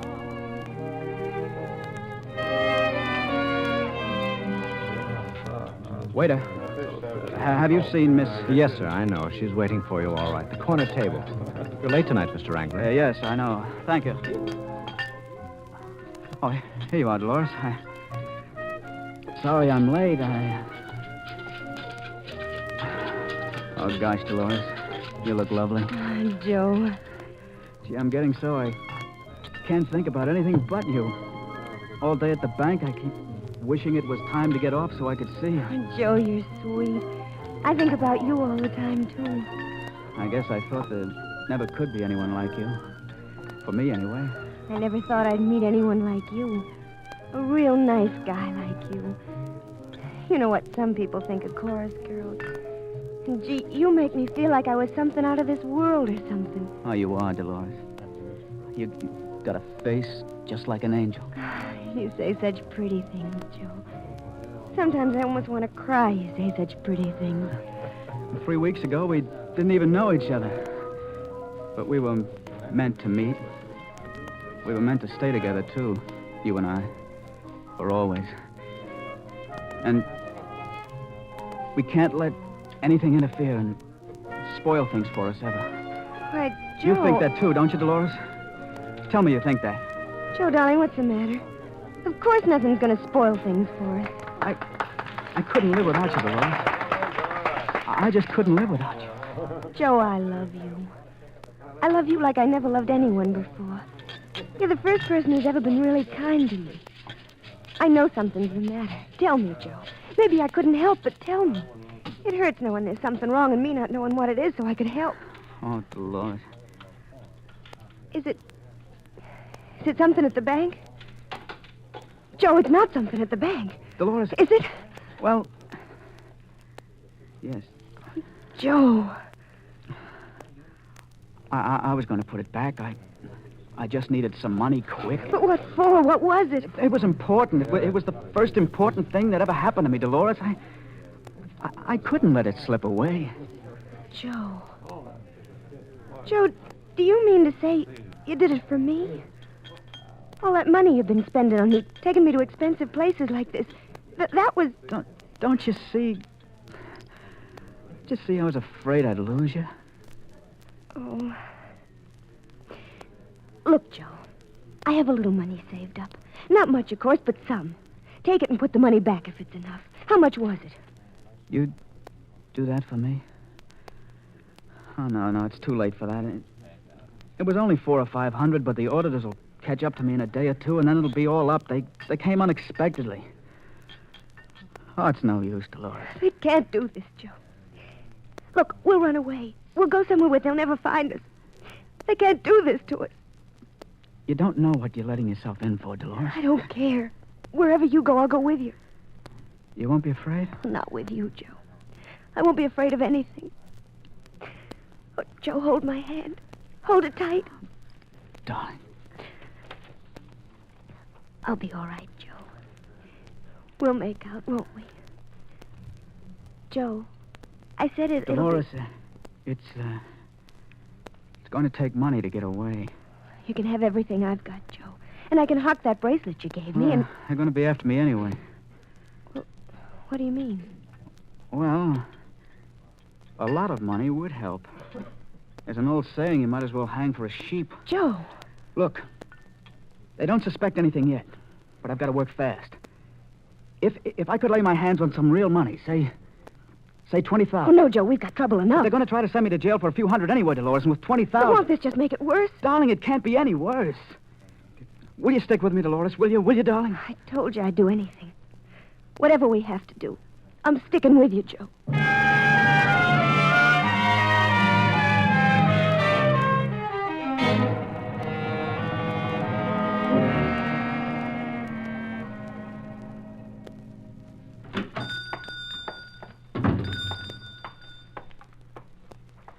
Yes, so what can I do for you, please? You a locksmith? Yes. Yes, you want some keys made, perhaps? No, I want you to do a job for me. Sort of a special job. Well, why not? I'll make it worth your while. You see, here's the address. It's right in the neighborhood. Let me see. Miss Dolores Still, apartment 11E, 201 Bedford... I don't know about this. I'll have to explain it to you when we get there. Well, if it's a lock, I can fix on I told you I'd make it worth your while. Well, I'd have to charge you for it. A special job like this and leaving my shop and all. Here, will this do? Oh, sure, mister, sure. Yeah. For this, I can fix.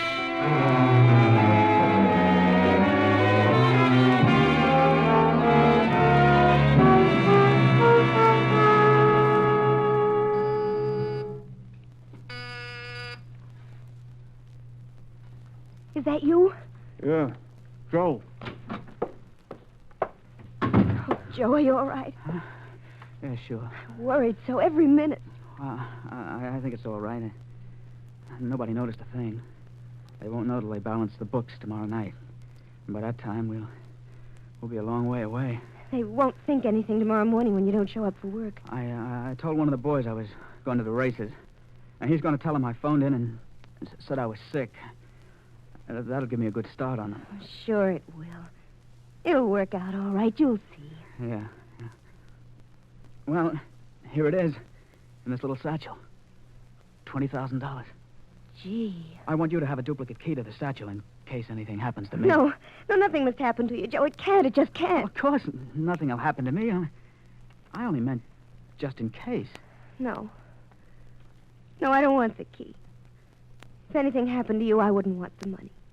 What good would it do me? The only reason we've got it is so you and I can have a chance at living and belonging to each other.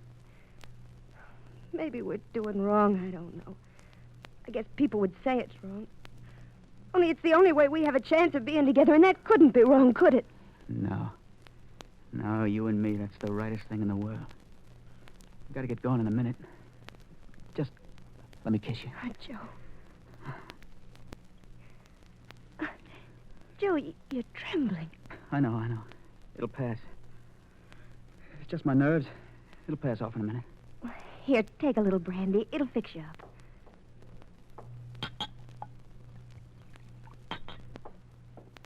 Here you are. Thanks. Guess I need it. You're not having any? No. You know I never could drink brandy. Well. Oh, that feels good. What I needed, all right. Oh, sure, Joe. Yeah. Just what you needed. It's funny. All of a sudden, What's the matter, Joe? I feel so... Dolores,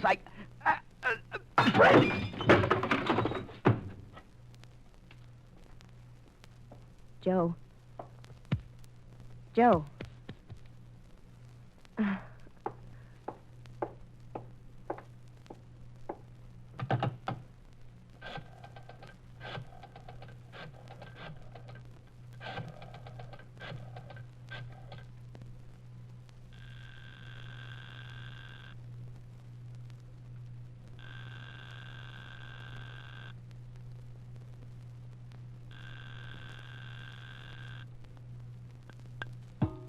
Yeah? Al, Yeah. Can you talk? the coast's clear. All set? Sure, Al. Did he fall for it, Dolores? Of course he fell for it. The sucker.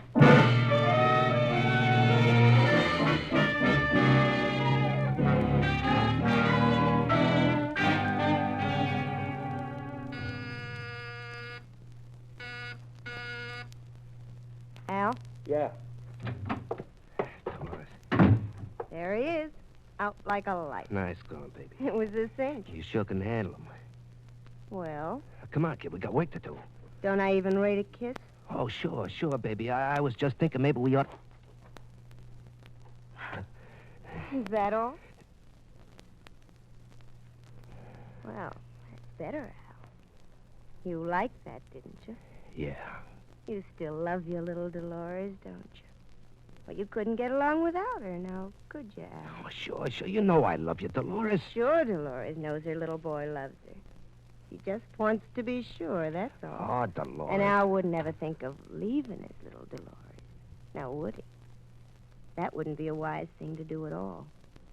Would it? Oh, take it easy, Dolores. What's eating you? You know me. Sure, I know you, Al. We've been around a lot together, you and me. It isn't as if this was our first job. Okay. Okay. Oh, this one was a cinch. He fell for it even harder than that guy in Chicago. What was his name? Oh, Tom Stevens. Don't use names like that. Someday you'll say something in the wrong place. Relax, Al. Everything's hunky-dory. Yeah, I know, Well, but what are just you as- worrying about Tom Stevens for? They're still looking for him and the payroll he made off with. Tom's been 6 feet under for nearly a year now. And even if somebody does dig up that trunk... Dolores, lay off. Oh, Tom was kind of nice. He always used to call me Angel Face. Remember? Angel face, cripes. What's the matter with Angel Face? Oh, come on now, Al. Don't look so sour. We just made 20 grand. I feel swell. Come to think of it, I feel kind of hungry. Hungry? Sure, hungry. I'll rustle up something in the kitchen. I couldn't eat a thing. Come on, now that's no way to talk. We got a job to do tonight. You got to keep up your strength, Al. Yeah, well, look, let's get that guy out of the way before somebody walks in. No one's gonna walk in. And him, he's out cold for a good 4 hours. Well, Oh, okay. Let's dump him in the trunk. I'll give you a hand. yeah, let's get this thing over with, huh? I wonder why they always seem to weigh so much more when they're out this way. I don't know. Close it, Al. Here. All right, now suppose we get going, huh? Well, what's your hurry? I told you I was hungry. Come on out to the kitchen. It beats me the way you calmly go ahead. All right. I tell you, he's out for hours. We got plenty of time because when he comes to, he'll be 6 feet under. Shut up, will you? Come along. We'll look in the icebox. Maybe I can find you a chicken heart.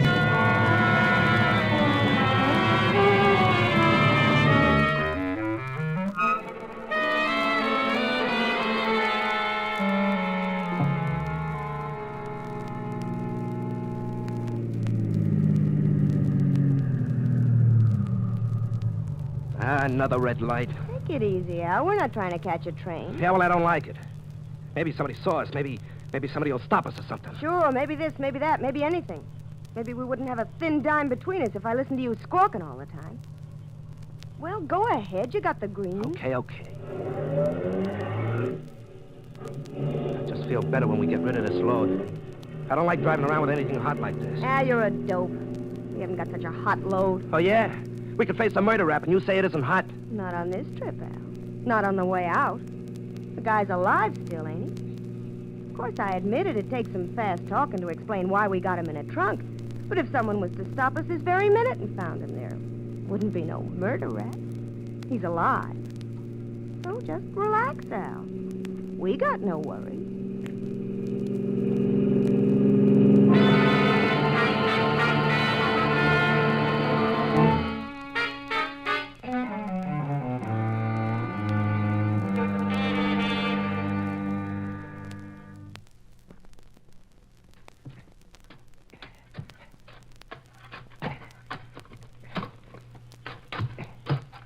That's deep enough, ain't it? Yeah. Okay. That hole will take the trunk all right. Here, we'll drag it over. I tell you, I'll be glad to see the last of this. Right, it's heavy. Here.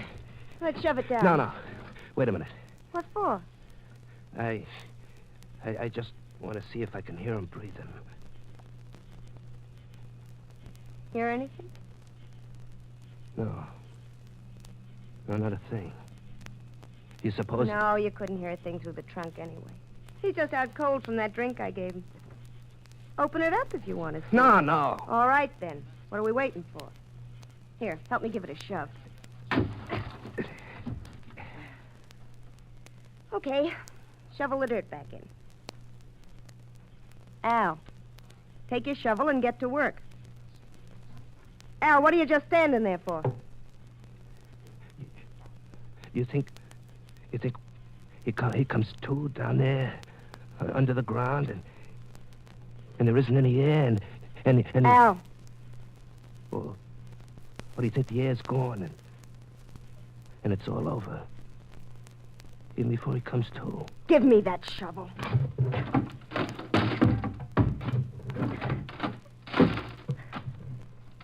There. Top's covered over. You can hardly see any of the trunk now. Here, you can finish it. Take the shovel, Al.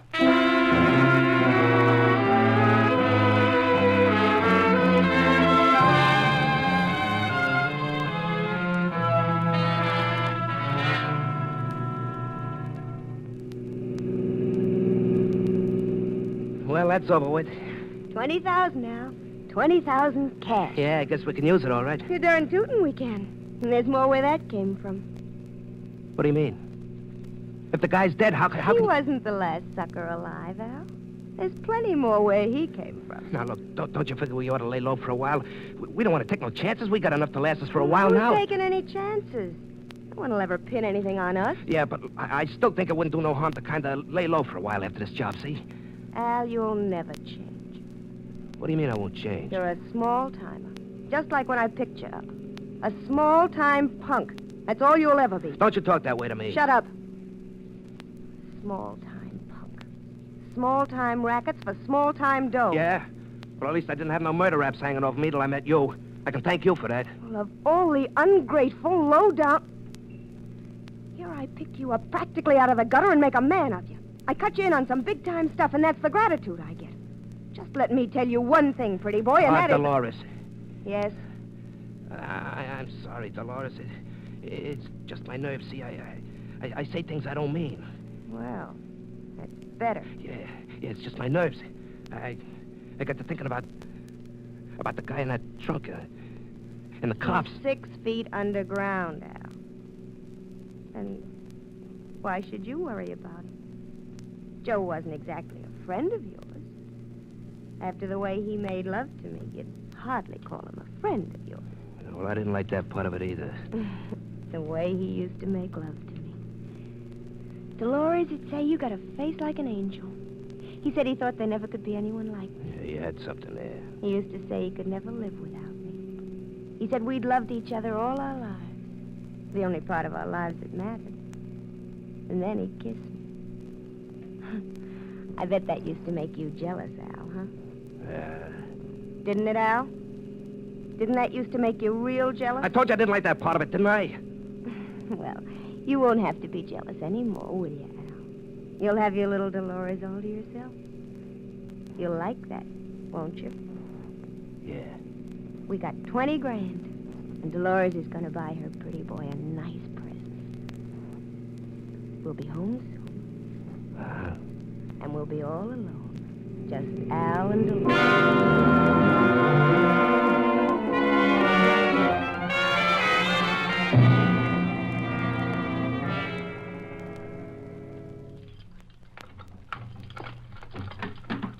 Here we are, Al. Home again. Yeah.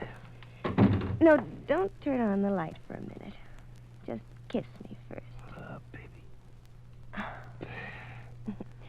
All right, you can turn on the light now. Joe! Joe! Good evening, Dolores. Cripes. Why, you... Take it easy, Al. Can't you see he's got a gun? You're supposed to be dead. Why don't you two sit down? You're both a little overwrought. No, there. There we are. I think we've got a few things to talk over. But, calmly. That's why I've got this gun, so we can talk things over calmly. You're supposed to be dead. He must have got out of the trunk while we were Maybe, in the kitchen. You'd like a spot of brandy. Probably chilly from your little expedition. Grave digging is so depressing, don't you think? Oh, don't worry. The brandy was not poison. I saw to that this morning. How'd you get out? The trunk was locked. I thought it would be. That's why I saw a locksmith this morning when you were out and had it fixed, so it could be unlocked from the inside. You see, I made a few plans, too. Like putting those weights in the trunk to take my place. And you got out of the trunk while we were in the kitchen. Oh, you smart guy. You real smart guy. But you haven't got a thing on us. Well, we'll let the police be the judge of that. You ain't gonna call no cops, Joe. You can't afford to. You got a rap waiting for you, and you know it. A little matter of the bank's $20,000. Oh, that, huh? Well, you see, I don't work in a bank. What? Where'd you get that cash? It belonged to me. And you and I didn't meet by chance, Dolores. I waited a long time to meet you. Yeah.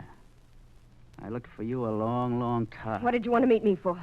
Because I want to see you and this punk of yours hanged for the murder of Tom Stevens in Chicago. What? How'd you know about that? Let him talk. Let him talk. Doesn't make any difference now.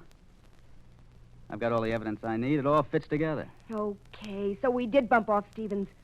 But it's still just your word against ours. No. Oh, it's your word. Your words verbatim. I told you I did some planning, too. That dictograph behind your chair has just this moment recorded your confession. Why, you... Stay right there. Now, that's better. Now I've got a call to make. The police. Remember, I've still got you covered. Oh, you wanted to know where I got the money. The $20,000 you thought I'd taken from the bank I told you was mine? It is. And quite legally. The paid claim of a life insurance policy of which I was the beneficiary. Tom Stevens of Chicago. Tom Stevens? Yeah, the man you killed. Tom Stevens. That's right, isn't it? That's right, isn't it, Angel Face? Angel Face? That's what Tom... Yeah, that's what Tom used to call you, isn't it? But how did you know? I guess I forgot to tell you. My name isn't Joe Anglin, it's Joe Stevens. You see, Tom was my brother.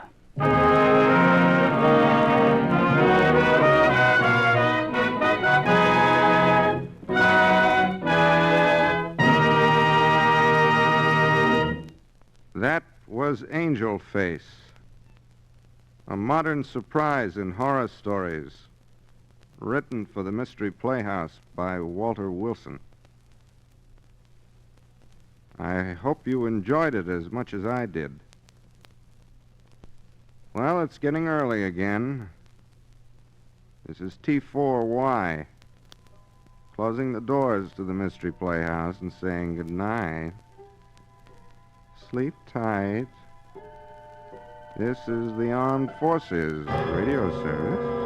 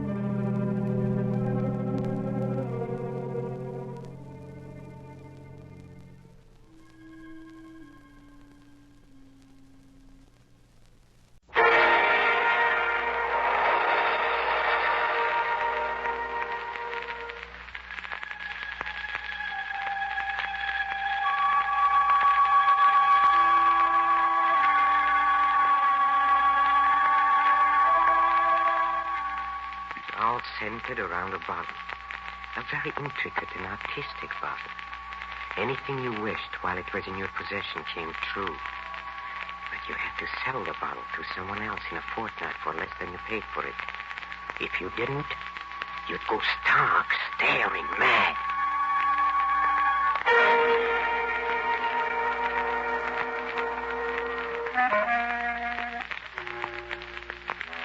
Hello, creeps. This is Peter Lorre opening the doors of the Mystery Playhouse. Yes, tonight's bedtime story is about a bottle. An empty bottle. Well, not quite empty. Maybe, but you'll see what I mean in a minute. Let's just say for now that this is no ordinary bottle. And I think you'll be interested to hear about it. I really do. Robert Louis Stevenson wrote this story many, many years ago. But it's been modernized and the scene changed from Hawaii to New York City. So get yourself set for something different in a way of a mystery. Listen now to the fascinating tale of the Bottle Imp.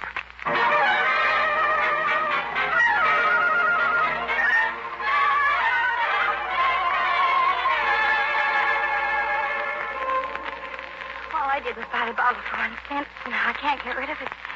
I can't get rid of it. It's the imp. The imp in the bottle laughing at me. See him there jumping up and down and laughing. You can't get away from him. You can't get away from the imp. 1 cent. All I did was buy the bottle for 1 cent, and now I can't get rid of it. Come, gentlemen. I can't Let me get close rid the of door. it. I can't get rid of it. Well, as you can see, gentlemen, my wife is mad. Mr. Wilder, in my entire career as a psychiatrist, I've never heard anything so strange. Your wife is absolutely convinced there is an imp in that bottle. I told you it was an unusual case, Dr. Jenkins. That's why I asked your assistance. I'm inclined to think it's paranoia, delusions, but... Well, that was my original diagnosis, Dr. Jenkins, but now I'm thinking of schizophrenia. Projection of personality. No, it's neither of those things. It's the bottle. I wish I had never set eyes on it. Come, Mr. Wilder, you're not beginning to think the bottle's inhabited by a creature. I don't know what I think. Ever since that bottle came into this house, nothing has been the same. Gentlemen, perhaps I should tell you that I've always feared that I myself would go mad. It's in the blood. My grandfather... Mr. Wilder, that would have no bearing on your wife's mental condition. And as for this bottle, why, there's absolutely no scientific evidence. If you're going to take that attitude, what's the use of talking to you at all? Dr. Erickson, I suggest we let Mr. Wilder tell us what he wants to in his own way. Science or no science, there's something diabolical about that bottle. It was strange just the way it came into my possession. It all started about 4 weeks ago. It was late when I left the office. And it just started to rain, so I darted into a doorway while I looked for a cab. All of a sudden, I was conscious of my surroundings. There was a curio shop in that doorway. Though I'll swear that there had never been one there before. It was our anniversary, and I thought I'd buy something to celebrate the occasion.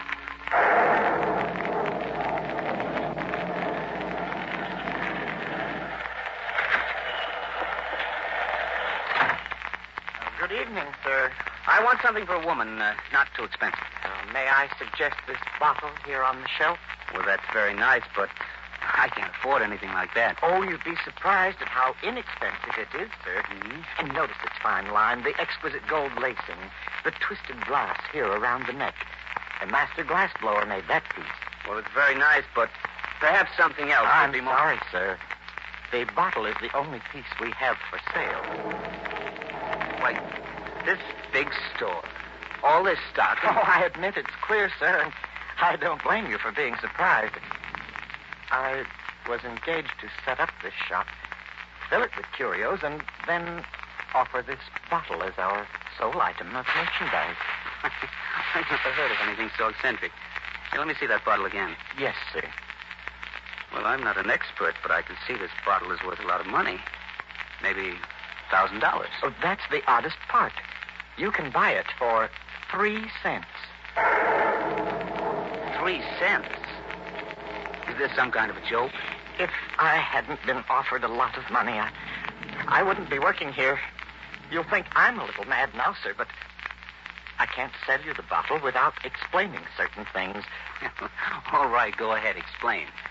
First, it is said there's an imp in the bottle, and the person who possesses the bottle can have all the things he wishes for. Aladdin's lamp. Now I know it's a joke.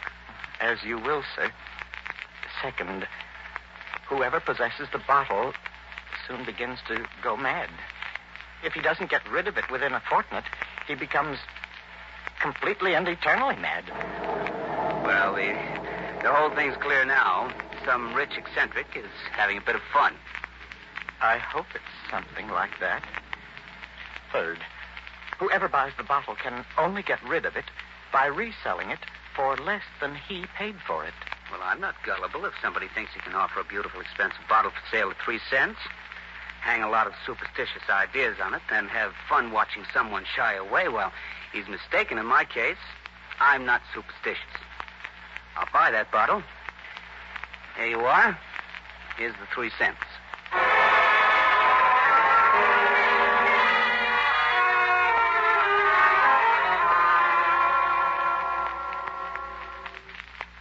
It's a lovely antique, darling. The very nicest we've ever had. And I think that legend is perfectly fascinating. Especially that part about the owner of the bottle getting anything he wishes for it. Oh, I wish I had $20,000. I'll get it, darling. Hello. Oh, hello, Jameson. What's that? My uncle is dead. When? How'd it happen? Oh, an accident, huh? I always thought he'd go out with heart failure. What? He left me $20,000? Huh? Oh, sure, Rod. Sure, I'm glad to get the money. Okay. Call me tomorrow. Is something wrong, dear? I don't know. Susan, if you don't mind, let's not go out to dinner. I'd just like to sit around and look at that bottle.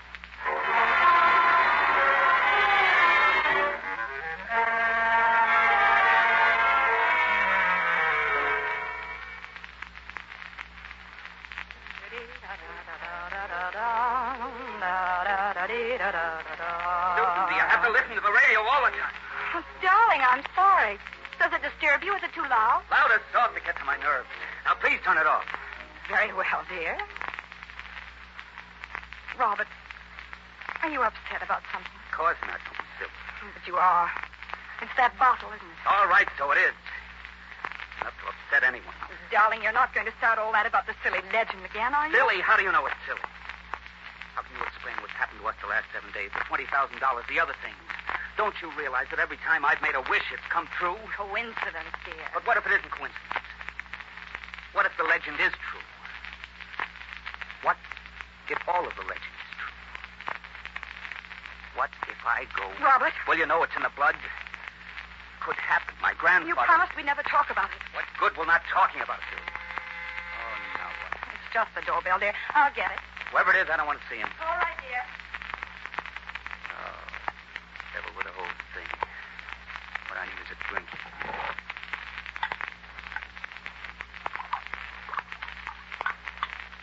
Robert, it's Mr. Ellis. He's very insistent about... Ellis? He has his nerve. Who is he, dear? A crooked lawyer who's been pestering me for weeks.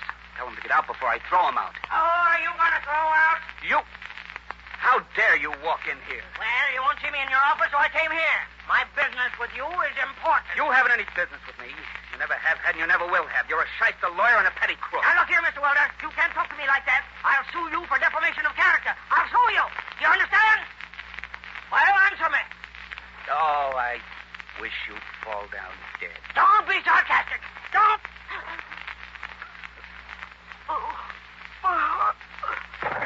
Mr. Ellis. Mr. Ellis. Oh. Robert, what's the matter with him? I don't know. Here, help me lift his head. Mr. Ellis. Mr. Ellis. Oh, my God. He's dead. Susan, he's dead.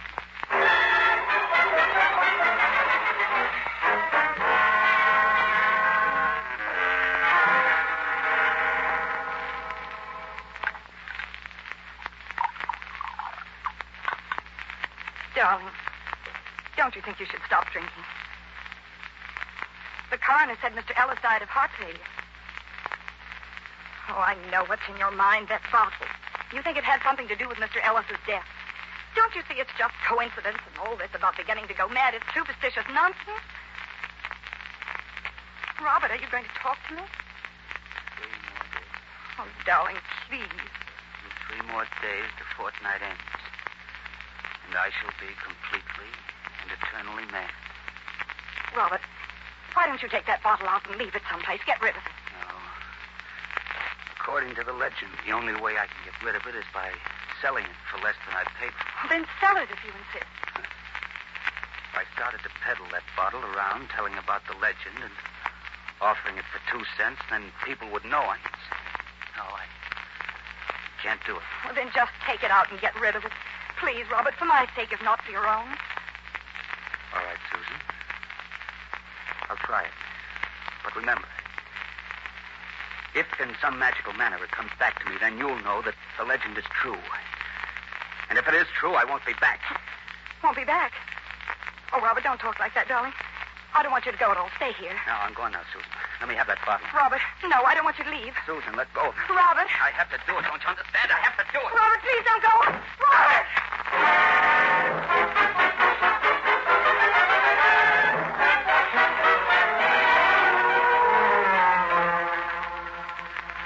I was almost out of my mind when I left the house with the bottle. I felt that unless I got rid of it, the legend about the bottle was true, and I'd soon go mad.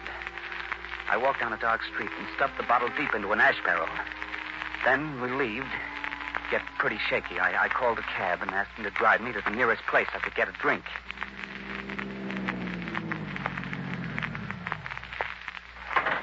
Here you are, sir. Well, how much do I owe you? $1.50. Okay. Here you are. Keep the change. Thanks. Hey, fella. Yes? You left something in the cab. Oh? What is it? I guess it's a bottle. What? How could it have got there? I put it in... Search me, fella. I guess you had it with you when you got in the cab. Look, drive it here. Here's $5. What? Drive to the Brooklyn Bridge, then take that bottle and throw it in the river. Do you understand? I don't understand, but for $5 I don't have to. Leave it to me, mister. I'll get rid of that bottle for you.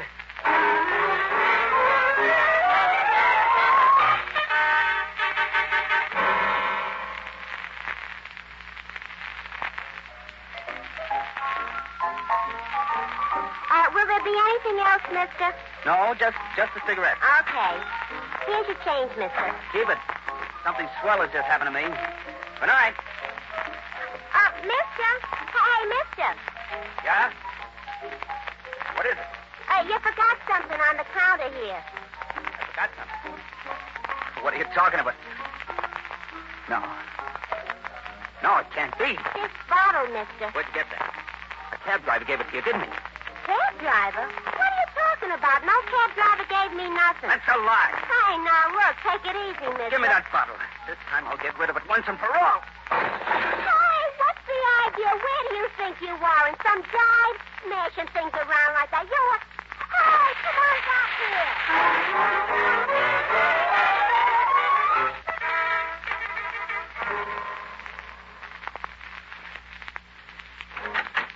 Robert, is that you? Yes. Yes, dear. Oh, darling, are you all right? I thought you'd never get back. Sure. Everything's all right now, dear. And the bottle? We'll never see it again. I got rid of it. I got rid of it. Robert, what is it? Don't get upset, dear. It's just that I feel so swell. Oh, darling. I guess I gave you a devil of a time. It all seems so silly now. Come on, let's forget about it and have a drink. Let's celebrate. Good. And let's not talk about it anymore. Let's have that drink. I'll mix it. No, nothing doing. You sit down and be comfortable. Let me do it. I hope there's some of that... What's the matter?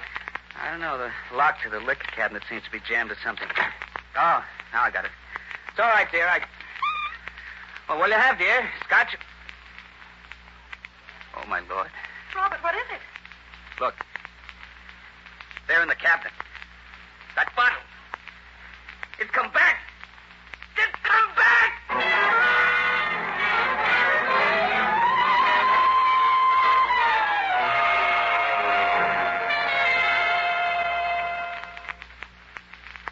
There's nothing seriously wrong with your husband, Mrs. Wilder. Merely nerves. I recommend a complete rest. Dr. Benson, do you think he should be removed to a hospital? Oh, definitely not. He can rest in his own room. In fact, there's no reason why he should even stay in bed as long as he relaxes and doesn't excite himself. I should like to talk to him. Do you think it would disturb him? Not at all. Go ahead, Miss Wilder. Thank you. I won't be a moment. 2 more days. 2 more days. 2 more days. Robert, the doctor says you're going to be all right. He doesn't know. It's no use. Robert, I can't stand for this. Even though I don't believe in this foolish legend, I can see what it's done to you. But you must believe it. You saw how the bottle came back after I tried to get rid of it. Now, Robert, it must have been in the liquor cabinet all the time. You were so excited when you rushed out of here, I didn't even think you had it with you. You're just deluding yourself. No, Susan. In any event, I'm going to put an end to all this. I'm going to take that bottle and sell it. And sell it for less than you paid for it. For 2 cents. Then, darling, if I do, will you be satisfied in your own mind that nothing's going to happen to you? Yes, Susan. If you can sell the bottle, then I'll be all right. I know I will.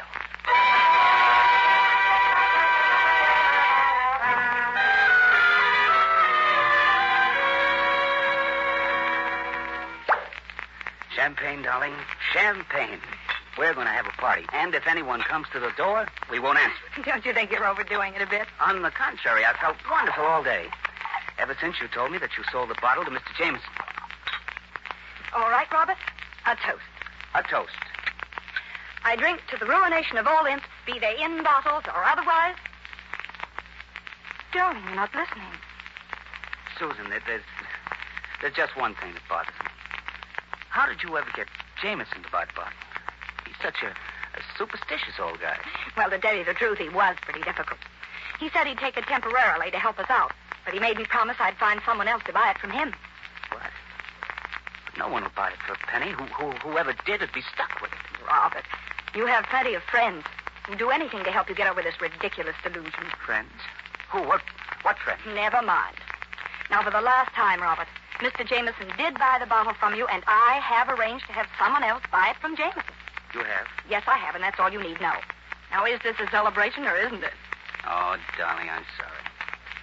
You certainly have some fun coming to you. I won't say any more about it, I promise you. That's better. Now, let's drink this champagne before it gets flat. Oh, someone would come at a time like this. Don't answer. Well, I'd better. Oh, now, Susan, I think it's something I ordered from the store, dear. I'll be right back.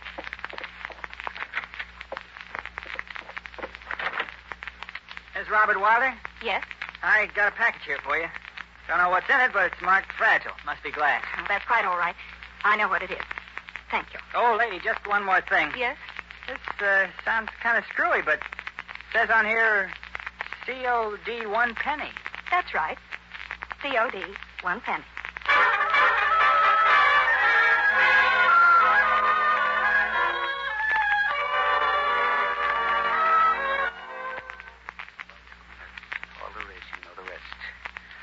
Within a few days, my wife had changed from a perfectly normal woman into the person you know now. And if something isn't done within 2 days, the fortnight expires and she'll be beyond hope. So you can say what you like of paranoia, schizophrenia, use all the scientific terminology that you want. I know that my wife went mad because of the bottle imp. However, I hardly expect famous psychiatrists like yourselves to believe that. As I told you, Dr. Jenkins, it's a most unusual case. I was unaware of these facts, however, when I asked you to consult with me. I understand, Doctor. First, Mr. Wilder believes the bottle's inhabited by a genie, a creature. Then, through association and suggestion, his wife is led to believe the same thing. The bottle comes to her, and she believes she is mad. Her malady has all the earmarks of auto-suggestion. Yes, I believe that's what it is. Well, yes, as in self-hypnosis. A perfect analysis, Dr. Jenkins. I wish I could believe something like that. Mr. Wilder, I think I have a cure for your wife. You mean it? Do you really think you can help Susan? I believe so. If she is able to sell the bottle within the fortnight to someone else, it might cure her. Or at least compel her to believe she was cured. Yes, that's the legend, but how could she sell the bottle? She paid 1 cent for it. There is no smaller monetary denomination. No, not in American money. Dr. Erickson, do you still have that English halfpenny, that luck charm of yours? Halfpenny. I think I see what you have in mind, Dr. Jenkins. Well, yes, I still have it. Here. Oh, thank you. If the woman deludes herself that she can only be cured by selling the bottle, then I'll humor her and buy it. Excellent, Dr. Jenkins. Mr. Wilder, I think we can promise to have your wife well again in a few weeks. Or in a few days, for that matter. And now, Mr. Wilder, if you don't mind, I'd like to get back to your wife and try my experiment. Just a moment, Doctor. I don't quite understand you. You mean that you're going to buy the bottle? Yes, for a halfpenny. But you know you'll never be able to sell it again. Sell it? Well, you let me take care of that problem, Mr. Wilder. Come along, Dr. A. Doctor, wait. Don't you understand what I'm trying to tell you? If you buy that bottle, then you'll become mad. Well, I'll take my chance on that. Good night, Mr. Wilder. Dr. Jenkins. Dr. Jenkins. So he doesn't believe me. Well, I warned him. I warned him. And Dr. Jenkins? What about Dr. Jenkins? Did he go mad? Well, now, what do you think?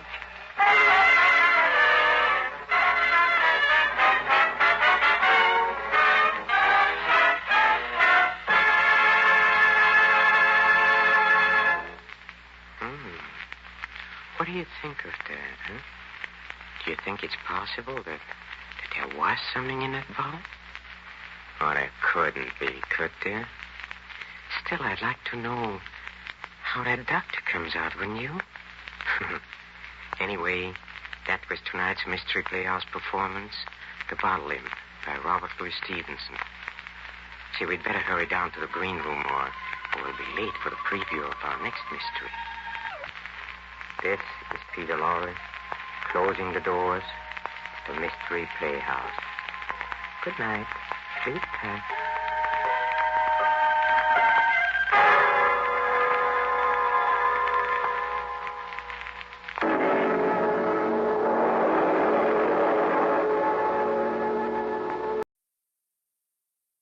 And now, the Molle Mystery Theater, presented by Molle.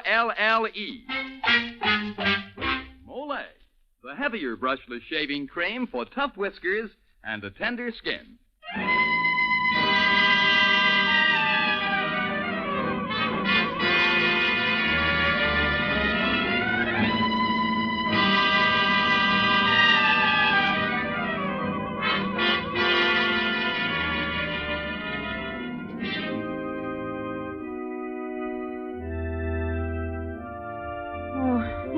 Wonderful, Nick. So beautiful. I'm going to make you happy, Nick. Really happy. I'm going to be a good wife, darling. Nick!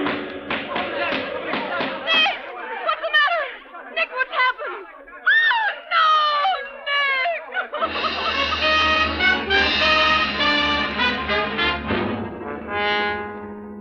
Nick! Good evening. This is Jeffrey Barnes, welcoming you to the Molle Mystery Theater, the program that presents the best in mystery and detective fiction. You've just heard the opening scene of tonight's story by Cornell Woolridge, starring Miss June Havoc, and bearing the rather unusual and bizarre title, The Bride Wore Black. After all, black is the color we associate with death and funerals, not with weddings and romance. But tonight, black is the color of a woman's revenge. Well, gee, Mr. Barnes, you know, some men could cope with such a dangerous woman, and yet, strangely enough, be worried stiff when it comes to shaving tough whiskers or a tender skin. Well, men, we don't blame you. All we say is, try Molle, the heavier brushless shaving cream. Yes, sir, it's smooth. So smooth. It's slick. So slick. It's a smooth, slick shave you get with Molle. Molle, the heavier brushless shaving cream for tough whiskers or a tender skin. Molle. And now for tonight's Molle Mystery presentation, The Bride Wore Black.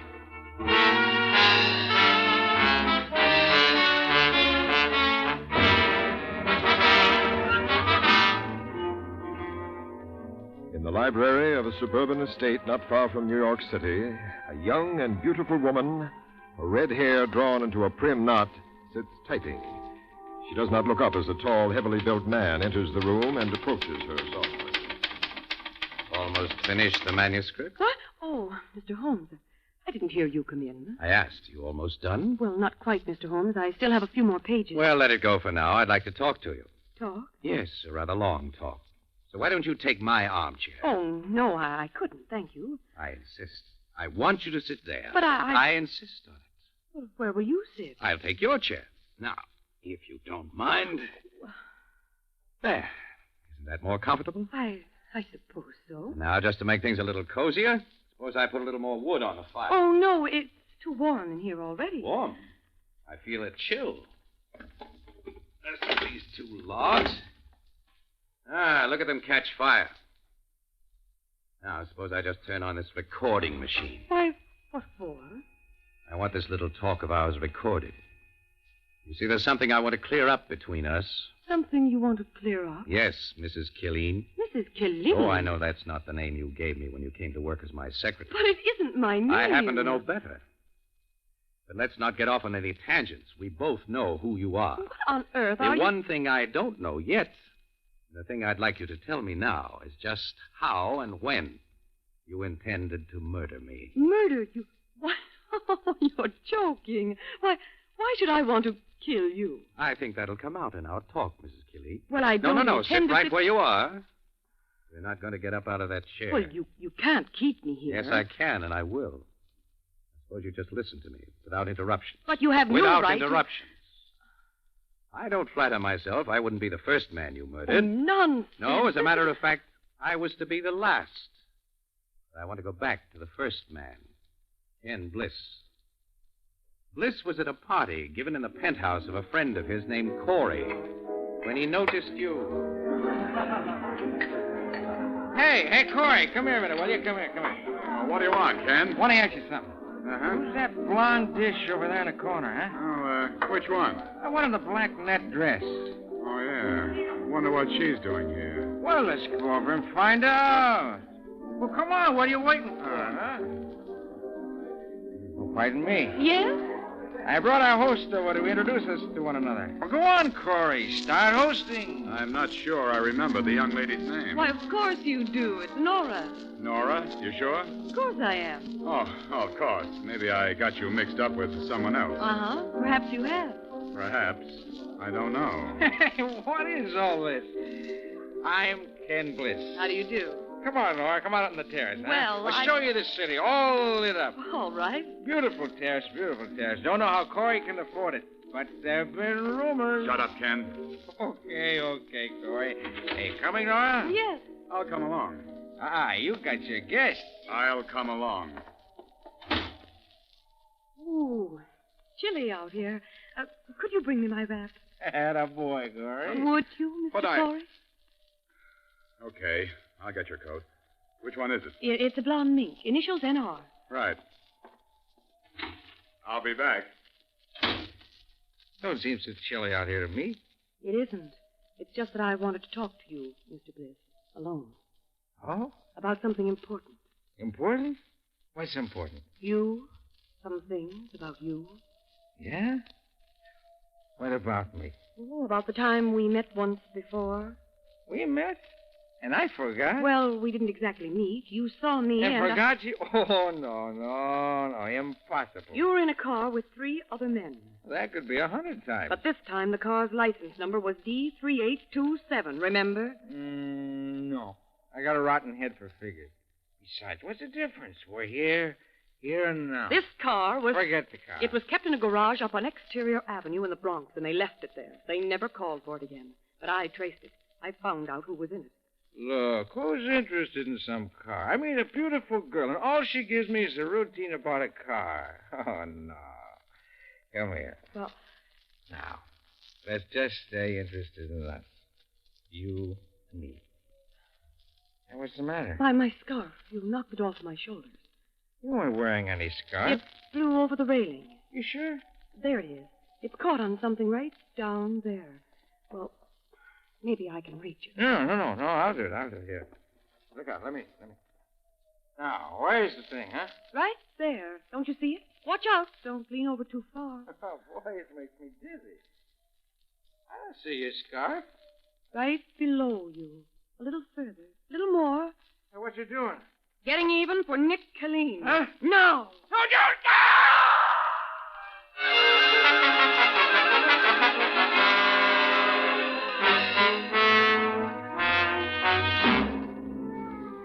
When Corey came back, after searching for your non-existent coat, Mrs. Killeen, you were gone. You had killed your first man. Why, this is... No, don't get up. Sit there, right there. We still have a good deal to talk about. About Joe Mitchell, for instance. He lived in a cheap hotel on the west side, lived a cheap, drab life, until that evening that he came back to the lobby. Hello, Mr. Mitchell. Want your key? Yeah, Tom. Oh, mail for me? Yes, sir. Let's see what we've got here. Advertisement. Here, you want to buy a custom-tailored suit? No, thanks. I couldn't afford it. Neither can I right now. Hey, you sure this one is for me? Your name's on the envelope, isn't it? Yeah, but a theater ticket. Elgin Theater, Box A. A 480 seat, and for tonight. Why should anyone send this to me? I don't know, Mr. Mitchell. Were you ever connected with this theater? Well, I used to attend bar where a lot of actors hung out. Maybe that's it. Maybe somebody remembered me. Well, it's a break. I might as well go. After all, what can I lose? Hey, Tom, is that Mr. Mitchell? Yeah, he's right here. I got a call for him. Oh, okay. You can take it here, Mr. Mitchell. Hello? Joe? It's me, Maybelle. Yeah? What do you want? Well, what are you snapping for? I'm not feeling so good. It sounds all right. Well, I don't feel good. Listen, I gotta hurry. Call me tomorrow, or I'll call you. Well, you're going in such a hurry. I thought you said you're sick. I am. I'm going to bed. I'm sorry about our date. Don't be foolish, Joe. That's all right. I tell you what. I'll bring over some chicken soup. No. Yeah, some nice warm chicken soup from the restaurant. The cook will give it to me. No, I told you. Look, I gotta hang up. I'll talk to you tomorrow. Yeah, but Joey... Chicken soup.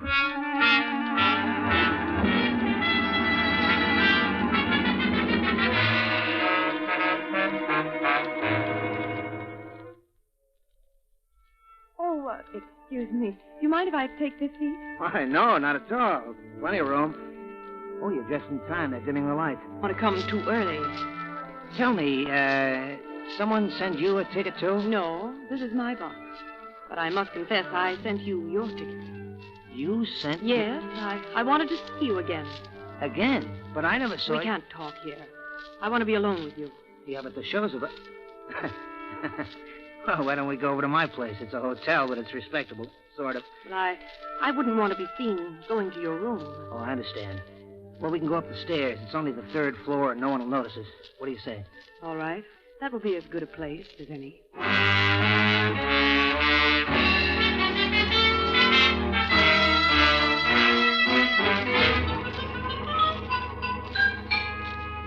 Well, I can see by all the girls' pictures on the walls that you're really a ladies' man, aren't you? Oh, those? No, they don't mean a thing. You know, I've always been looking for something, the right one, someone with class like you. I can imagine. No, this is no gag. I mean it. Just by being here, you make this room seem, well, I don't know how to say it. Something wonderful. You give it a kind of feeling. You understand? It's like I'd arrived somewhere I always wanted to go. Maybe we can arrange that. Let's have a drink. Oh, swell. I've got some rye here in the closet. Don't mind having it straight. No. I can have mine with water. If I'd known, I would have gotten something good. This will serve its purpose. Turn on the radio. I'll pour it out. Okay.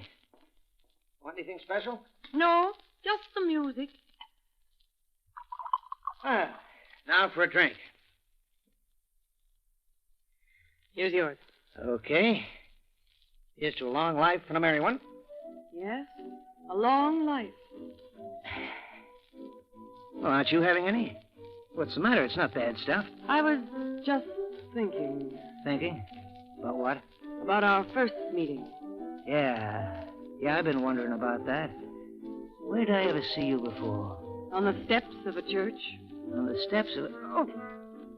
What's wrong? That's funny. Nothing, just a pain in my stomach. Go away. What's this about you on the steps of a church?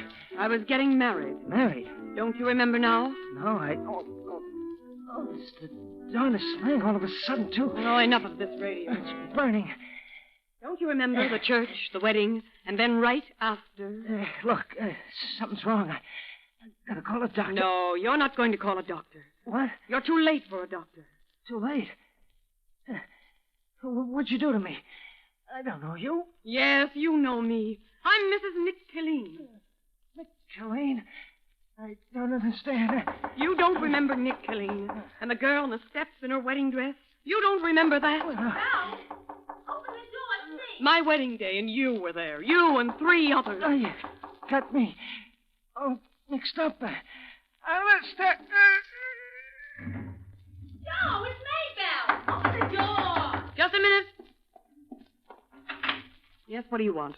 Oh. Well, I don't want to barge in, but I got some chicken soup for Joe. Listen, get out of here quick.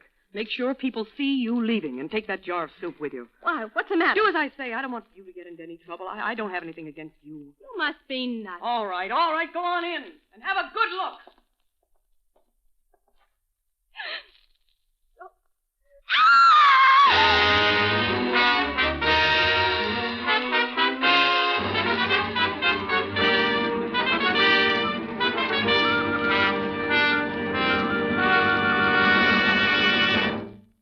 As the curtain falls on Act One of tonight's Molle Mystery, Julie Killeen has been accused by her employer of killing 2 of the 3 men she believes to have murdered her husband. And from what we've seen of Mrs. Killeen so far, you might say she shows a particular knack for dealing out punishment, eh, Dad? Well, it's funny, Mr. Barnes. Rather, it's sad. But a lot of men hand out almost the same kind of punishment to themselves every time they shave. Well, men, shaving needn't be painful. Not when you shave with Molle, the heavier brushless shaving cream for tough whiskers or a tender skin. That's right. Molle is the heavier cream. The cream you need for wiry whiskers or a sensitive skin. Because Molle is heavier, it not only softens your whiskers, it stands them up straight, while your razor whisks them off like a feather. With Molle, you shave faster, closer, easier, and you shave painlessly. Try it. See if you don't say, it's smooth. So smooth. It's slick. So slick. It's a smooth, slick shave you get with M-O-L-L-E. Molle, the heavier brushless shaving cream for tough whiskers or a tender skin. And now back to Jeffrey Barnes and Act Two of The Bride Wore Black, starring Miss June Havoc.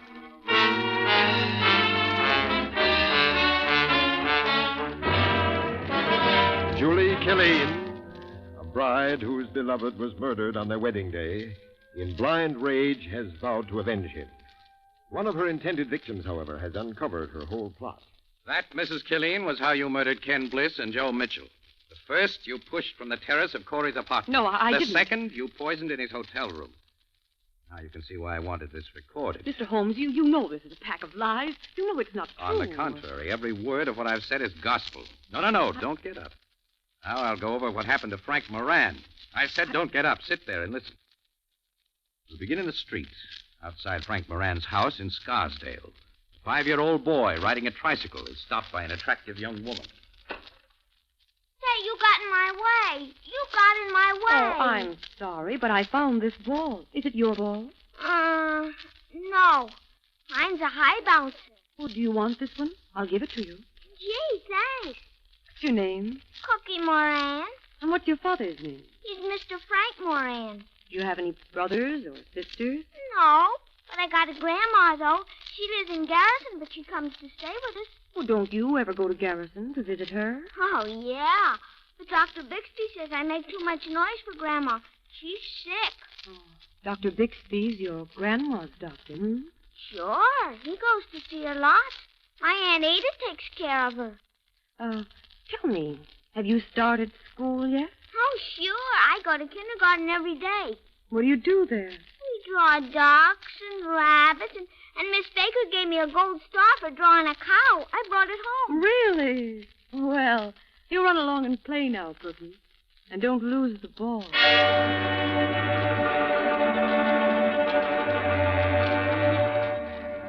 Frank! What is it, dear? A telegram for my sister Ada. Mother's very sick. She had a stroke. A stroke? Dr. Bixby wants me to come to Garrison right away. Well, you'd better go. I'll drive you to the station. No, I'll take a cab. You stay here with Cookie and... Frank, don't let him get into any trouble while I'm gone.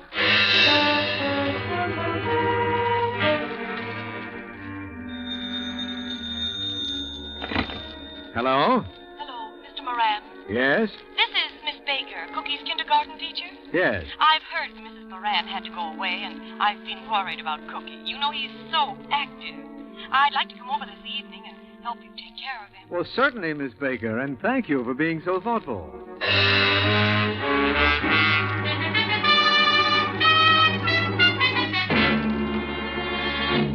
You're not Miss Baker. You're not. You're the lady on the street. Now, Cookie. Why, son, that's not the way to talk. It's nothing to be alarmed about, Mr. Moran. It's just that he's very imaginative. What's the matter with you, Cookie? I thought you liked Miss Baker. She isn't Miss Baker. Let me handle him. I'm used to this. Now, Cookie, didn't I just give you a gold star the other day for drawing a cow? Huh? And didn't I tell you I was going to see your parents someday and tell them how good you are in school? Did you? You know I did. Well, if you're Miss Baker, how come you don't look like Miss Baker? That's because I'm not wearing my glasses. You see, Mr. Moran, there's a fine point of child psychology involved here. Cookie's used to seeing me in the kindergarten and not in his home. Of course. But now that he's getting used to me here, I think he's beginning to recognize me. Aren't you, Cookie? Yes, Miss Baker. Yeah, that's better. Now, how would you like to show me this? There's a closet under the stairs. I used to hide in here when I played hide and seek. Only now I can't. Why not? Daddy won't let me. He says there's no air in there. Look, I'll show you. I'll crawl in. There's nothing in here, just me. Mr. Moran! Mr. Moran! Yes? Come here, please. What is it, Miss Baker? What's happened? Well, Cookie's locked in the closet, and I can't get the door open. Now, don't get frightened. There's nothing to it. It can't be opened from the inside, but all we have to do is unlatch it like this, and the door comes open. Oh. All right, Cookie, come on out. It was dark in there. I couldn't see anything at all. Well, you get upstairs and go to bed. No, Daddy. It's getting late. I don't want to. I'm having fun. Now, you heard me. Well, all right, but it's still early. Good night. Good night. Oh, that gave me a fright, his getting locked in there. I know. I was afraid the door had jammed. I don't let Cookie go in here. The door's solid oak, about 2 inches thick, and there's hardly any space at all. Yes, it is small. How long do you suppose a person would last if he got caught in there? Oh, I don't know, an hour or two at the most. The closet's airtight, and I don't... Oh, my goodness. Is something the matter? Oh, my bracelet. Your bracelet? Cookie had it, and he must have left it in that closet. Oh, well, I'll get it. I'll just feel around here, and I'm sure I'll find it for you. Just hold the door open, will you? Frank Moran. What? Did you say something? This is for Nick Killeen.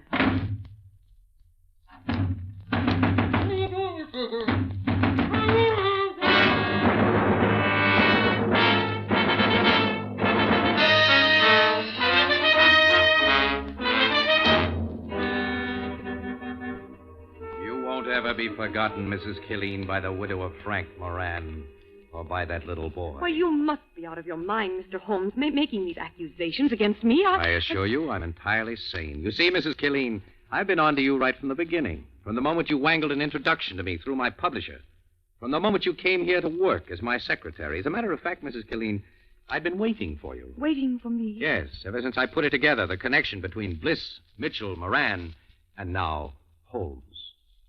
The auto ride following a drunken party, the wedding at the church, the murder. What? Well, what's the matter?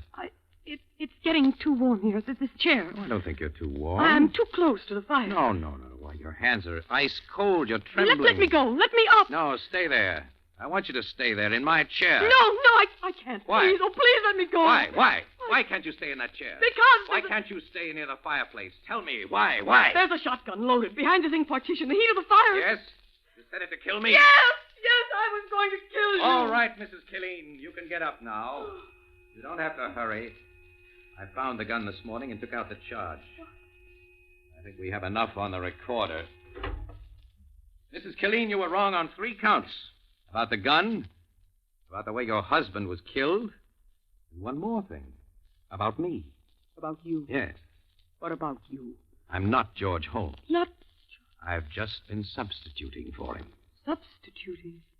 Who are you? I'm Lieutenant Wanger, New York City Police. Mrs. Killeen, I put you under arrest for the murders of Ken Bliss, Joe Mitchell, Frank Moran, and the attempted murder of George Holmes, although I don't think we'll even bother about that.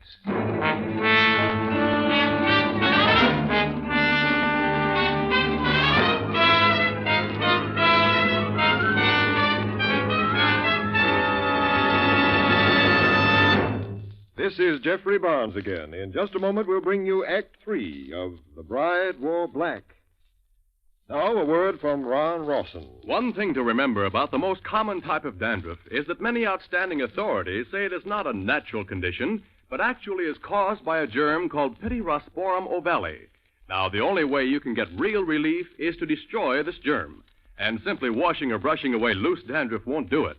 But double danderine will. Yes, double danderine really works because it gets at the cause of this dandruff and kills it. Actually kills the germ on contact. Results with double danderine have been remarkable, even in many stubborn cases. And the thing that makes double danderine so amazingly effective is a special ingredient, an active antiseptic that's so wonderfully efficient many hospitals use it. In double danderine, we call it Alzam. So stop trying to combat this dandruff with ineffective methods that actually are no better than plain water. Use double danderine and destroy the cause. Get double danderine tomorrow. Your money back if not satisfied.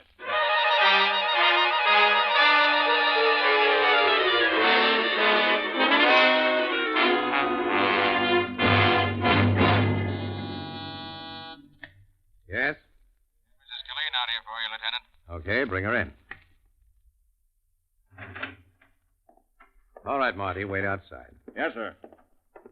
Sit down, won't you, Mrs. Killeen?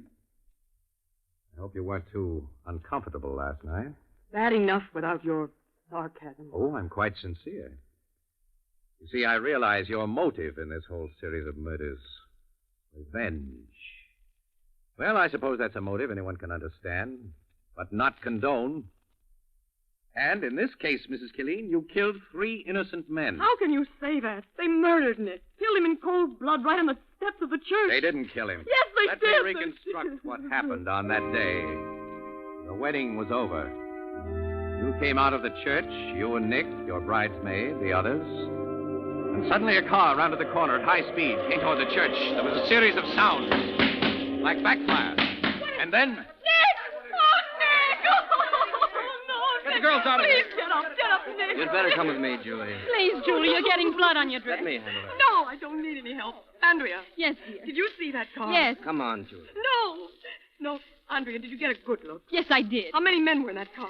There were 4 of them, but Did you see the license number? It was D-38-27. I'll remember that. Come with me, please, Andrea. I'm going back inside the church. Pray. No. To make a vow. Another vow to Nick.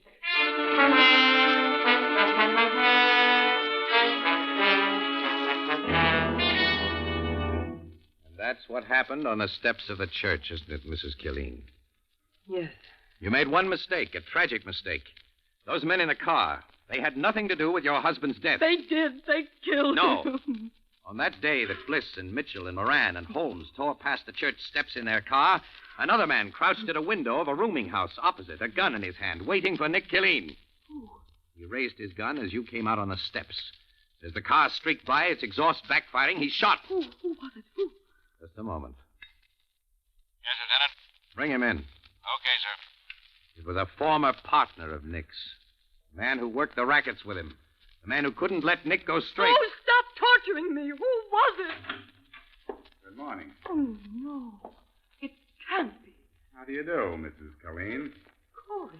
Yeah, when you came to my party, I thought I recognized you from a picture Nick showed me once. And I sent you away so I could kill Bliss. Yeah. Wasn't it too bad you didn't know who I was? Too bad Nick wouldn't introduce you to his partner. He didn't even trust me to meet you. And now look at the mess you're in.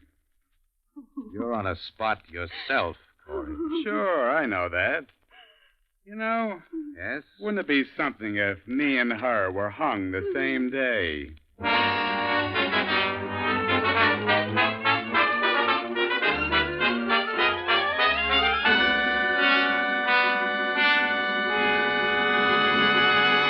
And now Now, this is Jeffrey Barnes again, inviting you to join us next week when we present a great tale from the pen of Vincent Starrett entitled The 11th Juror, which will star Sidney Blackmer, popular star of stage and screen.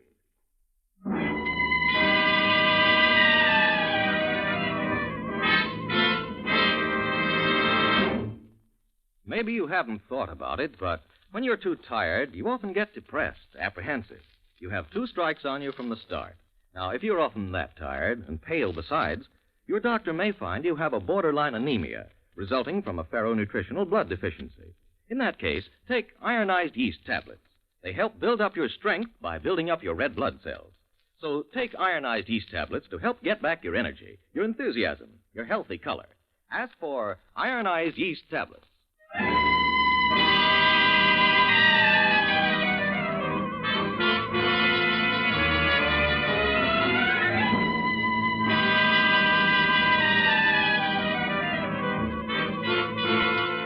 The original music for the Mystery Theater is composed and conducted by Alexander Semler. Any similarity between the names and characters used on this show and any actual persons, living or dead, is purely coincidental. Tonight's play was adapted for radio by Paul Monash. This is Dan Seymour saying good night until next Friday at this same time when the Mystery Theater presents The 11th Juror.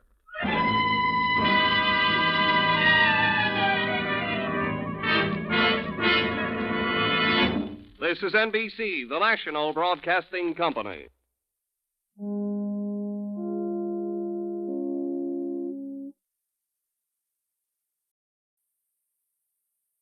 And now, the Molle Mystery Theater, presented by Molle.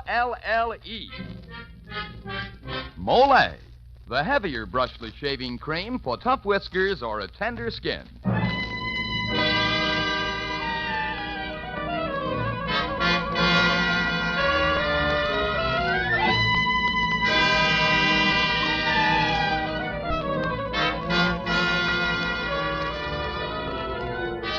Good evening.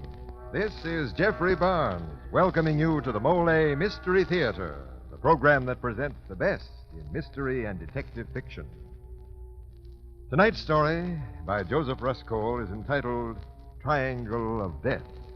One of your favorite radio stars, Elspeth Eric, will play the leading role of Carol Wade. Carol Wade faces death. But whether it is her husband or her sweetheart who intends to kill her, she doesn't know. Yes, a strange and terrifying dilemma. A triangle of death. Well, Mr. Barnes, some triangles may turn out badly. But you know, when it comes to shaving, here's one trio that always gets along. A man, his razor, and Molle, the heavier brushless shaving cream. Yes, sir, it's smooth. So smooth. It's slick. So slick. It's a smooth, slick shave you get with Molle. Molle, the heavier brushless shaving cream for tough whiskers or a tender skin. Try it. Molle. And now for tonight's Molle Mystery by Joseph Ruscole, Triangle of Death.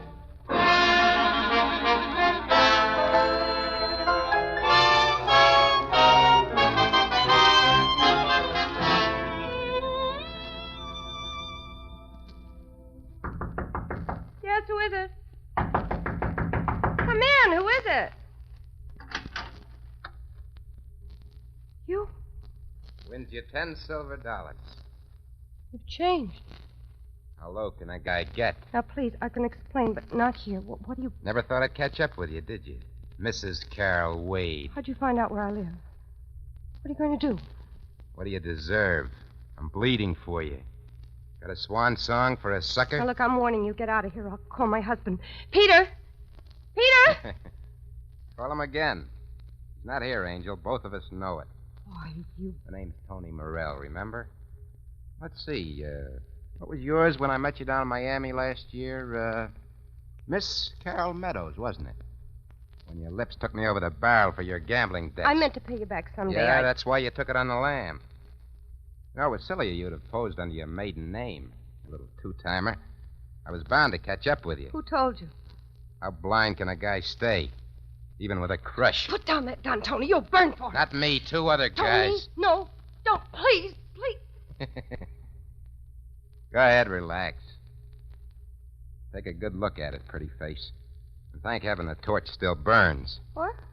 Because this gun is the only thing that can save you from the Undertaker. Gotta kiss it for luck. Back it goes. What are you talking about? Are you crazy? I've elected myself your bodyguard, said he, examining his head. So stick close to your sucker from here on in, baby, because someone is out to kill you. What? Who? Who? Character I met only an hour ago in a little dive I just opened about 75 miles down the road near Saratoga. Small world, huh? We're neighbors. Hilo Cafe. Does that ring a bell? That was the name of your nightclub in Miami. Yeah, the one you cost me. Oh, stop playing with me. Who was this? This character? Well, in he walks, see? This utter stranger. For a fast one. And I join him. A few drinks later, he tells me he's at Sawbones on a call nearby. And this and that. Doctor, did you say? Yeah. Why so pale, Carol? Anyway, I give him the old wheeze about there's one thing a Sawbones can't cure, a broken heart. Rum chummy, see? So he pumps me with a bedside manner, and I admit that I'm still carrying a torch for a worthless little tramp who played me for a chump last year. A Carol Meadows. Who was he? Stop torturing me. Who was he? You guessed it, your husband, lady. Oh, no, God! Wait. For that slap, I ought to cut off your hands. I dreamed about him around my neck again. Get out! Get out! How deaf can I get? Okay, you little fool, but you better get out with me. I'm telling you, your life is in danger, understand? He's going to murder you when he comes home from making his rounds. He's got like a wild man. He gave me a blueprint. That's what I've come to warn you. My Peter? Oh, sure. Oh, you cute man, you cute liar. Can't you think up a daffier story to get me back? Now, look, you gotta believe me. Come away from here. You know, that's what I fell for down in Miami. Your deadpan way of telling him tall and windy. Oh, I wasn't kidding, Tony. I was pretty wild about you. But I had enough of men like you when I was in the chorus, so I came to my senses. Look, Carol, I'm telling you... My husband loves me. He wouldn't harm a fly. Now, you get out of here fast. Okay. It's your funeral. Oh, by the way, about that murder blueprint. Your husband's coming home early, see? He's going to suggest a little ride in the car for the air. You're not looking so good. He's going to suggest Sunset Cliff. To look at the sunset. He's going to push you off that cliff accidental. How careful can a guy be?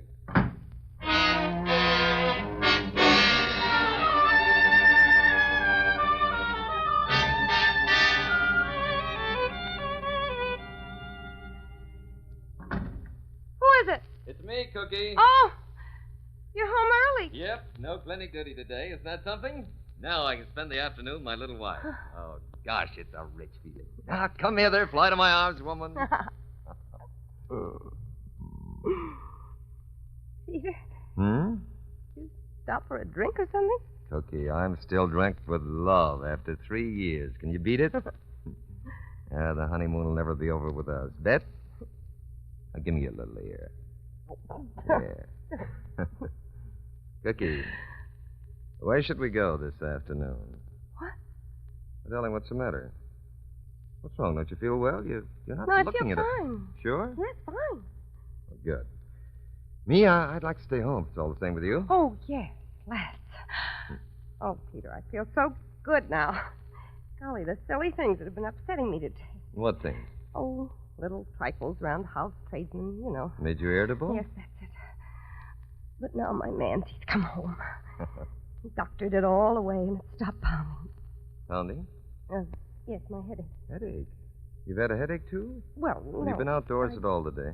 No. Oh, cooped up in here all day. That's bad. Now, there's nothing wrong with you that a little fresh air can't cure. How about a spin in the car? No! You are irritable. Why not? Why'd you jump so when I suggested it? I don't know. Just nerves. Now, come on, then. Do as the doctor says. The car's parked in front of the house, and let's go for a little spin.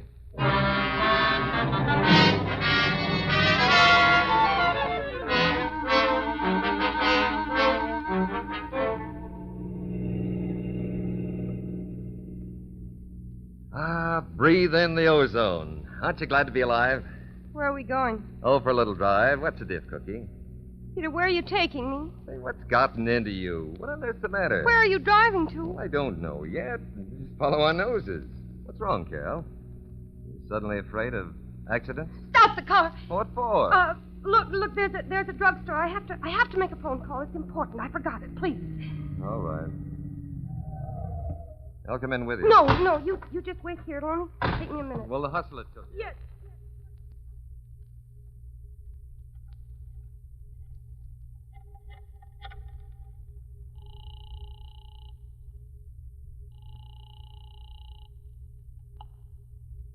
Tony, this is Carol. Listen.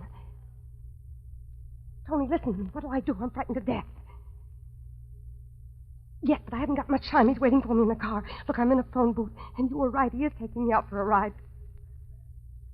I just can't believe it. I'm all mixed up. I mean, it is just a ride. I did say I had a headache. What if he hasn't got any idea of taking me? What's keeping you, Carol? Who are you phoning? All right, Lola. I'll try to run up and see you right away. Bye. Lola? Your friend Lola Jennings? Yes. Look, Peter, if you want to know, that's why I was so upset today. Oh? Yes, she phoned me this morning. She's in a bad way about something. I see. I mean, she sounded so desperate, I was worried. Carol, was it really Lola you were just phoning or the Hilo Cafe? What? Well, then he hasn't tried to contact you, and all along I really thought he's the reason you were so upset. Who? Well, it's a good thing I'm in time to warn you. I meant to earlier, but it's so frightfully delicate. Warn me about what? About a man who's in town looking for you, a man you seem to have met in Miami last year, Tony Morrell. Tony? Yes, I bumped into him this afternoon in his cafe. It seems he's just opened it, and I happened to drop in for a drink, and he sat down at my booth and introduced himself, and, well, he got a little plastered, and without knowing who I was at first, he told me something about you and him. Peter. Oh, it's all right, Cookie. I know the whole story. He fell in love with you, period. Who wouldn't? No, I admit it whammed me at first. Peter, I'm sure it was just one of those harmless vacation romances, and, well, the fool read more into it than there was there. Cookie? Of course. Oh, honey, absolutely nothing more. I always meant to tell you, but there was really nothing to tell, and telling it would have made it sound like something. Of course, sweet. I know how a thing like that could happen, but, Carol, this Morrell fellow seems to have taken it really hard and blubbered all sorts of threats. Threats? Yeah, said he'd be a fool not to get revenge. Said he'd somehow lure you to his cafe where he'd kill you. What? And there's only one way he wants to kill you. With a poison martini. Poison martini? Why? Well, search me. He's crazy. He acted like a wild man. Oh, Peter, I'm scared. Peter, save me from him. Don't let him come near me. Now, don't worry. If I ever hear of him trying to bother you, I'll strangle him with my bare hands. Well, let's get rolling, Carol. Put some color in your cheeks.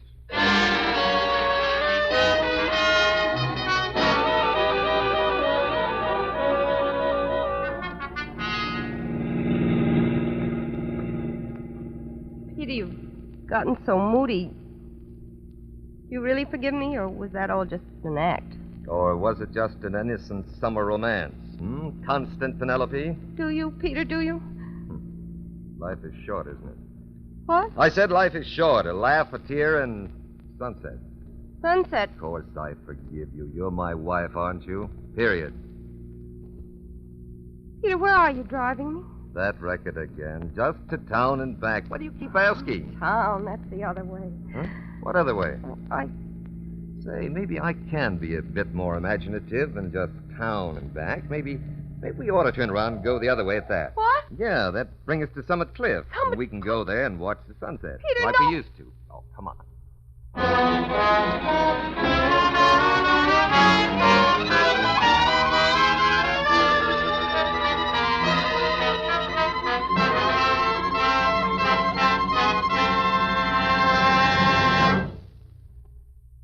Well, mystery fans, this is Jeffrey Barnes ringing down the curtain on Act 1 of tonight's Molle Mystery.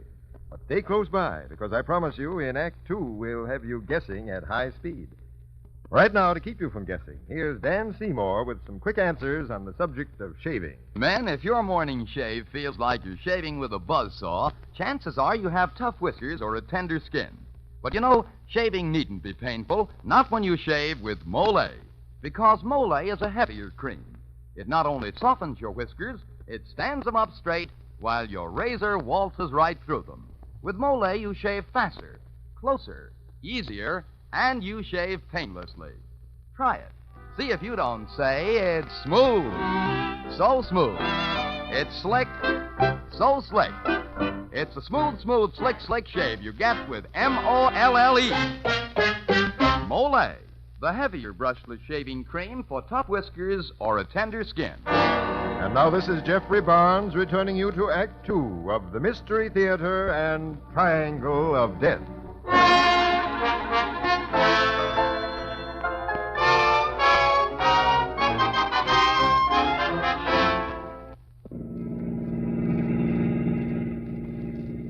You're going to humor me, Carol, if you really love me. What's wrong with the cliff, our old haunt? Why act up?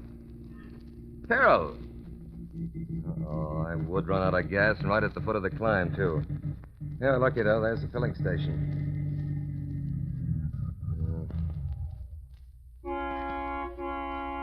Hey there, gas!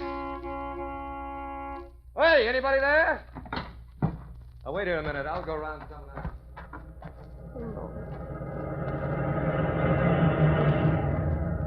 Get in here, quick. Tony! Quick, before he comes out. Well, are you paralyzed? I'm here to save you, you little fool. You want to die? You want me to, Tony? He told me plenty about you. Go away. He's lying. I was right. He is headed for the cliff, isn't he? Yes, but it was common, ordinary. See? Perfectly natural from the conversation. Carol, for... We've often come here to see the sunset plenty of times. Beat it. I don't want him to find you. Still don't trust me. Then listen. Something else I remember. Something else he said. He was going to shoot you on the cliff so you wouldn't put up a struggle and then push you off. What? Okay, you ever known him to carry a gun before? No, never. You want to watch me frisk him? You'll believe me? Oh, go away, please. Here he comes. Okay. How far can you drop?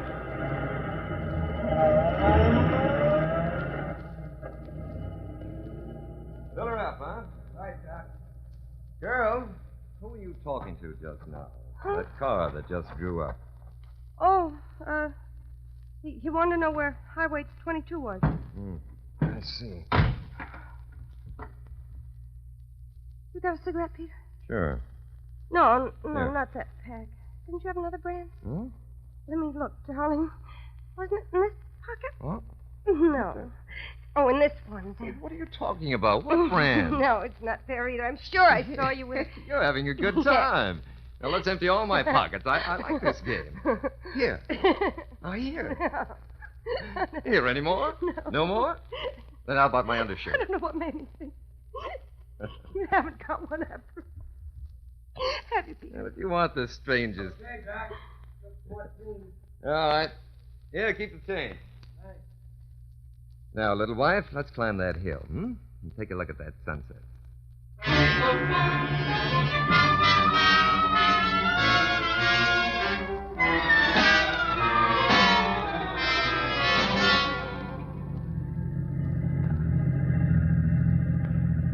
Yeah, some climb. Almost there now. Peter, it'll never happen again. I know I've wronged you, but I've died 1,000 times It's for too it. late. The sun's gone down. Let's go to the top anyhow. Peter, please believe Getting me. dark. If it weren't for that phone call of yours. Listen to me, Peter. Are you harboring it against me? Don't be a stuck whistle. How many times do I have to reassure you? I've forgiven you, period. I've even told him that. When he made those threats against your life and called you what he did, though you deserved it here. No. I think I'd have killed him then and there if I were the type to carry the gun. Oh, I wish you were. A murderous snake like Tony. I love you in spite of what you've done. We'll do again. No, And I told him that I'm going to court you all over again and start by making the trip this afternoon to Summit Cliff. Oh, then that's how Tony... Yes? Nothing. Oh, wait a minute. You didn't know we were coming here. We even started out the other way. What's funny? Well, here we are at last. Say, talk about elevation. Just look down there. Does it make you dizzy? Peter, answer me. How could you know that? Cookie. We were coming here all the time. I meant to from the first. But you started the other way. Just to throw you off. What? I was playing with you. I had a special reason for bringing you here today. Special reason? Very. What do you suppose I came home early? Don't lean against the door. You're just 2 feet from the edge, and it's a 200-foot drop. What was the special special reason. Oh, a necklace. Peter. You know what today is? Now, see if I haven't got a memory like an elephant. 3 years to the day that I first told you I loved you. No, you wouldn't remember, but it was right here at Sunset Cliff when we were... Yes, when we were watching our first sunset together. Oh, Peter. Oh, you great, big, thoughtful kiss. I ought to kill you instead. Oh, it's lovely. I can't get a good look at it, though. It's gotten so dark. Oh, here, I'll light a match. No, wait a minute. There's a flashlight in the car someplace, isn't there? Yes, you keep it in the side pocket here. Oh, Angel. To think that... Give me that. Give me that and get over. There. I don't want any accident. A gun! You did have a gun all the time! So what, to protect you? You said you never Where carried you, one. you fool! Drop it, Doc. Drop it or I'll thrill you. Okay, babe, quick. Come back. Get in. Come back here! Tony! I got his gun. Take me away. Anywhere away from that monster. He did have a gun. He did have one, just like you said, and he was going to shoot me and throw me off the cliff. Ah, not you, sister. Relax. You got 9 lives. How many can you burn up?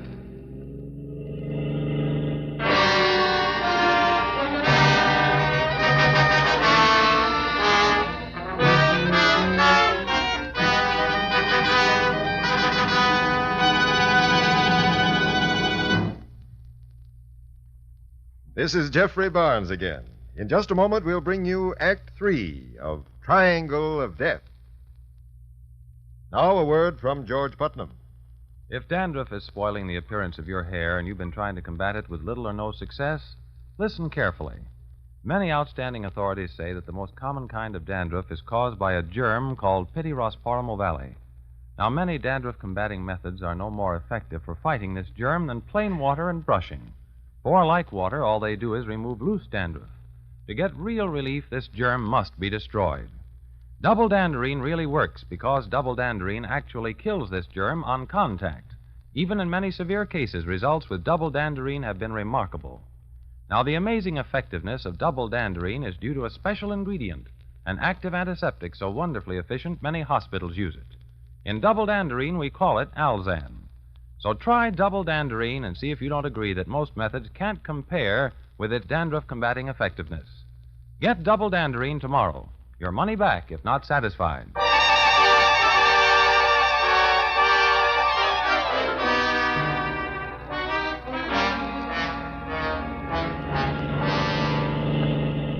Have we shaken him yet? I don't see his car anymore. Oh, he's lost us. He won't drive very fast with a bullet in his hand. Still can't believe he had it in him. Played with me just like a cat with a mouse. Tony, you saved my life. Well, then, come here. No. But I am grateful, Tony. It's all been like a nightmare all day. Ever since you came in the door, I didn't know who to believe. But now I know he was Shut just up. about... Close your eyes. Kiss me.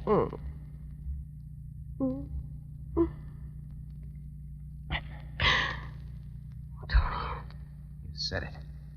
Maybe that doesn't call for a drink, huh? Wonderful. Drink. Yeah. You can stop off somewhere. Somewhere, where? I don't know. How about the High-Low Cafe? Why there? I mean, why wait till we get there? For sentimental reasons. Remember the High-Low in Miami? When you first gave me the eye? Miss Meadows?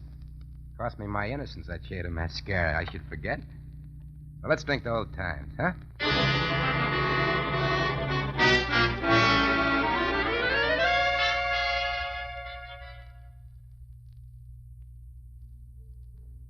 Why bring me in here? Why don't we sit out in a booth? Well, my private office is more intimate. What'll it be, Manhattan? Yes. It's all right. Make it a Manhattan. Coming up, 2 Manhattans. I'll get it from the bar. Oh, wait. You better make it the drink we last had in Miami. You know, the one you slipped something in and lammed it when I passed out. Martinis, wasn't it? Oh. Yeah, I'll fix you martinis. Wait here.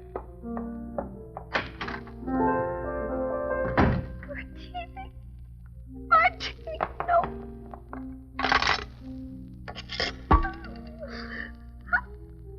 Operator, give me the police, hurry.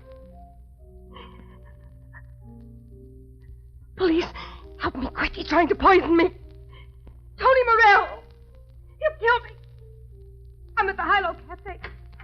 Mrs. Carroll Wade. Hurry, please. Phoning someone? Yes, my friend Lola Jennings. She's terribly ill, Tony. I forgot. I better go to her. Not so fast. How about our drinks? How'd you get them so quick? I gave Joe the order when we came in. Here, take it. No, I'm... Yeah, take it. Come on, unfreeze. No, You didn't need coaxing in Miami. Take. There. Now let's click glasses like we did then. Click. That's it. Now, bottoms up. Drink, come on. Drink. Why are you shaking? No! No? So don't. Put it down. What do I lose? I'm on to you. I'm on to you, Tony Morrell. Oh, get a load of her. Get out of my way. I'm going No, home. you don't. The curtains for you. You nuts? You didn't see his gun? That was meant for you, and you know it. I can see it now. It's Peter I should have listened to. It's you that wants to kill me, and he was trying to save me. Yes, he warned me. Every stop he said you'd try to get me here to the Highland Cafe. Well, sure. I told him I would, for old time's He sake. said you'd offer me a martini. I told him that, too. And you'd poison the martini. He's a liar. You fell for that? It's he who's been working overtime to rub you out. He gave me a blueprint. I haven't proved it. Saved your life. You still don't believe me? No. No? Well, by gosh, you will. Put that gun away. You'll believe me if I have to put a slug through that brass heart of yours. Now pick up that glass again. Pick it up. Good. Now put it to your mouth. Put it to your mouth. Drink it. Drink it. Harold, don't! Don't drink that. It's poison pill. Don't. Are you... Peter, look out! Thank heaven I got it. Carol, are you all right? You didn't... Yes. Yes, I drank it. Peter. Hold on. Cookie. Here, now, don't let go. Hold on. I'll fix you an antidote. Oh, yeah. Here's the antidote. Here. Now, quick, drink it.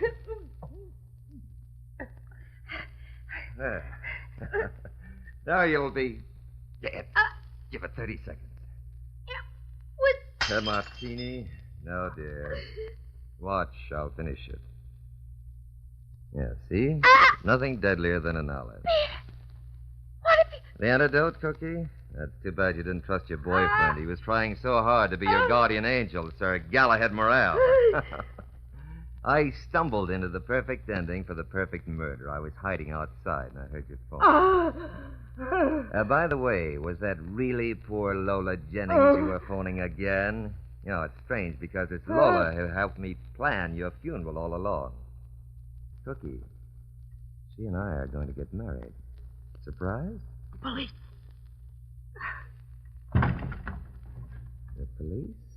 They'll find the lady who was poisoned and the man she predicted would do it. 2 corpses. No, Doc. 3 cups. What? 3.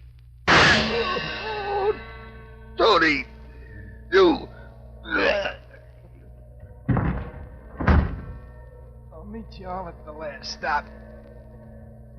How dead can we die?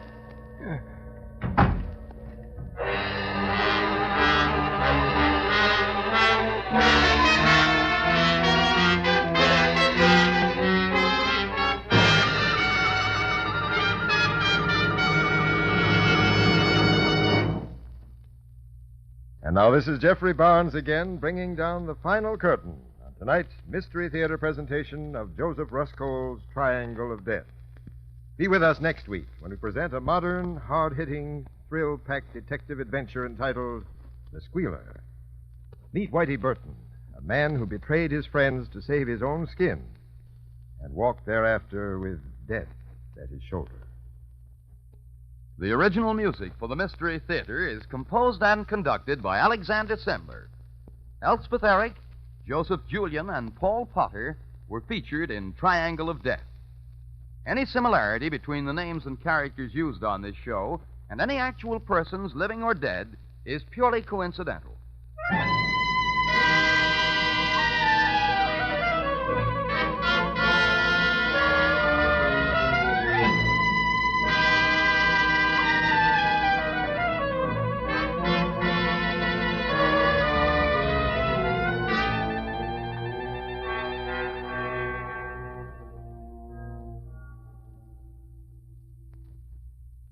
Sometimes when we're tired, we make mountains out of molehills. We putter around till even the easiest job seems impossible. If you are that tired and pale besides, your doctor may find you have a borderline anemia resulting from a ferronutritional blood deficiency. Then you need ironized yeast tablets. They help build up your strength by building up your red blood cells. So take ironized yeast tablets to get back your color, your vigor, your driving energy. Ironized yeast tablets. And now this is Dan Seymour again saying good night and asking you to be with us next week at this same time when the Mystery Theater presents Paul Monash's The Squealer.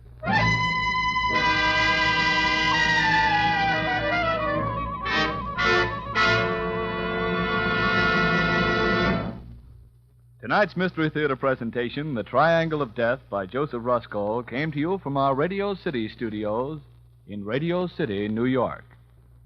This is NBC, the national broadcasting company.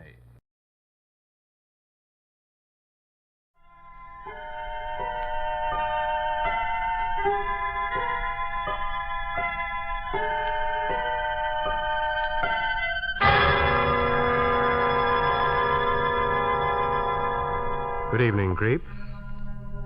Tonight's Mystery Playhouse story is entitled Mathematics of Murder. You know, it reminds me of a conversation I had recently with a friend of mine who's a detective. He said that some of those mystery writers and their perfect crimes handed him a laugh. He said the only reason those crimes are perfect is because the detectives in the stories are such fools. And he claimed that 95% of those crimes could be solved by any detective with just a little routine legwork. Well, creeps, in tonight's play, you're going to meet that kind of a detective, namely, a leg man. Listen now to Mathematics of Murder.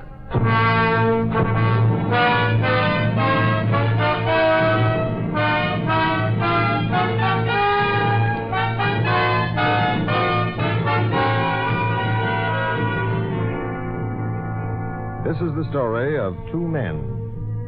Two men who have never met. Two men who move in different worlds. Two men who have never even heard of one another and who certainly never expected to. But let's not get ahead of ourselves. After all, that's the story. Just now, they are two utter strangers, each with something quite different on his mind. No. No, don't. I'll make good. I'll pay. I've told you that already, only I can't this minute. I haven't got that much right now. I know you've given me plenty of time already, only... Look, I tell you what. Let me call you back. Well, I'll try some more. There must be someone who... Well, how much time can I have? No, I'm not stalling. This is on the level. Yes, I'm sure of getting it. It's as good as mine now, only I need a little time to collect it, that's all. Yes, of course, I'm sure. This is the payoff. Well, I know how I can get it now. I'm sure, I tell you, I'm dead sure. That was Colin Hughes. Remember that name, Colin Hughes. And now this is a man he's never met or heard of, an utter stranger. A man as remote from Colin Hughes's life as the Bronx from Lower Central Park West. Sam Evans, a man with something quite different on his mind. Yeah, sure, why not? Let's ask him for dinner Friday night. You know, I'm always saying, yeah, only you should taste my missus's borscht and cheese blintzes. Then you'll really taste something. Yeah, that's what I tell him. And it's the truth. Two men, two strangers, each going his own way, each quite oblivious of the other. Colin Hughes and Sam Evans.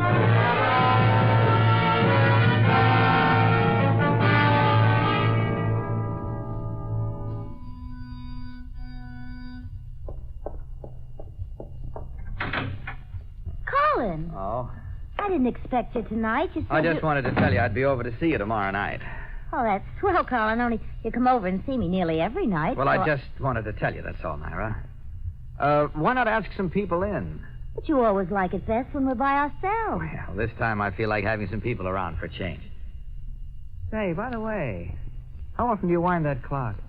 Oh, it's an 8-day clock. Oh? Oh, should I wind it now? Well, it's not due for 6 more days. I did it day before yesterday. Oh, darn it all. What's the matter, Colin? I think I left the lights on in the car. Would you mind having a look from the hall window? Why, sure, Colin. Thanks. Now to change that clock.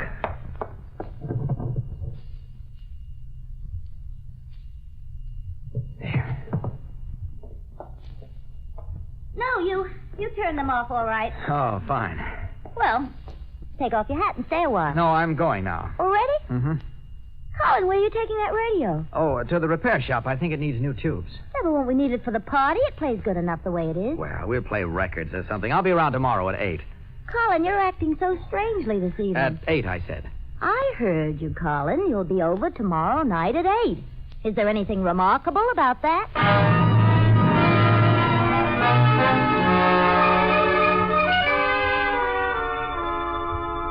The only remarkable thing about Colin's date was that he was a bit late in keeping it. For the next evening at 8, he was behind the wheel of a car, rolling smoothly along a lonely highway. I must say you look charming, Maureen. Thank you, Colin. It's been a long time since I've heard you say something like that. It's still nice to get compliments from one's husband, even a divorced one. How have things been going with you, Colin? Oh, well enough. I don't have to ask you. Everyone says you're the big lady executive these days. Oh, not really. Well, I could never have bought you a silver fox like that.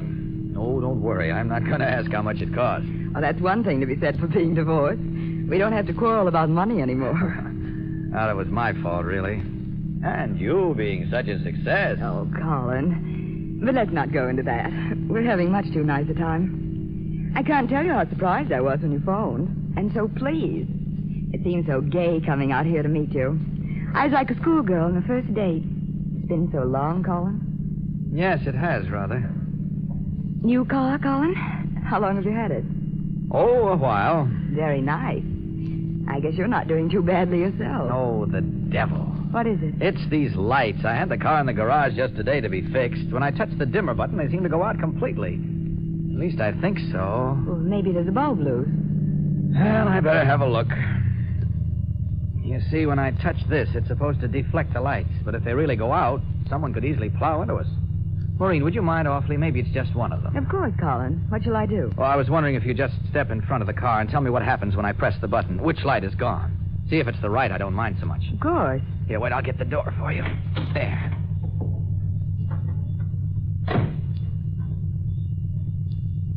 They should both be on now. Yes, they are. All right, now stay there and watch when I... Colin, you're sliding. Colin!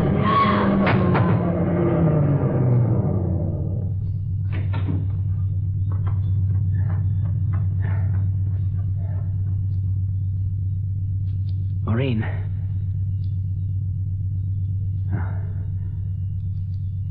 Dead sure.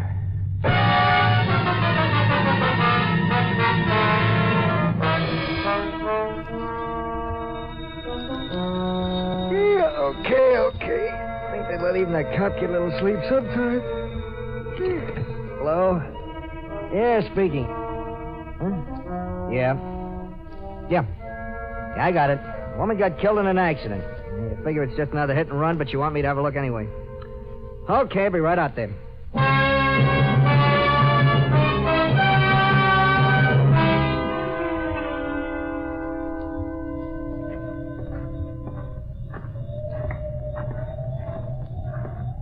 Well, there she is, Inspector.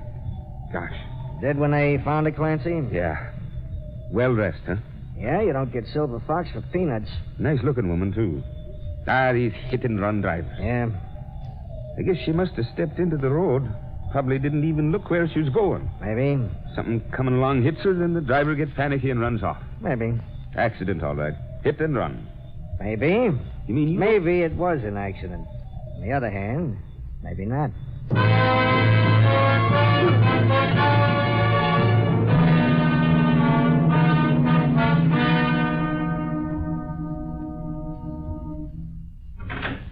Yes? Well, Mr. Hughes, I'm Inspector Evans. Oh, I don't believe here's my badge. I'm afraid I got to ask you a few questions. Come in. Thanks. I guess you know your former wife is dead. Yes, I read it in the papers. When was the last time you saw him? Oh, in the judge's chambers just about a year ago, the day we were handed down our decree. We shook hands, wished each other luck, and that was that. Huh? How was she fixed financially? Good, I suppose. She had a big department store job. I suppose you know you were named beneficiary on her insurance. No, I didn't. How much is it for? I don't know anything about that. You'll have to take it up with them. Oh. Look, would you give me the dates of your marriage from when to when? Yes, of course. 1940 to 1943. The insurance was taken out in 1942. You were married to her then. How is it you didn't know you were the beneficiary? So you were lying, huh? You did know you were the beneficiary. I did know then. You didn't understand what I meant. I didn't know I was still the beneficiary. I thought she'd changed it since. As a matter of fact, I assumed she had. Oh. Anything the matter, Evans? No, only that was just the wrong answer, see?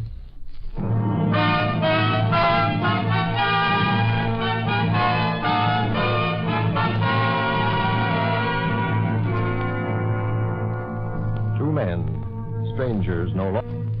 One man a murderer, the other a man with a good hunch. Sure, you know, of course, but not the little man from the Bronx. He only has a hunch and a way of getting the wrong answers. He couldn't possibly know yet. But is he in trouble? What'd he do? Oh, no, he isn't in trouble, Miss Carlson. He didn't do anything. Just a checkup. Doesn't mean anything. Don't let it bother you. Mr. Hughes was over here last night with you, is that right? Yeah, he was. Just the two of you by yourselves? No, we had some others, a party like. Oh, what was it in celebration of? I don't know. Well, who got it up? I guess it just got itself up. Oh, who was at it? Oh, nobody much. My sister and her husband, the couple next door. That's about all. Oh, I see. Well, I may be back. Don't be frightened. I usually forget things I want to ask the first time and have to come back and ask them the second time. I'm not very good that way. Gee, I suppose he was doing the best he could, but he acted like he didn't know what it was all about. They must take anybody on the detective division these days. You're listening to the Molle Mystery Theater on When Radio Was. We'll be right back. And now let's get back to the episode Mathematics for Murder on When Radio Was.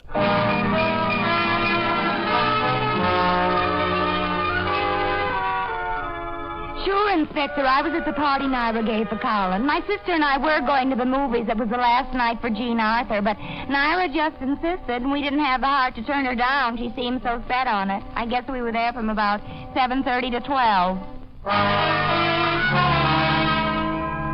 Yes, that's right, Inspector. We were there. We turned Naira down the first time she called. I didn't want to go. I'm pretty tired these days from working and all. But Naira just wouldn't take no for an answer, so the second time she called, we gave it and went.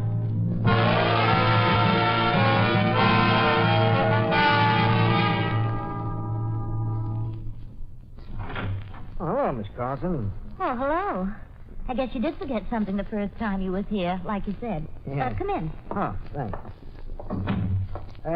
About that party, Miss Carlson, who suggested having it? Hughes or you? Oh, it was between the both of us, I guess. Well, what time did you call him about coming over? Oh, I didn't. He just came.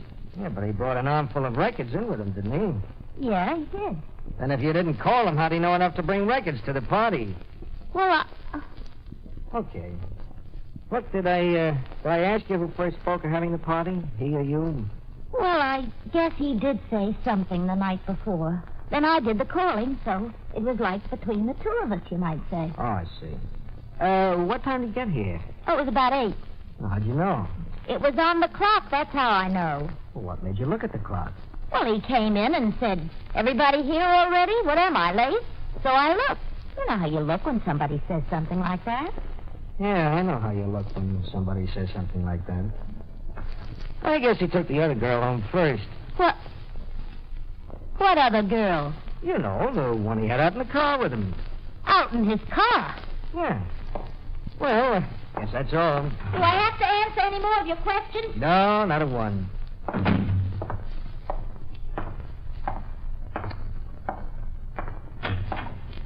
Mister? Yeah?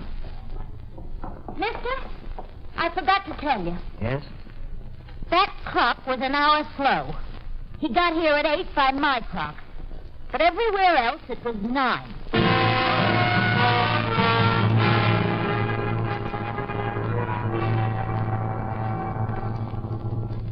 This here is Hughes' car. He's kept it in this garage over a year. Has there been any cleaning done on it? No, just bedded down for the night. Hold this light, will you? I want to have a look at the tire tread. Sure. What's up, mister? I asked him. You answer him.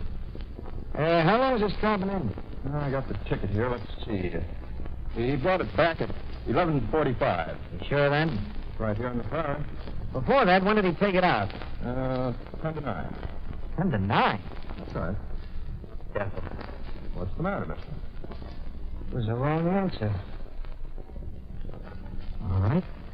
He didn't use his own car.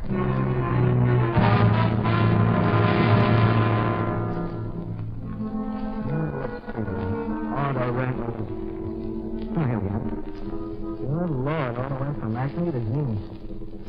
Well, I guess there's nothing to do but go down the list. Acme.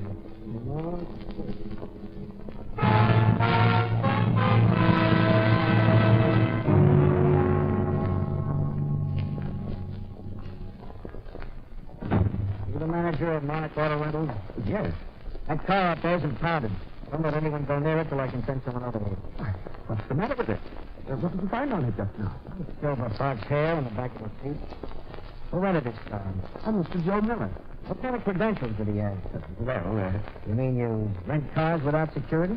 ordinarily, no, sir. But he left a large deposit, enough to cover the whole car. Describe him? Surely. He's a stout man. He's 50. He's 50. What's the matter, sir? That's the wrong answer.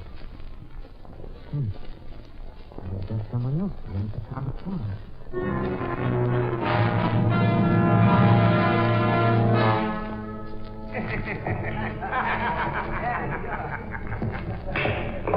Nice shot. Okay. 7 ball in the corner pocket. Here's Hey, what you. I... Say, what's the idea of grabbing my arm that way? You could have ruined my shot. Take off your eye shade and come outside. I want to talk to you. Scram, I'm going to finish this game, see? You have already. Come on out. I don't see This why... piece of tin says do it.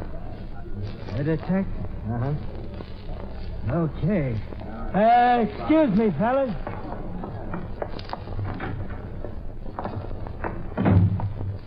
All right, your name's Flynn.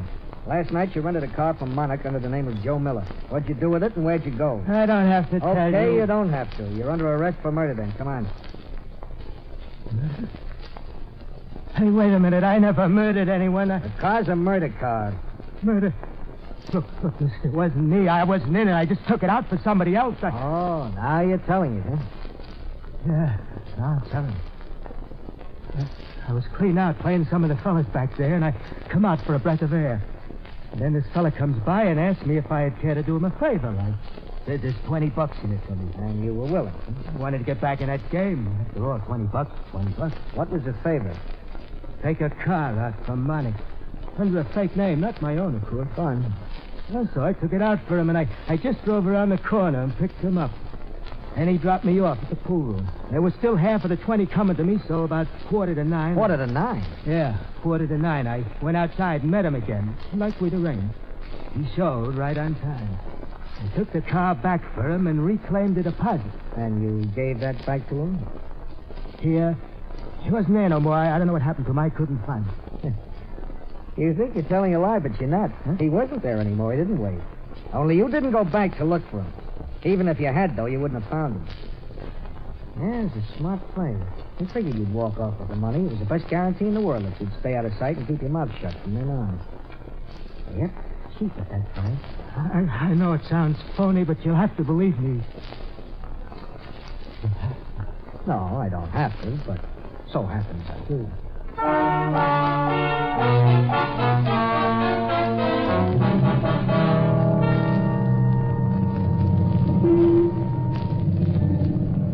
That's him. That's him, I tell you. The tall guy just went in there now. That's the guy that came up to me. I know, friend. Don't you believe me? That's him. That's the guy. Known that all along. Ain't you going over there, man? No, it would only be your word against his. What are you going to do with me? Look, you got $20 for getting out of that car the other night. How'd you like to get another 20 for staying in it? All the way to wherever it went and back. I don't think so. You don't have to. You get the $20. And I'll get a murderer.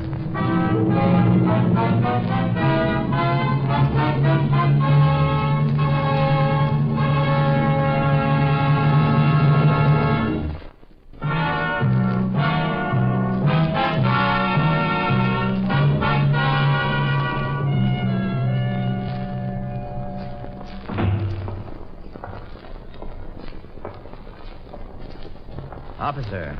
Yes, sir? My name is Hughes, officer. Colin Hughes. I had this message. Inspector Evans asked if it was convenient for me to drop down here and... Right this way, sir. Oh, thank you. Sure, I can't imagine why he wanted to see Right me. in here, Mr. Hughes. Oh, Mr. Hughes. Sit down, would you? Thank you. Mr. Hughes, we'd like your help. We're holding a suspect. Suspect? In what? In the murder of your wife, Mr. Hughes. Murder? Mm-hmm. I thought it was a hit-and-run driver. Nope, it was premeditated murder. We've got the man dead to rights. Oh, you have? Yeah, we've been pushing him around all day, and he's just about ripe to break down and confess. Oh, well, that's fast work, Mr. Evans. No, slow. Could have arrested him 6 hours after his death. You could? Yeah, but I had to wait for proof. But how did you know it was murder and not an accident? Well, you know, they always think they got to be so careful. If your wife's killer had only been a little careless now. What do you mean? Well, put yourself in a killer's place. What? Of course, I know you're not the type. No, I hardly think so. You see, there were tread marks on your wife's fur cape. Trouble was, there were tread marks on her, too, underneath the fur cape. The killer must have run over her when she wasn't wearing the cape.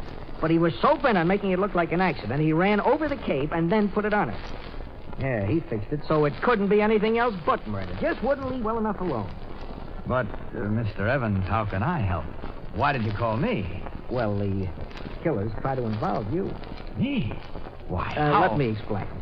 Your wife met her death at approximately 8:20 that night while you were with some friends at a party. Yes. We checked that, Mr. Hughes. No offense, but you understand we have to check everything. Naturally.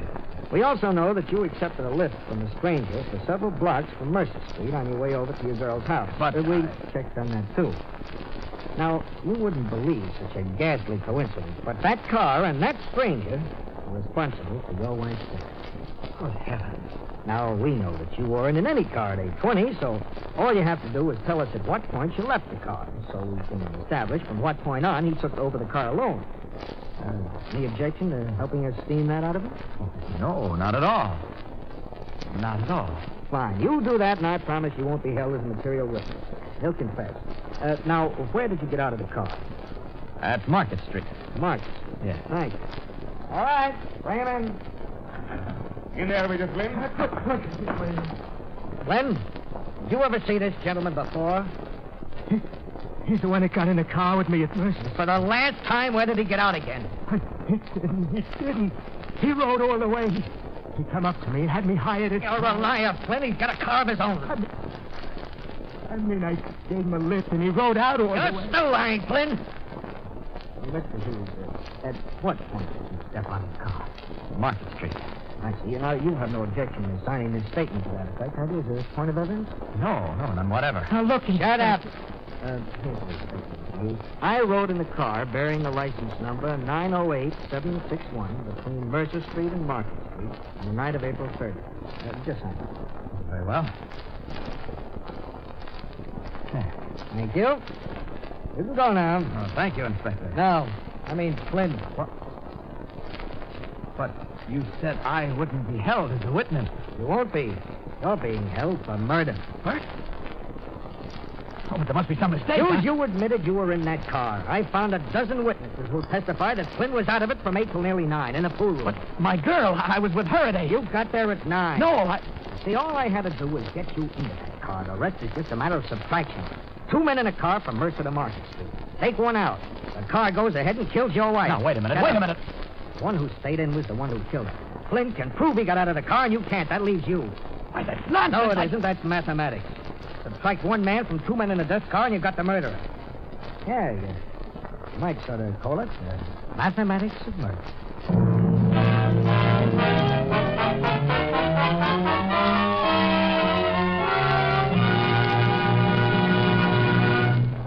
This is the Armed Forces Radio Station.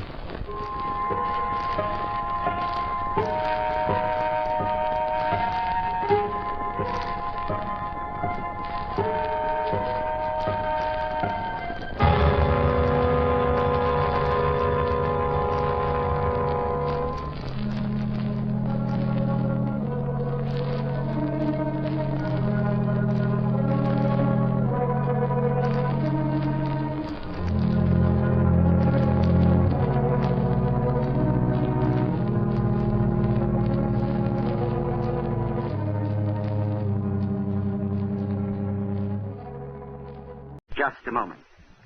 Have you heard the Molle Mystery Theater? Don't leave your radio. It follows immediately.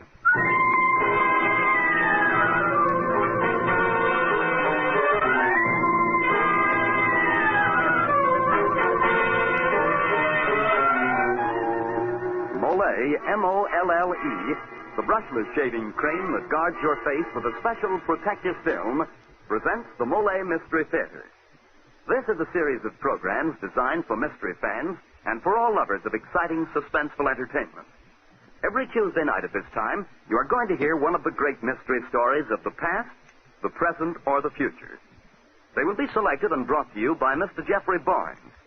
Mr. Barnes, who has made a lifelong study of mystery fiction, is a connoisseur of fine detective stories. Mr. Barnes. Good evening and welcome to the Molle Mystery Theater. Our story tonight is a fast-paced, up-to-the-minute mystery by Dwight V. Babcock.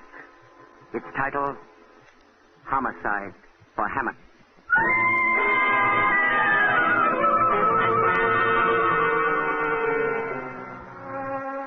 Our detective tonight is different. She is a beautiful blonde bombshell named Hannah Van Doren. But the story is Joe Kirby's, and Mr. Kirby is here to tell you that story himself. Mr. Kirby. Thank you, Mr. Barnes. The story really started on the day I lost my job. I'd been selling high-priced cars and had wrecked a custom-built job that sold for $15,000. Well, that afternoon, I met my friend Terry O'Connor at his office, and we started out for a short beer at our table. Don't seem very worried about losing your job, Joe. Oh, why should I? You've been a sports columnist on that paper so long, Terry, you've forgotten how easy it is to get a new job. How are all the little O'Connors? Well, I don't want to know when you're coming over to dinner again. I'll tell her any time I'm invited. Hey, it's 5:45. I've got to make a phone call. A babe, I suppose. Nope, a new job at a defense plant. Look, I'd better duck into this drugstore. I'll meet you at Malone's bar in about 10 minutes. Okay, Joe, but hurry. Remember, I got a family to go home to. Okay, Terry, I'll be there. Save me a beer.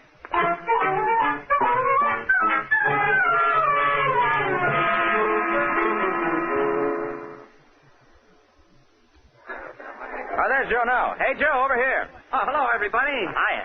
Everything okay? Sure, everything's okay. Hey, who's the beautiful face? She's with George Engel here. How can a heel like that hit this pretty gal, huh? Lay off, Lug. She's mine. Miss Hannah Van Doren, may I present the eminent Joe Kirby of the pre-depression Kirby. Hello, Mr. Kirby. Hello, Hannah. Hey, Harry, give us a round here, huh? Okay, Mr. Kirby. Well, I hear you lost your job, Kirby, so I suppose you're broke. In a manner of speaking, yes. But I'm looking for Steve Wurzel. He owed me $200. You got a fat chance of collecting. Here we are, Mr. Kirby. Hi, Harry. Say, have you seen Steve Wurzel around? No, he hasn't been around all evening, Mr. Kirby. Funny, this is one of his hangouts. Well, here's to you, Harry, the best bartender in town. Who is this Steve Wurzel, Mr. Kirby? The spoiled son of the head chemist of the Smith factory. And when I say spoiled, I mean rotten. Sounds like quite a lad. A heel. And I'm going to collect my dough from him tonight or take it out of his hide. I know an easier way to make money. How about coming out to the racetrack tomorrow? I got a good horse in the fourth. Well, that's an idea. But I'll need the dough Wurzel owes me to take Miss Van Doren with me. What's your number, beautiful? I'm in the book. Hey, stop trying to chisel in on my woman. On second thought, maybe she's just what a deadbeat like you deserves. Sour grapes, you're just jealous, Engel. Down around City Hall, they call her Homicide Hannah, the gorgeous ghoul. She's bloodthirsty. She goes around hoping for a homicide to happen to somebody. This beautiful girl? Say it isn't so. But it is. I write up crime stories for True Crime magazine. A scandalous profession for such a fair flower of womanhood. What's the world coming to? A girl has to live. Ah, I understand, my dear. And I'm just the little fella to show you how to live well. Now, I'll call you for that date in the morning. Now, if you'll excuse me, I've got to get my beauty sleep. You coming with me, Terry?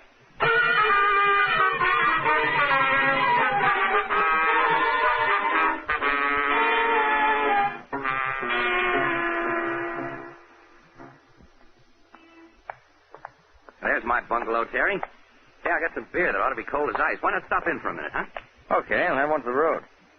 Hey, looks like you got company. The car out front. Yeah, looks like Veronica Smith. Hi there. That's you, Veronica? Hello, Jojo. Millie and I just came over to see you. We wanted you to come over to the house. My dear little brother is giving a party. No. Too many stuffed shirts. Terry, this is Veronica Smith, Milt Robinson. How do you do? I don't know you. Where have you been, Jojo? Out looking for Steve Wurzel. Say, he isn't at your place, is he? Just because his father is Dad's chief chemist doesn't mean he comes to our parties. Does he owe you money? Yeah. And when I catch him, I'll take it out of his hide. Well, I'll be glad to help you. He's a termite. Hey, we were going to have a nightcap. Want to come back and join us? No, not now, Jojo. We have to get back to the party. Goodbye, Mr. O'Connor. Come on, though. Yes, Veronica. I'll be seeing you, Jojo. Yeah, so long. Good night. Bye. Glad to meet you. Now, what was the matter with her? What do you mean? Well, she seems jumpy. Well, let's go in and get our nightcap, huh? Okay, my friend. Uh-oh. What's wrong, Joe? With the keys in the lock. Hey, I'm sure I didn't leave it there. Well, who else would, Dope? Come on, open up. Okay. There we are. Yeah, I wonder how Veronica... Hey, there's a man on the floor. It's Steve Wetzel. How did he get here? Hey, Joe. Joe, he's dead. Well, what do you know? The lousy double-crosser getting himself killed before I could collect from him. On my carpet, too. Now, wait a minute, Joe. This is serious. You told a lot of people tonight you were looking for Steve. And the policemen think you found him. That knife, his back, yours? Yeah. It's my paper knife. But I was with you. Not all the time, Joe. You were telephoning, that's right. And Malone's bar is only 2 blocks from here. I certainly don't have an alibi. Well, I know you didn't do it, Joe, but the cops won't. Hey, look, you better come and spend the night at my house. I'll swear you with me all evening. Then we can come back and discover the body in the morning. Yeah, guess it's the only thing to do. Okay, Terry, let's go. Let's stop in at the Hofbräu on the corner and get that drink. I need it now.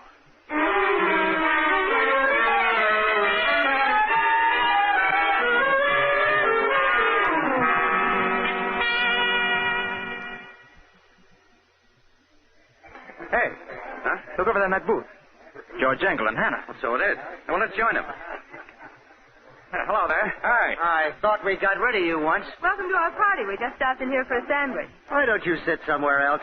Or are you 2 bums following us? Not you, the beautiful damsel with you. Well, go out and find your own beautiful damsel. You are beautiful, Hannah. Say, can you cook? Oh, never mind. Marry me anyway. Mr. Kirby, I hardly know you. Besides, you lost your job. Incidental. Purely incidental. However, I don't require an immediate answer. Take a minute or 2 to think it over. I will. Did you find Wurzel? Yes and no. What do you mean, yes and no? He means no. How did Terry know which you meant, Joe? And he guessed. Say confidentially, honey. I'm in a jam. Ouch! What's the matter? Terry kicked me. Oh, must have been an accident. Hello, Mr. Engel, Miss Van Doren. Hi, Terry. Hello. Hi, Madden. What's up? Hi, Sergeant. Look, if I give you boys the tip-off, will you give me some credit in your story? Sure, Sarge. What is it? I'm looking for a guy named Kirby. Joseph Kirby. Do you know him? Well, what do you want him for, Madden? It's murder. A murder? Where? And we got a call to investigate his apartment. We went right over to his joint, and there was this stiff laid out on the rug with a shiv stuck in his heart. Died about 6 o'clock. Some guy named Wurzel. Oh, what do you know about that? In Kirby's apartment? Who phoned in? We don't know. He didn't give no name. It was, anonymous.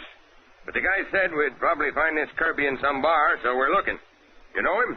Hey, you sure it was a man who called? Yeah, it might have been a woman. Hey, what is this? You're all acting funny. Let's get it over with, Terry. The suspense is killing me. Officer, my name is Joe Kirby.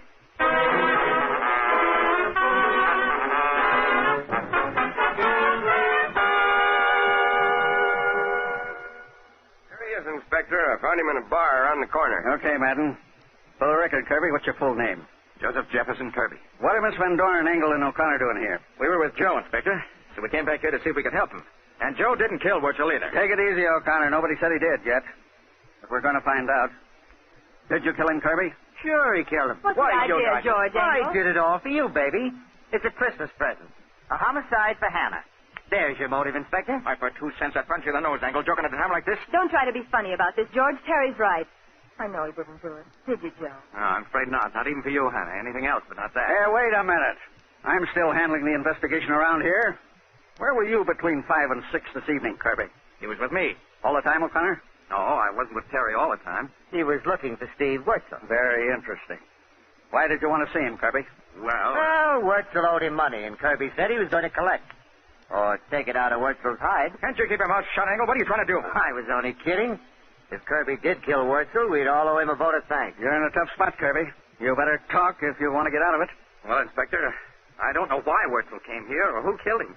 I wasn't in the apartment. Can you give me an alibi for this evening? Well, I met Terry about 5:45.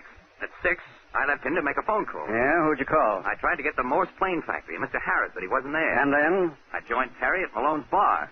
We've been together ever since. That's right. Well, I guess that's about all for now. But you're not in the clear by any means, Kirby. I won't pull you in yet.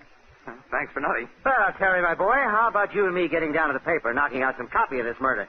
It'll be a scoop for us. Yeah, gets are better. Coming with me, Hannah? No, I want to stay and talk to Joe a few minutes. What are you up to, Miss Van Dorn? Why, nothing, Inspector. I just want to have a private interview with Mr. Kirby, so when you solve the case, I'll have all the background I need for a surefire magazine. See? I see. I want to get it now before Mr. Kirby has to start combing reporters out of his hair. Well, I wouldn't worry about that. I'll leave Madden outside the door, just so Kirby won't be bothered, of course. Of course.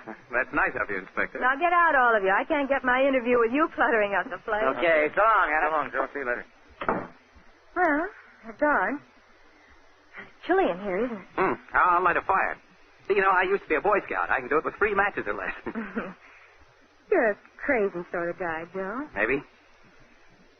Hey, what's this guy Engel in your life? George is an old friend. Why? I just wondered. Don't your folks worry when you stay out all night digging up murders? I haven't any folks. My mother died when I was a child, and my father was killed 5 years ago. He was a captain as detective. An orphan, huh? Well, I'm an orphan, too. Fate must have thrown us together so I can take care of you. You better take care of yourself. Say, how about helping me find who killed Wurzel? No, why bother? I'd much rather kiss you like this. Oh, that's jujitsu. You want to play some more? No, thanks. How was I to know you'd turn out to be a female strangler Lewis, huh? Just trying to get better acquainted. Here I get slammed against my own wall. I hope I didn't really hurt your back. Oh, I'll live, I guess. And I'll help you find the murderer. It's safer than making love to you. But don't forget, we're going to the opening of the races tomorrow. It's still on, isn't it? Of course. I've got a car, so I'll pick you up about 11:30. Good night, Joe. Good night. You beautiful wrestler.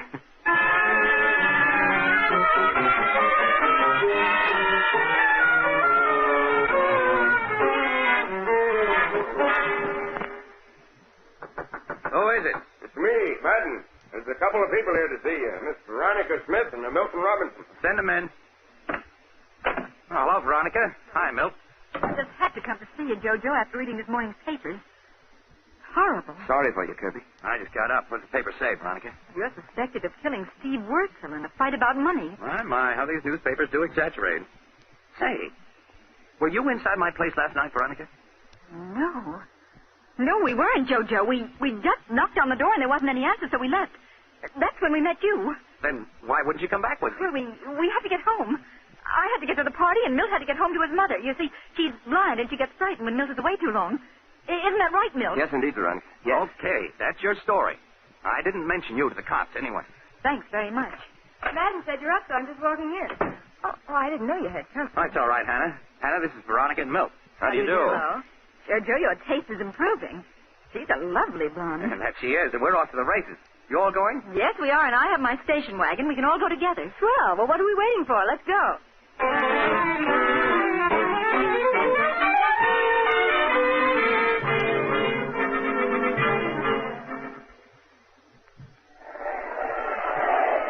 Nice crowd here today, Joe. Yeah. Oh, look, there's Terry O'Connor. Hi, Terry. Hello, Terry. Hello, children. Stick around. I'll have some tips for you. Hey, Joe. Meet me under the stairs, back by the paddock in a few minutes. I've got a hot tip in the murder. Yeah? What? Seems old Jake Wurzel had another name once, back in Chicago. And, oh, nuts. Here comes Engel. Well, I'll see you later. Well. Beauty and the Beast. Greetings respected. Go away, Engel. You give me indigestion. First you steal my girl, then you want to drive me away. Did you hear the newest guess about your murder? What is it? Some bright cop got the idea that Steve was killed by spies. His old man, Jake Wurzel, just invented a chemical for neutralizing chlorine gas. This guy thinks they tried to get the secret out of Steve and killed him when they failed. I think it's nuts. Yeah, so do I. But I'm glad somebody doesn't think I'm the murderer. Well, come on. Let's get away from here, Hannah. The air's bad. You know, I'm covering the murder now. You wouldn't care to give me a statement, would you, Mr. Covey? Yeah, stay away from me. Unquote. Hey, Hannah, would you do me a favor? Wait here a minute. I have to go to the paddock and see a man about a horse. I want to go along. You're going to meet Terry, and it has something to do with the murder. I heard him. That stage was for Terry Miles. Okay, come on. Where's your secret meeting place, Mr. Conspirator? It's around the corner here. To those back stairs. Right over here. Over there. But no Terry. Hey, look. He's on the floor. He's hurt. Hey, Terry! Terry, what's the matter? Terry. He isn't going to answer, Joe. Can't you see the knife in his throat? He's dead. Yeah, I see. But what about you, Joe? If the cops find you here with another murder, they'll... Oh, what do you mean, if? Here comes one right now. Let me do the talking, Joe. No, not me. I'm getting out of here. There's something I've got to find out. I'll see you later. Hey, you! Stop! In the name of the law! Halt! Red fire! Good luck. Good luck, Joe.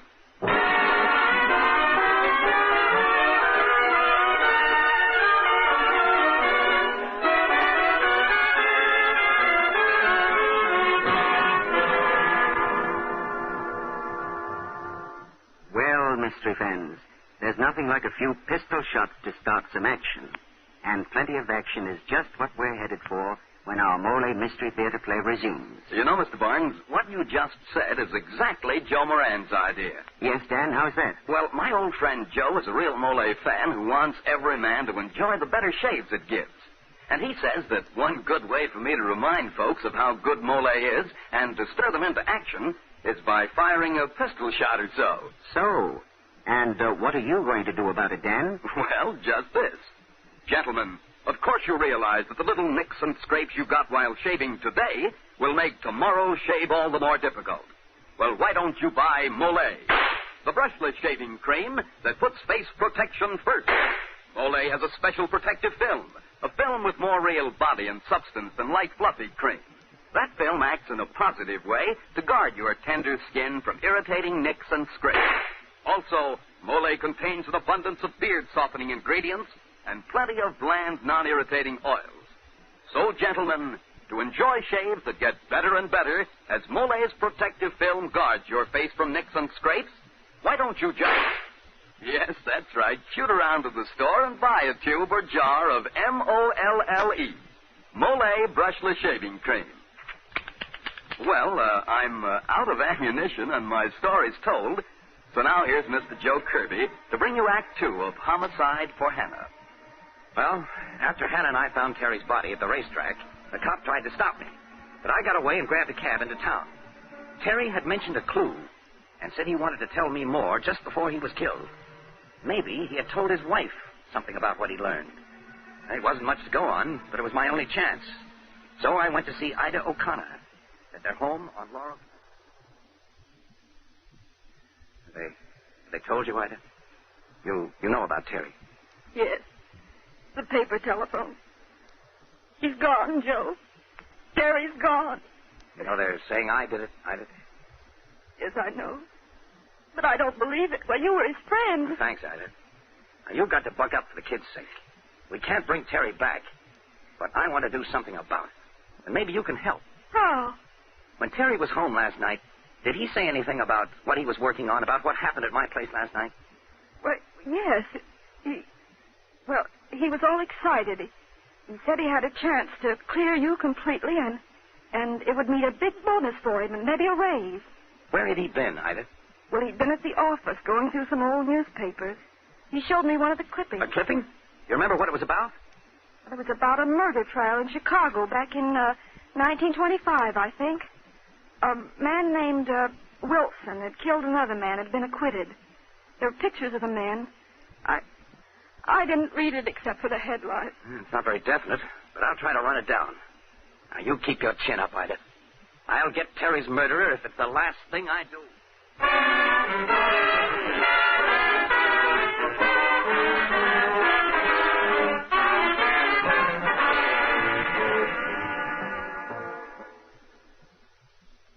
Come in. Oh, hello, Hannah. Oh, I thought you'd do something dumb like coming back to your own apartment where the police can find you easily. Well, I can't get away from them forever. I might as well be comfortable while I wait. Did you come straight here from the track? No, I was downtown reading some old newspapers. Oh, you would. I don't suppose you thought of reading the last edition of today's paper while you were there. No. Why? Nothing, except that while you were running around making sure you have no alibi, Steve's father, old Jacob Wurzel, was killed. Murdered? Yes. Say, this is getting to be an epidemic. Well, eat, drink, and be merry. How about a highball, Hannah? No, thanks. I want to talk to you, Joe. Please be serious. Yes, Hannah, I'll be... Oh, maybe that's the cops now. Come in. Hello, Jojo. You see, Milton, I told you he'd be here. Milton tried to argue me out of coming. He said you wouldn't be here. Well, I thought with the police after him. Oh, you did you? Well, sit down, Veronica. Thanks. We're going to have quite a little gathering here. I'm expecting the police any minute. Then we'll try out a little idea I've got. What sort of idea? Yes, what is it? Relax, Hannah. I'm just beginning to get smart. Now we wait for the police. Here, the boy detective. And I think I hear the ponderous tread of the law coming this way right now. And I thought you'd be here, Kirby, when I saw the visitors go in. I was especially glad to see Miss Veronica Smith arrive. Why? I have a witness who places your car here last night. So I have a warrant charging you and Kirby with murder. Oh, no. Oh, wait a minute. Not so fast. You can't do that. No, I can't, eh? Well, who's going to stop me? But wait a minute. I know who committed all 3 murders. This better be good, Kirby. What's your story? Well, originally, the murderer had only intended to kill Steve Wurzel and his father. Terry O'Connor was killed because he had a lead to the murderer. Terry? Where would he get a lead? I found out Terry had been looking up an old murder in Chicago in 1925. That murderer was a man named Wilson, and he was acquitted. Interesting. But what does it have to do with this? There were pictures in the paper. Wilson was Jake Wurzel, Steve's father. And Jake Wurzel killed somebody? Well, Wurzel or Wilson was a cosmetics manufacturer then. He put an eyelash dye on the market that contained poison, and several people were blinded. He had a good lawyer, so he wasn't prosecuted. Well, where does the killing come in? And how does it tie in with this case? I'm coming to that. The husband of one of the blinded women, a fellow named Katie, tried to kill Jake Wurzel. But Wurzel killed him first. So Wurzel changed his name and came out to Hollywood? Right. Well, that blind woman and the man who was killed had a son. Aha, I'm beginning to get the idea. Right. I'm betting that son grew up with one idea. To make the Wurzels pay for his mother's suffering and his father's death. And who do you think this son is, Kirby? You moved here from Chicago, didn't you, Milt Robinson? Well, yes, but... And your father is dead and your mother is blind. The name of this family was Katie, but it could have been changed later, just as Wurzel's was. That's absurd. And Milt was here last night with Veronica. She may have lied to protect him, but that's the only way she's implicated. I did lie. I lost my handkerchief, and Milt went back up after it. He told me that he tried Joe's door and it opened, and he saw someone in there dead on the floor. But I don't think he did it. Of course I didn't. Maybe you've made a case after all, Kirby. Well, Robinson? You're making a terrible mistake. I haven't killed anyone. My name wasn't Katie. You can find my birth certificate on file in Chicago. My father died a natural death. My mother was blinded in an auto accident. You can check all those things. That's true. I'm sorry. But it seemed right. I ought to let you stew in your own juice, Joe, for holding out on me, but I know who the Katie boy is. Hannah, you do? Who is it, Miss Van Doren? I'm almost sure it's George Engel. What, the newspaper reporter? Yes, I know he's from Chicago. His father's dead, and so's his mother, but she was blind. He told me about it and seemed very bitter. And he did overhear Terry telling me that he had a clue. He could have reached the paddock just to hit him. I'm sure it's George Engel. He fits all the way around. Hey, wait a minute, though. He couldn't have killed Steve Wurzel. He was with you all evening. No, he wasn't. There wasn't any reason to mention it before, but he left me at the bar for almost a half hour between 5 and 5:30, the time when Steve was killed. That's just about when Terry and I left his office. You sure about those things, Miss Van Doren? Positive, Inspector. Joe's giving you the motive, and Engel's the only one who fits it. I think you better act fast, too. He succeeded in killing both Wurzel, so he'll probably try to leave town now. You're right. I'll get a dragnet out immediately. Well, I'm sorry about almost pulling you in, Kirby. Come along, Veronica. We'd better go, too. Yes, Milton. I'm really very sorry, Milton. Forget it, Kirby. Well, goodbye, all of you. Goodbye, Joe. Goodbye, drop in again when I have another murder.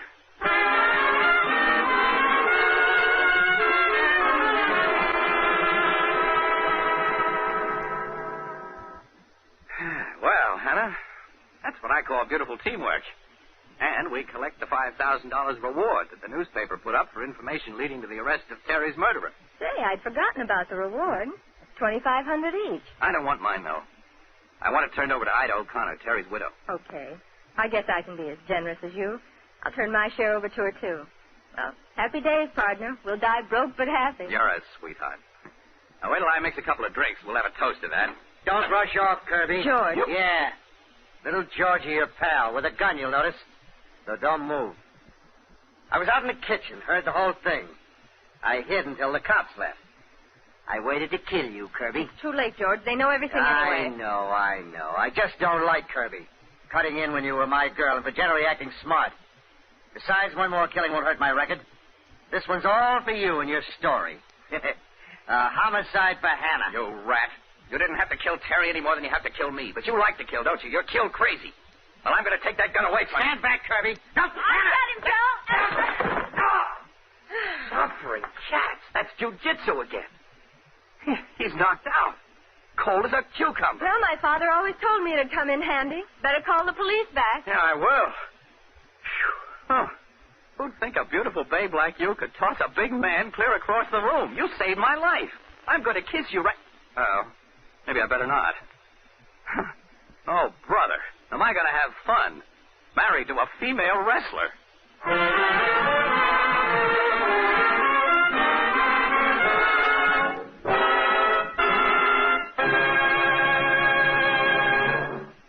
Ladies and gentlemen, you have just heard the Molle Mystery Theater presentation, Homicide for Hannah.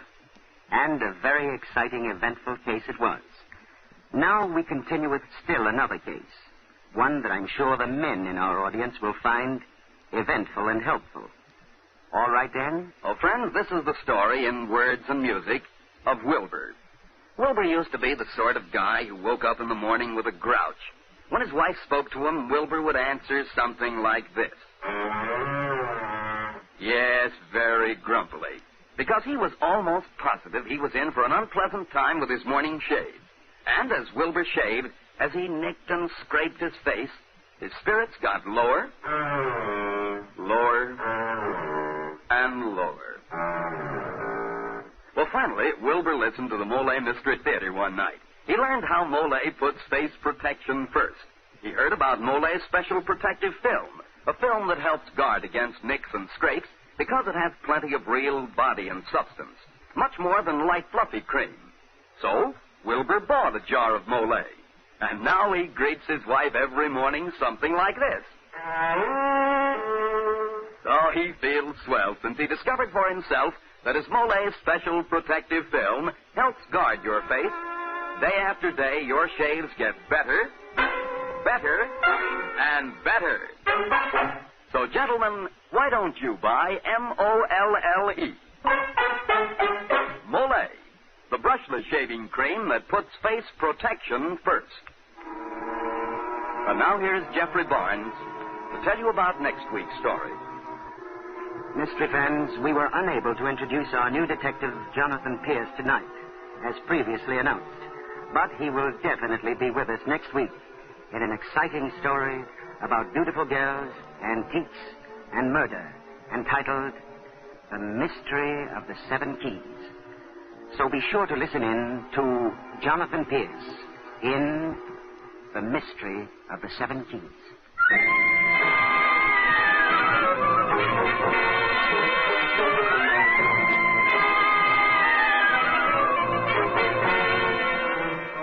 Tonight's story was adapted for radio by Ken Crossan and H.L. Gold.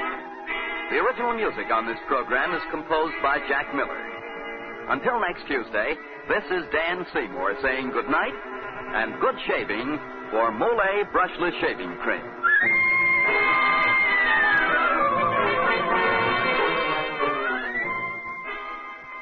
Do me a favor, folks, will you?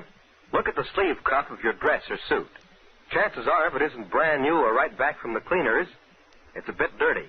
And if you had two heads, you could turn one around, and you'd see that the neckband of said suit or dress is soiled, too. But that's no reason to send the whole garment to the cleaners. Simply buy a bottle of Energine cleaning fluid and take out the dirt and the grease yourself. Energine works quickly and easily on grease stains. Energine is economical, too, and a mighty handy item to keep in the house for all tough and stubborn cleaning jobs. So tomorrow, get a bottle of Energine. This is the National Broadcasting Company.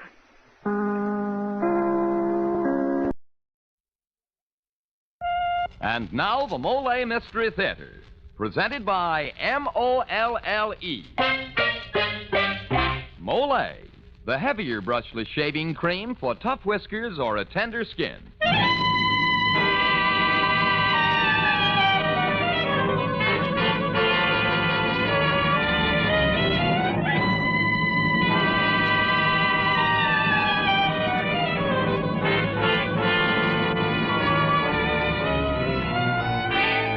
Good evening. This is Jeffrey Barnes, welcoming you to the Molle Mystery Theater, the program that presents the best in mystery and detective fiction. Tonight's mystery by Sanford Schlesinger is entitled Zelma's Boy. Stars Betty Gard and features Walter Vaughn and Ronnie List. Larry was 13 years old. It wasn't his fault that his father was a thief.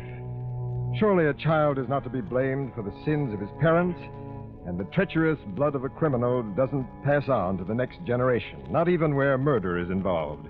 Or does it? We'll let you decide about Zelma's Boy. Well, say, Mr. Barnes, sounds like you've given our listeners a real toughie tonight. And speaking of toughies, men, here's something that makes tough whiskers easy to shave. It's that old smoothie Molle Brushless Shaving Cream. Yes, sir, it's smooth. So smooth. It's slick. So slick. It's the smooth, slick shave you get with Molle. Mollé, the heavier brushless shaving cream for tough whiskers or a tender skin. Try it. Mollé. And now for tonight's Molle Mystery, Zelma's Boy, starring Betty Gard.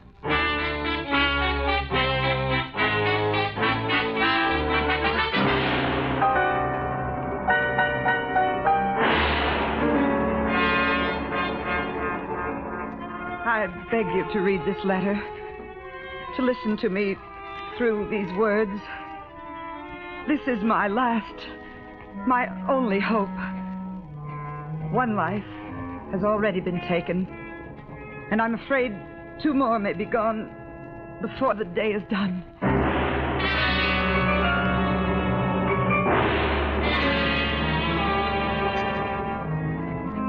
My sister, Zelma's boy, came to our house a little over 2 months ago. He was 13 years old, if you figure age by birthday candles.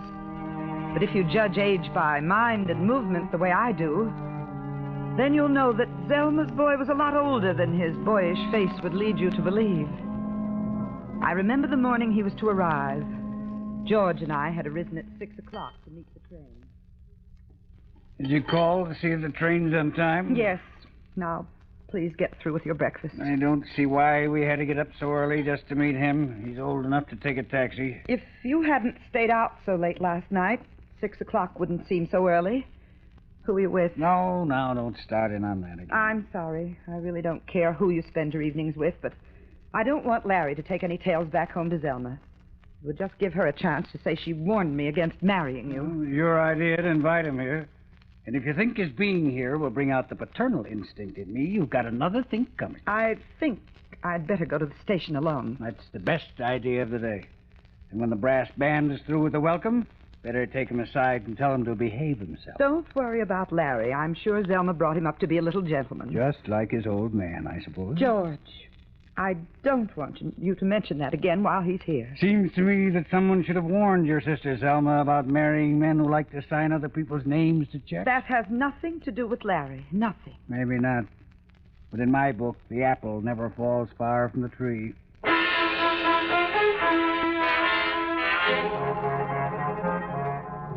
I met Larry at the station. It wasn't hard to recognize him. He was the picture of his father. Tall, lanky, blonde, high cheekbones that made his boyish face look sallow and sickly. But he was nice. A little gentleman, just as I had told George he would be. On our way home from the station, Larry. Yes, Aunt Emily? It's been a long time since you've seen your Uncle George, hasn't it? Oh, I don't even remember him. He never came with you when you used to visit us. But Mom told me all about him. Oh. And just what did she tell you, dear? She said he isn't very nice to you, and that I should try to keep you company. Well, you mustn't judge your uncle too harshly, Larry. He hasn't been very well, and sometimes he's a little cross. Well, you don't have to worry about me, Aunt Emily. I can take care of myself.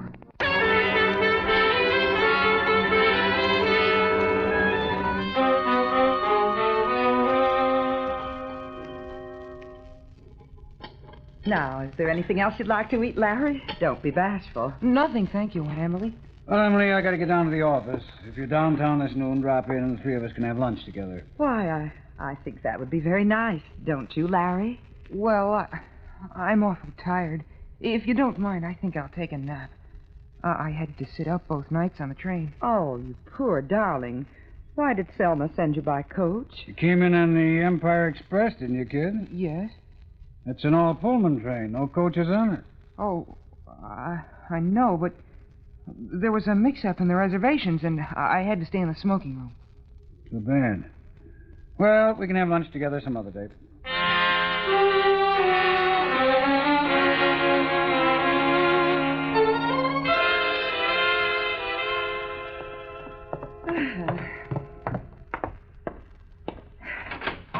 Aunt Emily. Larry, what are you doing here in my room? What? Nothing. I was just looking around the house. I I wanted to see what it looks like. Well, you were certainly quiet about it. Larry, my dresser drawer is a mess. What was it you wanted in there? What? I don't know what you mean, Aunt Emily. I wasn't looking in your dresser drawer. Honest, I wasn't. I don't see how it could Well, maybe have gotten... Uncle George was looking for something. George? I heard him in here just after we got home from the train. Really? Well, the idea. I'll help you straighten up the drawer. No, dear, I can do it. You run along downstairs.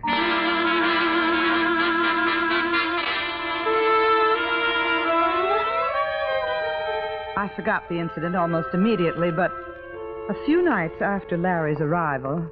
Where are you, Emily?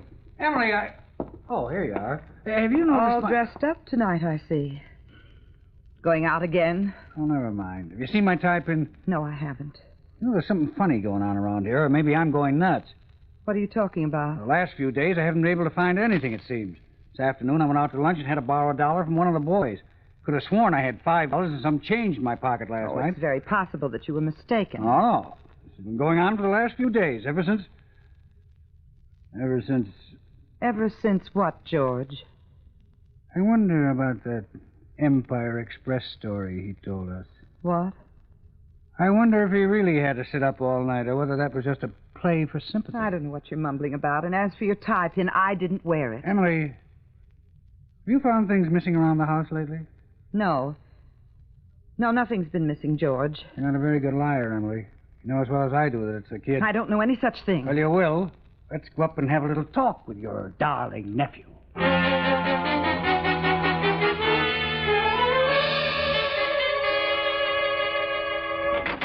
Larry. Uncle George. Oh, what's the matter? Mind if I have a look through your dresser drawer? I seem to have lost something. There's nothing in there except my things. I hope so, for your sake. I know there's nothing of yours in there. The drawers were empty when I put my clothes in. That I believe. Socks, shirts, ties. Ah, what's this? George, I wish you wouldn't go through the boys. Oh. Isn't this clip yours? Why, yes, it is. Well, let's see what else. Oh! George, what? Nothing lost, Emily. I just stuck myself with a pin. My tie pin. I don't know how those things got in there. Come here, Larry. That's it. A little closer. George! You had that slap coming to you, kid. Maybe you ought to be slapped every hour on the hour just to knock the rottenness out of you. I didn't take those things. Oh. Lie to me again, Larry. Because every time you do, you'll get it good. Understand? George, get out of this room and don't ever lay a hand on him again. Well, how can you stand up for him when the evidence is right in front of your eyes? I'm telling you, tricks like this run in his family. Told you that even before the kid got here. And you wouldn't stop at anything to prove what you say is right, would you? Just what do you mean by that? Let's just say I don't believe everything I see. Why? You can take it for whatever it's worth. You have your tie pin. Now you're all dressed to kill. Why don't you go wherever you're going tonight? Well, of all the stupid... Oh, that devil.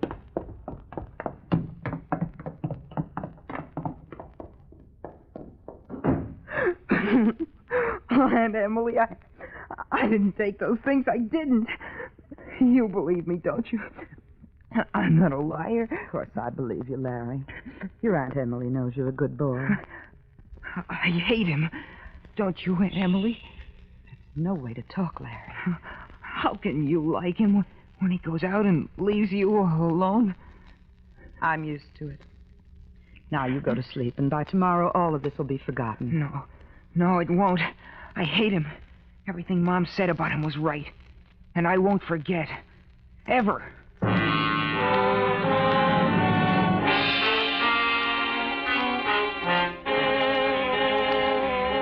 I left Larry in his room and went downstairs. I slumped in the big easy chair and tried to read, but it was no use. A terrible feeling of loneliness came over me, and I began to cry. I just couldn't seem to stop. I fell asleep in the chair, but was awakened a little after 10 when I heard the front door open. George? George, what's the matter? You're white as a sheet. Never mind. Well, why are you pulling down all the shades? You're shutting out the air. Shut up. Huh? Why don't you go upstairs to bed? Where are the cigarettes? The cigarettes. Over here by the radio. George, I wish you'd tell me... Oh, stop pestering me. These rotten matches. No wonder you can't light that cigarette. You're shaking so that your hands, George. What's the matter? What are you staring at? Your hands, George. What happened? If I wanted you to know, I'd tell you. Now stop asking me questions. I can't describe the terrible, sinking feeling that cut through me when I saw his hands. Everything in the room began to blur, and I slumped into a chair and listened to the water from the kitchen faucet as it washed the awful red blood from my husband's hands.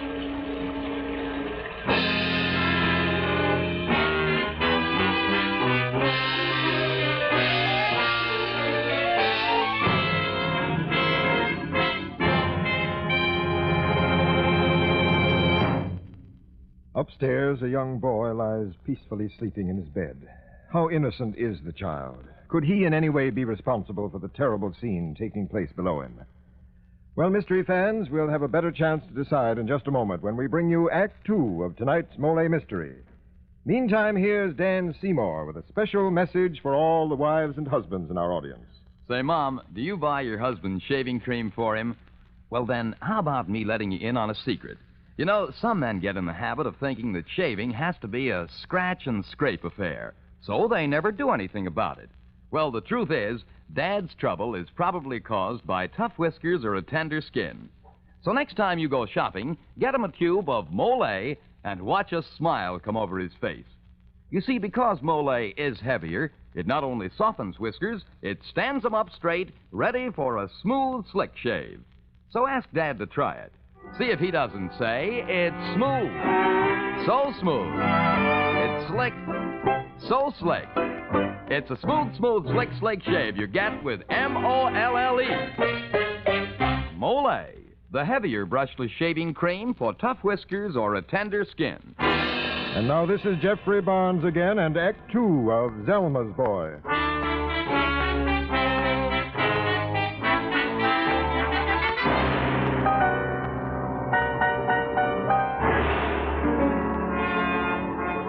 The next morning, I read all about it in the newspaper.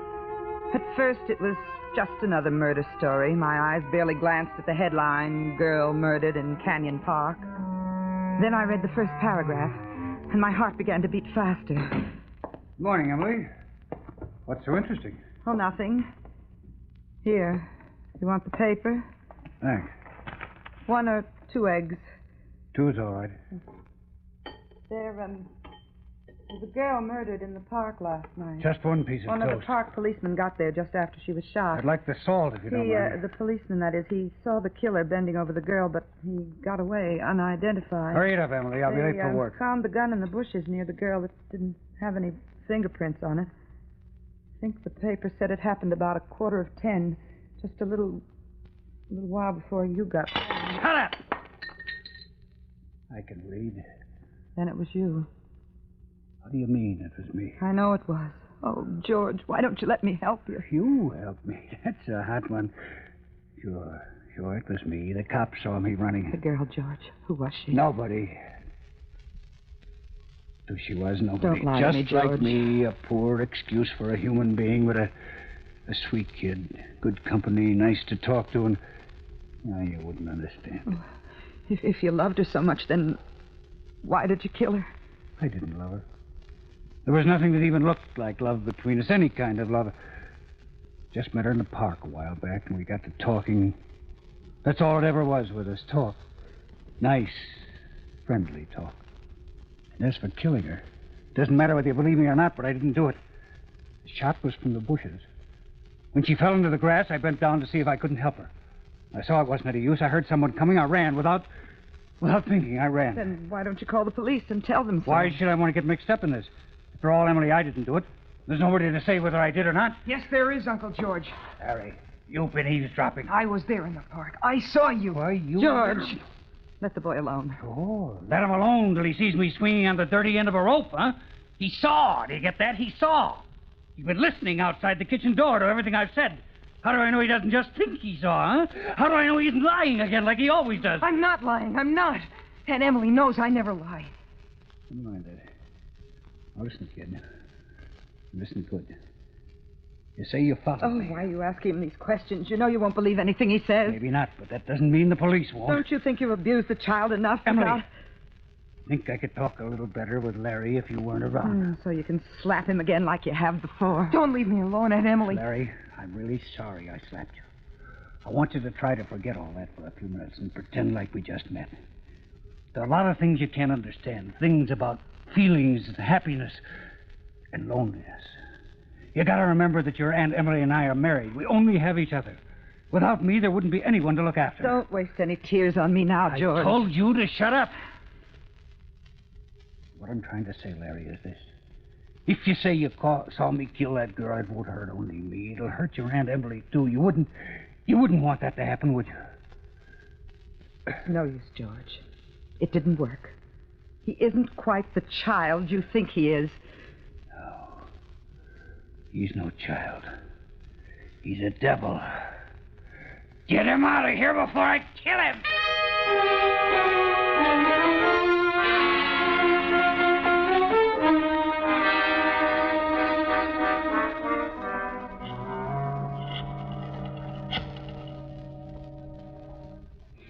Hello, Chuck. Chuck, this is George. Thought I'd better call and tell you I might not be down at the office for a while. George, what? Quiet. Oh. Yeah, Chuck, it's the wife. Heart condition. Yeah, I had an attack this morning. I thought I'd better stay home and keep an eye on her. Thanks, Chuck. Yeah, I'll be with you in a day or so. So long. You're afraid. Afraid of the truth. You're wrong, Emily. Then why don't you call the police? You know why. It's that kid. And if he was asleep in his room that night, he'd still say he saw me shoot her. You're quick to judge others by yourself, George. I'm ready, Aunt Emily. We're just going to the grocery store. We I won't... think you'd better telephone for your groceries. Wouldn't be healthy for me to let you out of my sight. All right, George. I won't argue with you. Just how long are we to stay in this house? That all depends. All depends on Larry. I'm going to cure him of lying. Cure him or... Or what, George? Don't worry. I'll cure him.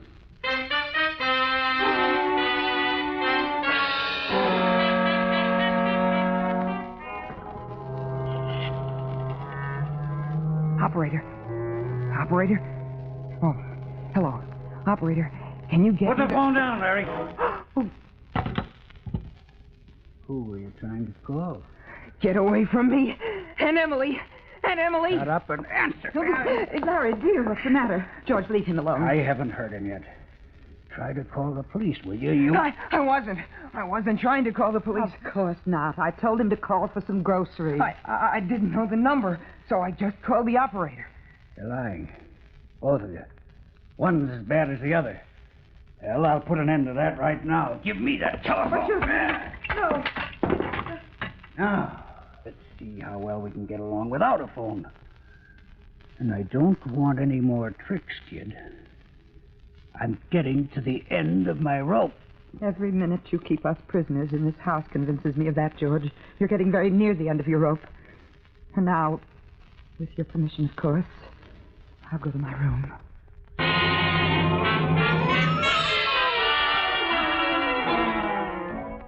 Downstairs now, pacing, thinking. I don't know what he'll do next. I only know something terrible is bound to happen to the three of us in this house. If anyone finds this letter on the sidewalk, for the love of heaven, call the police. If too late, let this serve as a witness against my husband. Signed, Emily Briggs.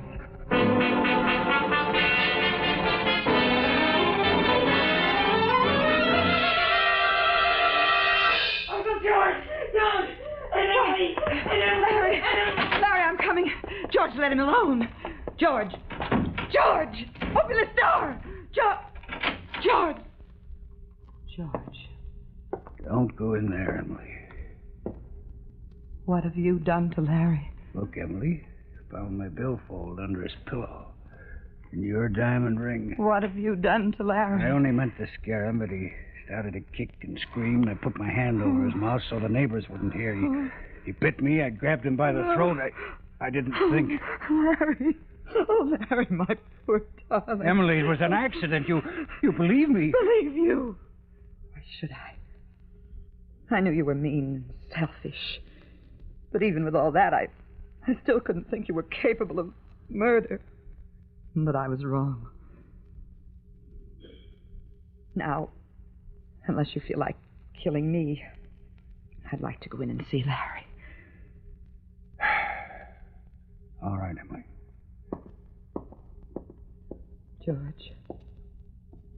George, where is he? What are you talking about? Isn't he What there? have you done with him? Well, he was here on the floor. George. The window. The window, Emily. It wasn't open before. George, you didn't kill him. Look, there he goes. On his way to the police with one of his lies. Come on, we gotta stop him.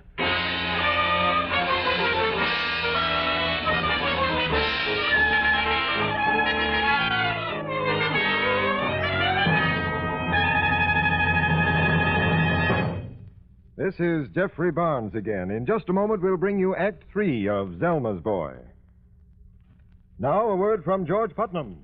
One thing to remember about the most common type of dandruff is that many outstanding authorities say it is not a natural condition, but actually is caused by a germ called Pityrosporum ovale.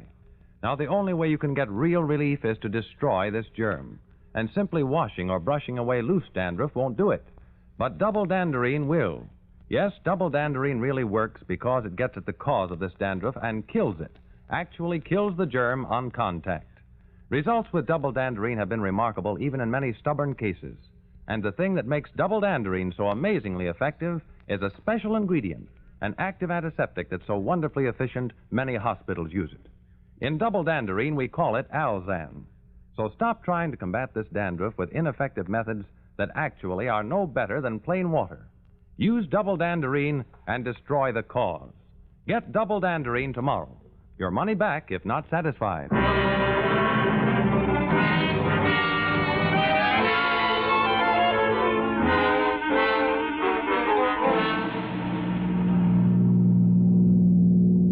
There's a police station up ahead. How do you know he's there? I don't, but I gotta go in and make sure. And if he is, just what kind of lies he's been filling them with. All right, hurry up, get out. Now, George, be careful. Oh, my purse. Now look what you've done. Well, hurry and get it. I want to get it. What's that? Well, it's nothing. It's just an envelope I put my grocery list on. Let's see it. Oh, I thought you were in such a hurry. Give it to me. What? Thanks. A letter to the police you were going to toss out on the sidewalk, huh? You were really going to turn me in? George, Oh, skip it. If you think I killed her, there's nothing I can do about it. Nothing but face this thing out. Come on.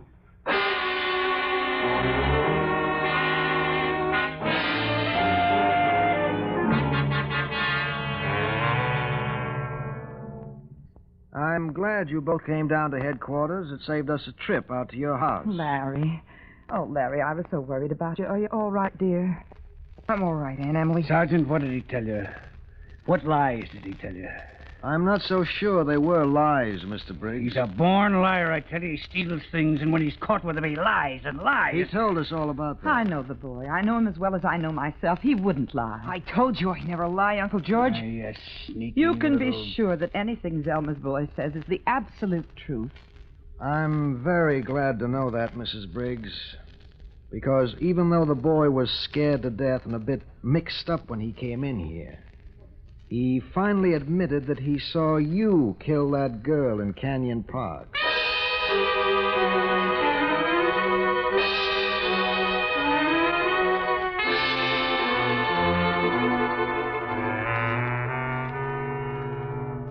You can only stay a few minutes, Mr. Briggs. Hello, Emily. I'm glad you've come to see me, George. What do you want, Emily? I knew you were meeting that girl, George. I used to watch the two of you sitting there on the park bench, talking and laughing. I often wondered if you were laughing about me. We never laughed about you, Emily. She never even knew you existed.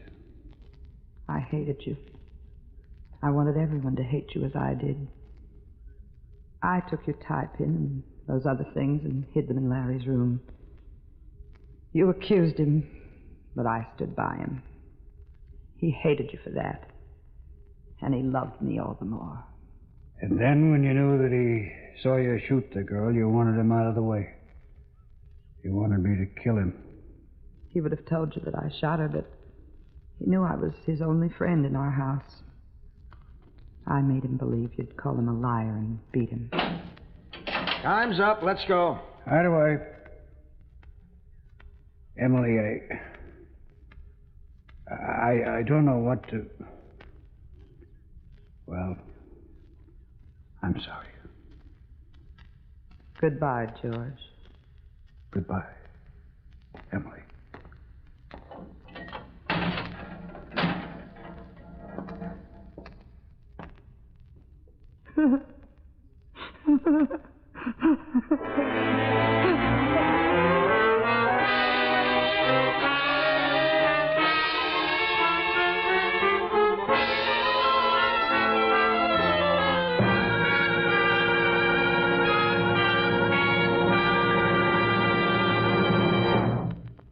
And now this is Jeffrey Barnes bringing down the final curtain on tonight's Mystery Theater presentation of Zelma's Boy. Be with us next week to hear an unusual story by the well-known producer Billy Rose entitled Kiss Me Goodbye. The original music for the Mystery Theater is composed and conducted by Alexander Semler. Any resemblance between the names and characters used on Mystery Theater and any actual persons, living or dead, is purely coincidental.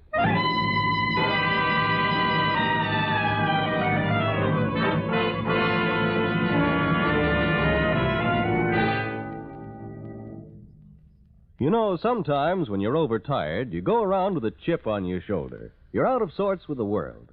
Now, if you're that tired and pale besides, your doctor may find you have a borderline anemia resulting from a ferronutritional blood deficiency. Then take ironized yeast tablets. They help build up red blood cells, and that makes you feel better and look better. So take ironized yeast tablets to be the happy, healthy, energetic person you used to be. Ironized yeast tablets. And now this is Dan Seymour saying goodnight and asking you to be with us next week at this same time when the Mystery Theater presents Billy Rose's Kiss Me Goodbye.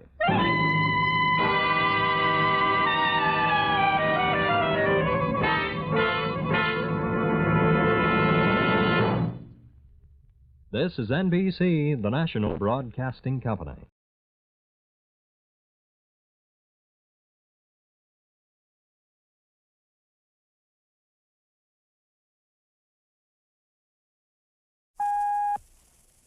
And now, the Molle Mystery Theater, presented by Molle. Molle, the heavier brushless shaving cream for tender skins.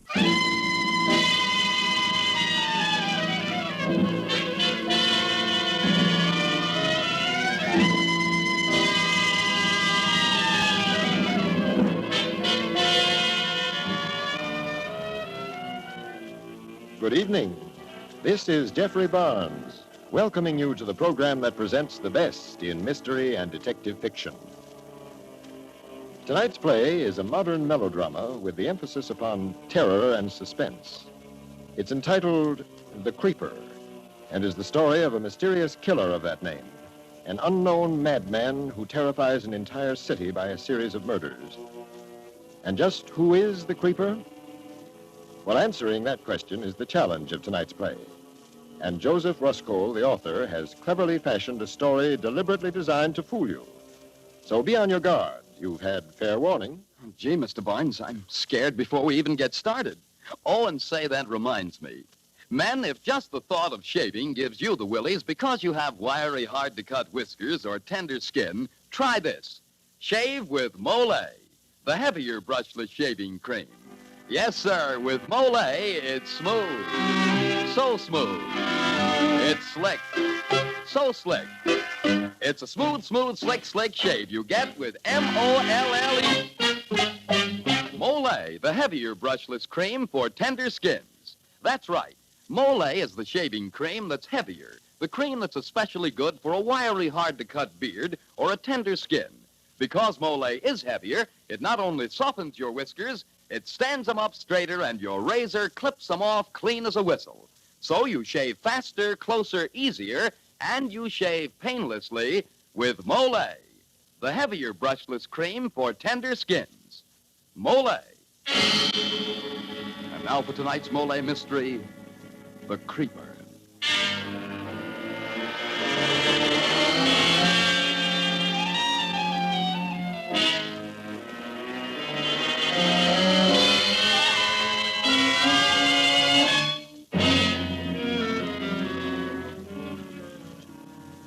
In the kitchenette of a New York apartment, a man and his wife listen to a morning news broadcast. New York. The unknown killer called the Creeper has struck again, adding a third female corpse to his toll. Virginia Peters, a comely waitress, was found strangled to death in her third-floor apartment early this morning while her radio blared. As in the previous murders, a note was found scrawled on the wall with the victim's lipstick and the plea, "For heaven's sake, catch me before I kill more. I cannot control myself." Police insist... Oh. Why'd you turn it off? How awful. How awful. And in this very neighborhood. Let's hear the rest. It intrigues me. Oh, you. Don't go turning that radio on against Steve Grant. I've heard enough. Go out of my mind, for heaven's sake. That's it. That's a good, solid clue. What is? For heaven's sake. How many men ever use that expression? Oh, shut up. Okay, Mrs. Grant. Pass the biscuits, my little pigeon. Pass the biscuits. Eat, eat, eat. 3 women in 3 days murdered in cold blood by a mad fiend right here in the Heights. I'm too sick to go out, too scared to stay in. The lock's broke. And he sits there eating, eating. Pass the biscuits. There's nothing wrong with my appetite, my love. Of course. That's what cost you your job on the police force. Why, when I even think of it. Some men drink to escape. I eat. Escape what? What? An ugly tongue, a beautiful face, and a roving eye. In short, a wife. See you starting that again. You and your crazy jealousy. Maybe that's the Creeper's way of escaping, too, Georgia. Who knows? Oh, shut up. Go ahead and get a divorce. Go ahead. Can I help it if men look at me? I don't know why you come home at all. Where do you go? What do you do with yourself? Where were you this morning, and why'd you come back anyway? To eat. Someday I'll lose my appetite for that, too. When I do, my dear, there'll be no escape. Well, now I'm off again. Kiss? Still using stage lipstick. I'll wipe it off. How many times must I tell you? You're married now, remember? Steve, wait. Yeah? At least go buy me my medicine. Sorry, no time. Oh, and don't leave me here alone. Stay home this afternoon. Please. I'm afraid. Ah, don't be silly, Pet. Nothing will happen to you. You've a doorman here, an elevator boy, Mrs. Stone across the hall, a phone. You're safe enough. Oh, but the night lock, it doesn't work. Well, now you can't lock me out anymore. Something's happened to it since last night. It doesn't catch. Well, get a new one. Well, I can't get a locksmith. I've tried all morning. Oh, Steve, please. Oh, all right. If I want to phone you, where will you be? Out. Goodbye, my dear. Take care of your cold.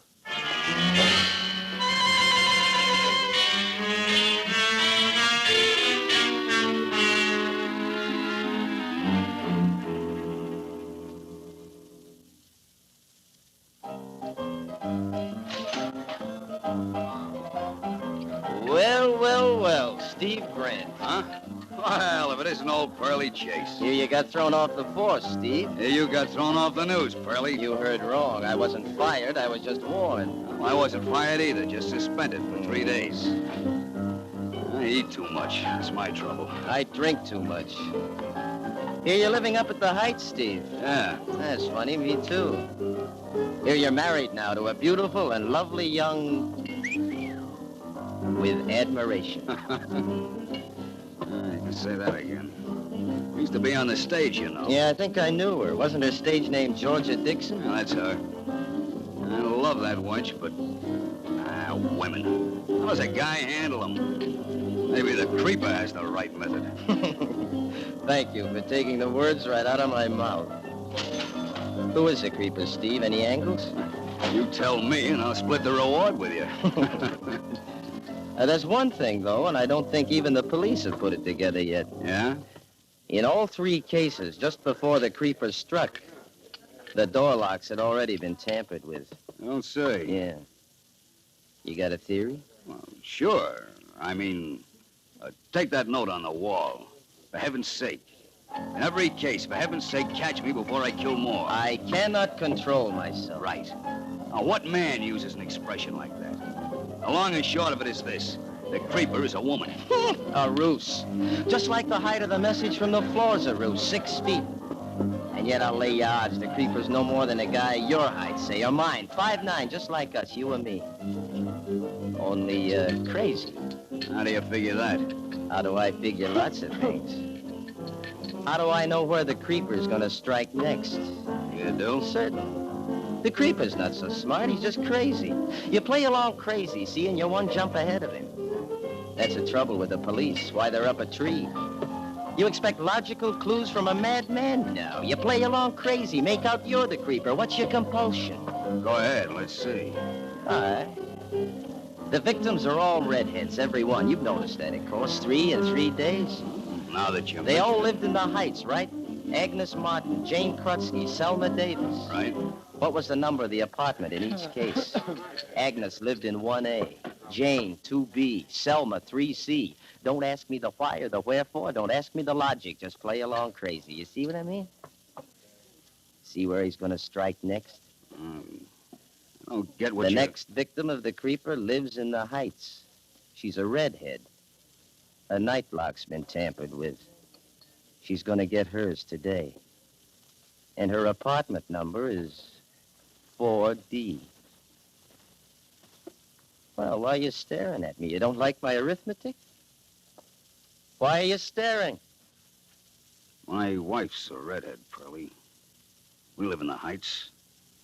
Our apartment number is... you're just a boozy reporter.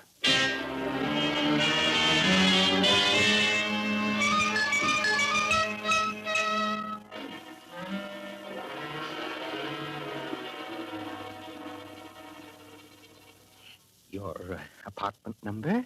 4D, I told you. 4D, of course. I'll have it delivered. I was busy admiring your lipstick, Mrs. Grant. I've nothing like it in stock. 4D. I should have guessed it anyway. Why? A face is a number, believe me. Since you moved into the neighborhood, Mrs. Grant, for me, it has a special number, like Double Dandy Delicious Dream. 4Ds. You see? Ha-ha. I'll bet you tell that to every customer, female. I'm a ladies' man, like the creeper. Huh? What did I say? Well, what's going on in this block? Raw nerves, you can't joke. The creeper, that's all I hear all day. It's mass hysteria. Oh, there ain't such an animal. You don't think so? I assure you, Mrs. Grant, it is a fairy tale. For circulation of the tabloids. I'll send your prescription up with the boy. Oh, no, I'll just wait here for it. Well, it'll take some time. You should go right home and stay there if you're getting over the flu. Believe me, I'll deliver it myself. It'll be a pleasure. No, I'll wait. I may not go right back. I don't want to be there all alone. I'm afraid. Oh, very well. Suit yourself. Have a seat.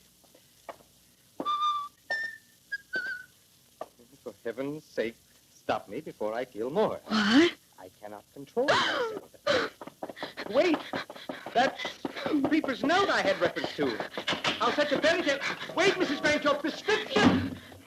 Grant! Oh, Mrs. Grant! Oh, it's you, Mrs. Stone. What's your hurry, dear? Oh, I just got such a scare. Since all these awful murders in this neighborhood. Yes, isn't it terrible? You're walking home? Huh, I guess so. I'll go with you. It's good we live in the same house. At least if I had a double lock. But the night one doesn't work. Can't get a locksmith. They're all so busy. But don't you worry. We'll stay together this afternoon till our husbands come home. Think of it. We've never visited, though we live right across the hall from each other. Isn't that like a big city, for heaven's sake? Or would you rather I dropped in on you? Well, And make it yours, then. Isn't it terrible? The ghastly things they're saying, the theories. One doesn't know what to expect next. You believe the latest? The latest? That maybe it's the woman, the creeper. A woman? Can you beat it? I can't imagine how in the world the police figured that, for heaven's sake, can you? Well, I don't know. I was just thinking of something my husband said. Though I can see where a married woman now, if her husband was faithless, say, or perhaps only weak, no will of his own against a vile, cheap thing in skirts. And if the wife, say, was merely getting at those female homebreakers, well, I can understand such a theory. Because you take my husband now. You've met Mr. Stone, haven't you? Why, Mrs. Grant, why on earth are you staring at me like that, for heaven's sake? Well, I don't feel well. I must get home at once. I feel faint. But Mrs. Grant, for heaven's sake!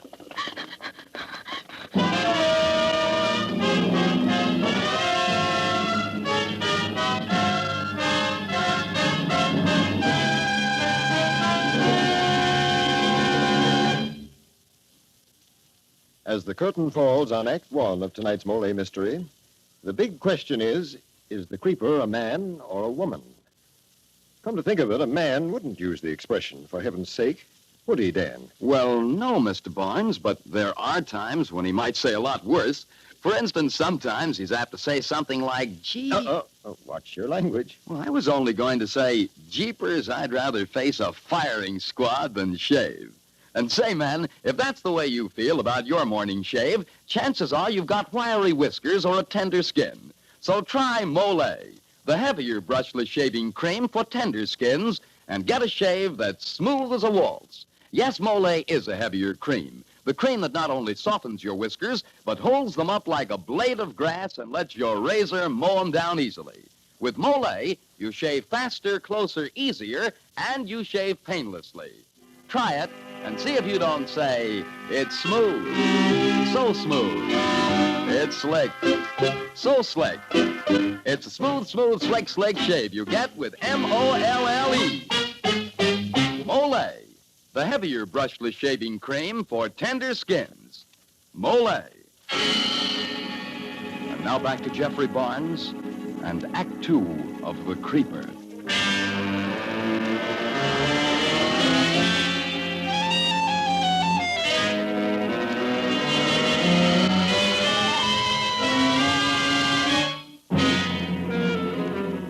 Georgia Grant is in terror that she is to be the next victim of a mad killer known as the Creeper. She suspects everyone she meets, both men and women. Now, in panic, she dashes through the streets, unnerved after an encounter with a neighbor, Mrs. Stone.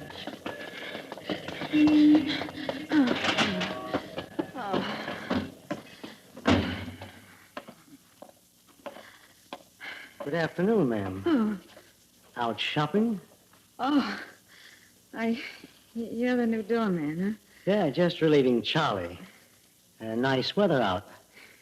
Help you with your packages? No, thank you. Let me ring the elevator for you. No, you don't have to trouble. Oh, no trouble, ma'am. There. Apartment 4D, huh? Oh, yes. How'd you know? Doesn't take long. Going out? Oh, yes.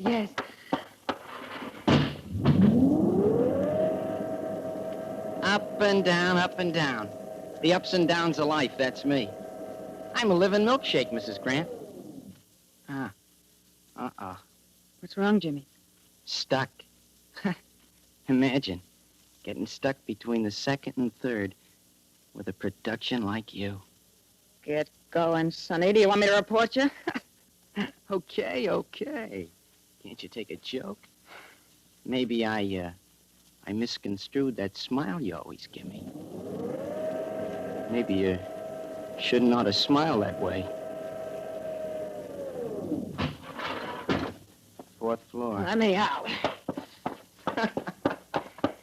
If I drop in later, would you be more receptive? Oh, thank goodness at last. Must be going out of my mind. Key. Where's my key? This darn lock.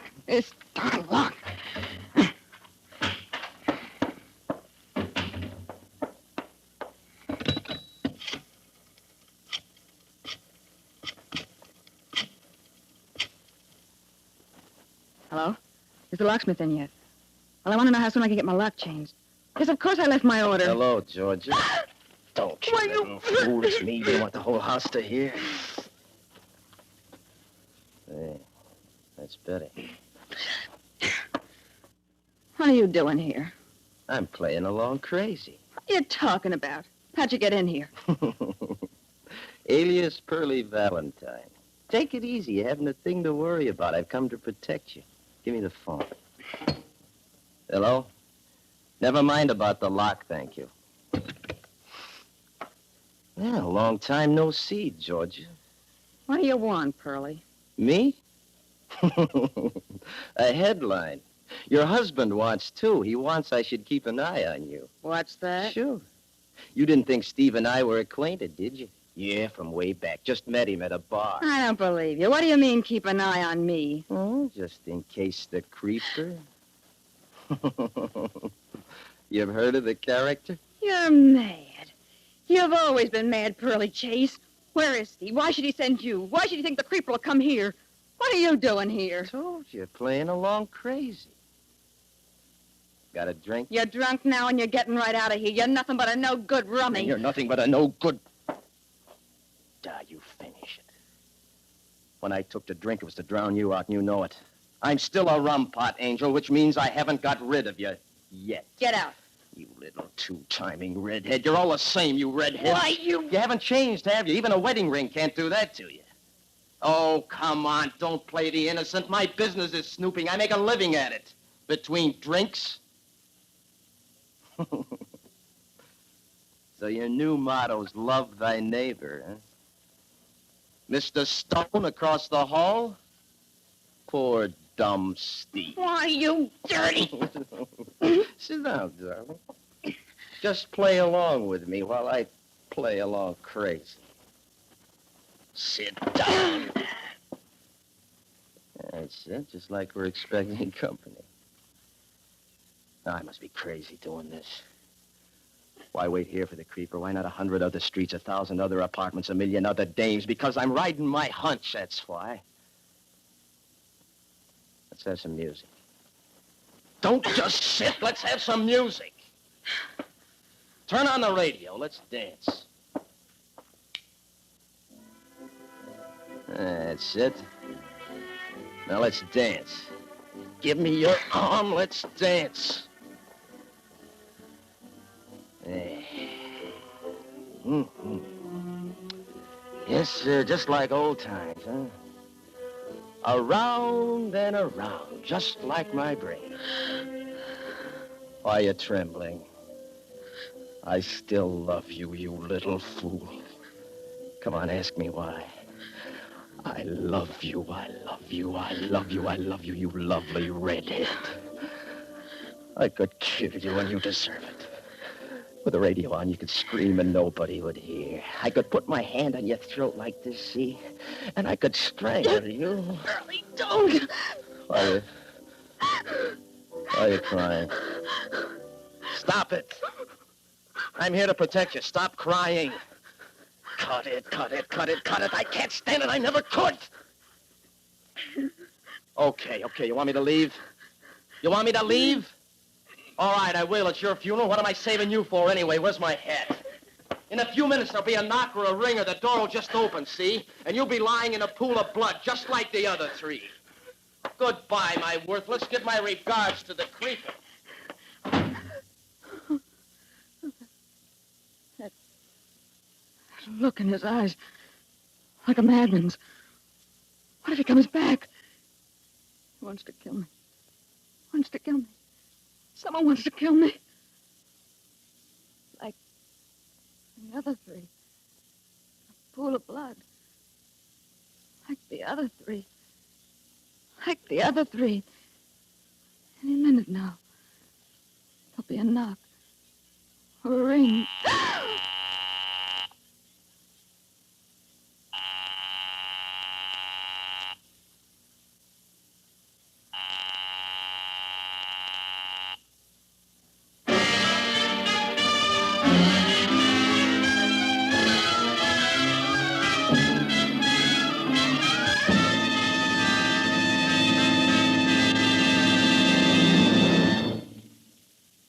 This is Jeffrey Barnes again. In just a moment, we'll bring you Act 3 of The Creeper. Thousands of people who suffer the social and business handicap of dandruff are discovering that the way to combat it effectively is with double danderine. You see, double danderine is unlike many hair preparations available today.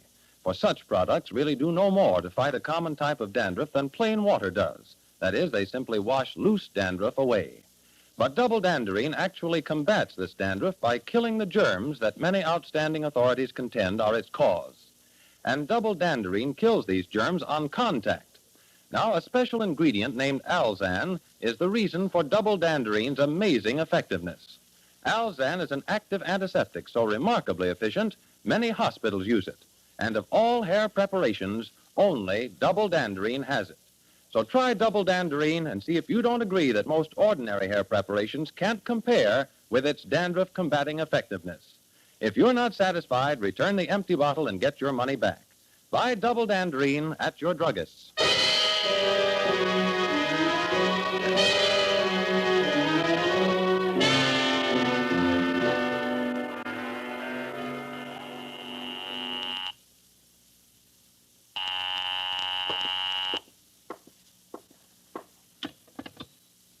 Yes?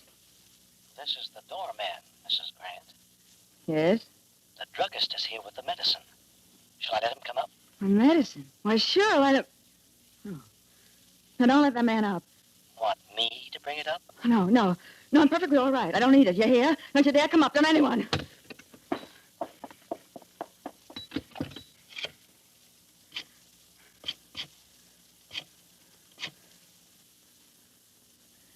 Locksmith? Oh, please. Please, I must have it changed right away. My lock. My door lock. Yes, this is Mrs. Grant. Yes, I do want it, of course. Anyone can get in here, anyone. They want to murder me, but I don't know who. It's the creeper. You'll come? Right away? Oh, thank you. Thank you so much, but hurry, please. Hurry, or I'll go out of my mind. Oh, thank the Lord. What if he doesn't come in time? Like the other three. A pool of blood. Any minute now. There'll be a knock. Or a ring. Who's there? It's me, dear, Mrs. Stone. Oh. What do you want? Why, I've been worried about you. Are you ill? No. No, I'm all right, Mrs. Stone. I'm feeling fine. Open up, dear. Don't you want me to keep you company? No. No, thank you. I was just... Stop it! Oh, let me in, silly. No, go away. I'm going to sleep. Go away. You hear me? Go away. Hello. Oh, Georgia, you all right? Oh, Steve. I've been so frantic. It's so good to hear your voice. Where are you? At headquarters. Coming right home. Sweetheart, is anything wrong? You sound... Oh, not now. Not when I hear you, Steve. I don't know what came over me all day. I've been imagining things so silly, my nerves. Forgive me for this morning, darling. I wasn't myself. My job had me down, but now everything's... Oh, of course, forgive me, Steve. I've been bad, wicked. Oh, if you knew what I've gone through today. The most dreadful state. And then that... Oh, Steve, did you send someone here today? Early Chase? Then you did. To keep you company. Isn't he still with you? I know. I just got rid of him. I wish you hadn't. He's an all right guy, smart reporter. Lives in the neighborhood, too. Honey, I know it sounds cockeyed, I mean, Pearlie's theory, but I was a bit worried when I got to thinking, so... Listen, Georgia, don't let anyone in the house till I get home. Oh, I won't, Steve. Not anyone, do you hear? Not anyone. Oh, wait, Steve. Locksmith. Hello? Oh, wait, Steve, it's... Oh, thank goodness at last. Now I can breathe easy. Just a minute, dear. Hello, Georgia. Georgia, hello. Hello. Georgia. Oh, thank goodness Georgia, you've come. answer the phone. Please step in. It's the lock on this door I want. Just a moment. My husband's on the phone. Steve? What happened? There was something else I wanted to Oh, it's all right. Everything's all right now, Steve. You needn't worry. Didn't I just hear you talking to someone? Was that someone at the door? It was no one, Steve. Just Mr. Frank, the locksmith. Oh, what a load The of... locksmith? Georgia, listen. Listen, Georgia, that's what I was going to tell you. What is it? The police are on a new trail. They think maybe a locksmith. Georgia, you listening? It may be that the creeper's a locksmith. Get him out, quick. What nice lipstick you use, Mrs. Grant.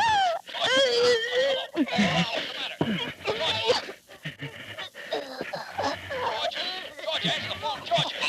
Georgia, hello. Georgia, answer the phone, baby. Georgia, what's the matter? Hello?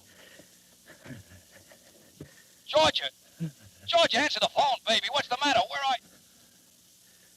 Hello? Hurry. Catch me before I kill more. For heaven's sake.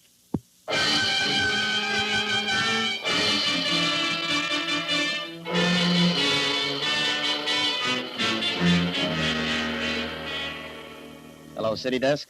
Pearly Chase. Now shut up and listen. On that creeper story I just gave you, add this dope. The reward for his capture goes to the elevator boy. He heard Georgia Grant scream and called a cop. The creeper was shot running from the building. Yeah, it's ironical, isn't it? Imagine the locksmith was the killer. The one man Georgia thought would protect him. What an ending to a lovely, lovely redhead.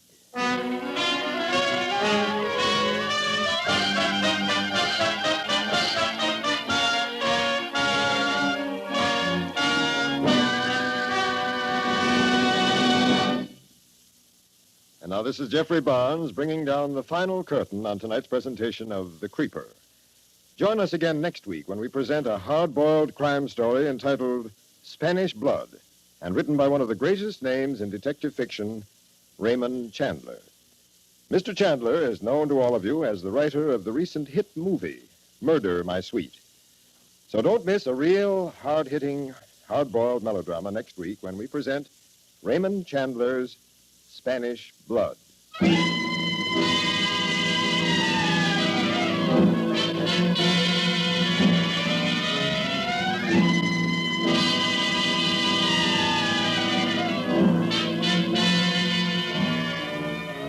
The original music for the Molle Mystery Theater is composed and conducted by Alexander Sandler.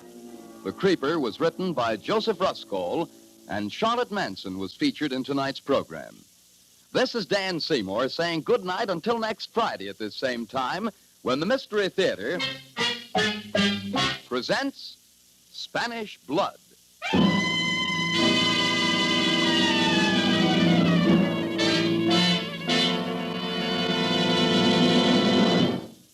This is NBC, the National Broadcasting Company.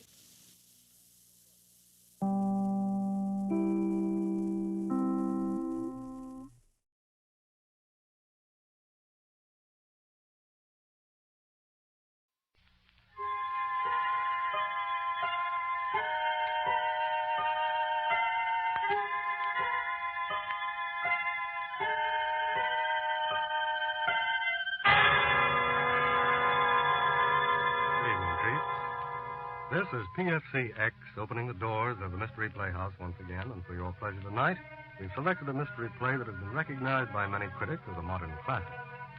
It's Ladies in Retirement, written by Edward Percy and Reginald Denham. It is not a whodunit. You'll know the murderer. Your problem will be to guess whether or not the murderer will be caught, and if so, how. I think you'll find the guessing very fascinating. Listen now to Ladies in Retirement.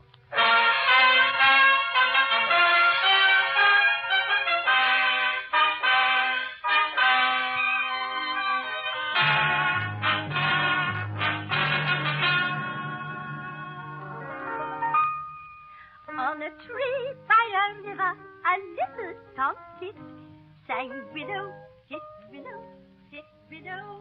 In England, in the remote and lonely marshes of the Thames River below Gravesend, is a place called Estuary House. There, seated before a piano, is an aging woman wearing a flaming, unabashed red wig. She is singing a song of her youth. In your little inside, with a shake of his poor little head, he replied, "Oh, Willow, ha-tita willow, ha-tita willow." Well, young man, just who are you? Albert Flame, Albert Feather. He brushed right past me, Miss Chris, right past me at the door. Oh, it's all right, Lucy. You run back to your kitchen now and get on with your work. Just as you wish, Miss Chris. So, you're Ellen Creed's nephew, Albert. Right. The one who clerks in the bank at Gravesend. Your obedient servant, Mum. And you, I take it, are Miss Fisk. Aunt Ellen wrote me that you were bringing her down here as your housekeeper. Shall I have to wait long for Aunt Ellen? About a week. She's gone up to London. Week? Oh, Lord. That has done it. I'm done for, that's all. Just done for. Is something wrong, Albert? Well, I'm short in my petty cash account at the bank, and if I don't put it back by the time the cashier checks up tonight, it's the jug for me. I don't suppose that you... What's the amount? Well, it's £12. Cards, racing, a girl. Oh, no, an actress. There was a company in Gray's End last week. Oh, at the old Grand. I played there myself. Front row in the chorus. Oh, years ago, of course. Well, you shall have your £12, Albert. Like to see where I keep my petty cash? In the fireplace there? No, here in the old bake oven. Bake oven? Lummy. Why, you could roast a whole ox in there. Oh, it is big for what's in it. Now, let me see. Here's 5. Mm-hmm. Another 5 and 2 ones. That's right. £12. Oh, you are a peach, Miss Fisk. Well, Albert, there's no reason your Aunt Ellen need ever know you've even been here today. You can pay your first official call this day next week. Be a bit of a family reunion for you then. Aunt Ellen's in London. She's gone up to fetch her Aunt Louisa back to visit. Aunt Louisa? Oh, no. Ellen's told me about Louisa. She says she's, rather pathetic. Pathetic? Yes. Trust Aunt Ellen to give it the best name. Well, Miss Fisk, I hope you've got strong nerves. You'll need them entertaining my pathetic old Aunt Louisa.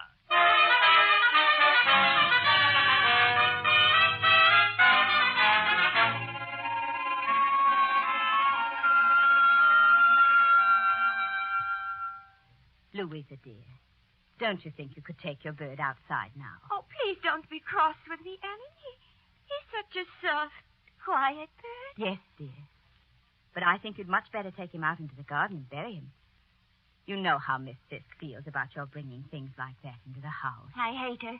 Miss Fisk in her horrid red wig. We have her to thank for these 4 months here together. Ellen, can't we send Miss Fisk away, and then we could be really alone? But I keep telling you, dear, this is her house. Oh, you won't send me back to London to the awful, ugly streets? Ellen, promise.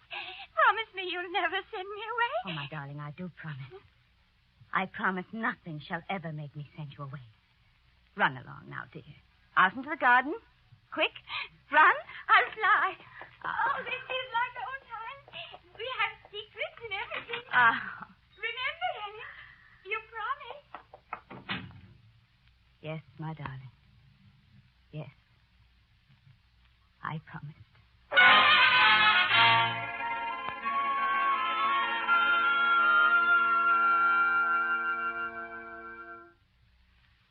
Well, Helen, Leonora, please give me a little more time. Time?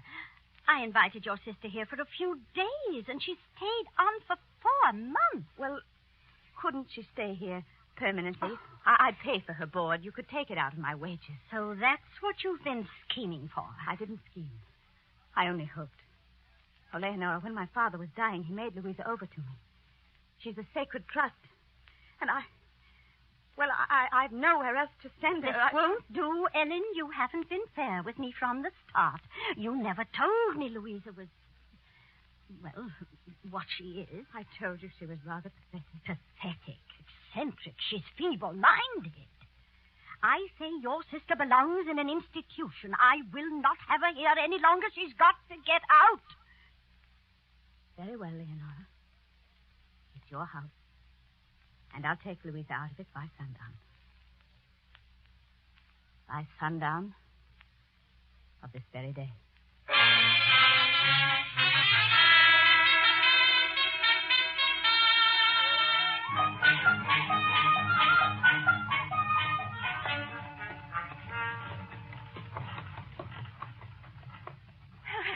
Driving in a carriage. Oh, Ellen, this is wonderful. But who'll fix Miss Fisk's supper now that you've sent Lucy off on her holiday? Don't worry about Miss Fisk's supper, Louisa. Oh, driver. Driver, stop right at the foot of this hill. Louisa, yes. I'm getting out now. And I'm going back to the house. Oh, but I'm going to try to persuade Miss Fisk to sell us her house. Oh, you are clever. Oh, Ellen. Now, quiet, Louisa. I want you to put your hand on your heart and swear an oath. Swear that as long as you live, you will never tell anyone about my trying to buy Miss Fisk's house. Ellen, you're frightening me. Swear it, I say. Now, this instant. All right, Ellen. I swear on my heart. There. There, that's my good darling. Oh. Oh. Give me a scarf, dear. My scarf? But, Ellen... You won't need it in the carriage, Louisa. And I might need it where I'm going. Thank you, darling. You can go now, driver. Very good, ma'am. Bye, Ellen. Take good care of my scarf.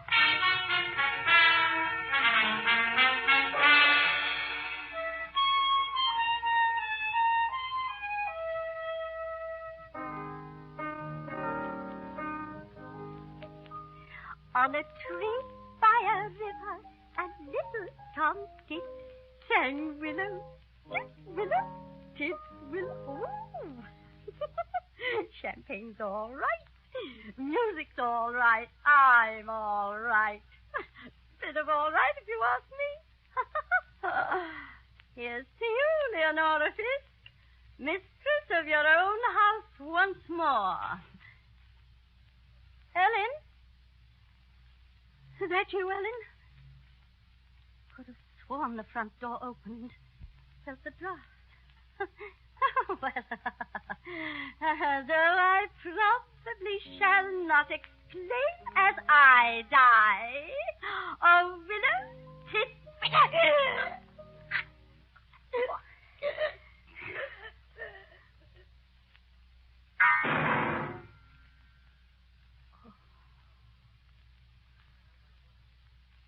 Yes, Louisa.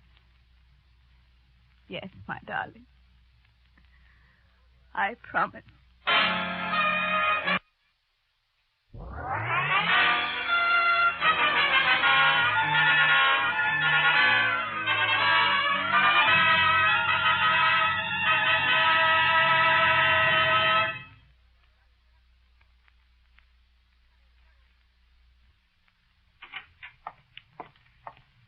Why, Albert, this is a surprise.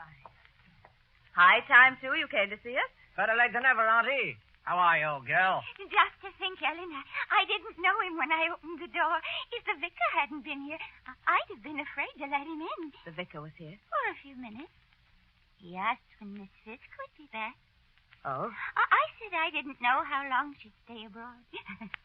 How surprised he'd be if he knew she isn't coming back to this house at all. Louisa, of course she's coming back here. I'm afraid you've overexcited her, Albert.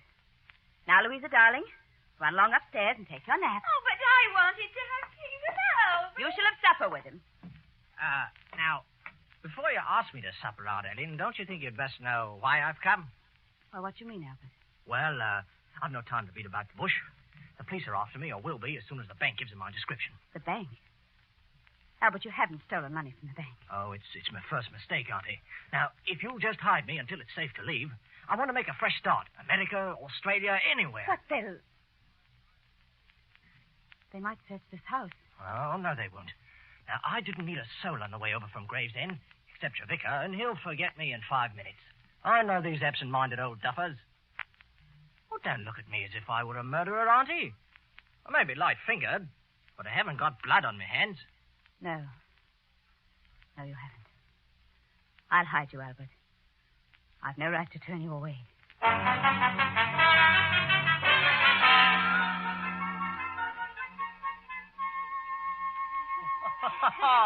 Well, Auntie Louisa, will you cheat me again at cribbage, or shall I tickle the ivories a bit for you, eh? Oh, Albert, you are so funny. Well, I'm glad you appreciate me old stalk of celery. Here's a tune just your vintage. Remember? Oh, Albert, stop it. Don't play that tune. Oh, why ever not? Don't you like it? Ellen doesn't. She made me stop humming it. I expect she got tired hearing Miss Fisk singing it. Oh, I'm so glad Miss Fisk's not coming back to this house. Oh, I shouldn't have said that.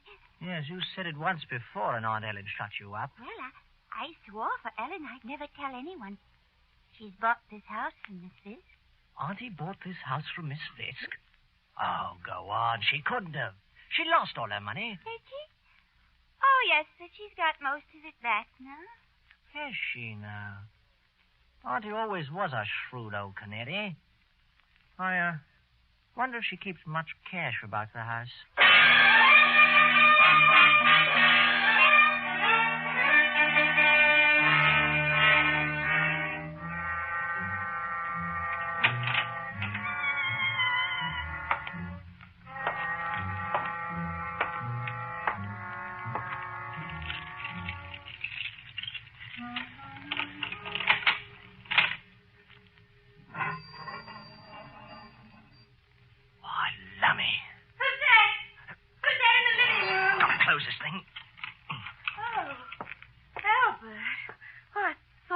A burglar. Why, the padlock on the bake oven door's open. So you're the burglar. Here now. There's nothing behind that door, me girl. Miss Fisk kept all her money there. It's the old bake oven. Bake oven, my foot. Here, have a look. Oh, it's all bricked up. Yes. Must have been done while I was on my holiday. But whatever for? Why should anybody want to brick up the bake oven? Now, I don't know, Lucy, my love. But I'm sure I'm going to find out before I'm through around here.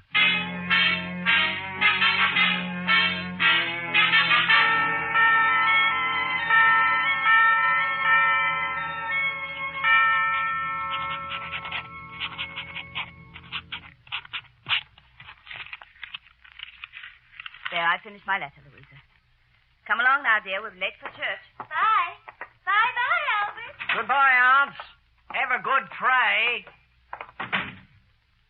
Lucy, bring in the kitchen mirror. Quick, my pet. Look sharp, will you? Come in. Here. What do you want with a mirror? A loving look at your face? Now, look at this desk blotter. Huh? Aunt Ellen's been writing a letter, and I've an idea it was an answer to the one that came special messenger from Miss Fisk this morning. Oh, you must be off your head. Oh, quiet. Just as I thought. What? Now, listen to this. In reply to your query, can't make out the next few words, the signature on the check made out to Ellen Creed is mine. Owing to a sprained wrist, there may have been discrepancies in my signatures on recent checks. Yours very truly, Leonora Fisk. Leonora Fisk? That's right. You're not signed Leonora Fisk. What? She's fooling the bank and taking Miss Fisk's money. Yeah, recognize this, Lucy? Found it tucked out of sight in a cupboard upstairs. What's Miss Fisk's wig? Her best red wig. That's right. Now, Lucy, I've got a scheme to get to the bottom of all this. But, I'll need your help carrying it out. Well, what is it you want me to do? Easy as pie and simple as Simon. Tonight, when Aunt Ellen's in bed, you're to put on this red wig and sit down at the piano and play us a tune. What? Sort of a tableau, you might say. And someday, Lucy, you may be playing for me in a house that's our own little home, eh? Oh, you tempt the Holy Saint, Albert.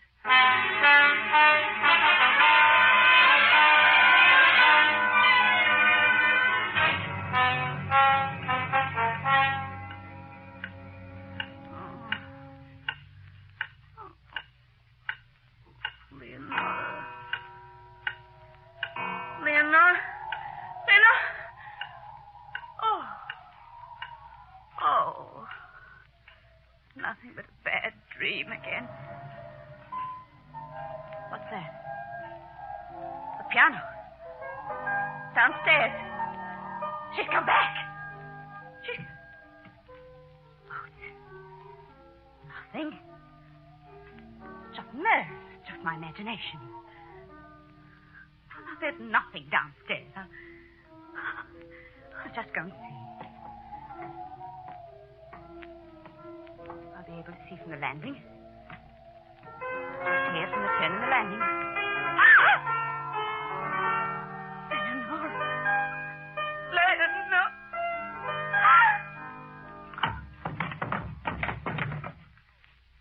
Albert, she's fainted dead away.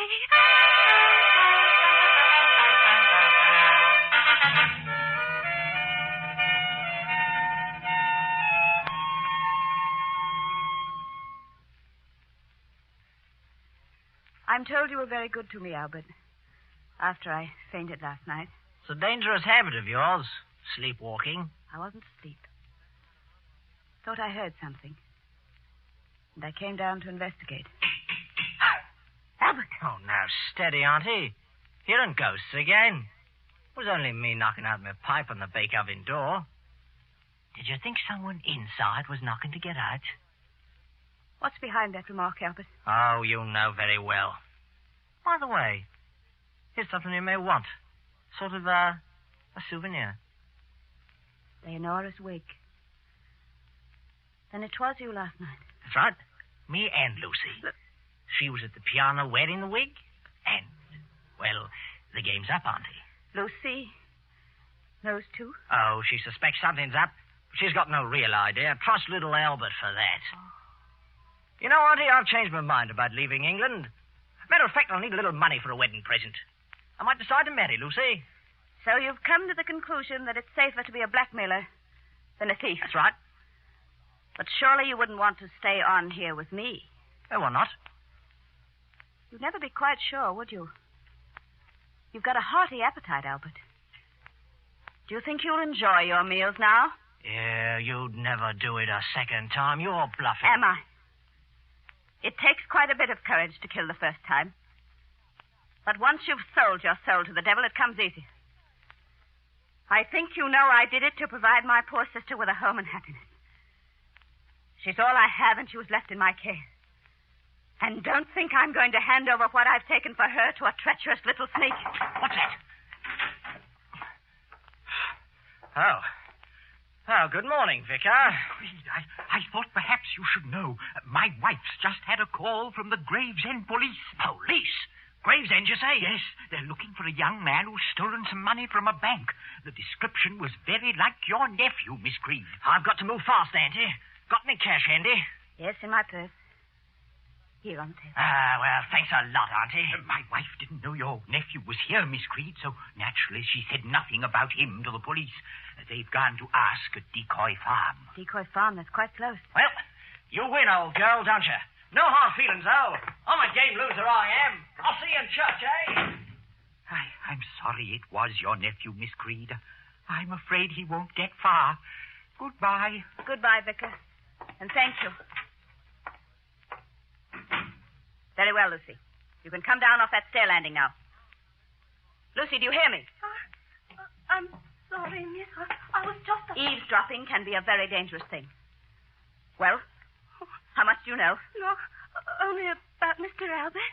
Nothing about you, nothing at all. Oh, no. Stay where you are. Don't come any closer. Why should you be afraid of me, Lucy? Sit down. No. Let's talk for a bit. No, you're trying to trick me. Like you tricked Miss Fisk and murdered her and bricked her up in the bake oven there. No, stay back. Stay back, I tell you.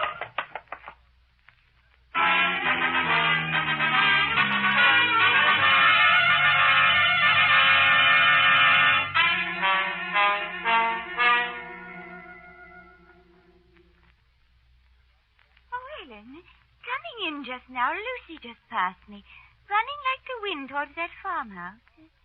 The one with the funny name, you know. Yes, I know. Decoy Farm. Some gentlemen from Gravesend are there. Lucy wants to talk to them. Gravesend? Are they friends of Albert? No. Not friends, Louisa. Tell me, my darling, have you been happy while you've been here? Oh, yes. So happy. Oh, it's been so lovely and peaceful here all by ourselves. Oh, I hope Lucy won't bring those gentlemen back here. She won't. I promise. Now, my dearest, I have to tell you goodbye. I have to go now. Over to meet those gentlemen. Myself.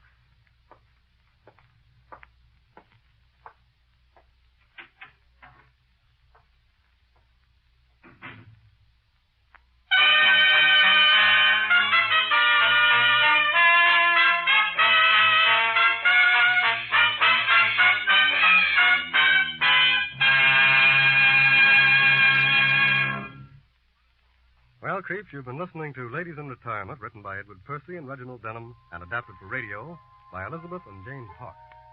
The original music was composed and conducted by Alexander Zelma. Miss Leslie Woods was featured in tonight's play.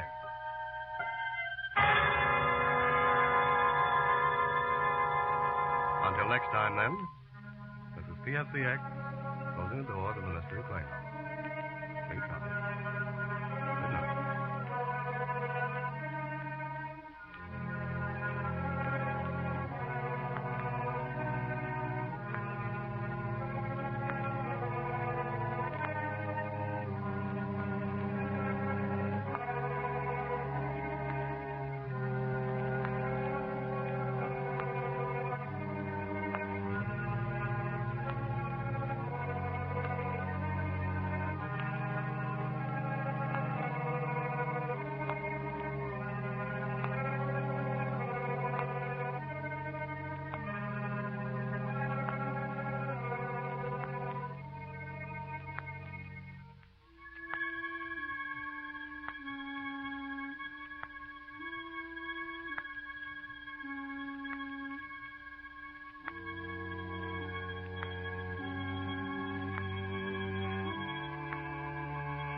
This is the Armed Forces Radio Service.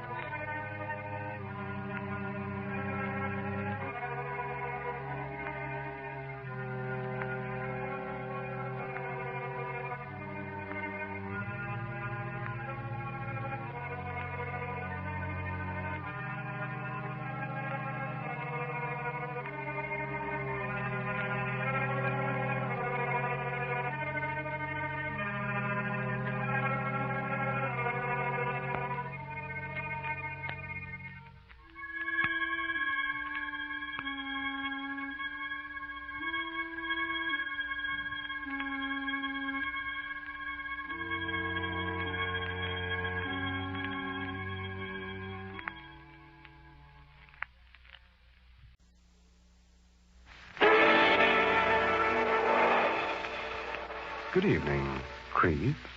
Welcome to the Mystery Playhouse.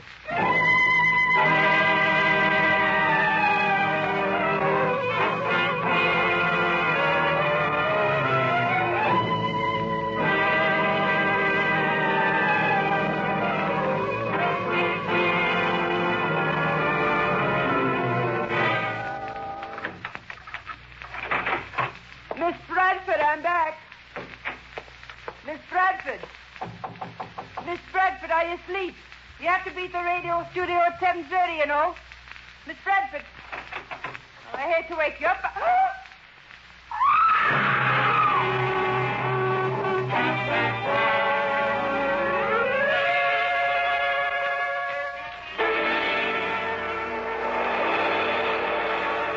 So, Creeps, you have just heard the first scene of tonight's story, entitled Challenge to the Listener, written by Hugh Pentecost and featuring two of your favorite radio stars, Richard Widmark and Everett Sloan. In it, you will meet two men. One, the killer. The other, a detective assigned to track him down. Now, the author, Hugh Pentecost, has deliberately avoided identifying the two men, and all the facts are given. Nothing is concealed. So let's see if you can spot the killer and successfully meet the challenge to the listener.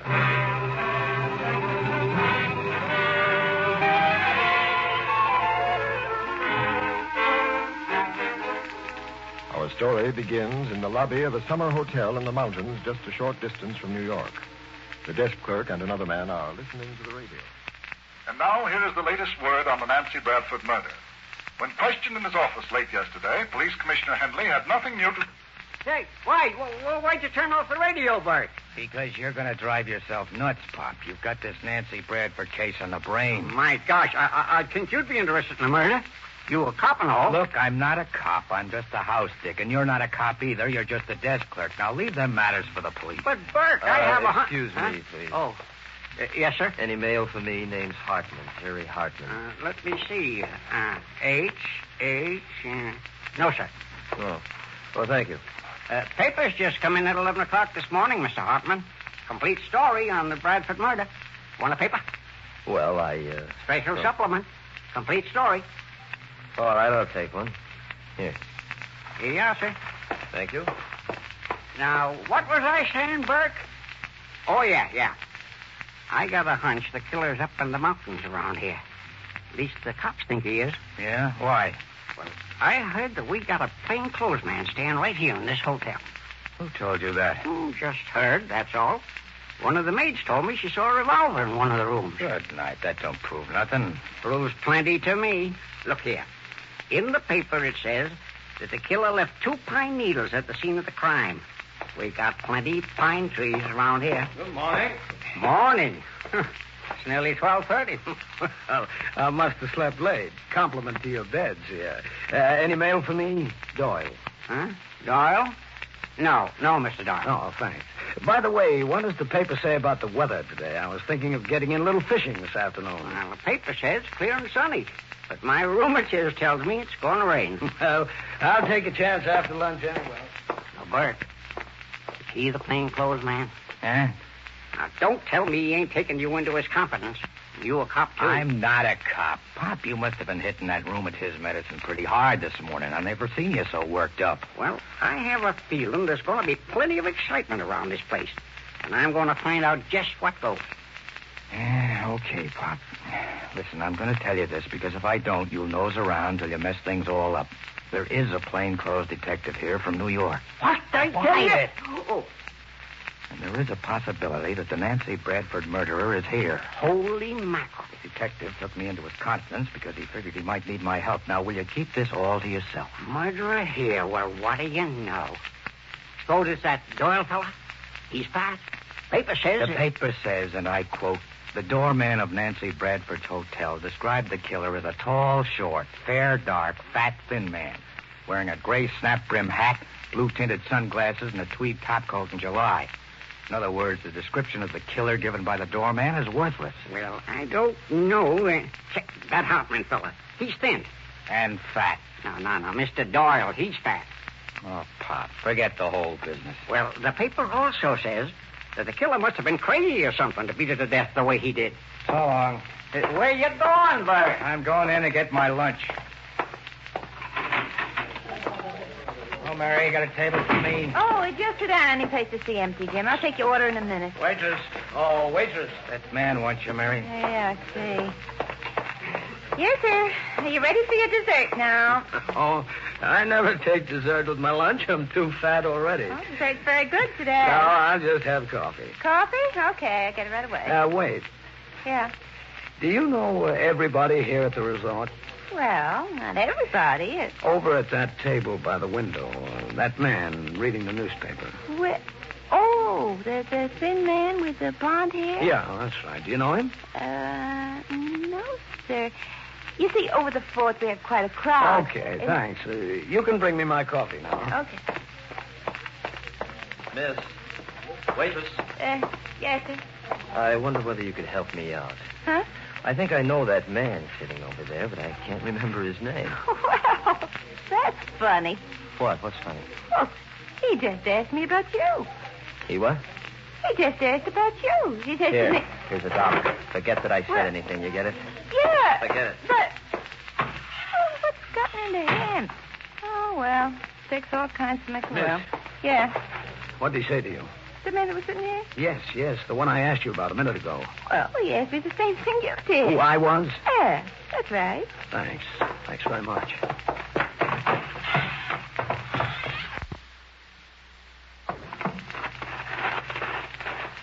Pretty gruesome business, the Bradford case. What? Oh, I'm sorry if I startled you. I noticed you were reading about the Nancy Bradford murder. Oh, no. I wasn't startled. I just didn't hear you coming. Cigarette? No, thanks. I stick to this old pipe. Easier on the nerves. Light? Thanks. Thank you. My name is Doyle. I noticed you in the hotel dining room at lunch. You just arrived? Yes, I thought I'd get away from New York over the holidays. I need the rest. I'm a radio writer. What, you mean love that soap? No. I write dramatic shows. The agency handles the commercials. Radio? Oh, well, then perhaps you knew Nancy Bradford. I understand she did a lot of radio acting. That's why you were so interested in the newspaper account of the murder, I never happened to meet her. Oh. I was going out on the lake to try to catch a few bass. I've rented one of the rowboats. It's pretty sunny, but there's some shady spots along the shore. Care to join me? What'd you say your name was? I didn't say. But it's Hartman, Jerry Hartman. Well, what do you say, Hartman? Care to come along? Well, I don't know. I've always felt kind of strange about boats. I don't swim. Well, don't worry. I swim very well. What about it? We probably won't catch anything anyway. I just thought a little company. But if you feel like being alone... No, I think I'd like it. Good. The boat's tied up at the end of the dock there. All right, let's go.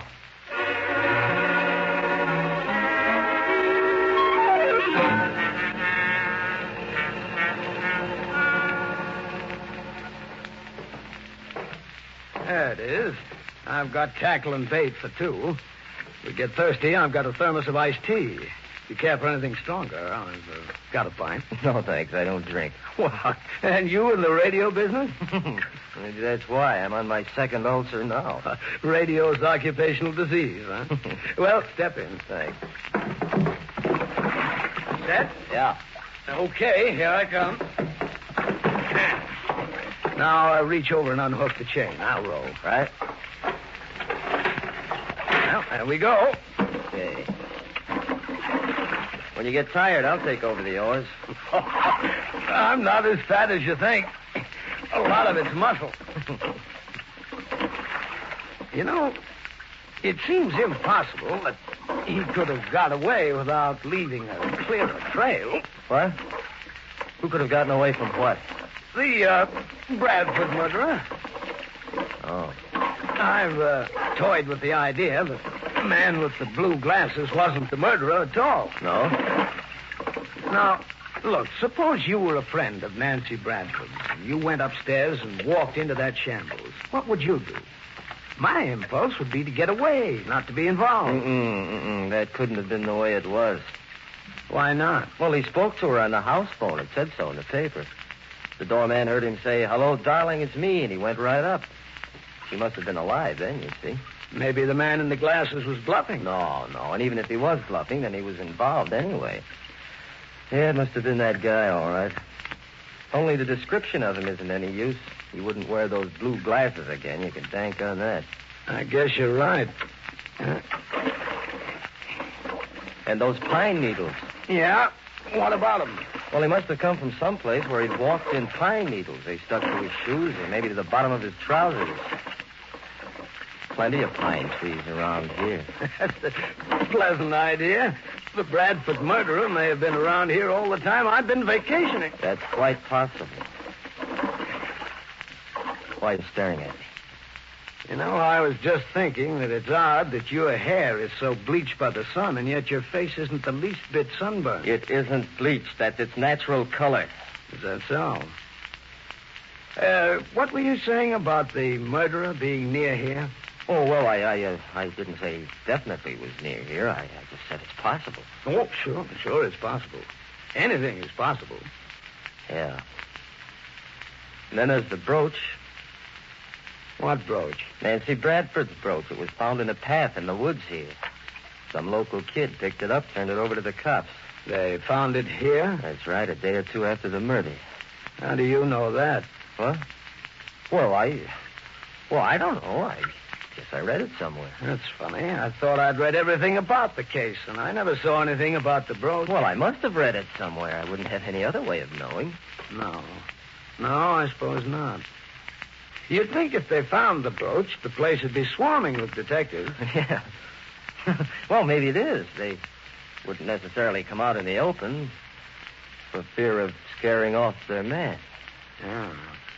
I suppose they would handle it that way. Since they have no way of identifying the man, they just lie low and wait until he made a mistake. What kind of a mistake? I don't know.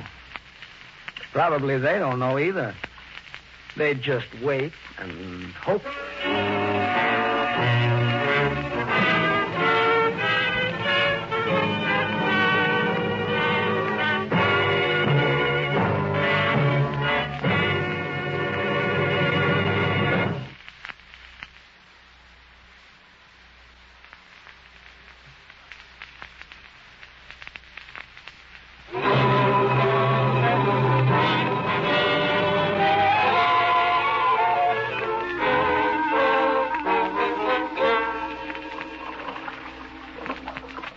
You know, this fishing business is overrated. We've been here for 20 minutes already. Well, you gotta be patient when you're fishing, Hartman.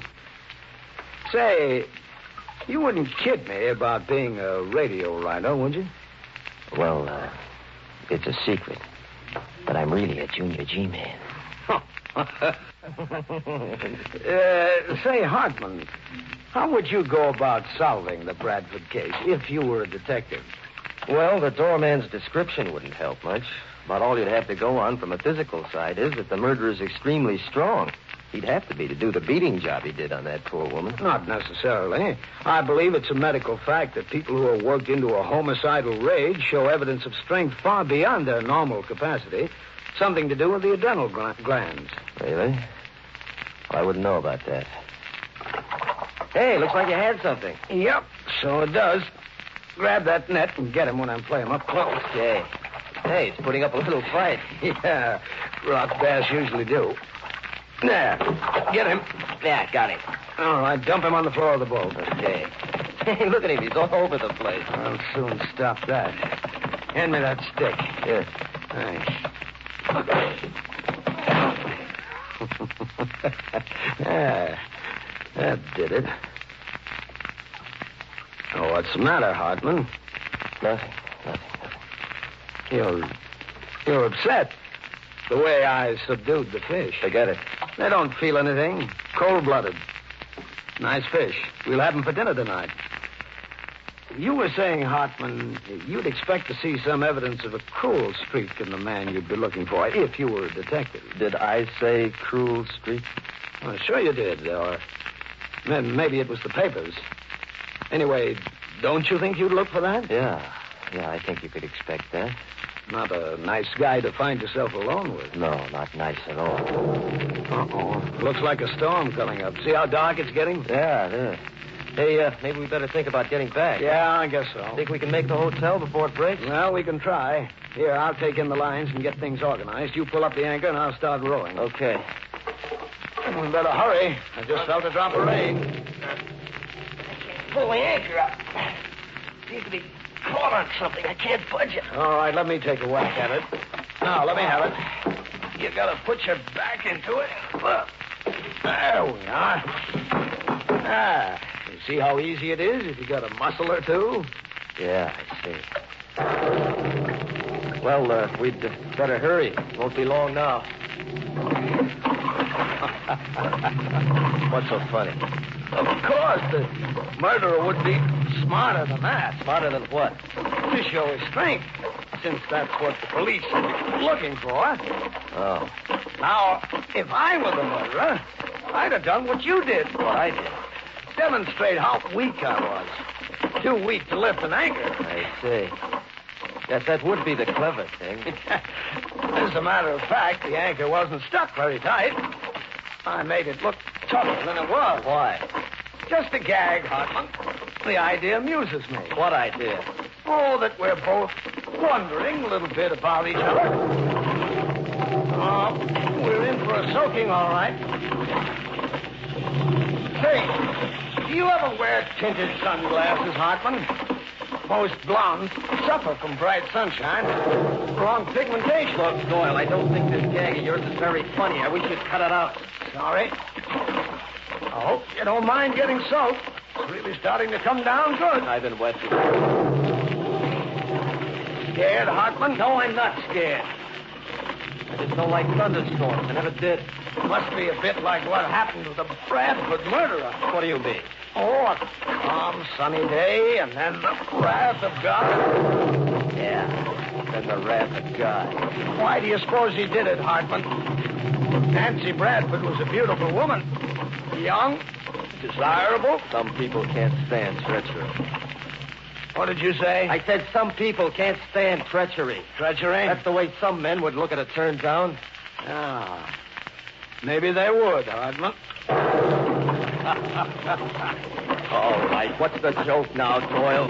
Your hair. My hair? What about it? Don't help me, Hartman. I thought the color had run. When it got wet, I thought it was dye. Well, it's not.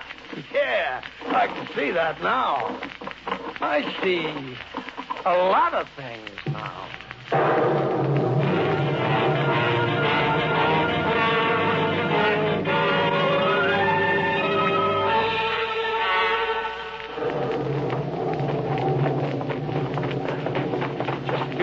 March, Hartman. We'll be safe in the hotel. Yeah, right behind you. Come on. Boy, pretty wet.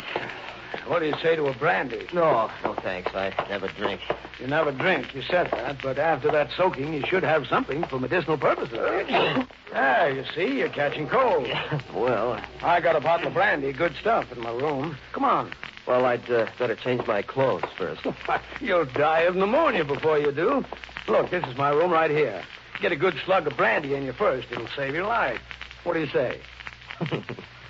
I say okay. Fine. Step in. Thank you. There's the bottle on top of the dresser. Pour yourself a drink. I want to get the shower running in the bathroom. It takes forever to warm up. Be with you in a minute. Yeah, sure.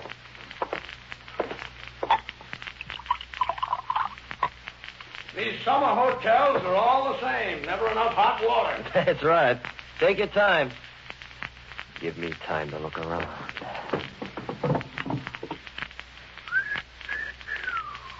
I thought so. What? Get your hands up. And turn around, Hartman. I've got a gun. No, keep your hands up. That's right. Don't stop reaching. I had a feeling you'd snoop if you had the chance. That's why I gave you the chance. Find anything interesting in the bureau drawer? So you're the Bradford murderer. It won't work, Hartman.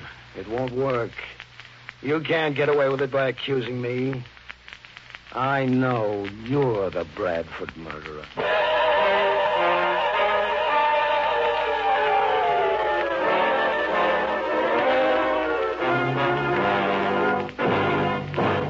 No, Doyle, you're the killer, not me. I knew it when I saw the way you beat that fish with that stick. When I saw you pull up that anchor, and when you kept probing and probing to find out who I was. I knew it the way you reacted to my telling you about the brooch. It won't work, Hartman. Only two people could have known about the brooch. It wasn't in the papers. The murderer or a cop. That's right, Hartman. All right. How do you explain these torn and mutilated pictures of Nancy Bradford in your bureau drawer? They came from Nancy Bradford's apartment. So you had to destroy even the symbols of Nancy Bradford. You must have hated her, Hartman. No, it was you who hated her. Even after you murdered her, you had to go on destroying everything that reminded you of her. You ought to know. You ought to know how the murderer felt. You even told me some men would think of a turn down as treachery. It was you, Doyle. You've been hanging around this place because you lost the brooch. You didn't know whether it had been found or not. No one knew for certain but the police. That's right. No one knew but the police. And it was you who wanted to know for sure if it had been found. You were trying to find out from me because you decided that I was a cop looking for you. No. Well, you were right. I was looking for you. I'll bet. The pretense that you weren't strong enough to lift the anchor. Your pretended squeamishness when I beat the fish with the club. It matched the description of the killer, Doyle. Your action. Don't you understand? I did that on purpose just to see how you'd behave. You're a good actor, Hartman. You've been in the radio and theater business. You knew how easy it'd be to fool the doorman at Nancy Bradford's apartment. Look. Why go on with this, Doyle? Drop your gun. You can't get away with it. Now make a move, Hartman. Stay right where you are. Let's cut the kidding. Hartman, I warn you.